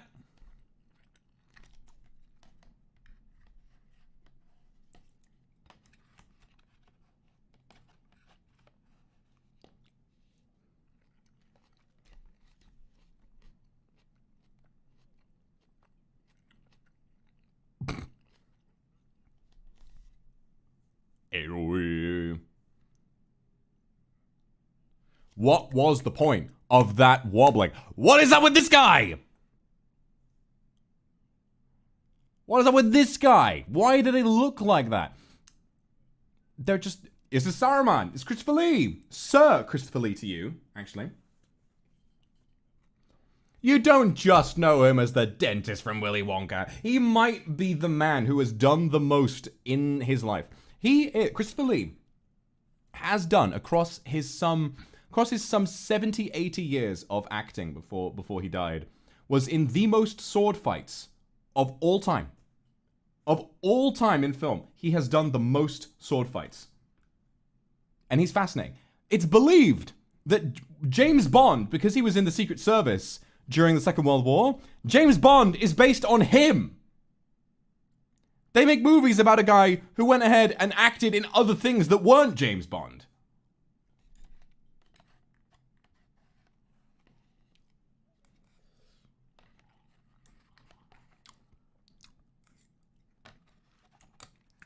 I think Christopher Lee's fascinating. I would have loved to get to hear more from him.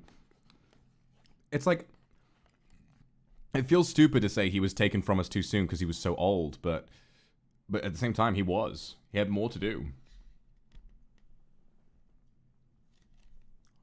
Mom.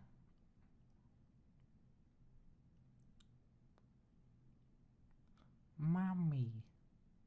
Mommy. Mommy.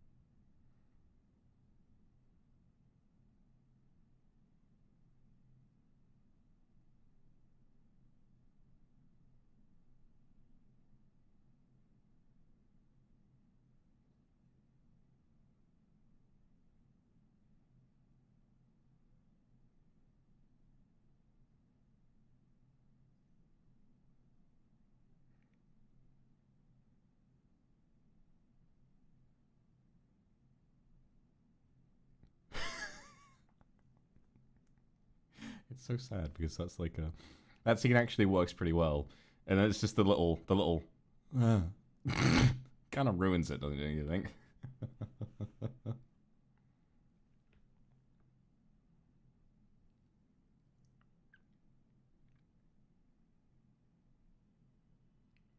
I know it's supposed to be sad. I mean, the scene itself is fine. Now this is the real good part. John Williams, take it away.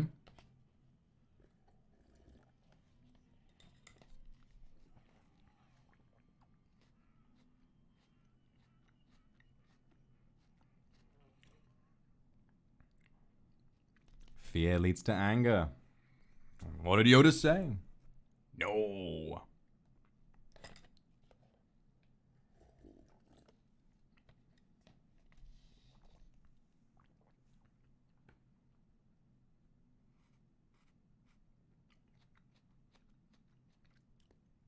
That is so not Jedi of him. He is not following the code. Oh my god, he is not following the teachings of the Jedi Order. Oh my god.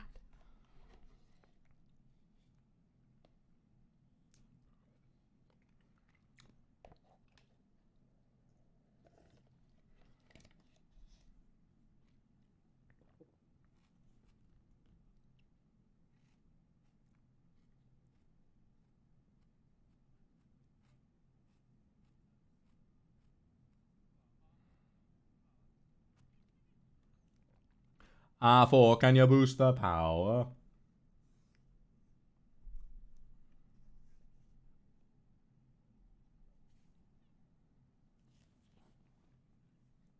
It's getting really hot in here. I'm gonna turn my fan on. Let me know if this is like too loud and it's bothersome, okay?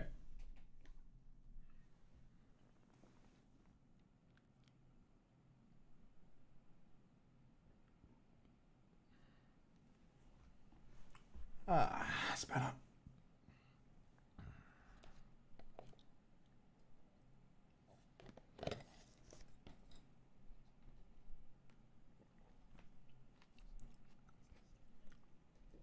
What in the blazes is he doing there? I just love how, like, Obi-Wan and Anakin's relationship is Obi-Wan being like, Anakin, do not do the thing. And Anakin is like, I would never do the thing, master. And then Anakin does the thing. Obi-Wan, I hate it when Anakin does the thing. It's funny. It works.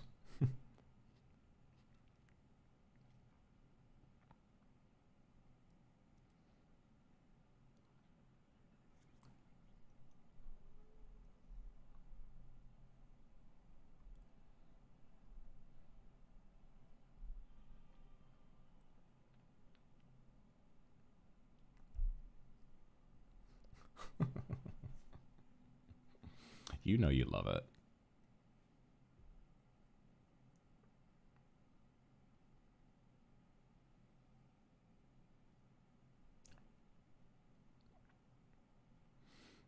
Before like her goofy head roll, I think that Anakin's mom's death, Shmi's death, is actually kind of effective because when you consider that she's been kind of chained up there for like a month, her mind being completely gone and her not realizing how much danger she's in and how close she is to death is pretty believable and very tragic. You know, the only thing she can think to see is, oh, it's not, oh, thank God, please save me, take me home. It's just, oh, my son. Oh, you've got so handsome. You know, that's actually really tragic.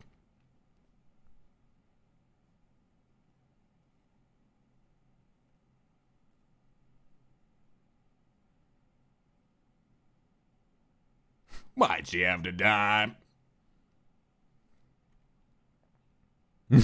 Save her. I know I could have.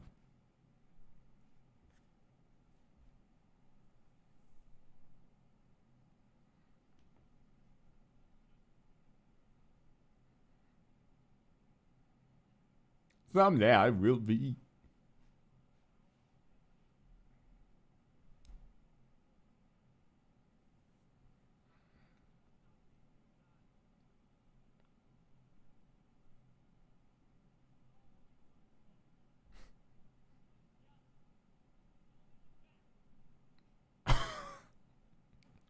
Just a gentle little throw, the way it was like, dink. Not good, not saying, no, you're right. Not so good. Not so good in this scene. This part's fine.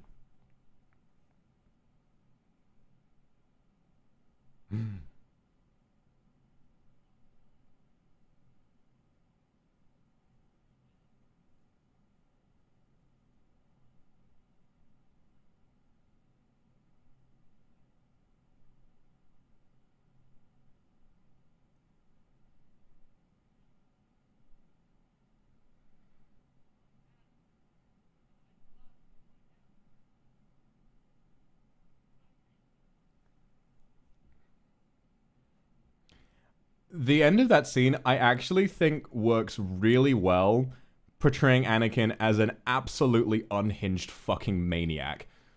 The problem is that the rest of the film does not. It shows him as being very tragic. Like, imagine being the newly, like, oh, I'm going out with this new guy. I slaughtered women and children. She's like, well, we all make mistakes.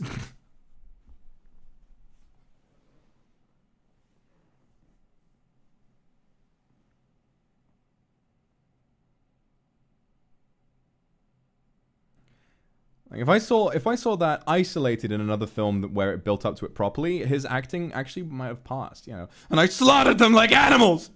I hate them. You know, there's nothing wrong with his delivery per se. It's just in the wrong place, and it doesn't fit well with the rest of his characterization. You know, there are good bits slipped in to this film. They just need to we just need to iron them out, and then maybe there's like something good that we can kind of pull out from this.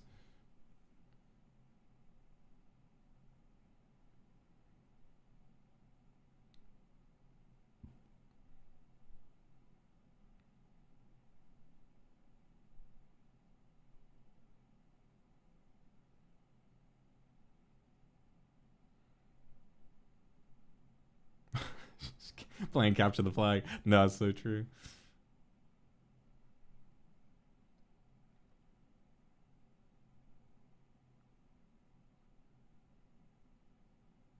Might be right, Taco. Might be right.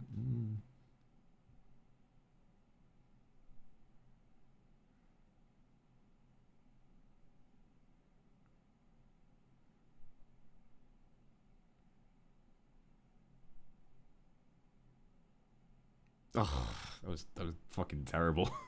So much. Leave it at I miss you. Give me just a little tear and let him cry to himself. So much. That was not good at all. Yeah, how big is Padme's suitcase now? She's out here with another fit, another classic fit.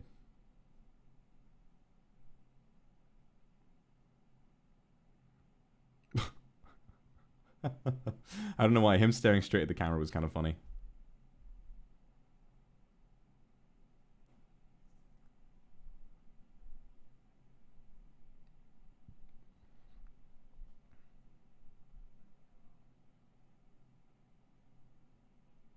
Thanks, Angie, for the super.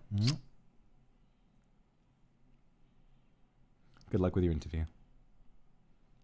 No. The droidicas.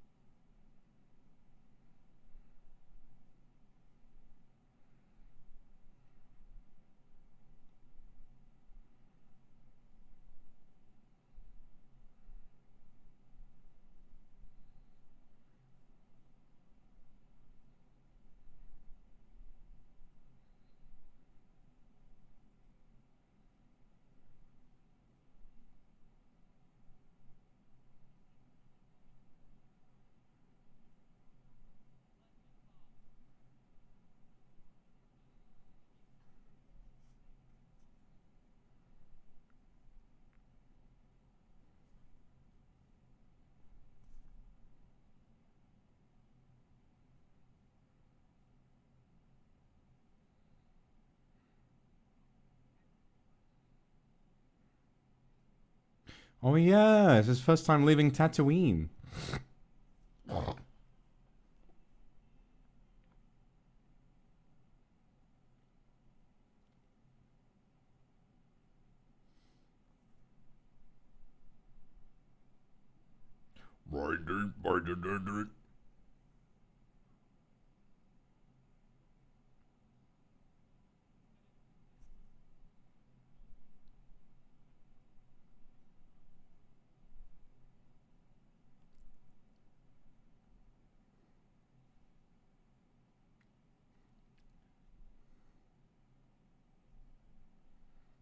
Bro, I have no idea.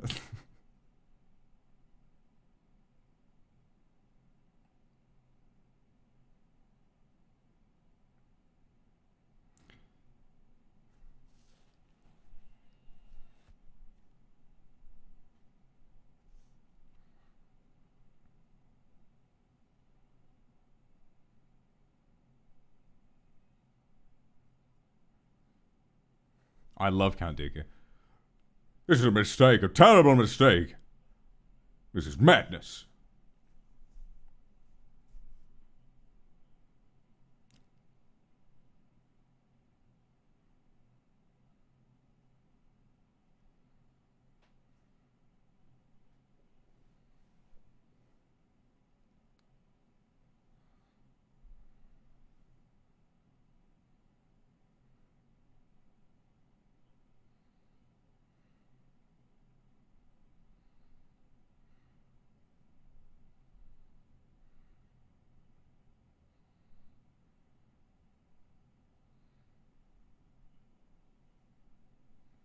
Because Qui-Gon was also Count Dooku's master. Oh, wow. Very interesting. If he tells you snow is white, he's lying.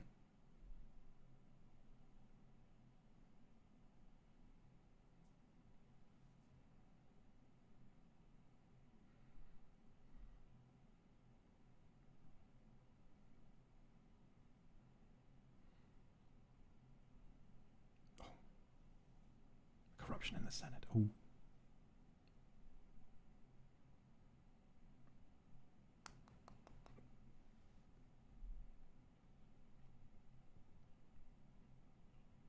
Dooku was Qui-Gon's master? Oh my god, I'm fucking stupid. Never mind. Never mind. I was thinking he looked quite young. I always thought that... was it really the other way around? I always thought that Qui-Gon was Dooku's master. Huh. I'm stupid. Never mind. Darth Sidious.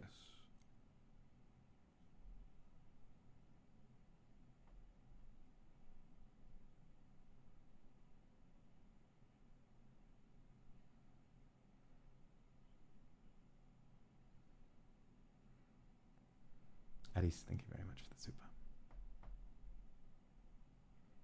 He just said it. Oh, I was reading chat. Okay, I'm getting distracted by two things at once.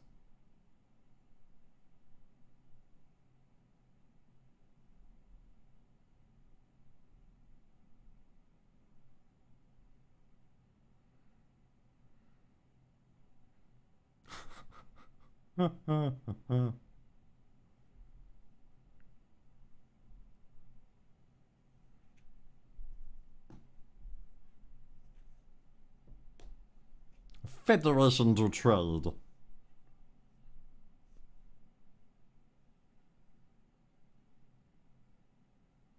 Notice how he's waving his arms!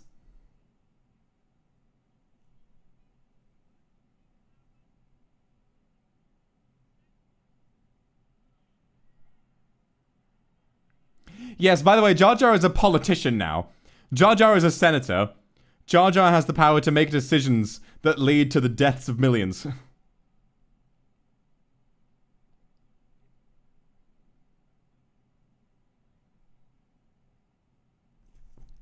I love democracy. I love the Republic. The power you give me will lay down when this crisis has abated.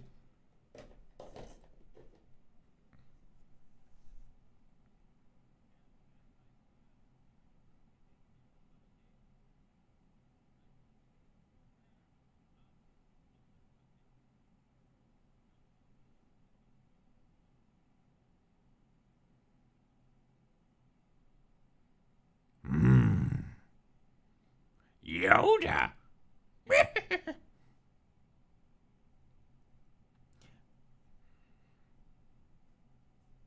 He's the key to all of this. He really is the key to all of this. That moment when you're the key to all of this.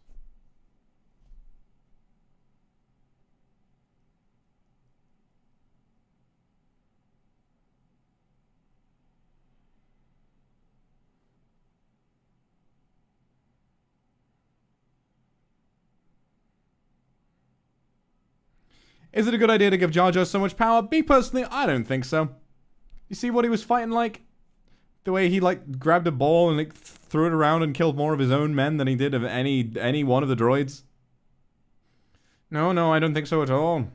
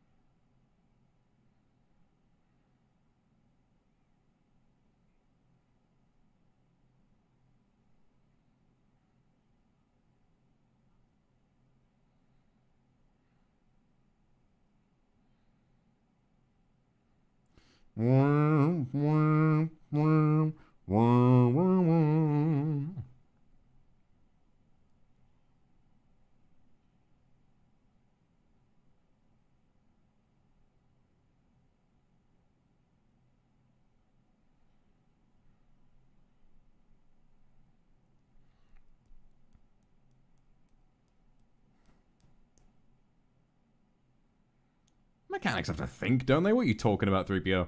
What are you on about? What are you cooking right now, 3PO, huh?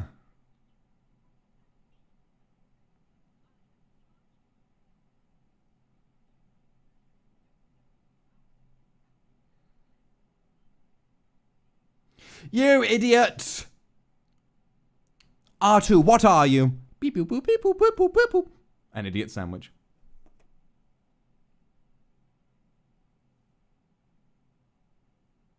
I'm gonna make another joke about going to a fucking Lidl in the UK. That's a supermarket, for those who don't know.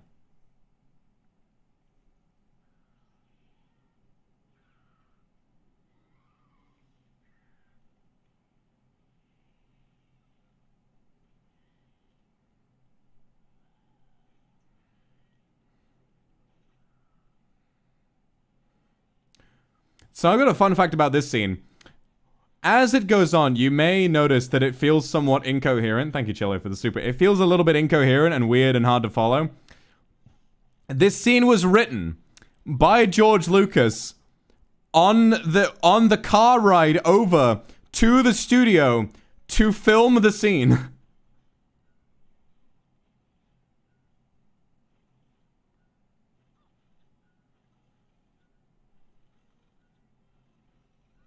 Yeah. George Lucas was being driven to the set to film this scene, and he was writing it in the car.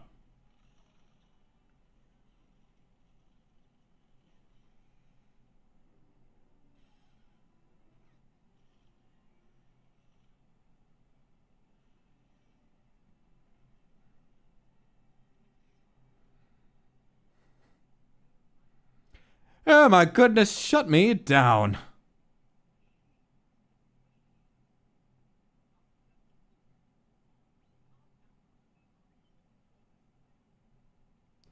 I love how R2 like deliberately pushes him off. It's really funny.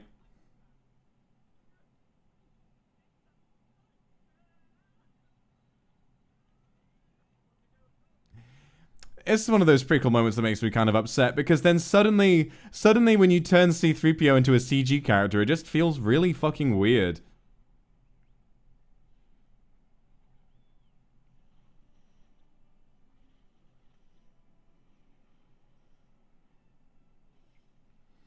Because with how little dialogue there is, the scene could have just kind of been corrected in post. The actors were just flailing around on a green screen hoping something would make sense.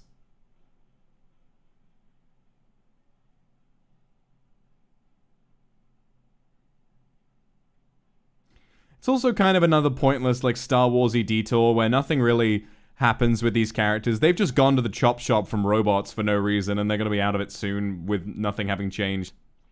C-3PO has lost his head. That's funny.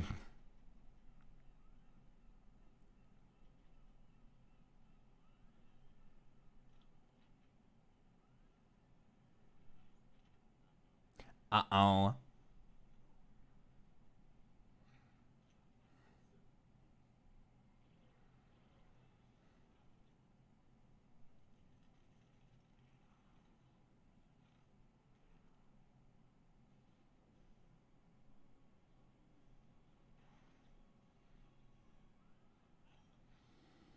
Anakin, you stupid boy. It's built, instead of crushing his arm, it's built like a metal thing around his arm. Really weird.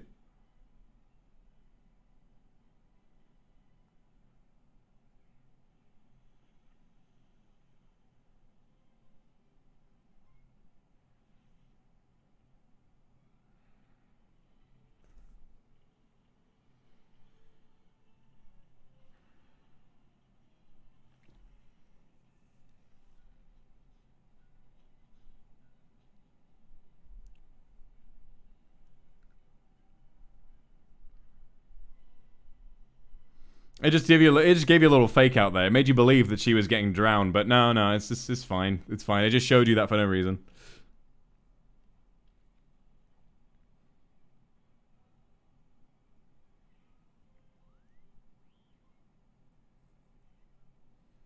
Oh, thank God, R2.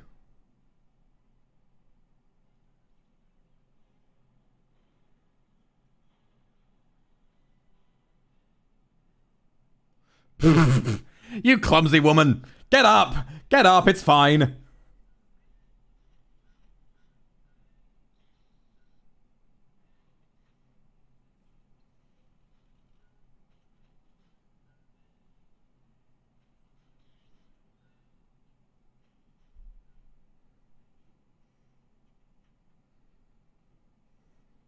His lightsaber's been fucking chopped in half. Not again. That was kind of a good line. That was kind of funny. You know, that was fine. That was good.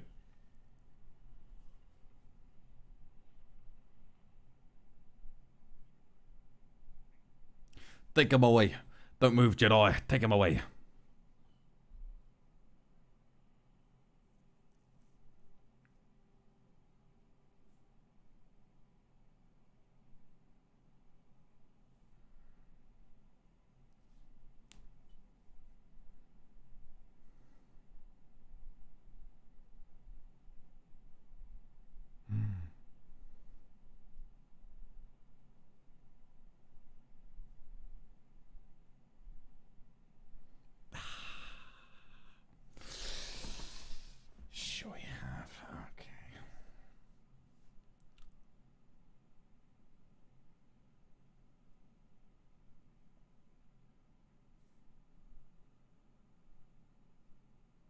From where?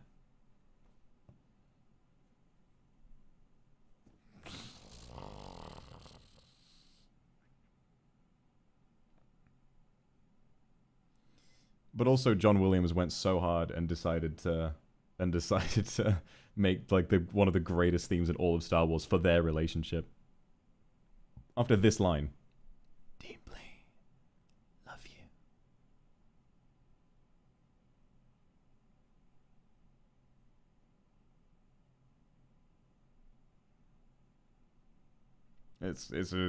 But then listen to how hard it goes. Chris, thank you for the sleep. You have a good sleep. Just listen to this music. It's beautiful.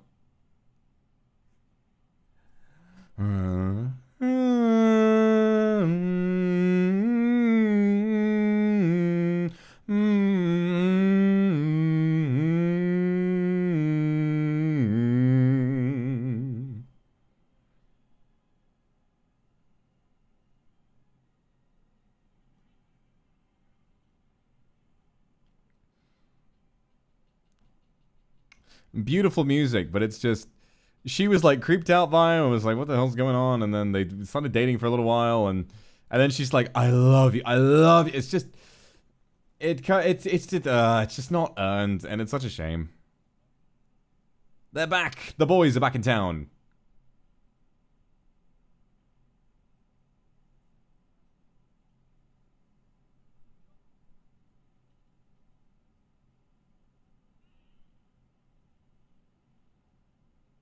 Yeah, high school romance, which I guess makes sense, but the problem is that the dialogue just doesn't earn the humor in that way.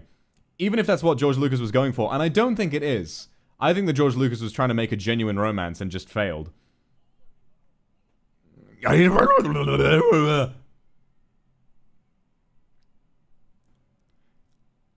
know, the only way it could have worked is to stick with the current sort of, oh, they're awkward, but they love each other. But just to make it cute and adorable and make it work with dialogue that isn't absolutely insane and creepy.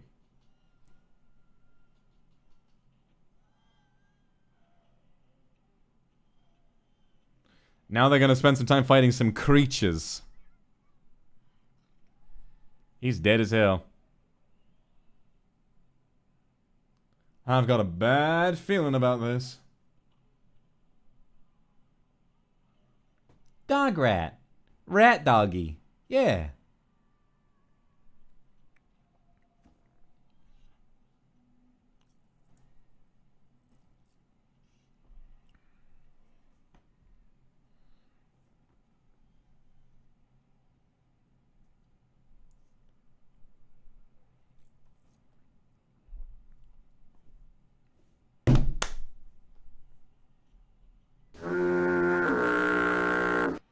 Classic Obi-Wan.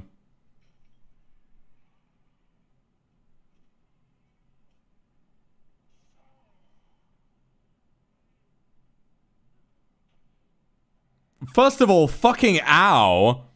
Imagine just landing on that. Balls first. That rhino's rough-ass skin.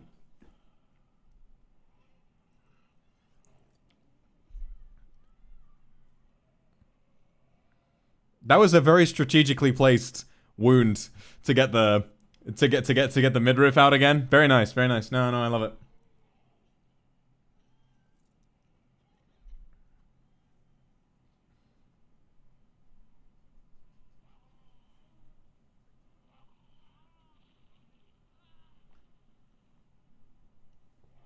Thanks for the supers, guys. Mwah. Oh! I have to stop calling. That's more like a Diddy Kong forward air. Shooter or something.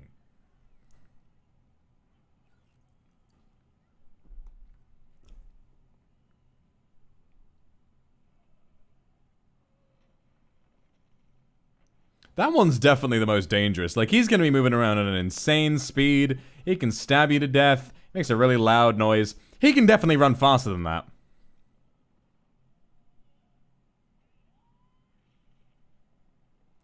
Oh, Obi-Wan has a weapon now. Let's see what happens.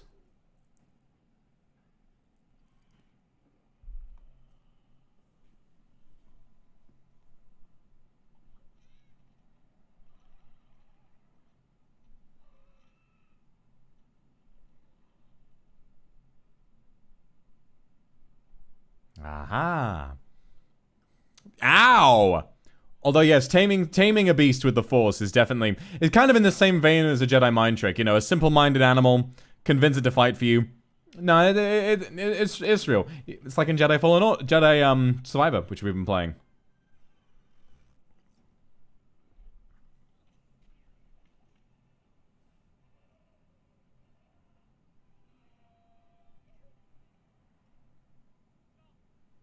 Damn, that thing fucking died. Also, watch this. Ow! Jesus fucking Christ! Ow! Ladies watching that, or anyone with a vagina. Ow! Right?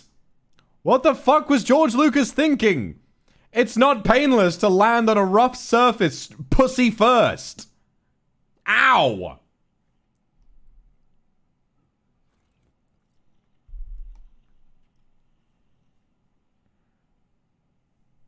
And she just didn't react. Girl boss, I guess.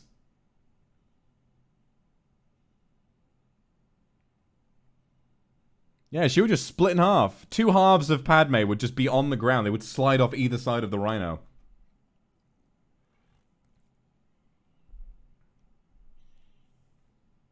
This party's over. There's such a Sam Jackson moment. I love him in the prequels. He's so fun. This party's over. That's a Sam Jackson line. I don't know if that was in the script. Sam Jackson probably just strong-armed fucking George Lucas and being like, can I say this? And he was like, fine. For those of you who don't know as well, George Lucas was saying, oh, Jedi only have blue or green lightsabers. And Sam Jackson was like, can I have purple? And George Lucas was like, no. And he said, can I have purple? And he said, oh, okay. He folded so fast when Sam Jackson told him to do something. Oh, the B-2 battle droids! These guys are a bitch to fight in Jedi Survivor.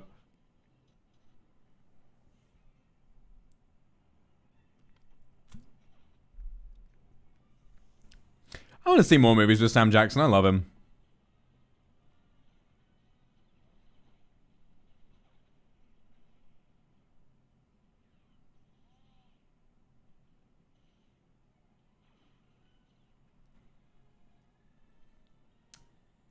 One thing I love is that this scene with the lightsabers going, it's kind of exciting, but when you watch the behind the scenes, there is no choreography going on here.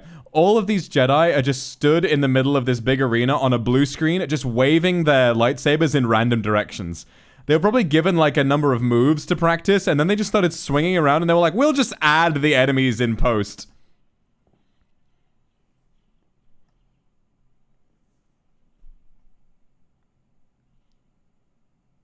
If the Jedi, if they had the chickens who can one-shot you, yeah, they would. But is the enemy playing on Grandmaster? That's the question. It reminds me a lot of Ian McKellen on the set of The Hobbit, because on The Hobbit, like the prequels, they used far more visual effects. The Hobbit came at a later time, and so the visual effects were a lot more believable than they are in the prequels. But still, far more than were in Lord of the Rings, which used mostly practical effects. Ian McKellen, who plays Gandalf, has to be on a different stage than everyone else, because everyone else is a hobbit or a dwarf, and they need to visually superimpose him as a taller human, or like, you know, whatever species Gandalf is, into the, No, it's Coleman, whatever his name is. He's cool. People online insist he's cool. But yeah, he basically, during the filming of The Hobbit, he was on stage with no one else. He was just being shot on a green screen to be digitally inserted into scenes with other people.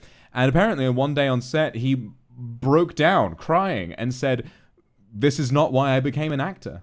It's terrible, isn't it? I understand that The Hobbit had a troubled production, so I don't blame the filmmakers for just going the quickest route to make sure that it got done, but it's such a shame that, you know, his spirit as an actor was crushed so much by, like, the size of the production. Maya, that's it, Maya. Nabi, thank you very much. And thank you very much. I can't read your name, it's kind of funny, it's just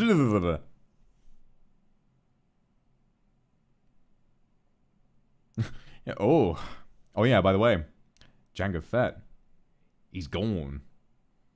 Mace Windu chopped his head off, and Boba Fett watched. Rated E for everyone, by the way.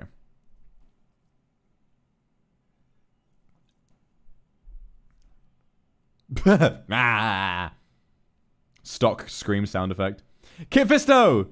Yeah, Kit Fisto!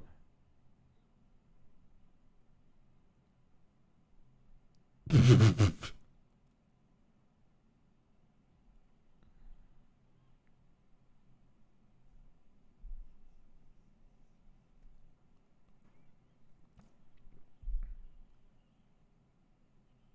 my god, I love Glub Shitto as well. Listen, I don't like the Clone Wars very much, but you can't talk shit on Kit Fisto. He's funny. Well, there's a lot more story to Boba Fett to be had. There's a whole show about him. A whole book, even. Ayo.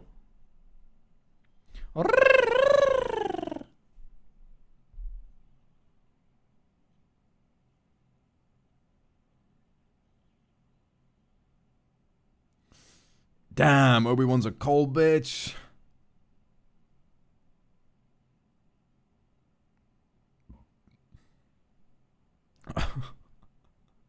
I just love how many little gadgets R2 has. He's so funky. I like him. Darth Vox. That is kind of a cool name, actually. Thank you, Misty.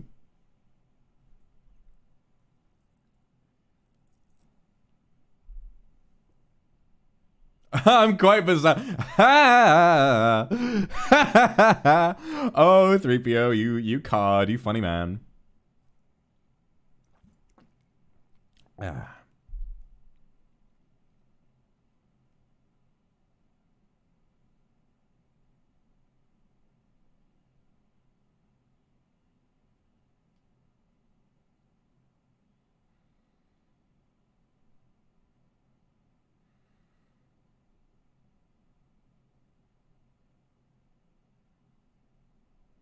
What the hell's going on? Master Windu! Also, listen to me. Why is the balcony the bad guys have stood on? Why is the decoration on it made of pussies? Look, when it zooms out, you gotta look at it. Why is it full of clitorises?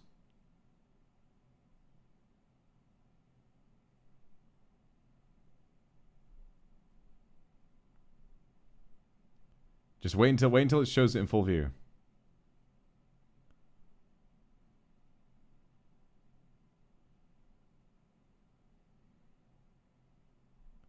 Oh my god, it's the clones! It actually, now that I'm watching it back, it kind of actually comes a little bit out of nowhere, to be honest. Like, we haven't seen these guys in action at all. We just know they exist. I hate Yoda's like speech mannerisms being used in such a serious way. It's so goofy, but not in like a funny way.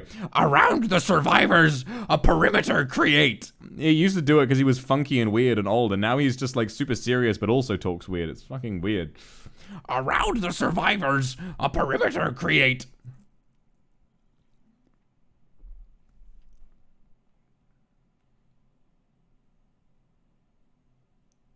You know, I'm actually watching this back, and with the knowledge that I've accrued from having worked a job where most of my viewers are sort of either not English speakers or English is their second language, kind of starting to understand why Star Wars hasn't really taken off overseas too much. Because this language is fucking impenetrable. Can you, like, I struggle to understand this shit. And I have, like, you know, I think my vocabulary is pretty advanced. Imagine, oh, how tragic. Imagine trying to understand Yoda when you don't even speak, when you're learning how to speak English in the first place. It'd be really confusing. Unless you were fluent. I think that must play at least a little bit of a part in Star Wars' like unpopularity overseas.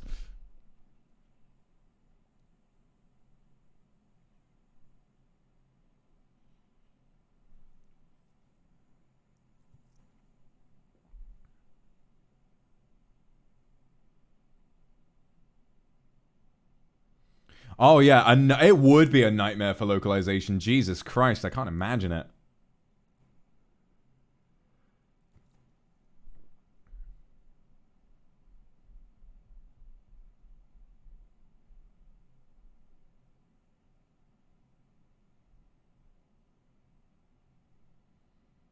There are too many.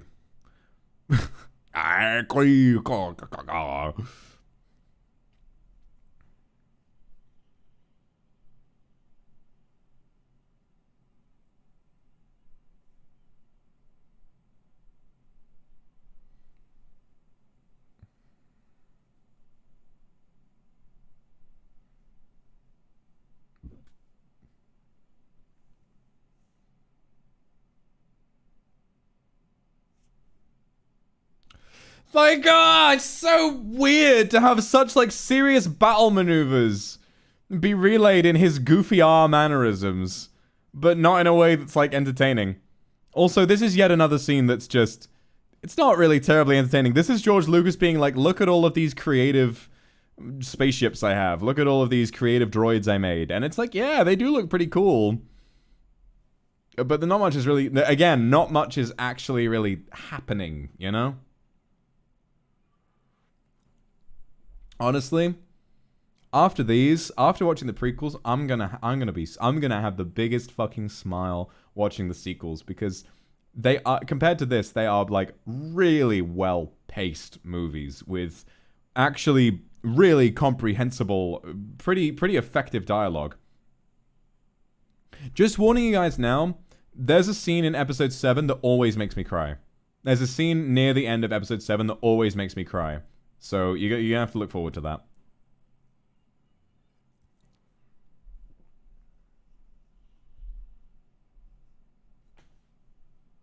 You always thought you called it a light sword. That might be a translation or a localization thing, Nabi, honestly. I wouldn't blame you for having gotten that wrong. It might just be now that you're watching an English version. Thank you very much.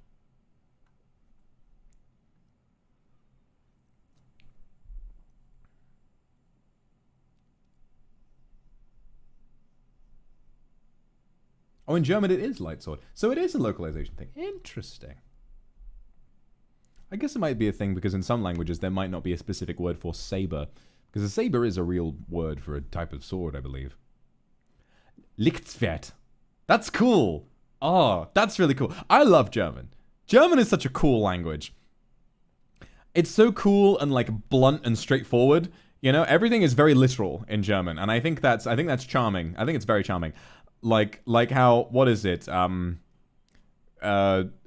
word for a tortoise or a turtle in German is Schildkröte, which means shield toad. You know, like you can totally imagine some early man pointing at a turtle and being like, it's like a toad with a shield. Schildkröte. You know. And then there's my personal favorite, nipple in German, is Brustwort, which means breast wart. Brustwort. At least I think it's that. Breast wart. That's so funny.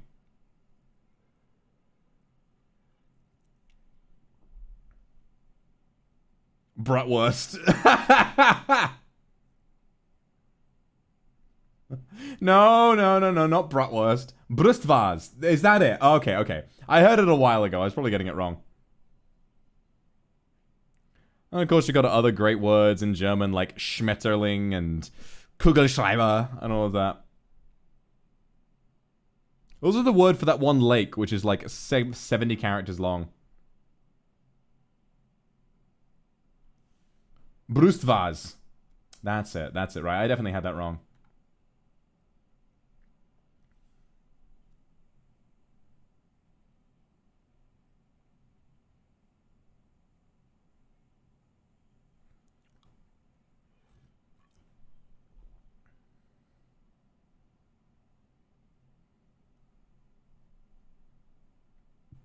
Oh yeah, Krankenwagen. I've heard about that one. What is that word? Rindfleischet Kiete Grubskirsk. I can't read that shit. I'm gonna be honest. I cannot read that shit. I'm gonna be completely real with you.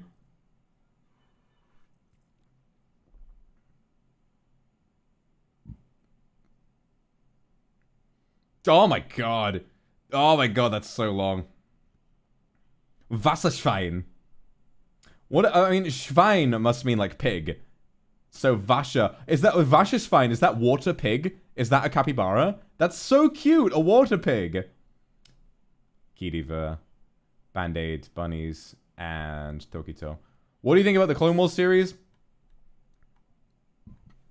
Okay, we're gonna go back to the movie. Sorry. Not much is really happening, to be fair.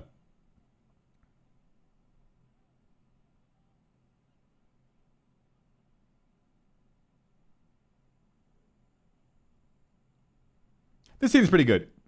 Ewan McGregor's going off. I don't mind this scene. I think it's pretty good. She would do her duty. She would go to the bathroom, but she would do her duty.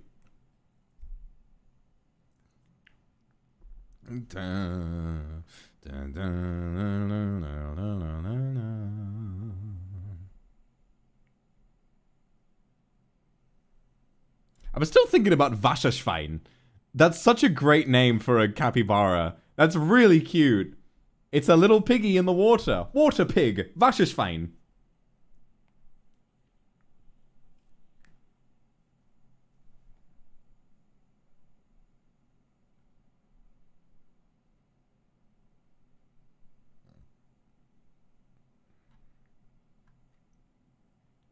I can't remember the context, but I remembered how to sing Silent Night in German once.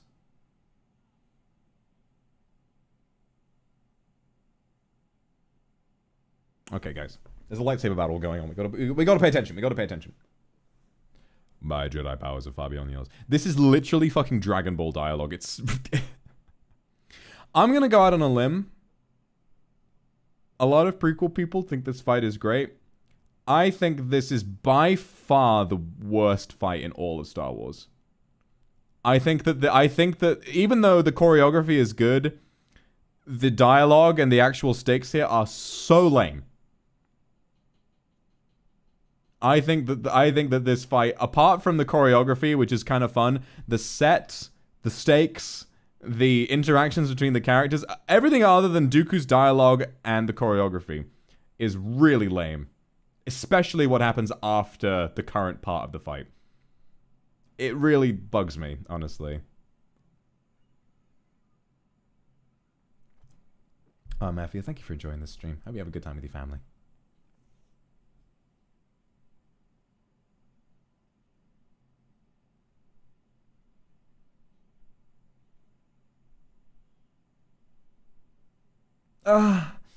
There's your daily dose of men whimpering.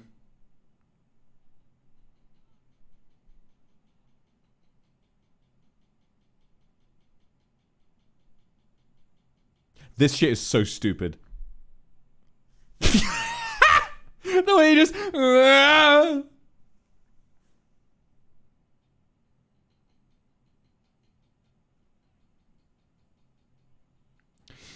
Now, I mean, that's kind of what the prequels fighting boils down to, is that it, apart from there's this one fight in episode 3, which I think is genuinely pretty good, but a lot of the, like, the other fights, including the one with Darth Maul, really flashy and spinny and cool, but really substanceless, and I think that's the problem, is that a lot of Star Wars fans will like the flashy lights. Neither of these actors are doing anything! They are spinning a thingy in front of their face! These shots could have been made in isolation. This looks like two really confused people at a rave. Anakin is a student going to a student disco, and Count Dooku is the creepy old man who found his way in. Anakin just lost an arm. But, you know, like, there was no build up to that. It just came out of nowhere. It's like, whoa, shit, he lost an arm. Oh my god. We all remember that, right? We all remember being students, going to, like, student disco or, like, a student night out or something. There's just, like, some 40, 50-year-old man who's kind of in the corner, not really talking to anyone. It's like, what is he doing there? What is he doing there? Ugh. I think the start of the fight is, like, fine. For Star Wars, I give it, like, a 5. This, after you get over the initial, like, holy shit, it's really lame. It's so lame. I'm sorry. I know people love this fight. It's just,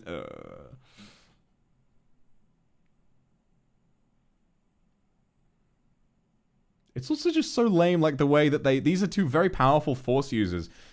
Why isn't more going on? They're just very gently throwing, like, little bits and pieces at each other, and Yoda's like, ah, 3 rocks, holy shit, yeah! You never been to a student disco?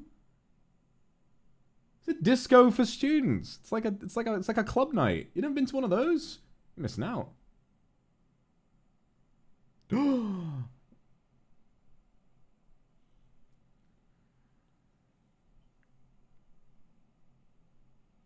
Oh, Yoda's like, oh no, my weakness are small rocks.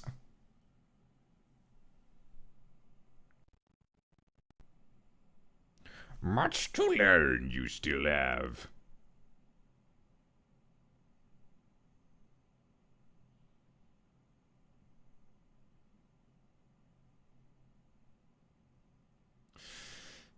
Watch Yoda, little man with a walking stick, is gonna get his lightsaber out. That's the Lego Yoda death scream. Look at him go.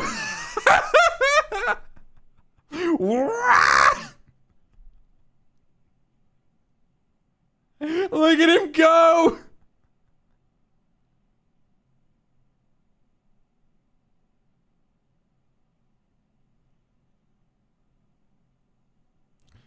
Yoda is just flipping all over the place with no conceivable objective in mind. He is just spinning and spinning and spinning.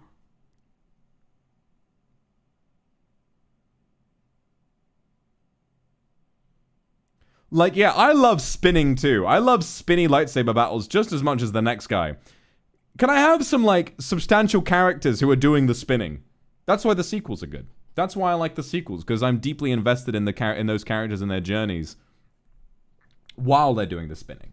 The spinning is tense because you actually wonder what's going to happen to the people who are spinning. Once you've gotten over the novelty of Yoda, like, doing his spinning fight, it's over. The big lightsaber fight of the movie is over. Yoda just... It's the fact that with the... like... The novelty of it is fine. But you also have to consider that it really does, like, ruin a lot of the mysticism around Yoda as a character. He, in Empire Strikes Back, seems so infinitely wise and infinitely powerful. He's the kind of guy who could just blow up. Oh yeah, no, even though I'm mentioning the sequels, no spoilers, please. You know, try not to mention specific scenes.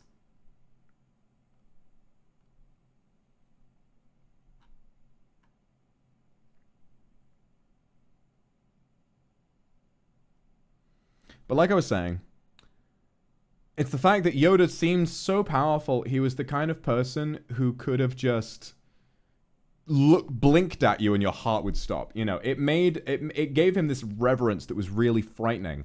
You know, I almost feel like Yoda should never have been in a fight in the prequels until a certain point. because he felt so unstoppable, and that was what made him an interesting character. That was what made him, like, mythical in a way, and that's what made Empire Strikes Back so satisfying. When you met Yoda, it was as though nothing could stop him. But with this, it's so rudimentary. Like, he's just like everyone else. He's, like, doing all this fancy shit. Yoda doesn't need to do fancy shit. He just raises one finger and a spaceship flies across the room with no effort whatsoever.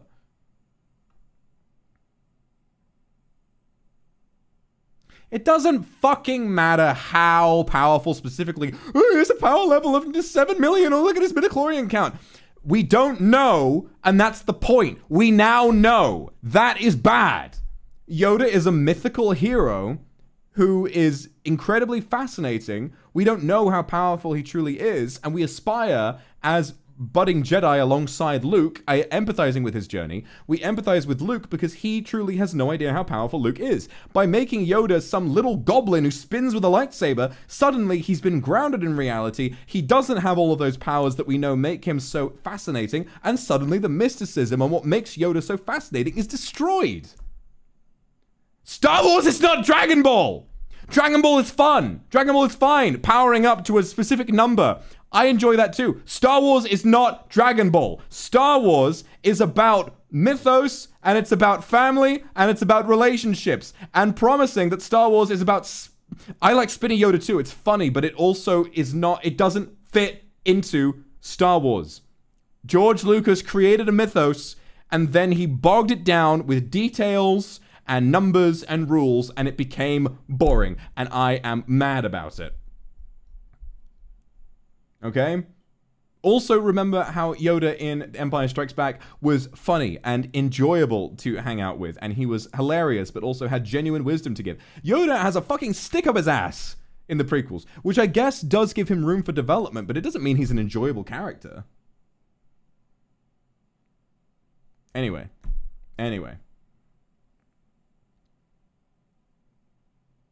It will always cut me to my fucking core that the vast majority of Star Wars fans do not understand what makes Star Wars great. You know? Star Wars is made great by its characters and by the mythical aspects and by being, almost like a martial arts story, or, having the Jedi philosophy be something that's interesting to analyze. Anime power levels and shit are hilarious. It's like, it's great to get into that kind of a mood when you're watching an anime. You really want to enjoy that, but Jesus Christ, Star Wars is not that. And the originals understood that. The originals, the Force felt like a beautiful, impossible to understand force that could do anything, and that you, the listener, would be privileged to understand in even any little sense. But the prequels over-explain it to where the Force is no longer interesting even remotely. Also, the clone, there's some tragedy going on. The clones are now, a part of the Republic. The Clone Wars have begun. These two are getting married in secret. And also, yeah, the Darth Vader's theme began playing because technically the clones are there, well, I shouldn't say too much, but you know what I'm talking about.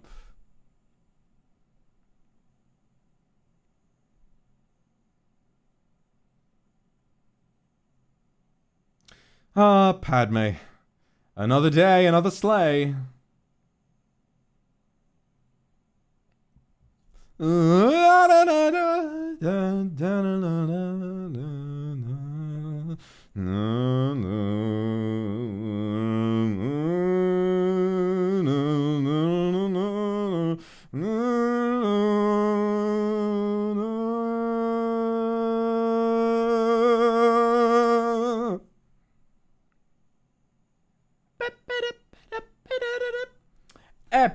Hello guys, this is episode 2. So yeah, I don't really need to do a rundown of that. I have gone far enough into my thoughts and feelings on this film from what we just saw.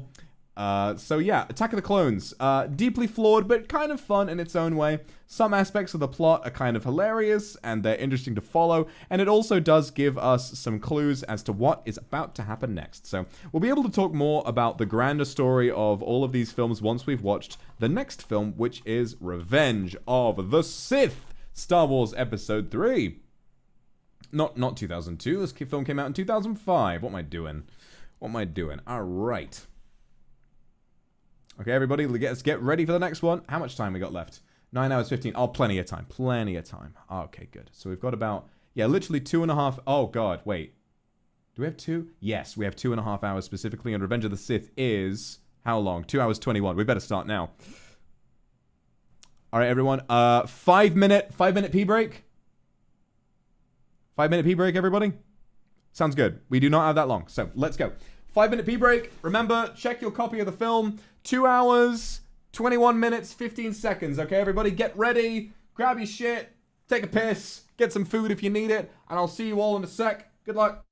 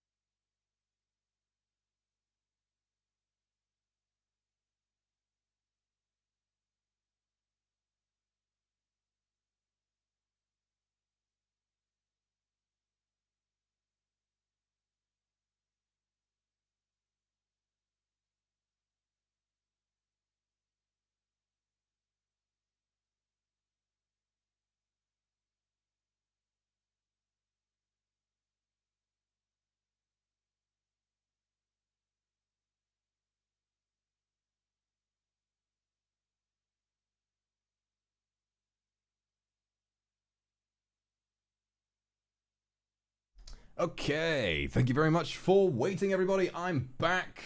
I'm really good in the sack. And I'm ready to Attack of the Clones, which is the movie we just watched. Okay, everybody. Yeah, people have been saying in chat, apparently, I haven't read it either, apparently the description of this film on Disney Plus is a massive spoiler, so don't read it. Just click straight on the movie and get in there. All right. I'm ready to go. So the film's length is 2 hours, 21 minutes, and 15 seconds. We are watching The Revenge of the Sith. This movie is actually, I feel like this movie is where the prequels come full circle. The prequel, this is still held down by some of the flaws that the prequels are held back by, but it's the one with the most good bits. It's the one where what the prequels do good is done the best, and it's the part where just generally there's the most fun stuff going on in the prequels. It's a pretty great watch. Far from perfect, but I like it. I would watch this film for fun, unlike the other two, which I watch because I'm in the mood to watch everything, you know. This one is a good standalone watch, just to remember the good parts. So, let's get into this. You know, set your expectations to reasonable. Nothing insane. Reasonable. There's some cool shit here, but, you know, a lot of the same flaws. Okay, we ready? 3, 2, 1, go. Rum-bum. Ba-rum-bum.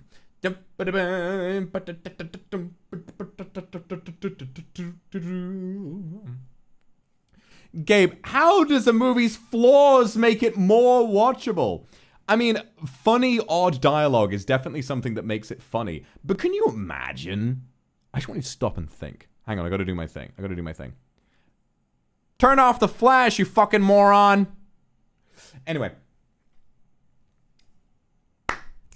Can you imagine how good the prequels would be if, bear with me, the dialogue and acting were good? Wow! I think in that case, the sequels probably wouldn't be my favorites. I think the prequels would be. But the fact is, how can you choose to... I mean, goofy dialogue is great for memes. Personally, even though the memes are great, I would love to have a good film, actually.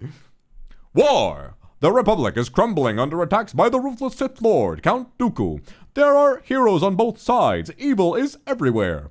In a stunning move, the fiendish droid leader, General Grievous, has swept into the Republic capital and kidnapped Chancellor Palpatine, leader of the Galactic Senate. As the Separatist droid army attempts to flee the besieged capital with their valuable hostage, 2 Jedi Knights lead a desperate mission to rescue the captive Chancellor.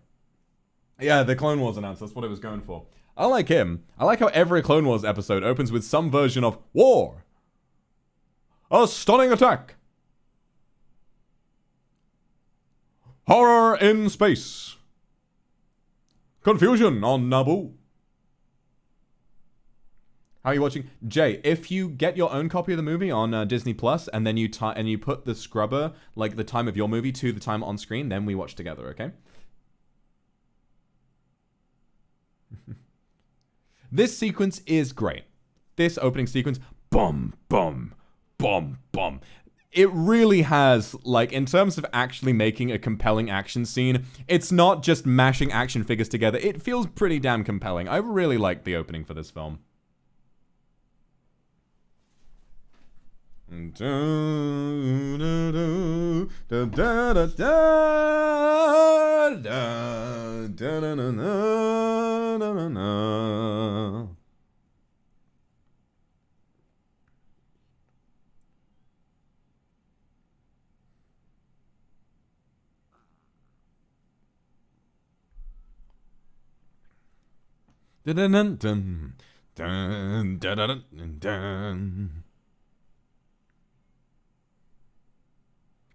This was, for its time, the most expensive and complex CG sequence ever crafted in a film. And you can fucking tell.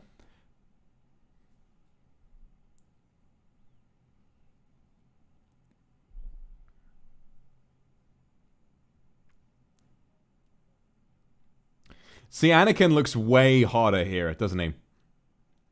All it takes is the scar he got and that longer hair. Nah, Anakin's a snack in this movie. I don't care if he's creepy. CGI Tamara Morrison. It's a little weird.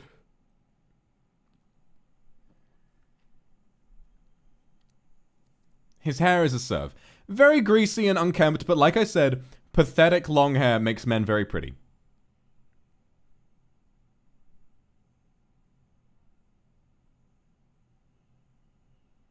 Is it so much to have some tall, beefy, long, dark-haired man down on his luck just rest on my chest and tell me how everything's going wrong in life and I can just listen to him and give him a little kiss on the forehead every now and again? Not so much to ask. Baby girl Annie, no, not wrong. Not wrong at all. So Kylo Ren, yes. Yes.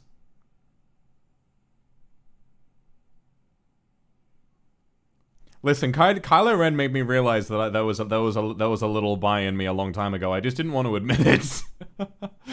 It was at the time for one man, and I was like, that's gotta be that's gotta be like an anomaly. I can't rely on that. Nah, I could never. But I choose to accept the facts now.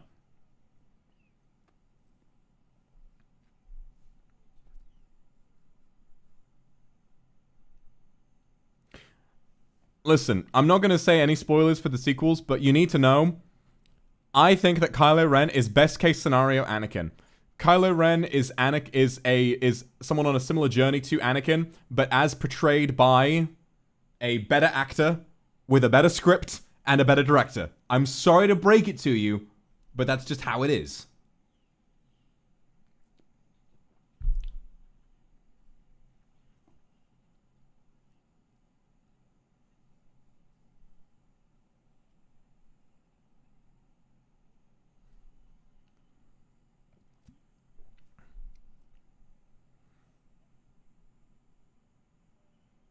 Yeah, R4, who is like Obi-Wan's companion throughout the entirety of the last movie, he just fucking died instantly.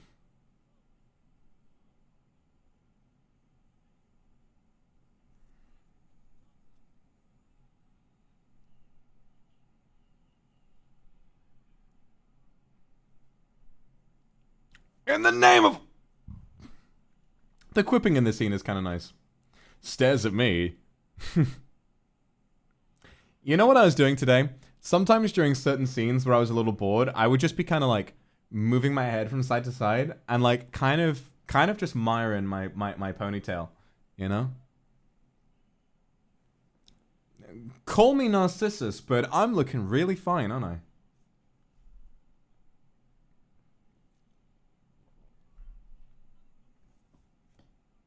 I'm just miring.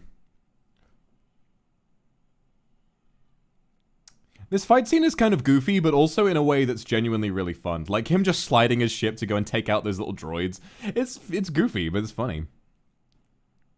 It's goofy, but it works.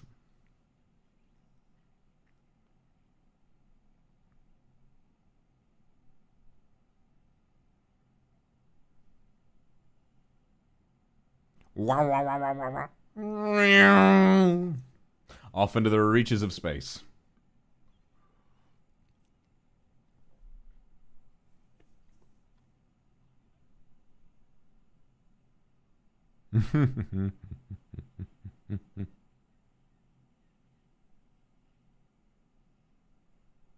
Oh, I have a bad feeling about this. These boys are just hanging out. This is just another day on the job for them.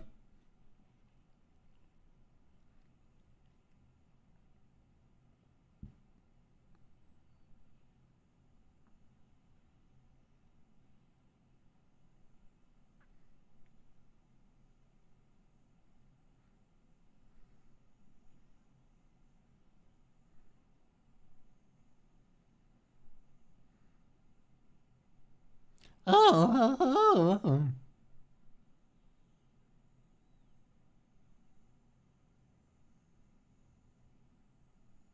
Vox Akuma action figure? I mean, I am getting a Nendo. The Nendoroid will be... it's going to be shipped out. It's going to be shipped out at some point this year, so, you know. If you go to those pre-orders... I can't wait to see what everyone does with their Nendo when they get it. It's going to be great. Yes! It's General Grievous! This is my Oshi. Don't listen to me if I say anyone else is my Oshi. This is my Oshi. This big asthmatic metal man. Holy shit. What's the situation, Captain? Fun fact, he's played by Matthew Wood, who is also this film's sound designer. Big ups to Matthew Wood. Star Wars sound design is pretty based, actually. He's a really talented guy.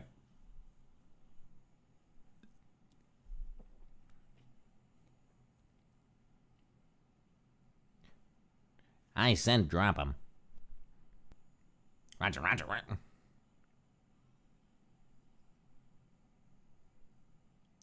Lightsabers are so cool.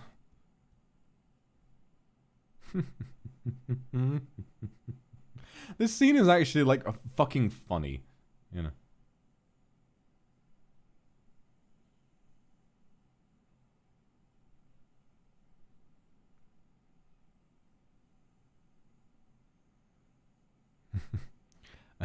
What that?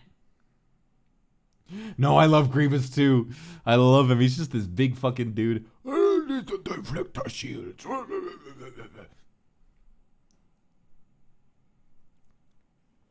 What's the situation, Captain? Always on the move. Grievous is kind of sexy in a weird way, isn't it? Isn't he? I don't think he has a working penis. But, you know.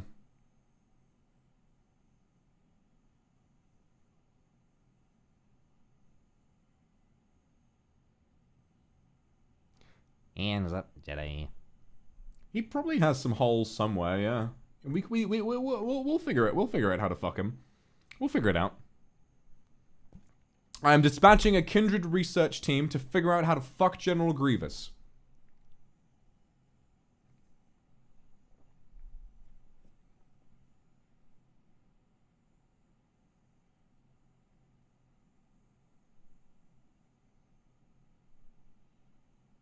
They could have just walked backwards. I mean, nothing was telling them they had to get chopped in half by that.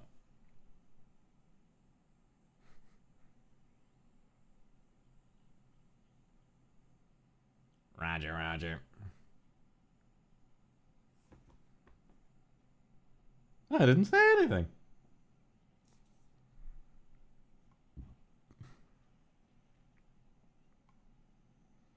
Oh, research already turning up results. Very good.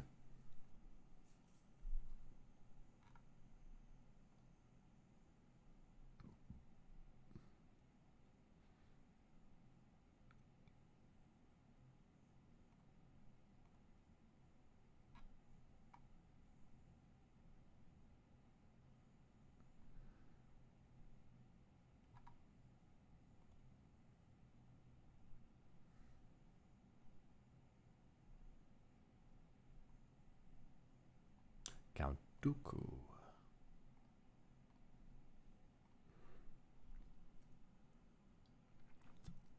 Sorry guys, I was just someone sent a message in the collab ideas thing and I was like, "Oh. Remember my brain is not terribly good at keeping focus sometimes." Sith Lords are our specialty. Oh, Balenciaga! Star Wars by Balenciaga.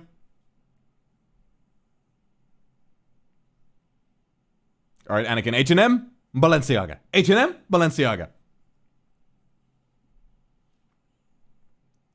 Listen, Dooku's an old man. Christopher Lee, listen, that is a man with knowledge. I don't blame you for finding him attractive.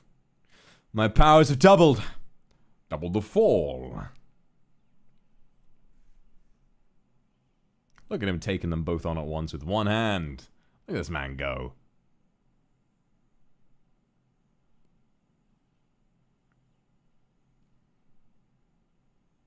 Look, you can see that he's running up the stairs without knowing that there were supposed to be any enemies there, so they just kind of edit the lightsaber to flicker in the direction of the blaster bolts.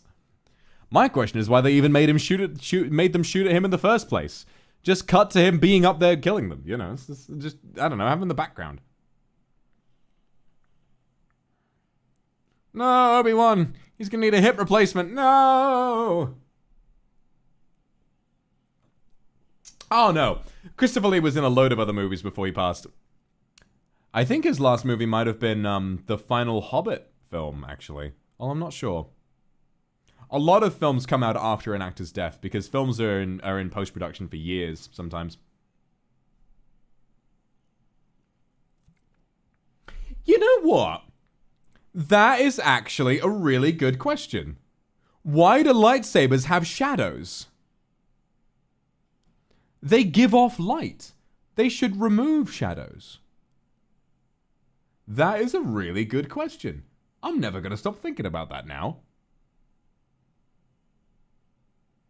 Lightsabers give off light. They shouldn't create a shadow. Sorry to ruin Star Wars, Piero. Do it! And he's dead. And he's dead. Count Dooku is out of the game. Silver and Ori, thank you very much. Oh, I'm having fun too, babe. Do it. Do it. Do it. Do it. Do it. Palpatine tries to ask a girl out. She says no, and he says, blew it.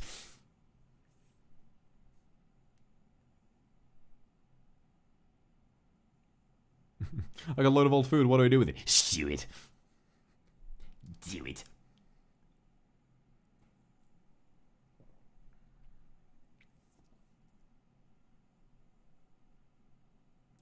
There's no time.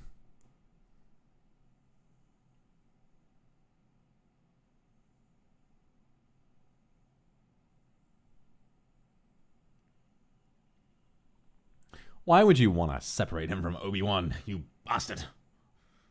They're in love. They're dating. They're gay, Your Honor.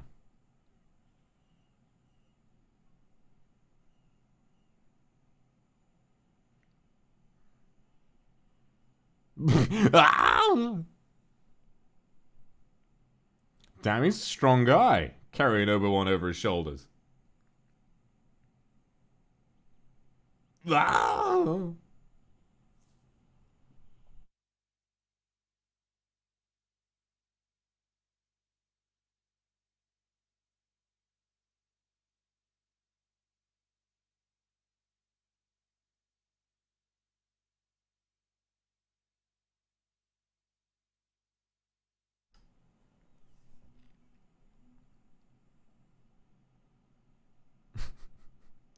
I find this scene really creative. You know, when it's on its side and then they're running up the elevator shaft, and then R2 is just flying down here.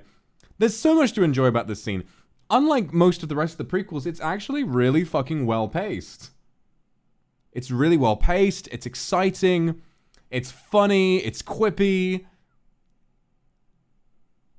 This is pretty peak. I feel like when it just comes to like action and fun, this is pretty peak Star Wars, at least for me. If you want a light scene, you know, because, like, yeah, it's a giant battle or whatever it is, but the stakes are relatively light. We're just hanging about, doing a battle, having a bit of a laugh.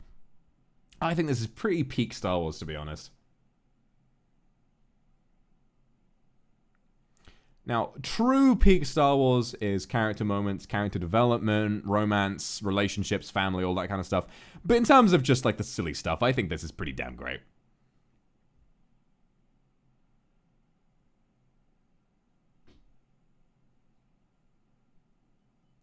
Well, I mean, technically, yeah, the stakes are higher in the context of the Clone Wars. But also try to remember the tone of the scene. Watch the scene with a little bit of media literacy, and you'll realize that it's not tense. You know, apart from the fight with Count Dooku, which was dark for a little bit, which is pretty great, the rest of this is mostly pretty comedic, you know.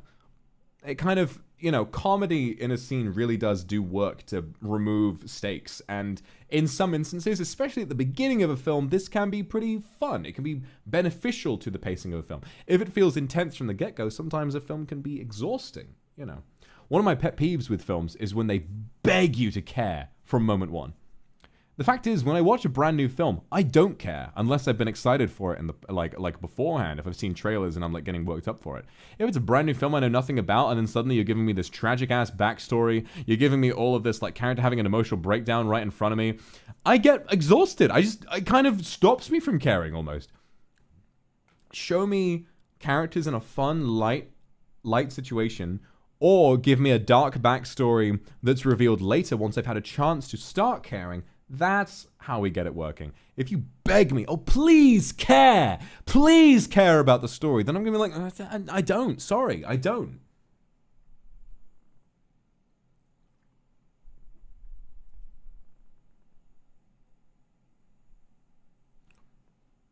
expectation to be a little older.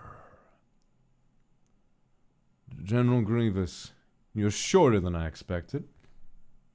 Fun fact, General Grievous and Anakin are incredibly prominent characters throughout the entire 7 seasons of the Clone Wars, and yet to make this one line from Revenge of the Sith make sense, they never meet. Not once. Not in person. They both know of each other, very much, but there are some scenes where they're in the same building, but they will not meet, just to make that line work. I think that's really cool. I love that.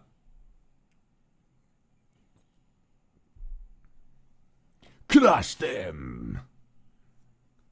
Make them suffer.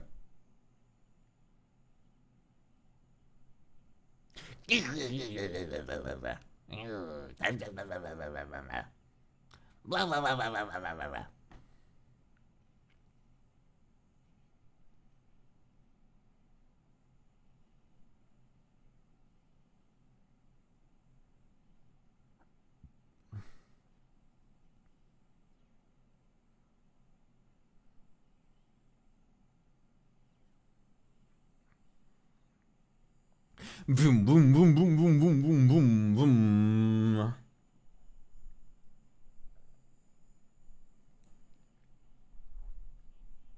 Yes, sir.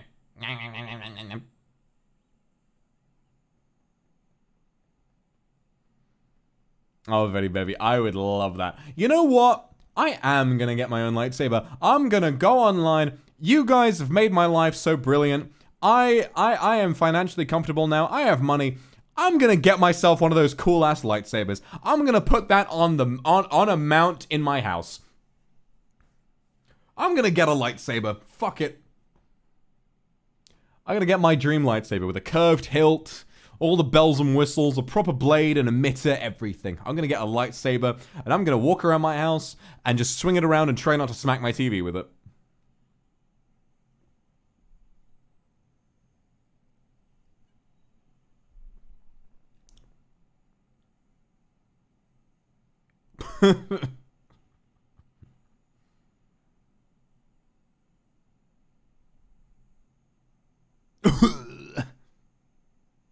I love Grievous.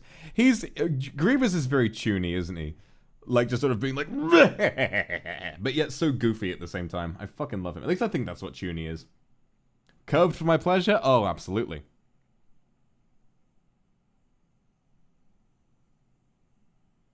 You guys ever thought about sticking a lightsaber up your ass?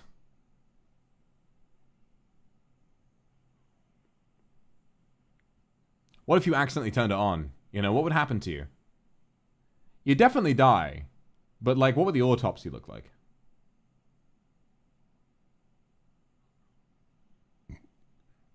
What would the autopsy look like, you know? It'd be kind of interesting. Just see, like, a lightsaber-shaped burn thingy inside a person's body with, like, their asshole wound, like burned shut. Take pics when you... I think I will.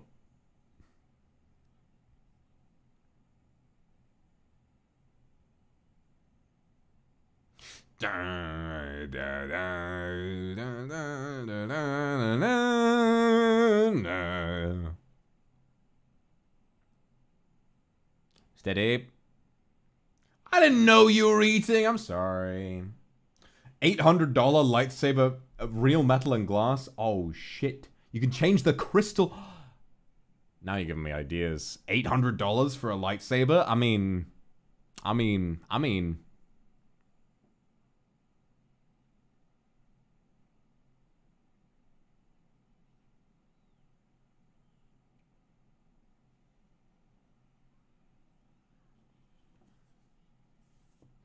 Treat yourself, King. You know what? Maybe I will. Maybe I will, chat. Maybe I will.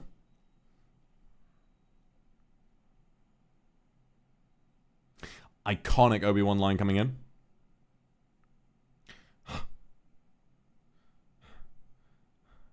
Another happy landing. Another happy landing.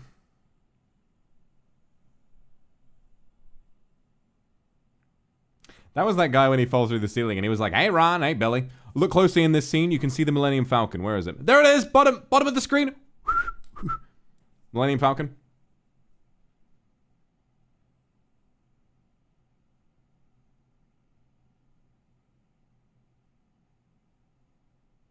Beep boop. Beep boo. Beep beep boop boo. Oh no, I'm not brave enough for politics, sorry.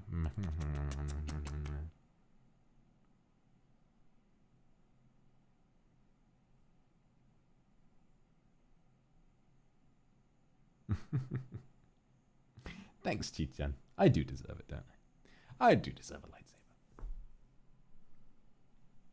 Their banter and their chemistry has only gotten better. It's at its peak in this film.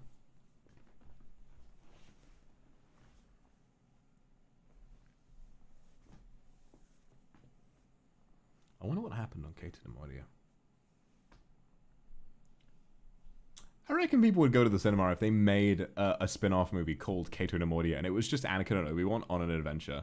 Preferably with a better director than George Lucas. Like, good dialogue, good acting from those two, good direction. I think that'd be pretty fun. I love Jimmy Smits as well.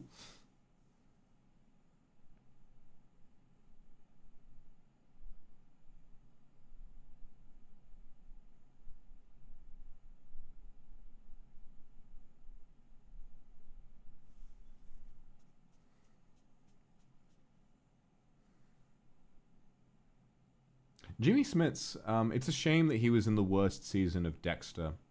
You guys ever watched Dexter? I had a big Dexter face. It would have been at least 8 years ago now. I watched Dexter very fast. I finished that show so quickly. Season 5 of Dexter, I think I watched in about 2 days. I don't think I've ever binged a show faster than I binge watched Dexter.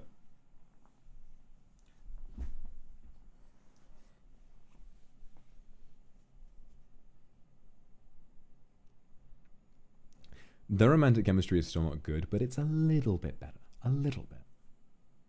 I think it's because the actors like each other a bit more, like they've gotten used to each other.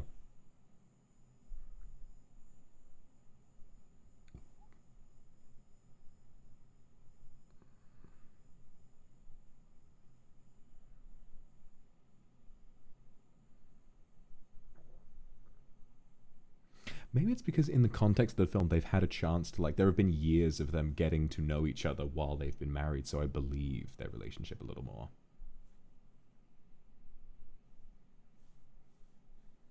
What is going on? Oh.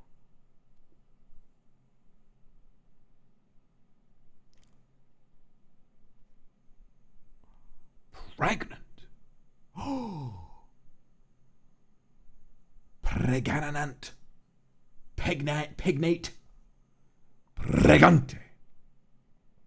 This scene is actually pretty great. Anakin sort of, like, his acting is not awful, you know, him sort of coming to the realization that he's going to be a dad.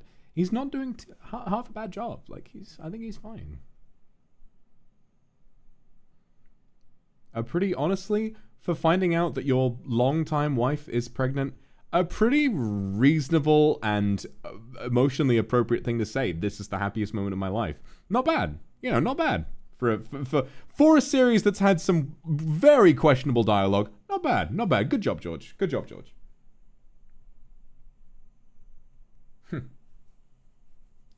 Oh, General Grievous' theme song goes so hard. Bum bum ba-dum. Dun dun dun. Dun, dun, dun, dun. Dun, dun, dun, dun, dun, dun, dun. Here he comes, here he comes.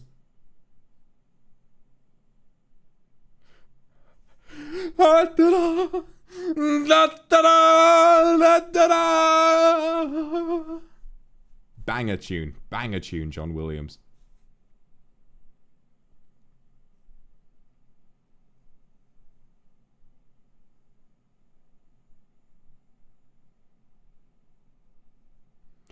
General Grievous. Mustafa.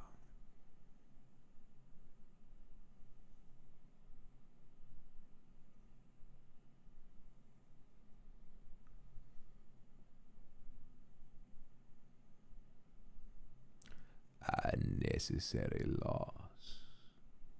New apprentice one far younger and more powerful.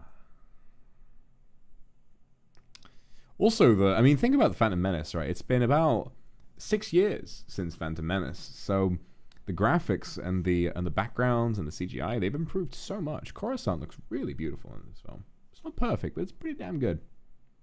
Padme a slay yet again. Nothing changes.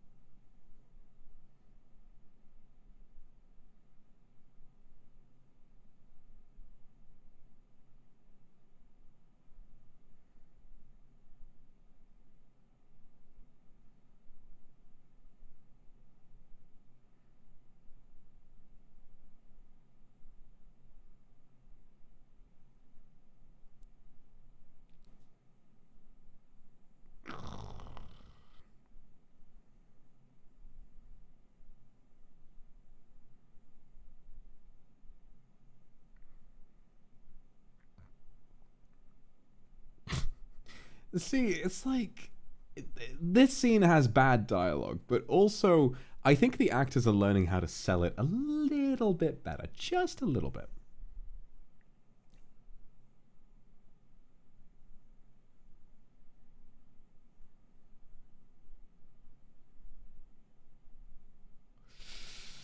Uh-oh.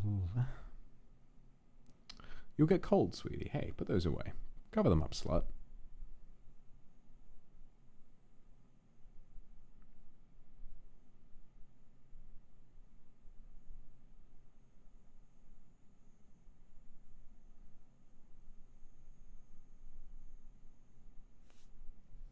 Kindred. Get some good rest. You have fun at work tomorrow.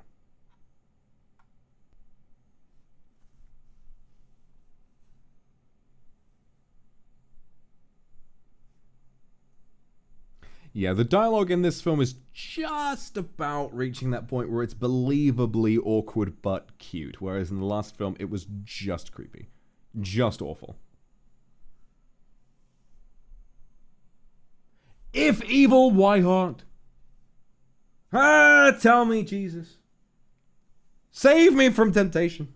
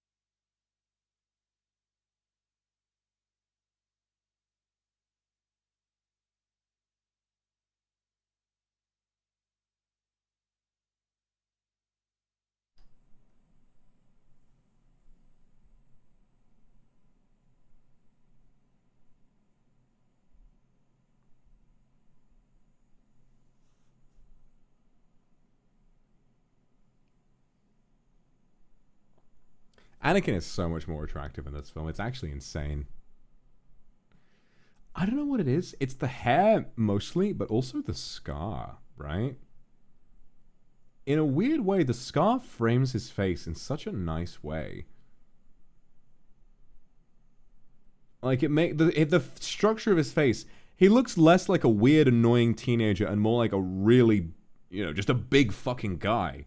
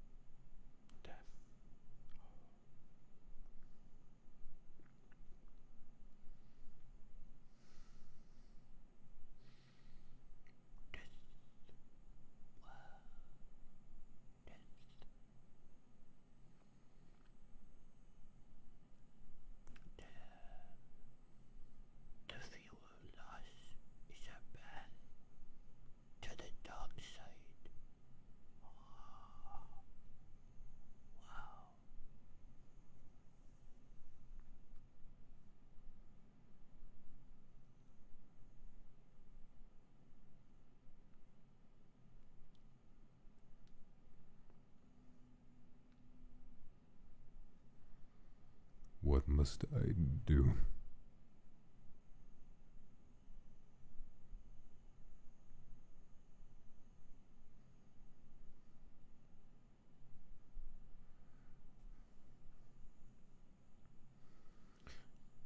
God. That does kind of sum up the Jedi philosophy really effectively, doesn't he?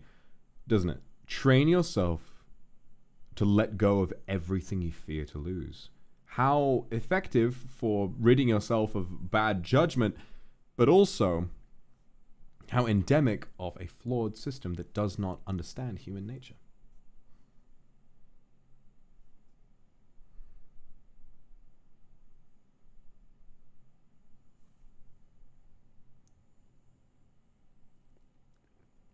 Can't Jedi get married? No, they cannot. Anakin married Padme in secret. Jedi are forbidden not just to get married, not just to have sex. They make exceptions for sex very rarely in the case of a Jedi who is like the last of their species, such as Ki-Adi-Mundi, who is the Jedi on the council with the really tall head. He is one of the last males of his species, and so as a point of reproduction, he is allowed purely to have sex without attachments. Otherwise, Jedi are forbidden to have any attachments. They may not have partners, they may not fall in love. Really, they shouldn't even have friends, because they believe this makes them better defenders of the peace.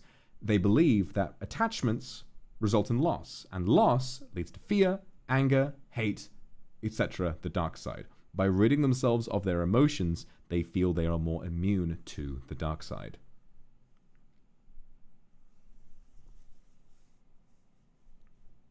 Or the Jedi Council.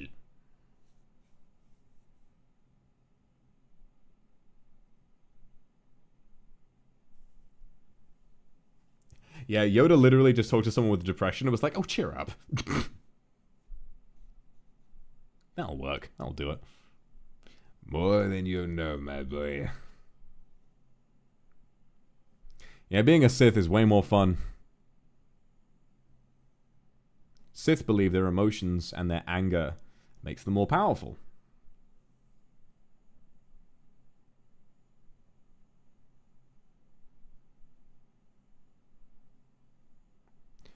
But we do not grant you the rank of master. What?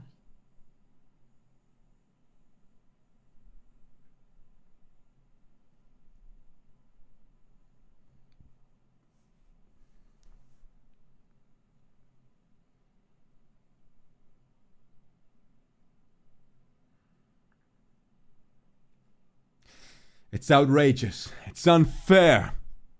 Forgive me, master. Take a seat, young Skywalker. Show me your feet, young Skywalker. There are like 5 meme format lines in this scene in a row. Watch about this.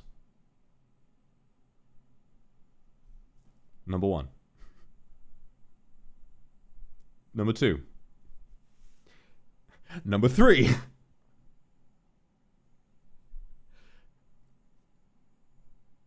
Number 4. Number 5. Up until he said that last part, 5 meme formats in a row. Prequel dialogue, uncontested for its potential in being used in memes.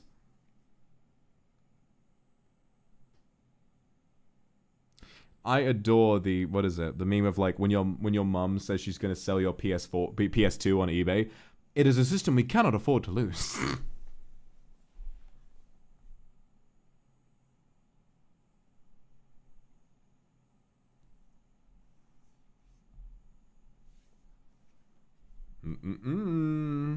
Drama. Sussy.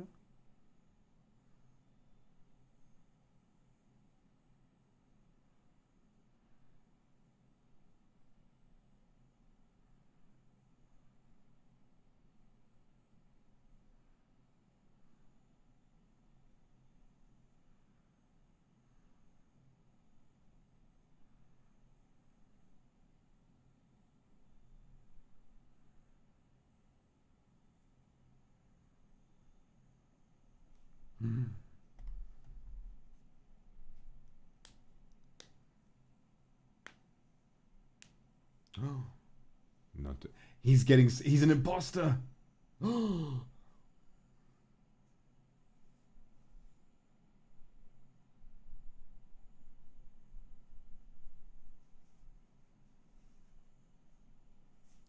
Long after his term has expired.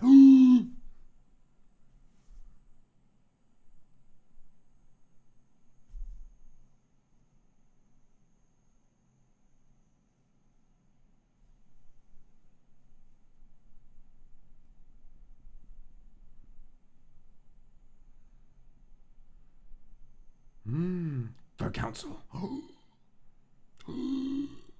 Not the council. Not the council. Bruh.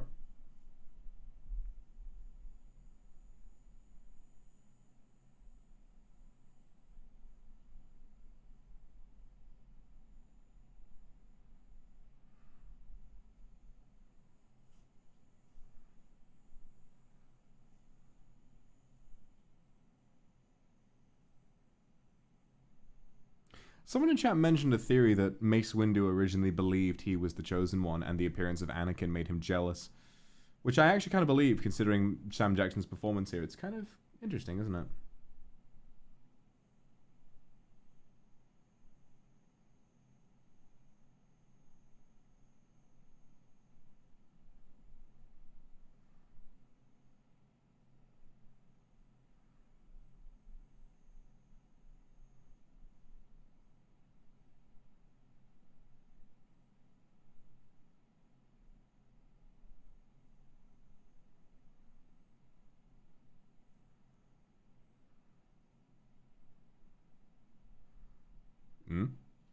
Interesting.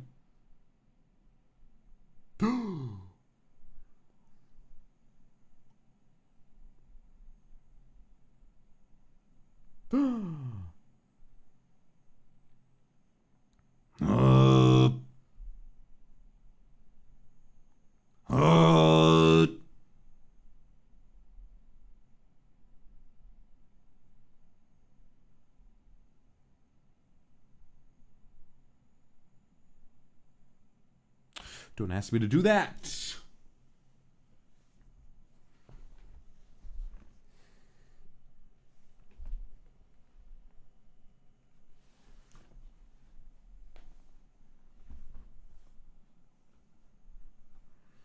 Hold me.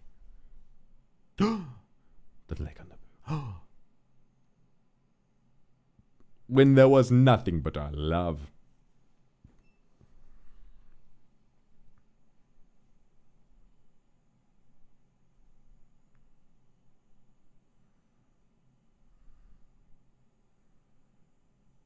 This is a great fucking scene.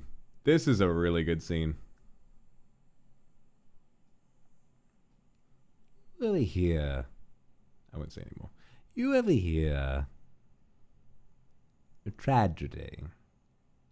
I feel like I could probably quote this scene relatively off by heart.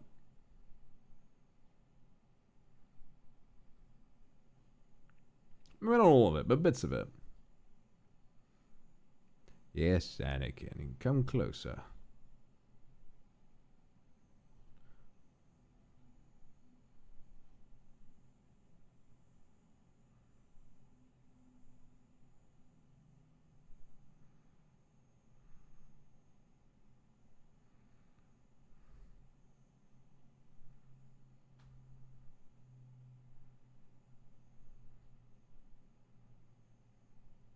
Yeah, they're at the Met Gala.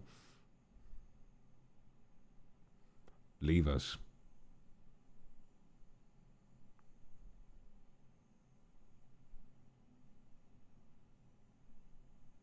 Hanami, thank you for the super happy birthday, babe. Well, I'm not able to rely on the Jedi Council.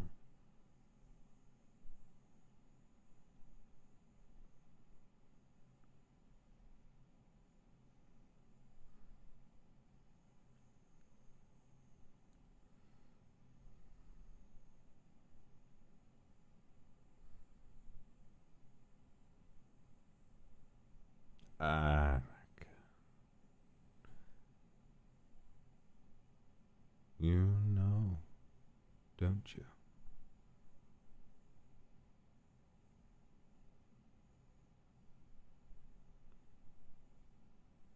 the Republic. Or democracy, for that matter.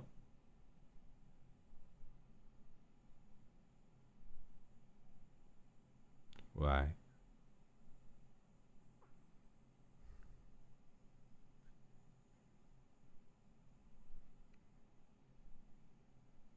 They used to spy on me, didn't they?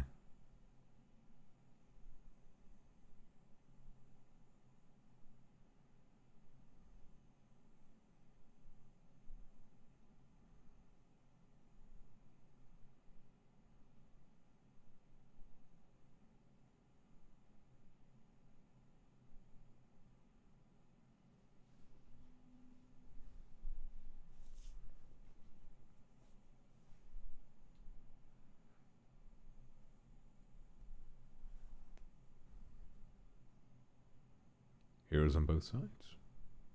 It's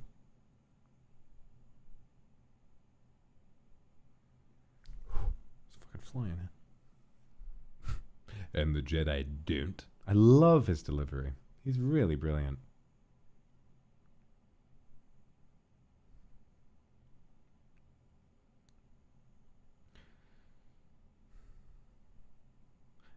Do you ever hear the tragedy of Darth Plagueis the Wise?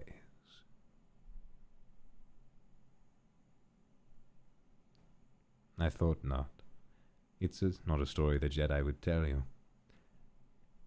It's a Sith legend. Darth Plagueis was a dark lord of the Sith, so powerful and so wise, he could influence the mid-force, influence the midi-chlorians almost, to create life. Such a knowledge of the dark side, he could even keep the ones he cared about from dying.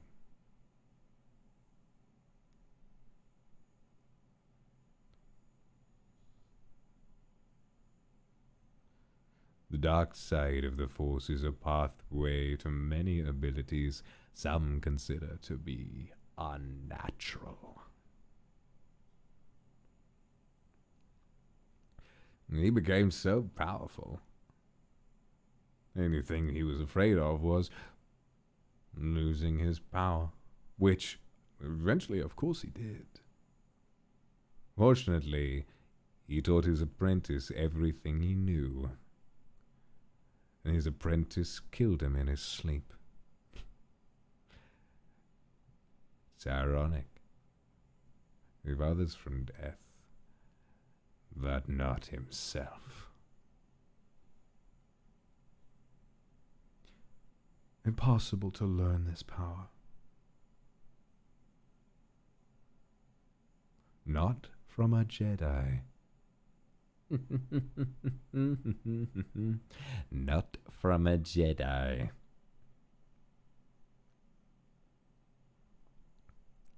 Such a great, this film's structure is actually pretty great. Sort of the build up to, the events of the film are really easy to follow, I think, compared to the rest of it. And that's a good thing. A plot can be complex and layered and not be obtuse and impossible to understand.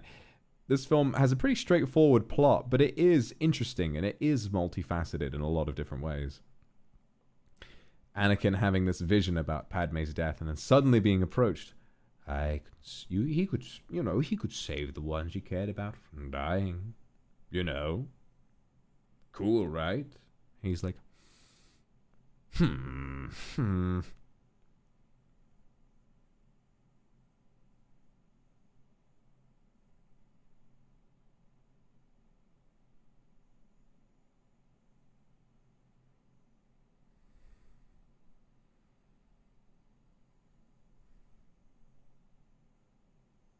I agree. I agree. That is true. He is traumatized by his mother's death. He also had the same visions of her death and they came true.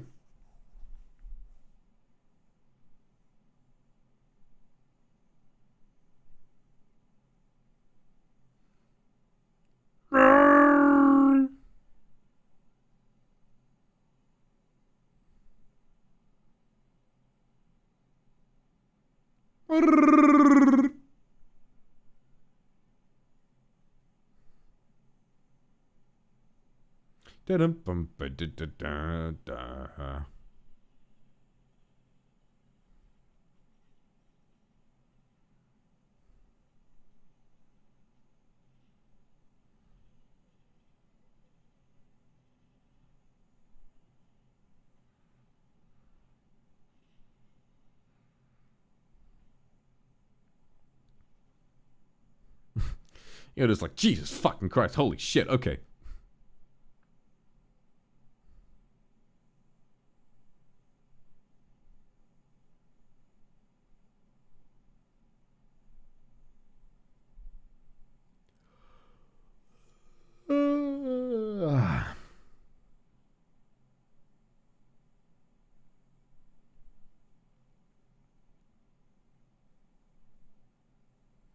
Jess, you're so right. So right. There's so much going on in his head that he is so vulnerable to Palpatine. Abby, thank you very much. You have a good rest. You have a good rest. Might even be still streaming by the time you wake up.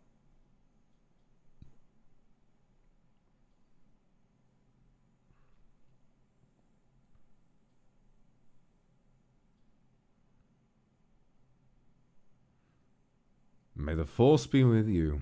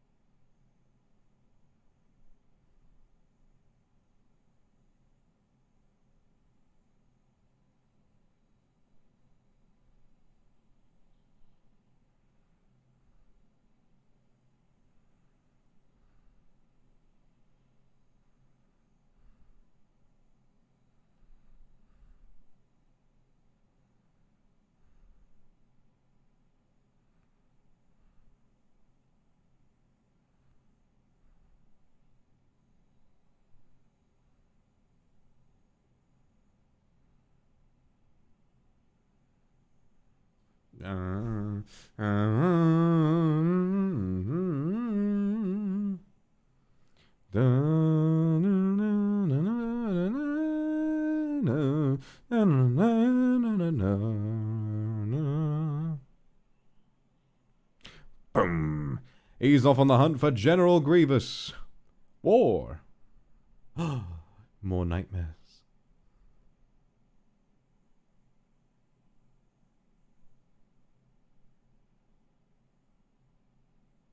He saw that shit on his iPad. He was on his PS Vita. He saw that shit. Cutscene.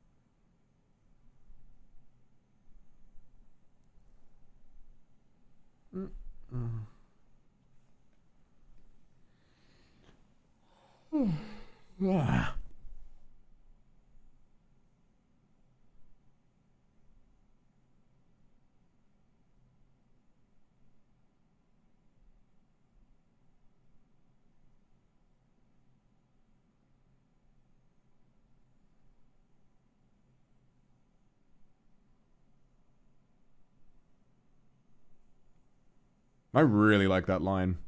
No, I promise you I'm not going to die. No, I promise you.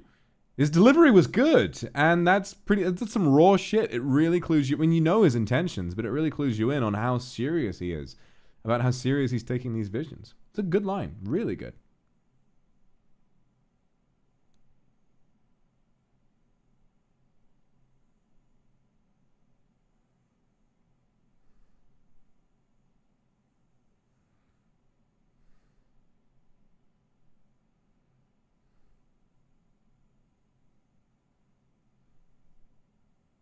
Oh, Magna Guard. Interesting. Fascinating. It's these guys! I don't know what I would call their species. Are they just Utapauans, I guess?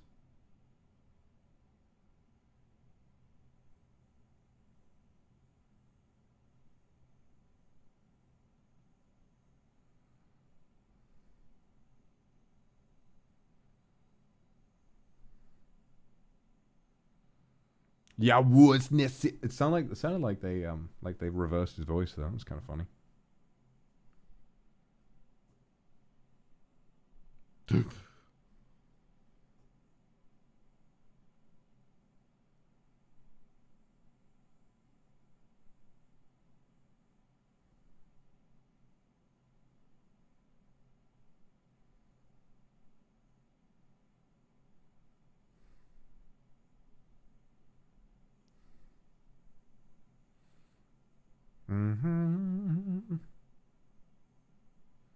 He's made contact.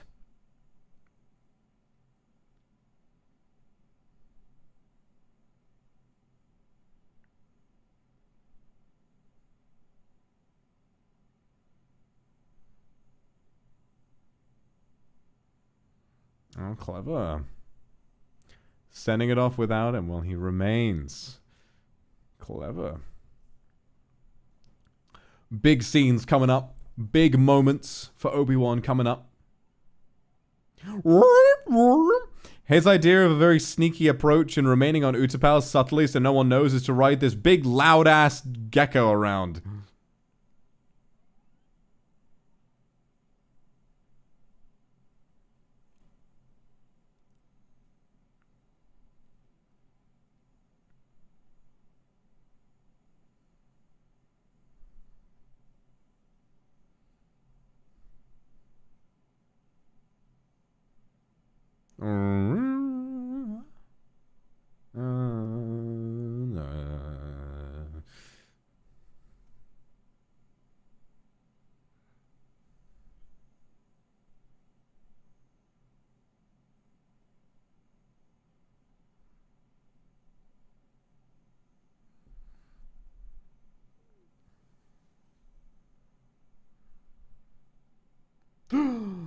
How dare he?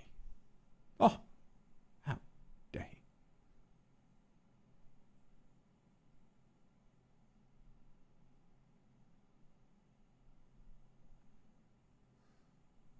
Here we go. Iconic scene. The pickle meme of all time.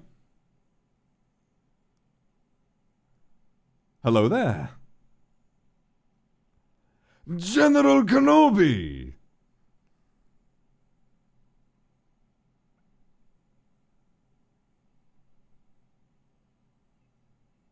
Kill him.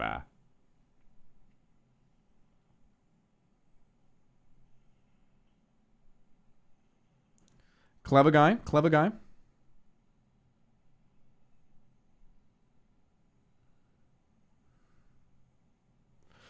With this Jedi slime myself.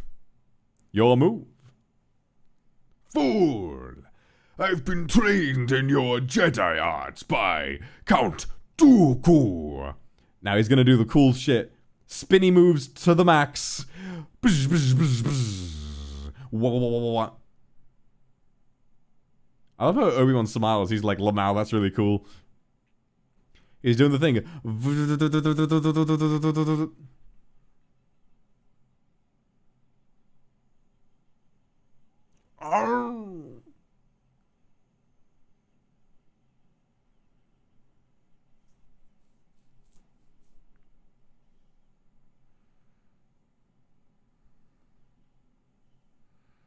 I don't know how you fight something like that with just one lightsaber. You block one and he could just reach around and stab you in the ass with the other one.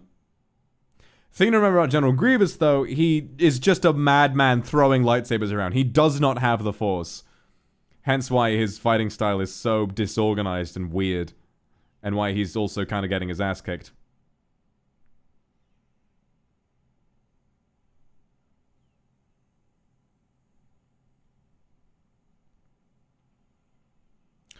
The clones arrived. It's the guy. It's the guys. Me and the boys. Me and the boys rolling up to Utapau. Way. Way.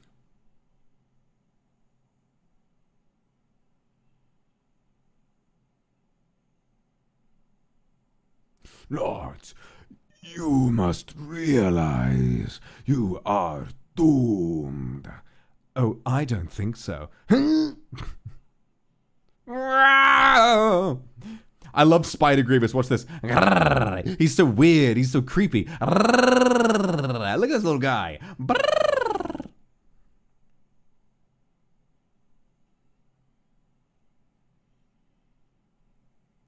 He's this little hamster creature. That's the thing. Listen to my commentary. I'm like, wow, he's doing the thing. And wow. There's really not much to talk about right now. There's just shit happening. Hold on, guys. I'm going to take a piss break. Keep watching the movie. I'm not going to pause it because I've already seen it. Enjoy the movie. I'm going to be back in like 2 minutes. I need to piss.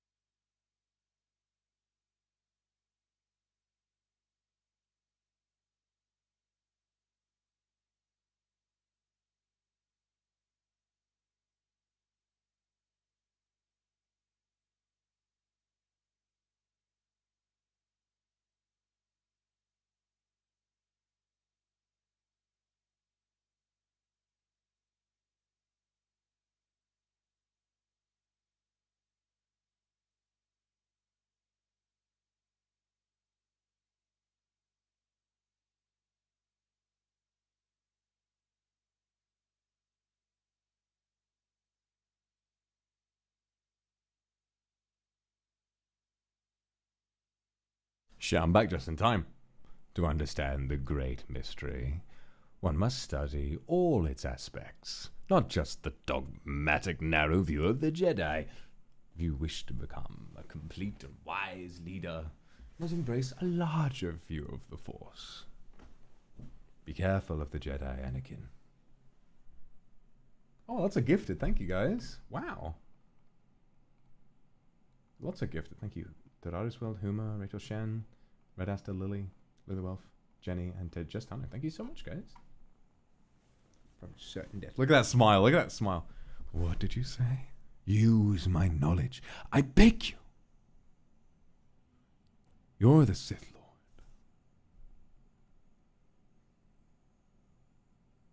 Yeah, I did know that, Saku. It's a really cool fact. I like him. Mess with his brain during his rebuild to make him worse, TM. I actually did not know that. That's kind of cool.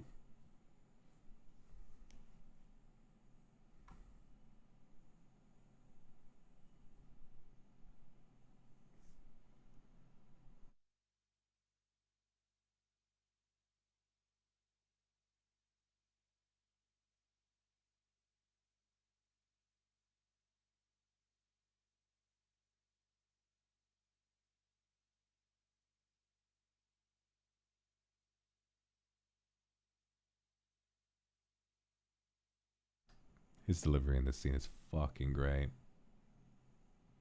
I can feel your anger. It makes you stronger.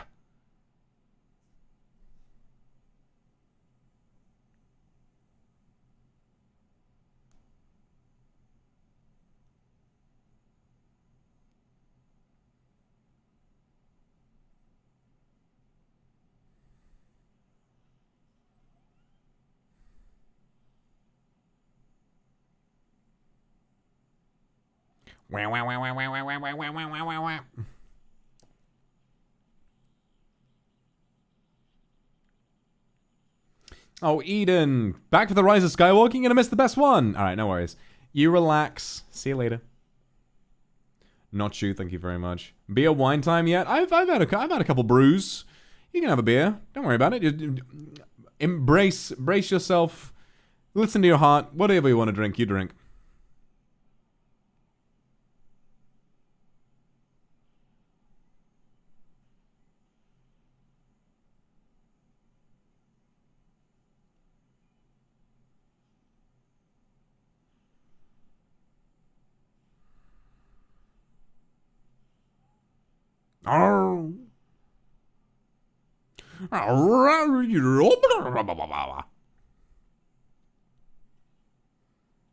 It's kind of terrifying. Like, a dude made of metal with that much strength? That's gonna hurt like shit.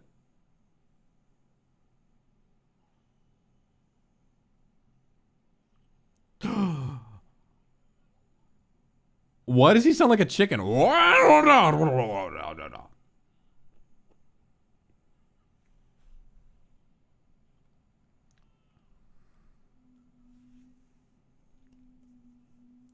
Yeah.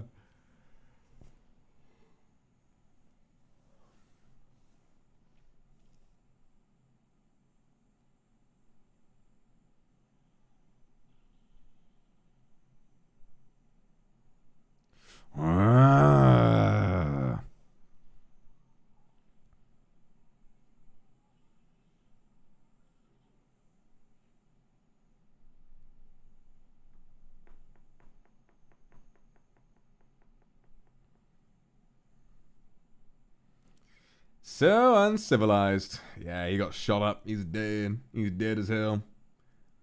God damn, he's dead. He's dead as hell. Damn, he's dead. What? He's dead. Yeah.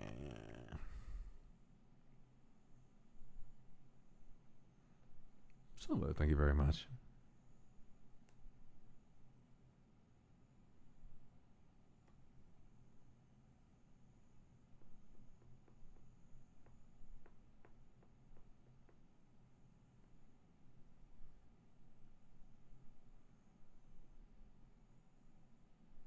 Good job, Anakin, turning that shit in. I'm a mirror, Rebecca. I'm a mirror.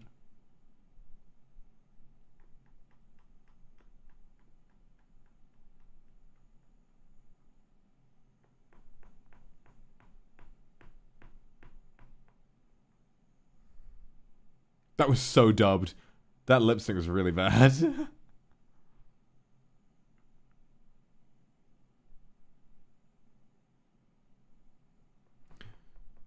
Remain here. Remain here. Oh, no.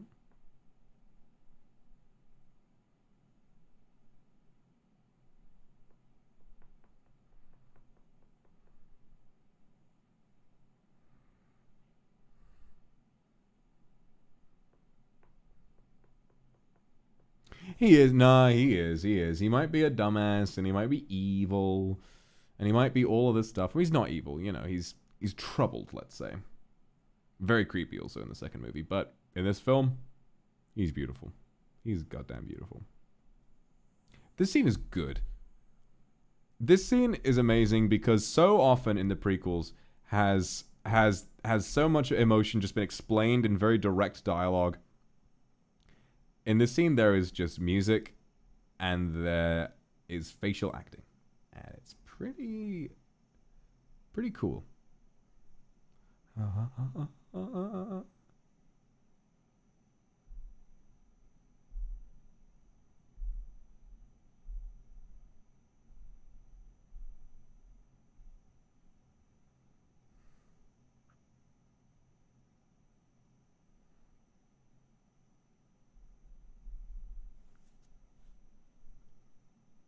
Super Rebecca. No, she's stunning too. I mean, she's always stunning.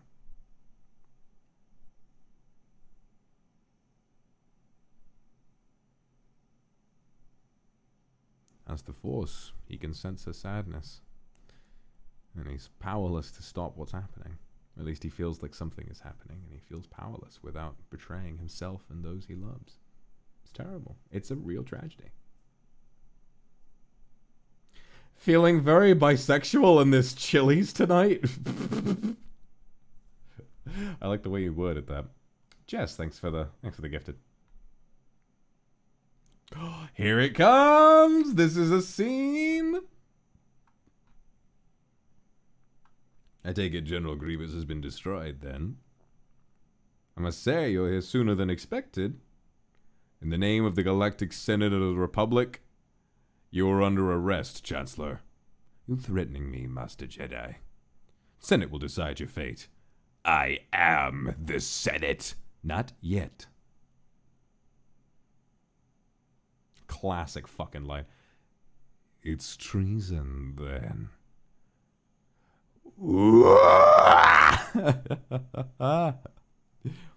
That bloke is dead. That bloke is dead. These 3 Jedi Masters with their whole lives just got instantly murked. They didn't even fight back. Even try. He's going absolutely insano mode.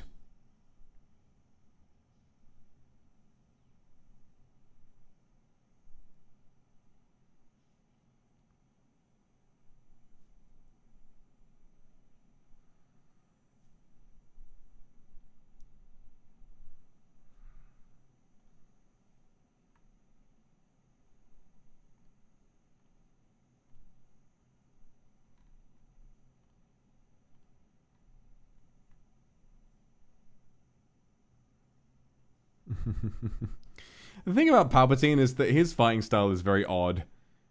I mean, look at that shit. Like, also his face.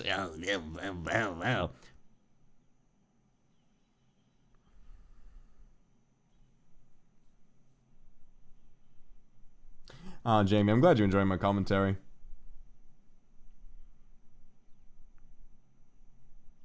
That'll be interesting for you. The last 2 are both my favorite and least favorite.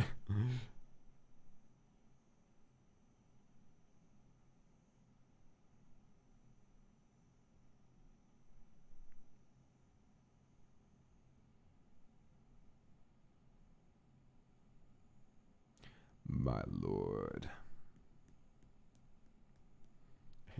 I was right. The Jedi are taking over!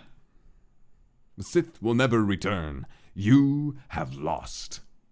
No. No, no, you will die! This dialogue was written by a 5-year-old. He is the traitor! Ah! He literally said, no, you. I have the power to save the one you love. You must choose. Dear Anakin, don't let him kill me. How manipulative that he's zapping. He's the one zapping himself, and he's saying, "Don't let him kill me." I can't. I'm too weak.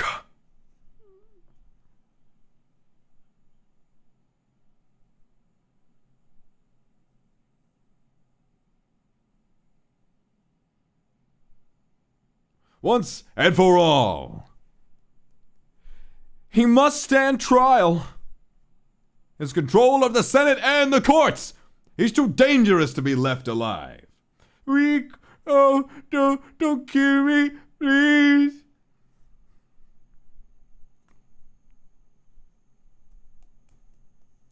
Please, don't. Please, don't. Oh, Anakin.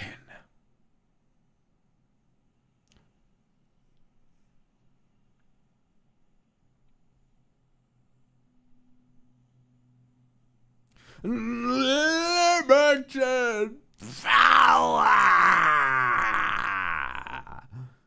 Zoom. He's dead, me sweet. Ah. What have I done? Alright, I'll stop quoting. He chose to serve Palpatine. Imagine choosing to ally with a guy who looks like this. Your destiny, Anakin.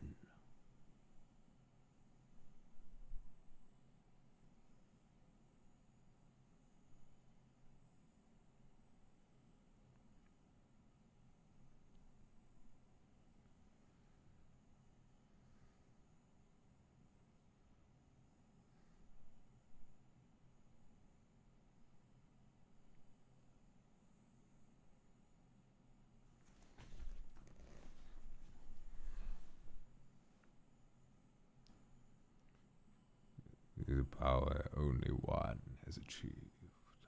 We work together. No, we can discover the secret.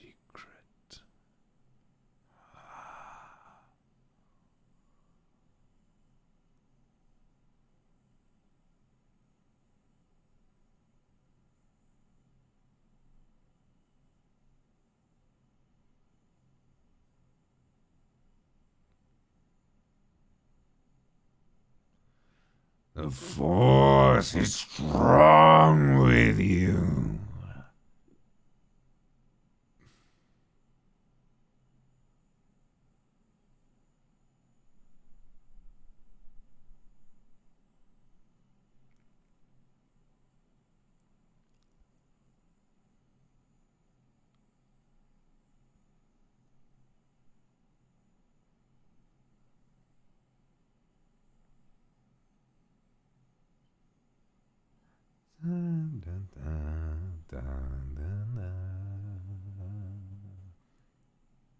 Listen, say whatever you want about the prequels. That is a really fucking good reveal.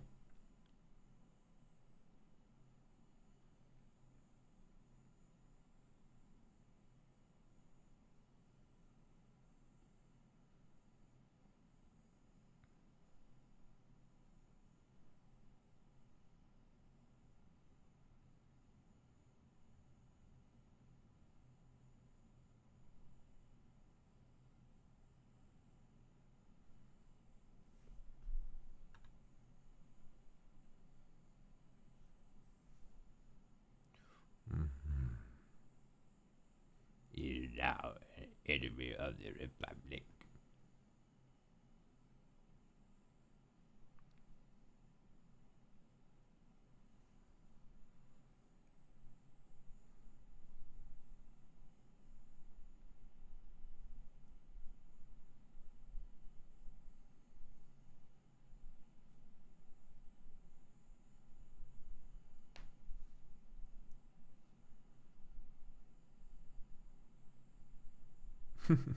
Glad you're enjoying it, Dorothy.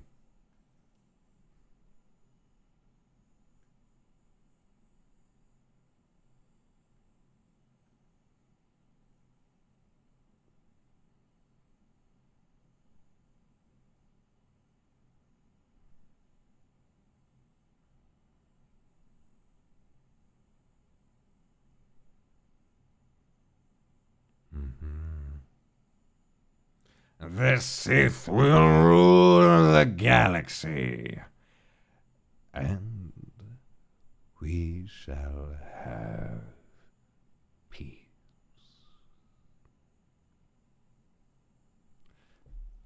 Da da da da da da da da da.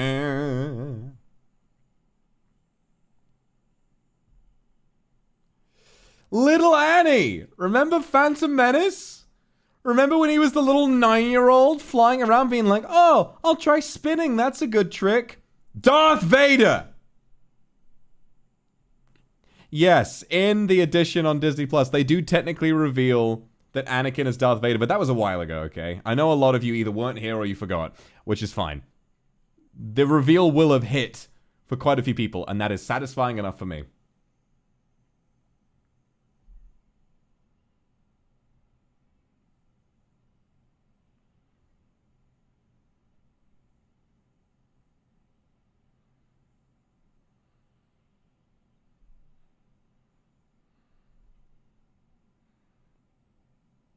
You shall be known as Darth Vader.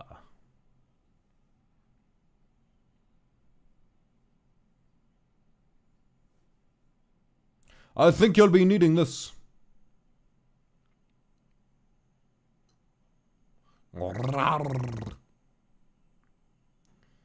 Yeah, the little boy who liked to pod race, the little boy who didn't want to leave his mommy. Darth Vader. All because he was afraid to lose his wife. Execute Order 66. Sunny and Rakshi, thank you very much. And they shot Obi-Wan! And he fell off a cliff! Whoosh.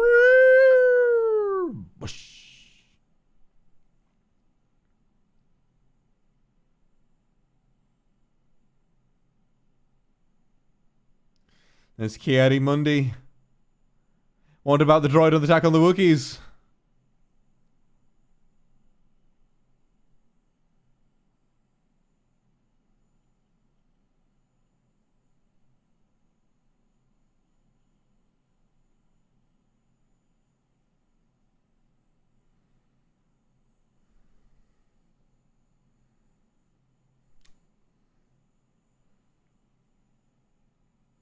Beautiful, beautiful music here. I can't remember what this Jedi is called, actually.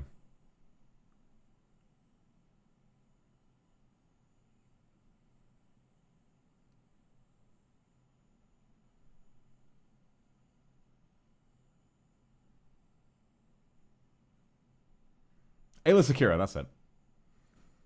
Yoda's like, oh my god. Yoda looks like he's passing a kidney stone. He's like, oh. No, not Plo Koon. No. No, Plo. He hasn't said a word in any of these movies, but he's good in the Clone Wars.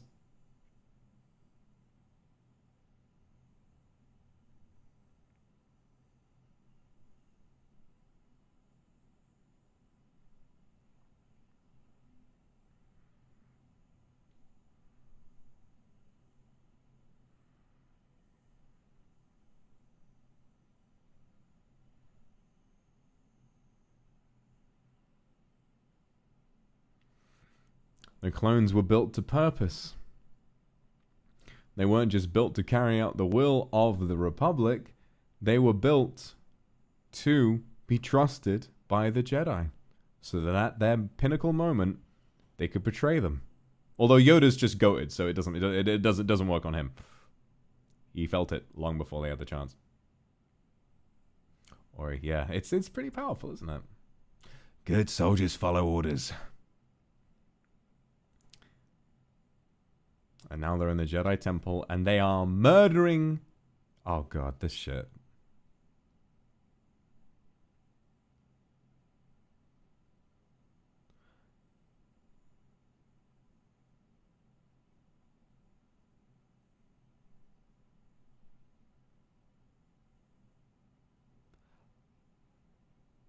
Oh.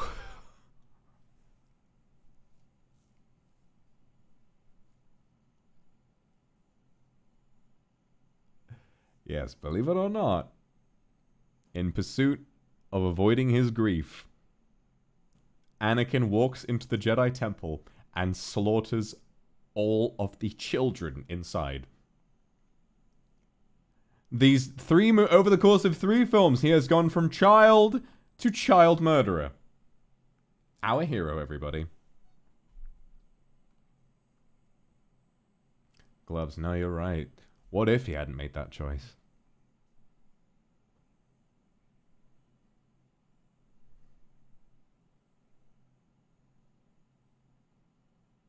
And so it is.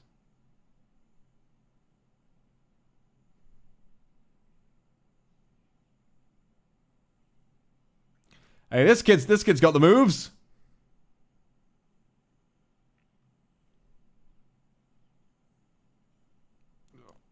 God, that was a meaty hit. He got murked. Oh, it is George Lucas's son. Yeah, I remember. Yeah.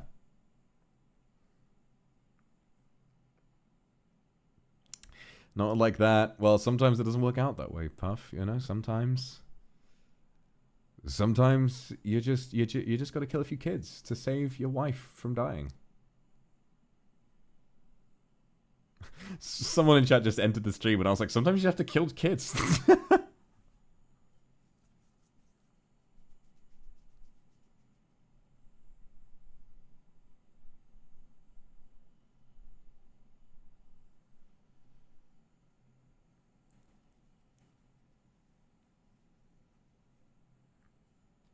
That's Chewbacca!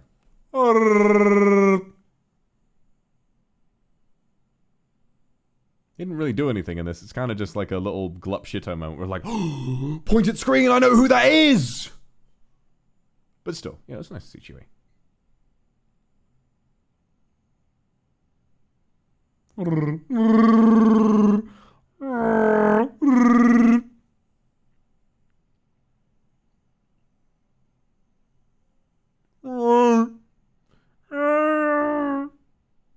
Chewie Olge, very Olge. By the time the originals roll around, I think Chewie is nearing 300, isn't he? Almost as old as me.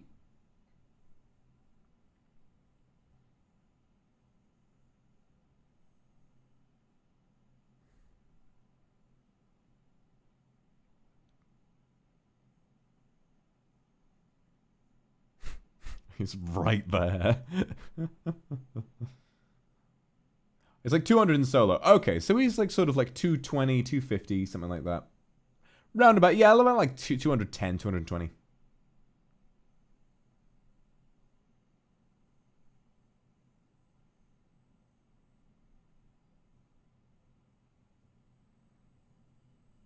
Han Solo is the pet. That kind of makes sense. It's like me and Onigiri. You know, Onigiri is Chewbacca and I'm Han Solo. Just the much older counterpart who just kind of follows me around. Make sure I'm okay.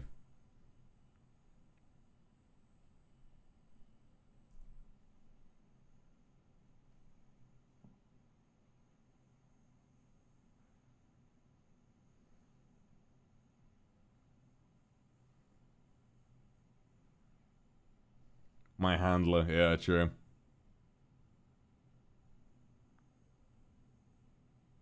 Hey, I ain't no one's pet. Why didn't you watch Star Wars earlier? Well, I'm glad you have now. It's pretty great, isn't it? It's only going to get better from here.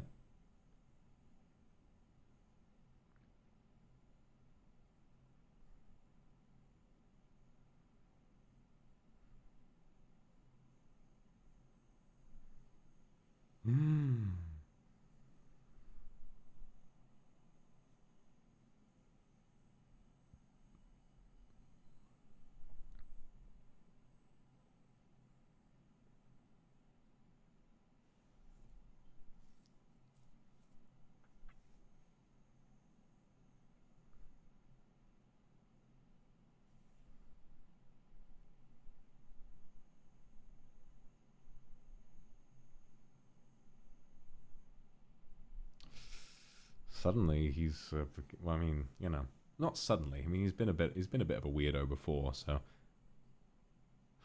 he's becoming a bit of a gaslighter.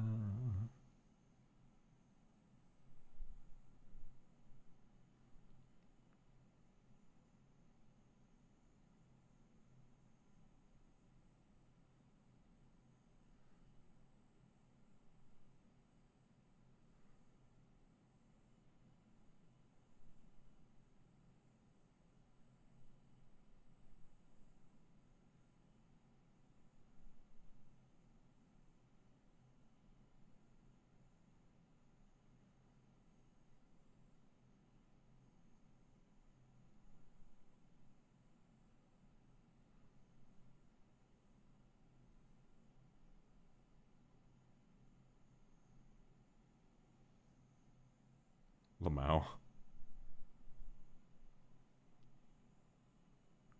Oh, Oblivion, if you need to go to sleep, you should sleep, okay? There's gonna be a lot more.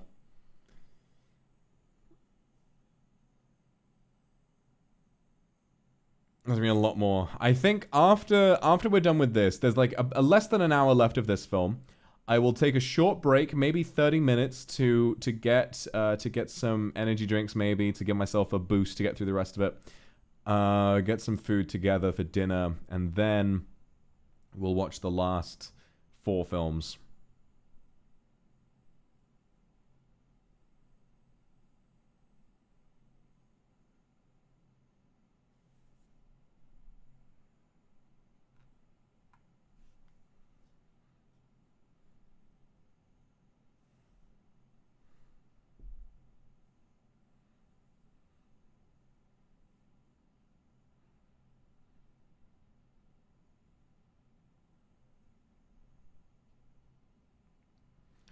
Mustafa. It's just, listen, big lava planet, it's just a great place to set the finale of your trilogy. It is just a very dramatic planet, and it's great.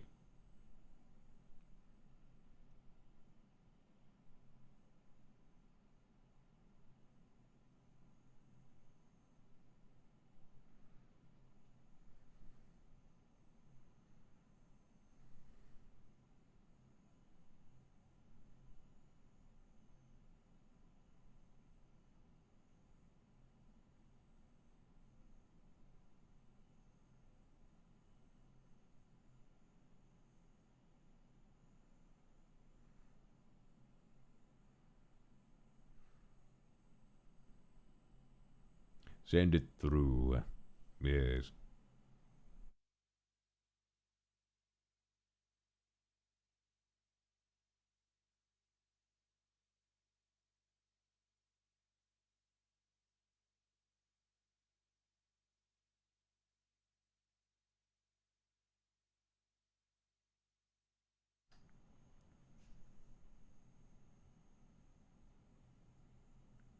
Oh, Effie. I hope you have a wonderful meeting tomorrow, okay? And good luck having some sleep.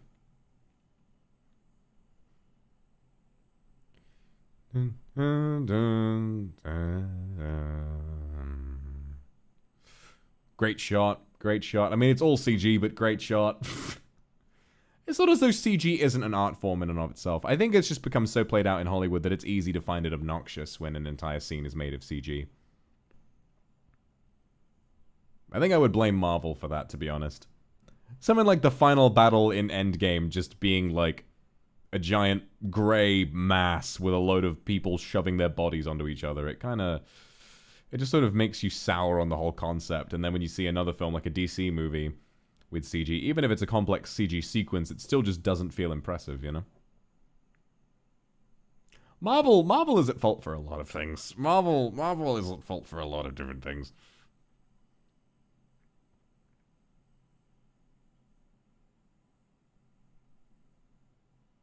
Yeah, it's going to be very odd going back to Return of the Jedi after this, because it's going to be almost all practical effects, you know? Coming away from this thing which is all CG, almost all CG anyway. That's great. They can't kill Yoda!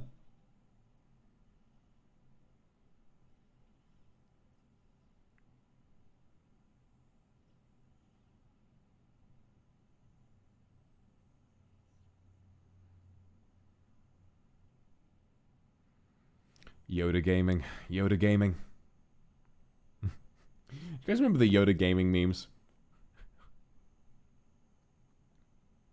Left me, my wife has. Will be hunted down and defeated.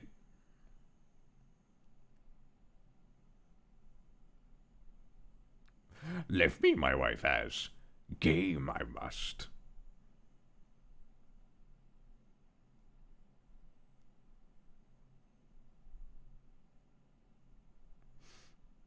Dead children. In this film, in a franchise for children.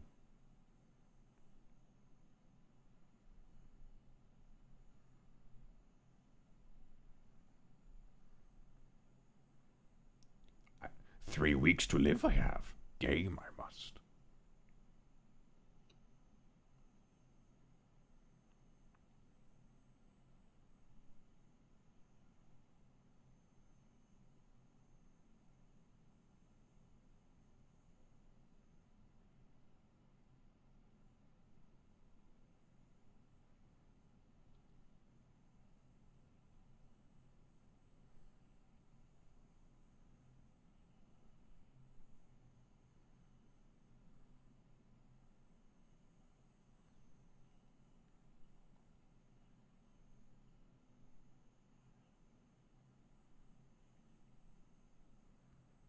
Maximum pain. Oh, it's like crush my cock and balls. I must. Maximum pain. I must endure.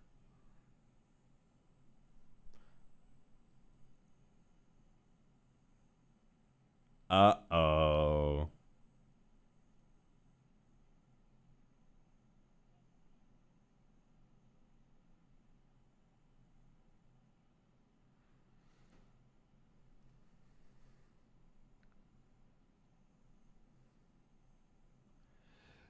With thunderous applause. Hence is the birth of the Empire.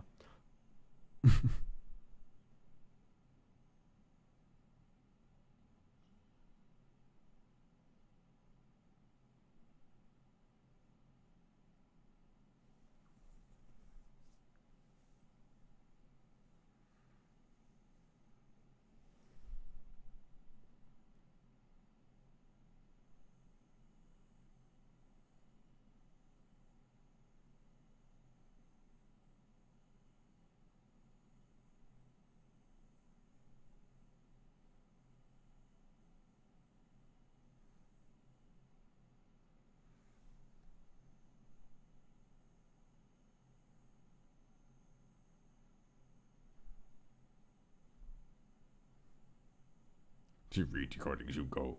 Only pain will you find.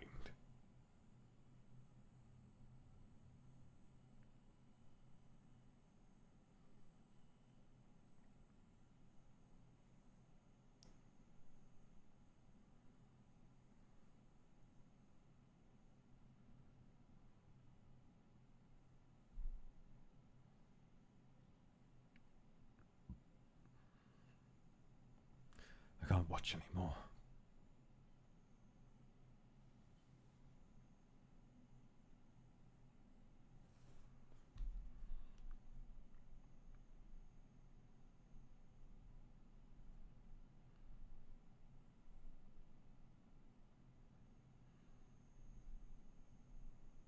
I cannot do it.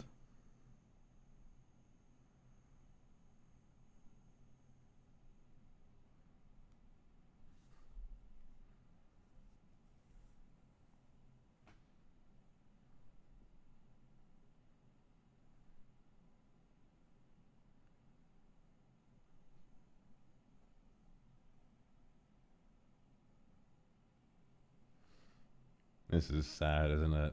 Obi-Wan desperate to keep his feelings at bay so that he doesn't have to fight and potentially kill his best friend. A boy he's raised from childhood. But he's not strong enough to fight the alternative, and so this is all he can do. By the way, him and Yoda are essentially the two last remaining Jedi, really.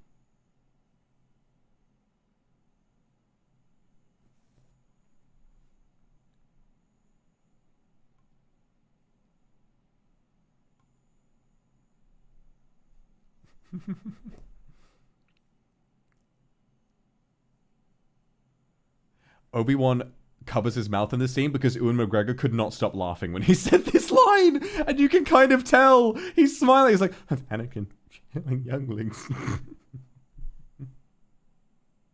Literally all Jar Jar's fault. Actually true.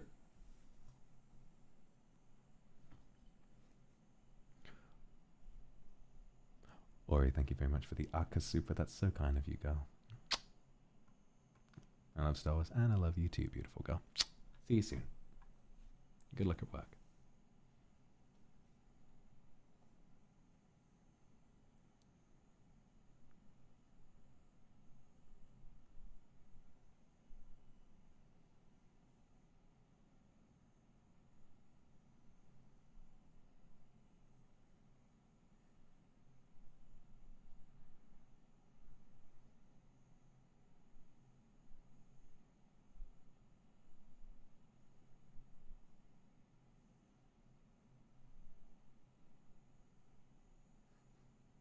Ashley Bear, he's hot. It's fine. If evil, why hot?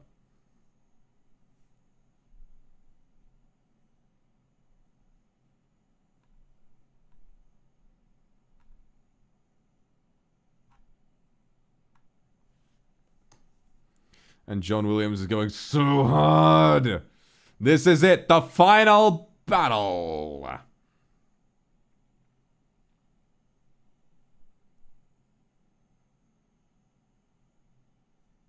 don't care what he did, I can fix him.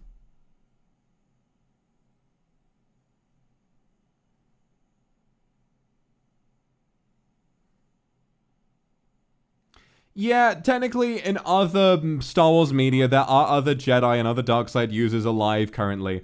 But in the terms of the story, there are 2 Jedi and 2 Sith currently alive. Yoda and Obi-Wan, and then Anakin and Darth Sidious.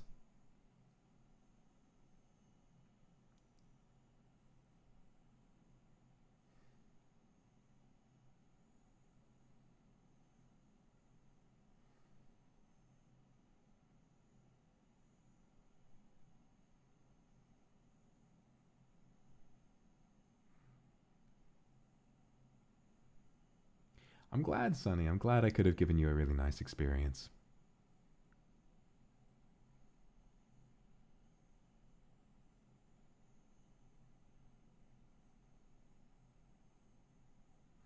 Me disappearing into my room at a family gathering.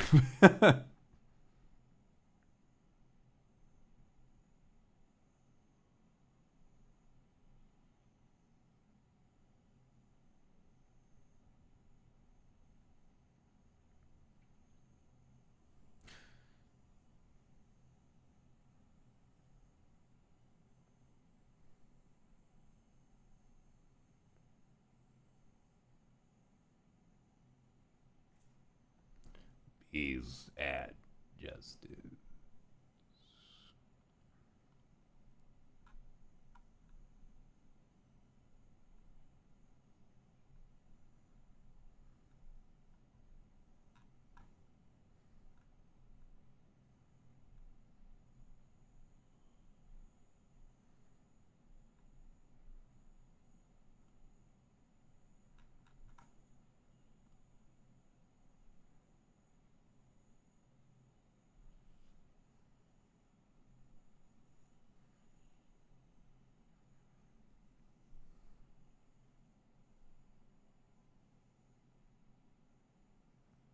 Oh, poor Padme.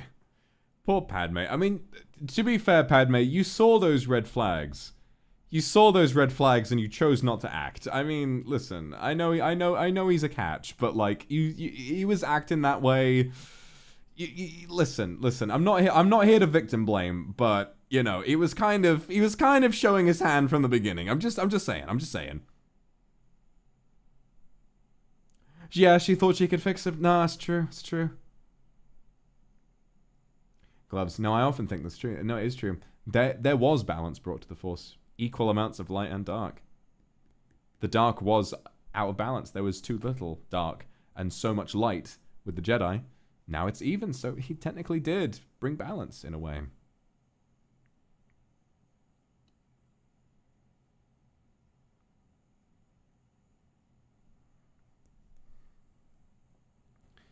And what's really interesting is the fact that, really, truly, Anakin was created not by Darth Sidious, but by the Jedi.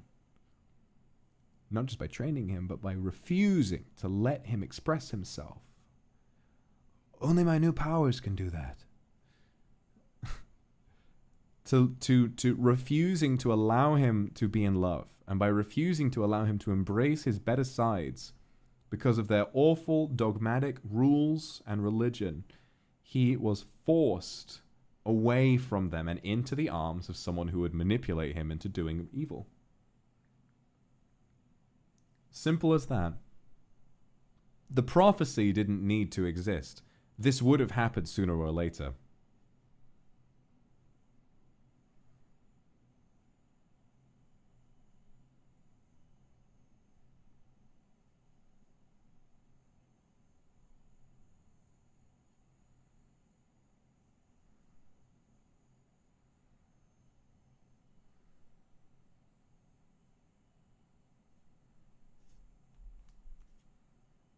Oh. Don't say that just because you're right.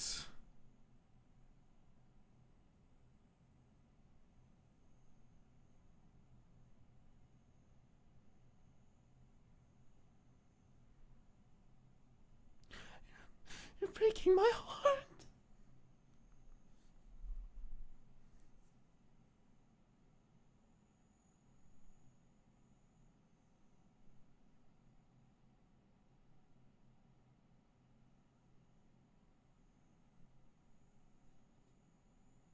Liar!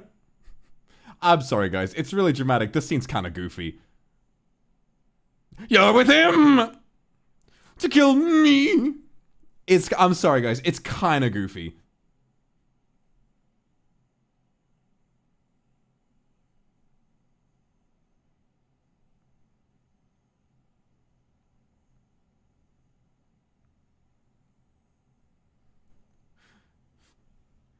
You turned her against me.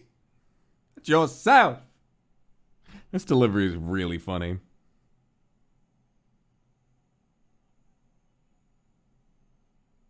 That way he walks is kind of sexy though, like the shoulder, the way he's moving his shoulders. You will not take it from me!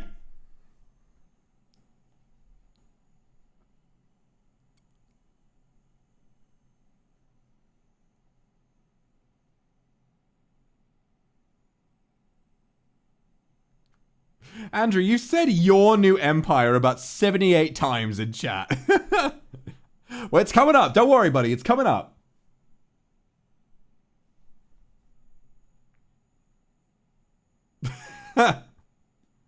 Your new empire? My allegiance is to the Republic, to democracy! If you're not with me, then you're my enemy. Only a Sith deals in absolutes.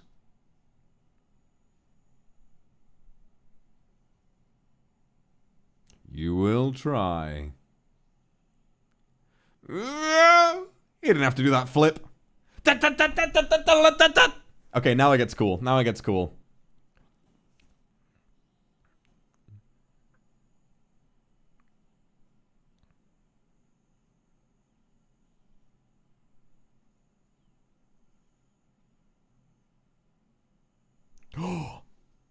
Big moment. Big day for Yoda fans right now. You're a new apprentice you have, Emperor. Or should I call you Darth Sidious? Master Yoda, you survived. Surprised? Your arrogance blinds you, Master Yoda. Now you will experience the full power of the dark side. Ah.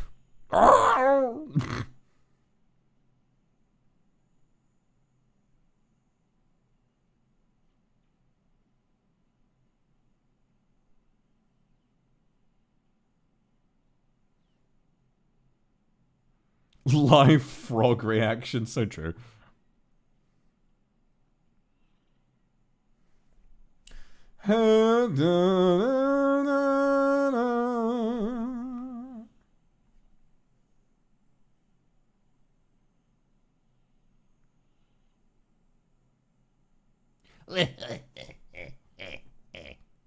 I waited a long time for this moment, my little green friend.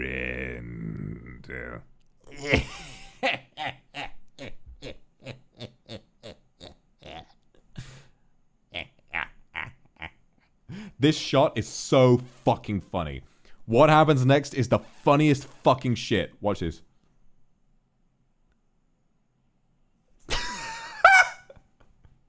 Ah! He just raises his arms and flies back. Ah! Not if anything to say about it I have. This movie is so funny.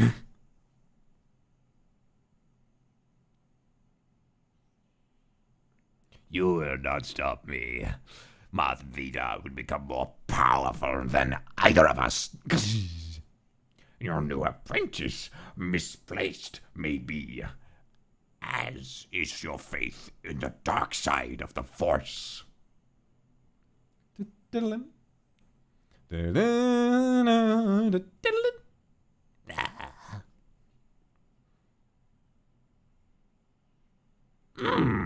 Funny joke.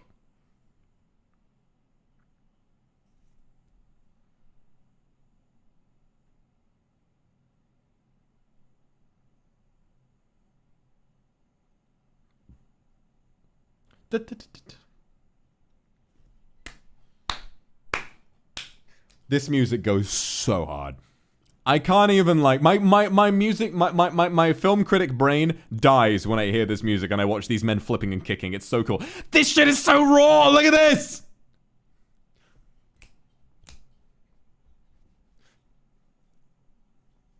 Listen to that music. Turn that shit up. Listen to that.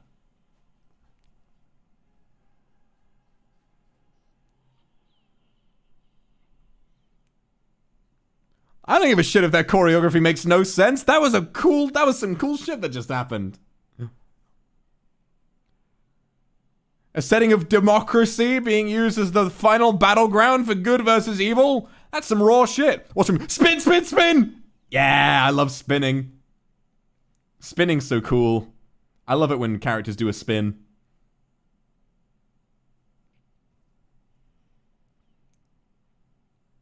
Imagine Joe Biden, I've said this before, imagine Joe Biden saying Yoda in the same voice that he says soda. Yoda! That's how I feel every time he's on screen. Spinning is such a good trick.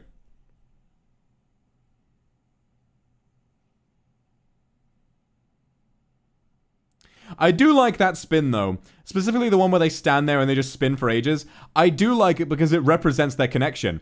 They have fought alongside each other so much that they are inside each other's heads so much that they just kind of reach a status of complete equilibrium where they know exactly what the other person is going to do and they never strike, so they just keep spinning. It looks cool and it has a purpose. It's pretty great. Very heavy-handed metaphor here, literally throwing the Senate itself at him after he used the Senate to overthrow the Jedi. Very heavy-handed, but pretty cool. You know, I like it. I can dig it.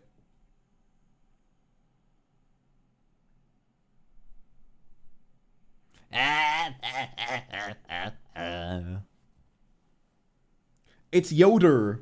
Yoda! Yodar. Yeah, they could have just been fucking this whole time. Listen, we have a lightsaber sex scene yet to come. Just hold out for it, okay? It's gonna be fine.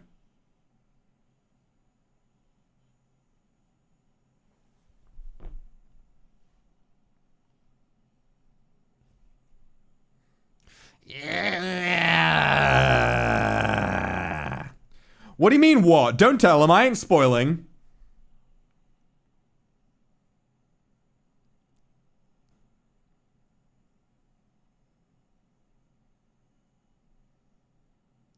Do you ever have gay thoughts? Haha.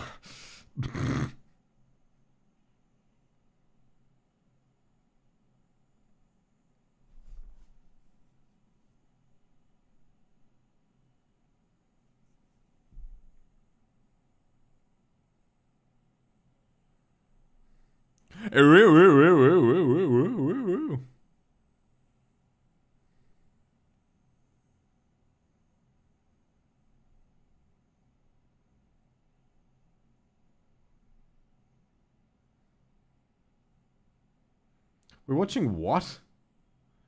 It sounds like a D's nuts joke. I don't know what that is.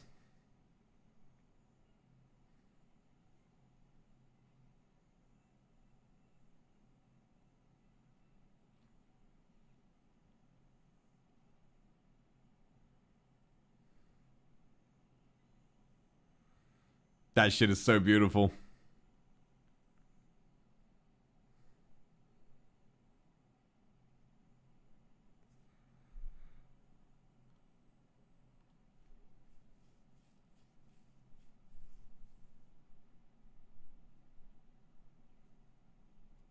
Little Yoda crawling is actually really funny, isn't it?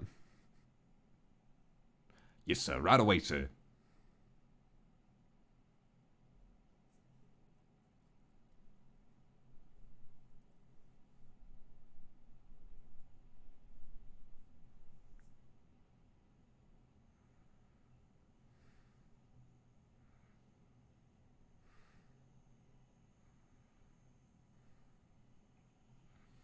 You guys, could you not fight somewhere a little less dangerous? I mean, it's very visually appealing. I'm just scared for you both.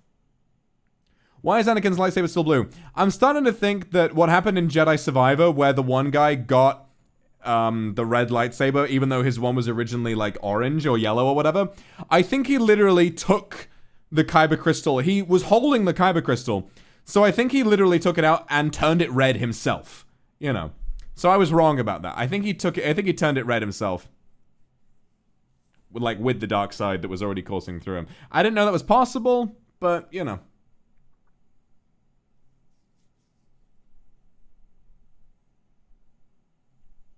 You bleed the crystal. I do remember that. That's what that's called. That's what that's called. Yeah, no, I had it wrong when I was talking about Jedi Survivor because I actually didn't know what was happening.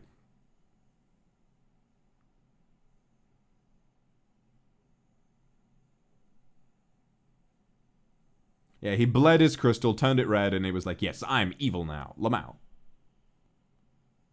We are having a good one.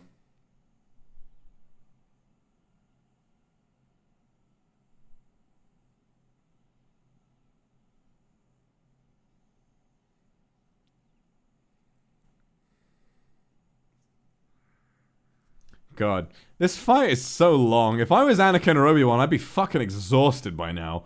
I'd be like, can we just have a break?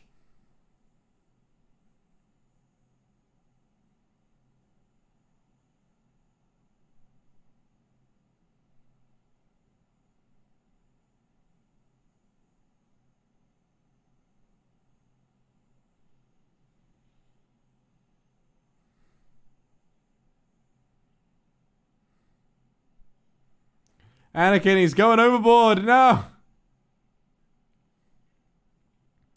He's running. There is no fucking way he would live that. Bruh.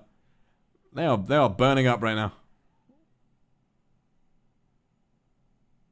My asthma would be acting up. That's so funny.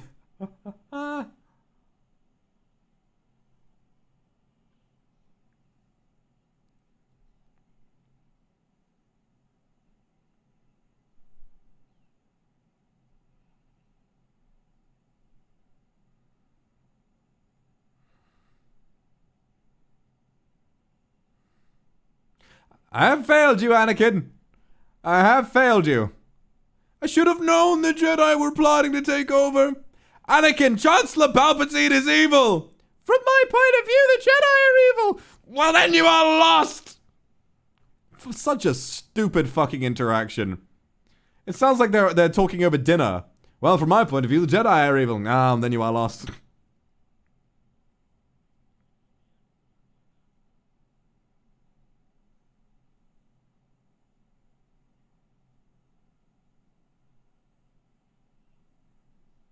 Yeah, the droids are just trying to do their job. They don't know what the fuck's going on with these two.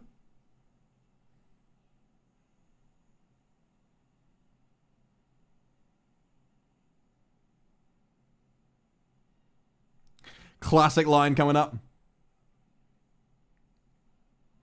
Lamau.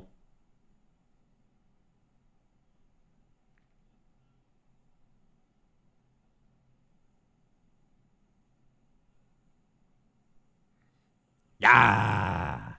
You dead as hell, boy. You dead as hell.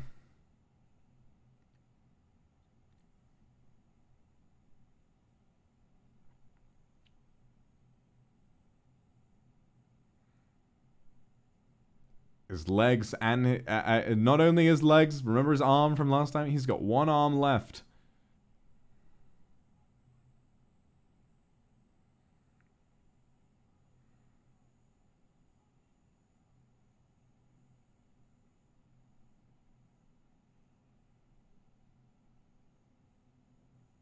Two people said when your legs don't work like they used to before, like twice in a row. That was really funny.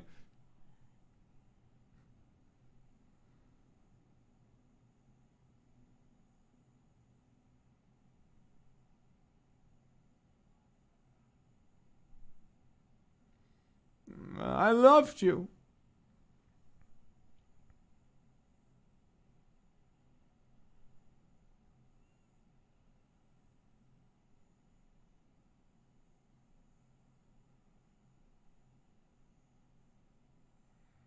Jesus Christ.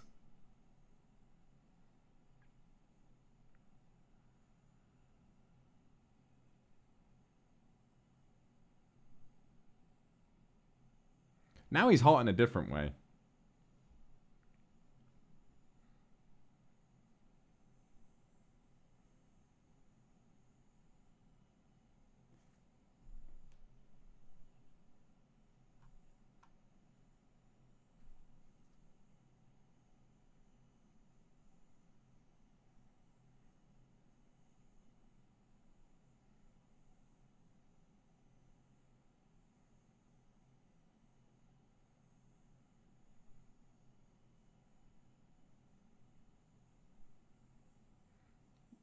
He's like, well, about that,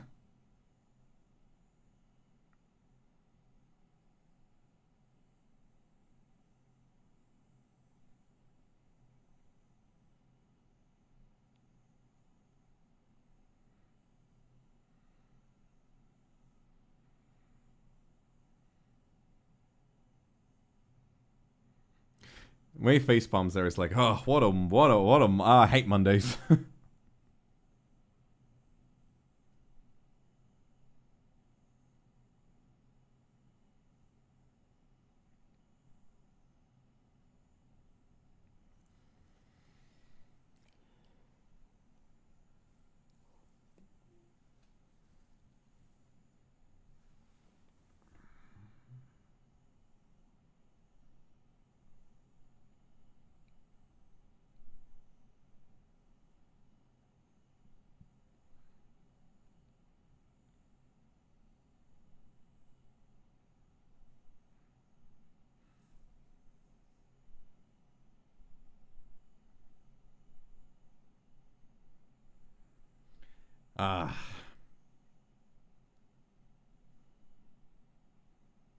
Just look at what's happened to him. Twink death is a terrible thing.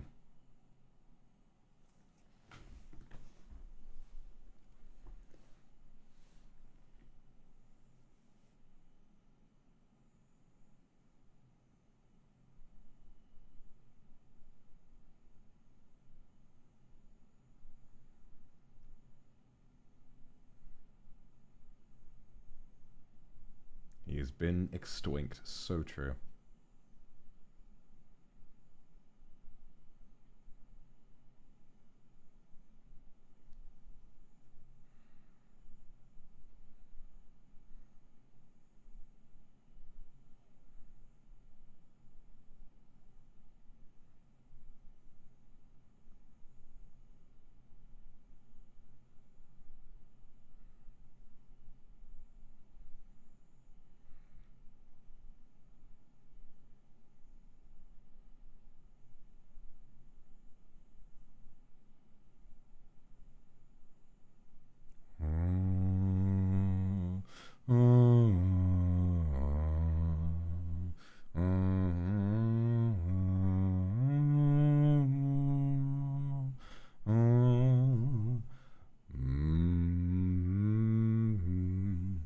Obi-Wan didn't finish him off because he couldn't bear to.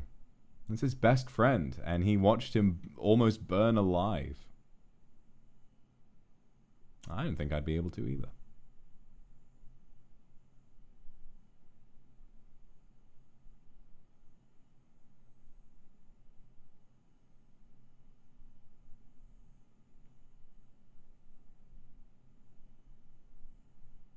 Twins.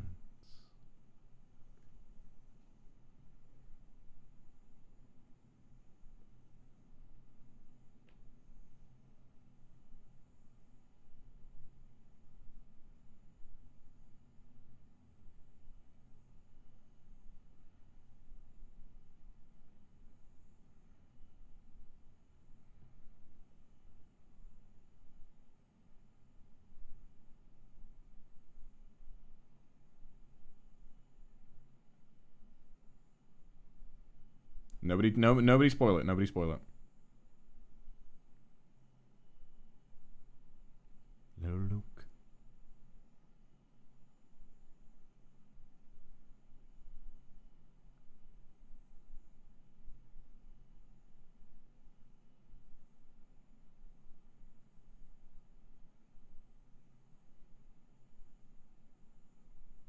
I wish when I give birth I have a big robot to say Uba.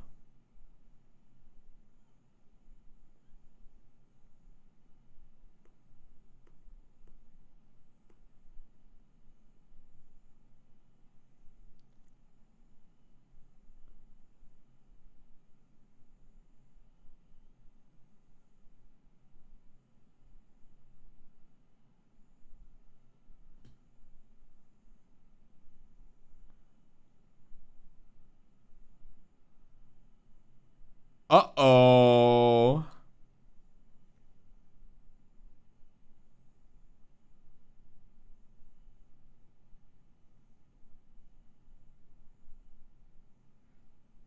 Sweet home Alabama. Oh. First time that's a good fucking shot. The way he looks up at the mask in absolute fear right before it goes onto his face. Fuck.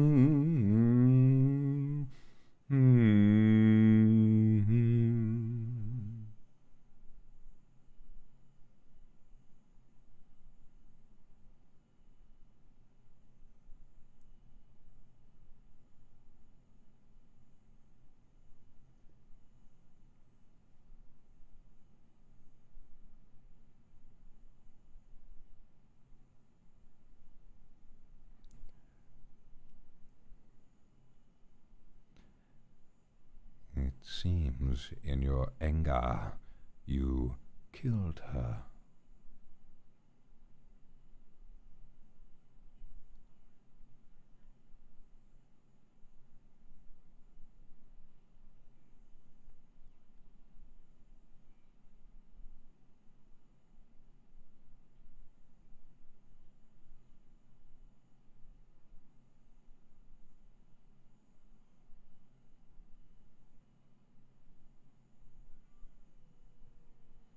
No.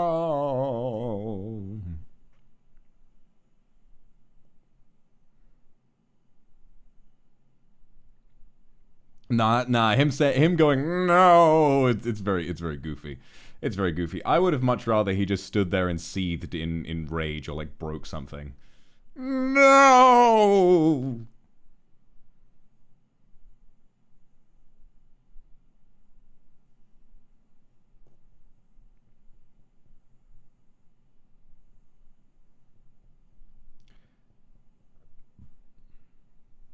Yeah, just yelling, breaking something without a no.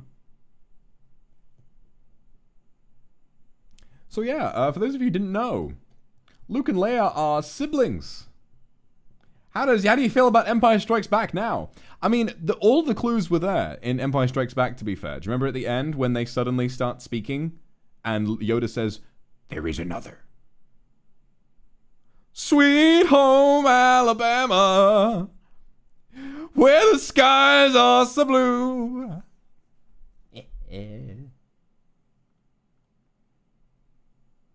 Oh, I agree, Resolve. This is like all of my fun about it is introducing new people to these twists and turns in the story. It's so fun. Qui-Gon. Uma.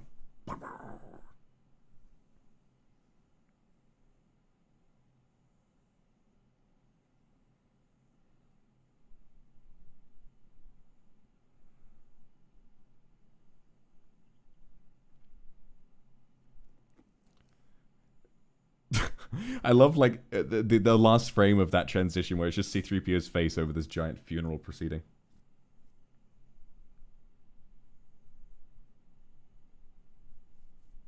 Yeah, for you, I wish I could have as well, but it's one of those things. I feel like it's a different experience. It's not good not being spoiled, but getting to appreciate a film knowing some of the details, you can still come to appreciate it, I think. So don't, even if you have been spoiled, which is a tragedy, don't try to let that ruin your enjoyment. Just go in and enjoy it for what it is. This is what I try to do. She's a slay even in death, and she's still holding the little charm he made for her. The little charm he made when he was just a little guy, and now look at him. Look at him now! He's a big Darth Vader. He's overseeing a Death Star. Man, I hate Mondays.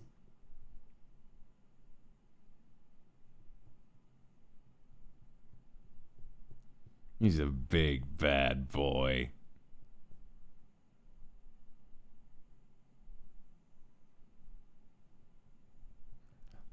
Lollipop, thank you for the super. It's so, oh god. Really, when it comes down to this part, apart from some of the goofy moments, it really comes together so well. Just seeing all of those dominoes that got set up just get knocked down one after the other. Man. It's very fucking satisfying, I think.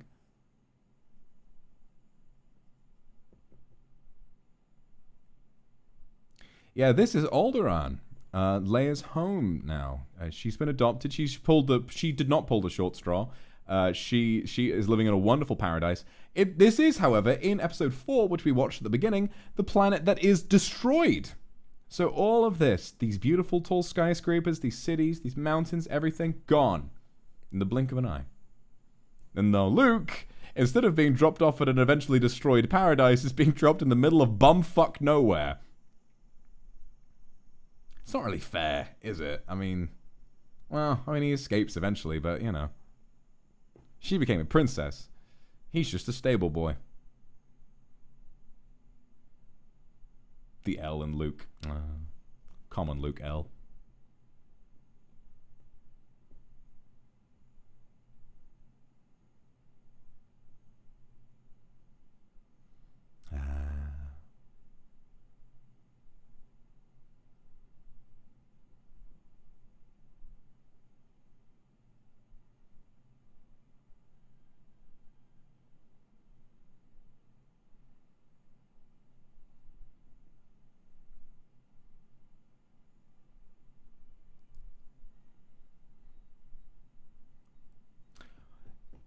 Damn. Revenge of the Sith. What a lot of Star Wars fans will tell you is the best Star Wars movie. I do not agree. There is a lot wrong with it, but goddamn, the story really does. When you think about it as a completed package in isolation, damn, really, really good stuff. I mean, there are so many elements that have been set up in so many different ways that all get just pow, pow, pow, pow. It's knocked over in really satisfying ways in this one. Anakin becoming Darth Vader. Oh, God. You shall be known as Darth Vader. Even though it was technically revealed in episode 5, the shock from some of you, so happy some of you got to experience that first time. So that's it. Anakin, little Annie, the supposed chosen one meant to bring balance to the Force, was turned to the dark side because he feared losing the one he loved. And now, he is Darth Vader, trapped in a prison of metal, cursed to forever be made more powerful by his own pain and suffering. His son and daughter, Luke and Leia, will grow older, never knowing of their heritage, until the time comes when they must take up weapons of their own and fight back. And so, it is knowing this that we return to present day to finish where we started. After Luke learns that Darth Vader is his father and they escape, Luke trains and becomes more powerful as a Jedi, and he brings the fight back. And we wonder, how does it all end? We are going to find out in the next stream. Because if I watch the next movie now, the VOD will get cut off, and that would be kind of lame. So I'm going to end stream now. Thank you all so much for coming. I have had a wonderful, wonderful, wonderful time, and it is not over yet. So please stay tuned. Go and take a piss, get drinks, relax, chill out. I will be back very, very soon. I'm going to set the next stream to start at 8 because I need a moment to make sure I've got enough water and a little bit of food for next time. So I will start that in a second, but thank you very much for joining me today, everyone. It's almost 8 p.m. I started this at 8 a.m., so it's been a long day for me, but it's not over yet. So we've got 4 more movies to go, and those are some of my absolute favorites. So I will see you all in a moment. Just join the redirect. No need for an end screen. Bye-bye! Turn off the flash, you fucking moron.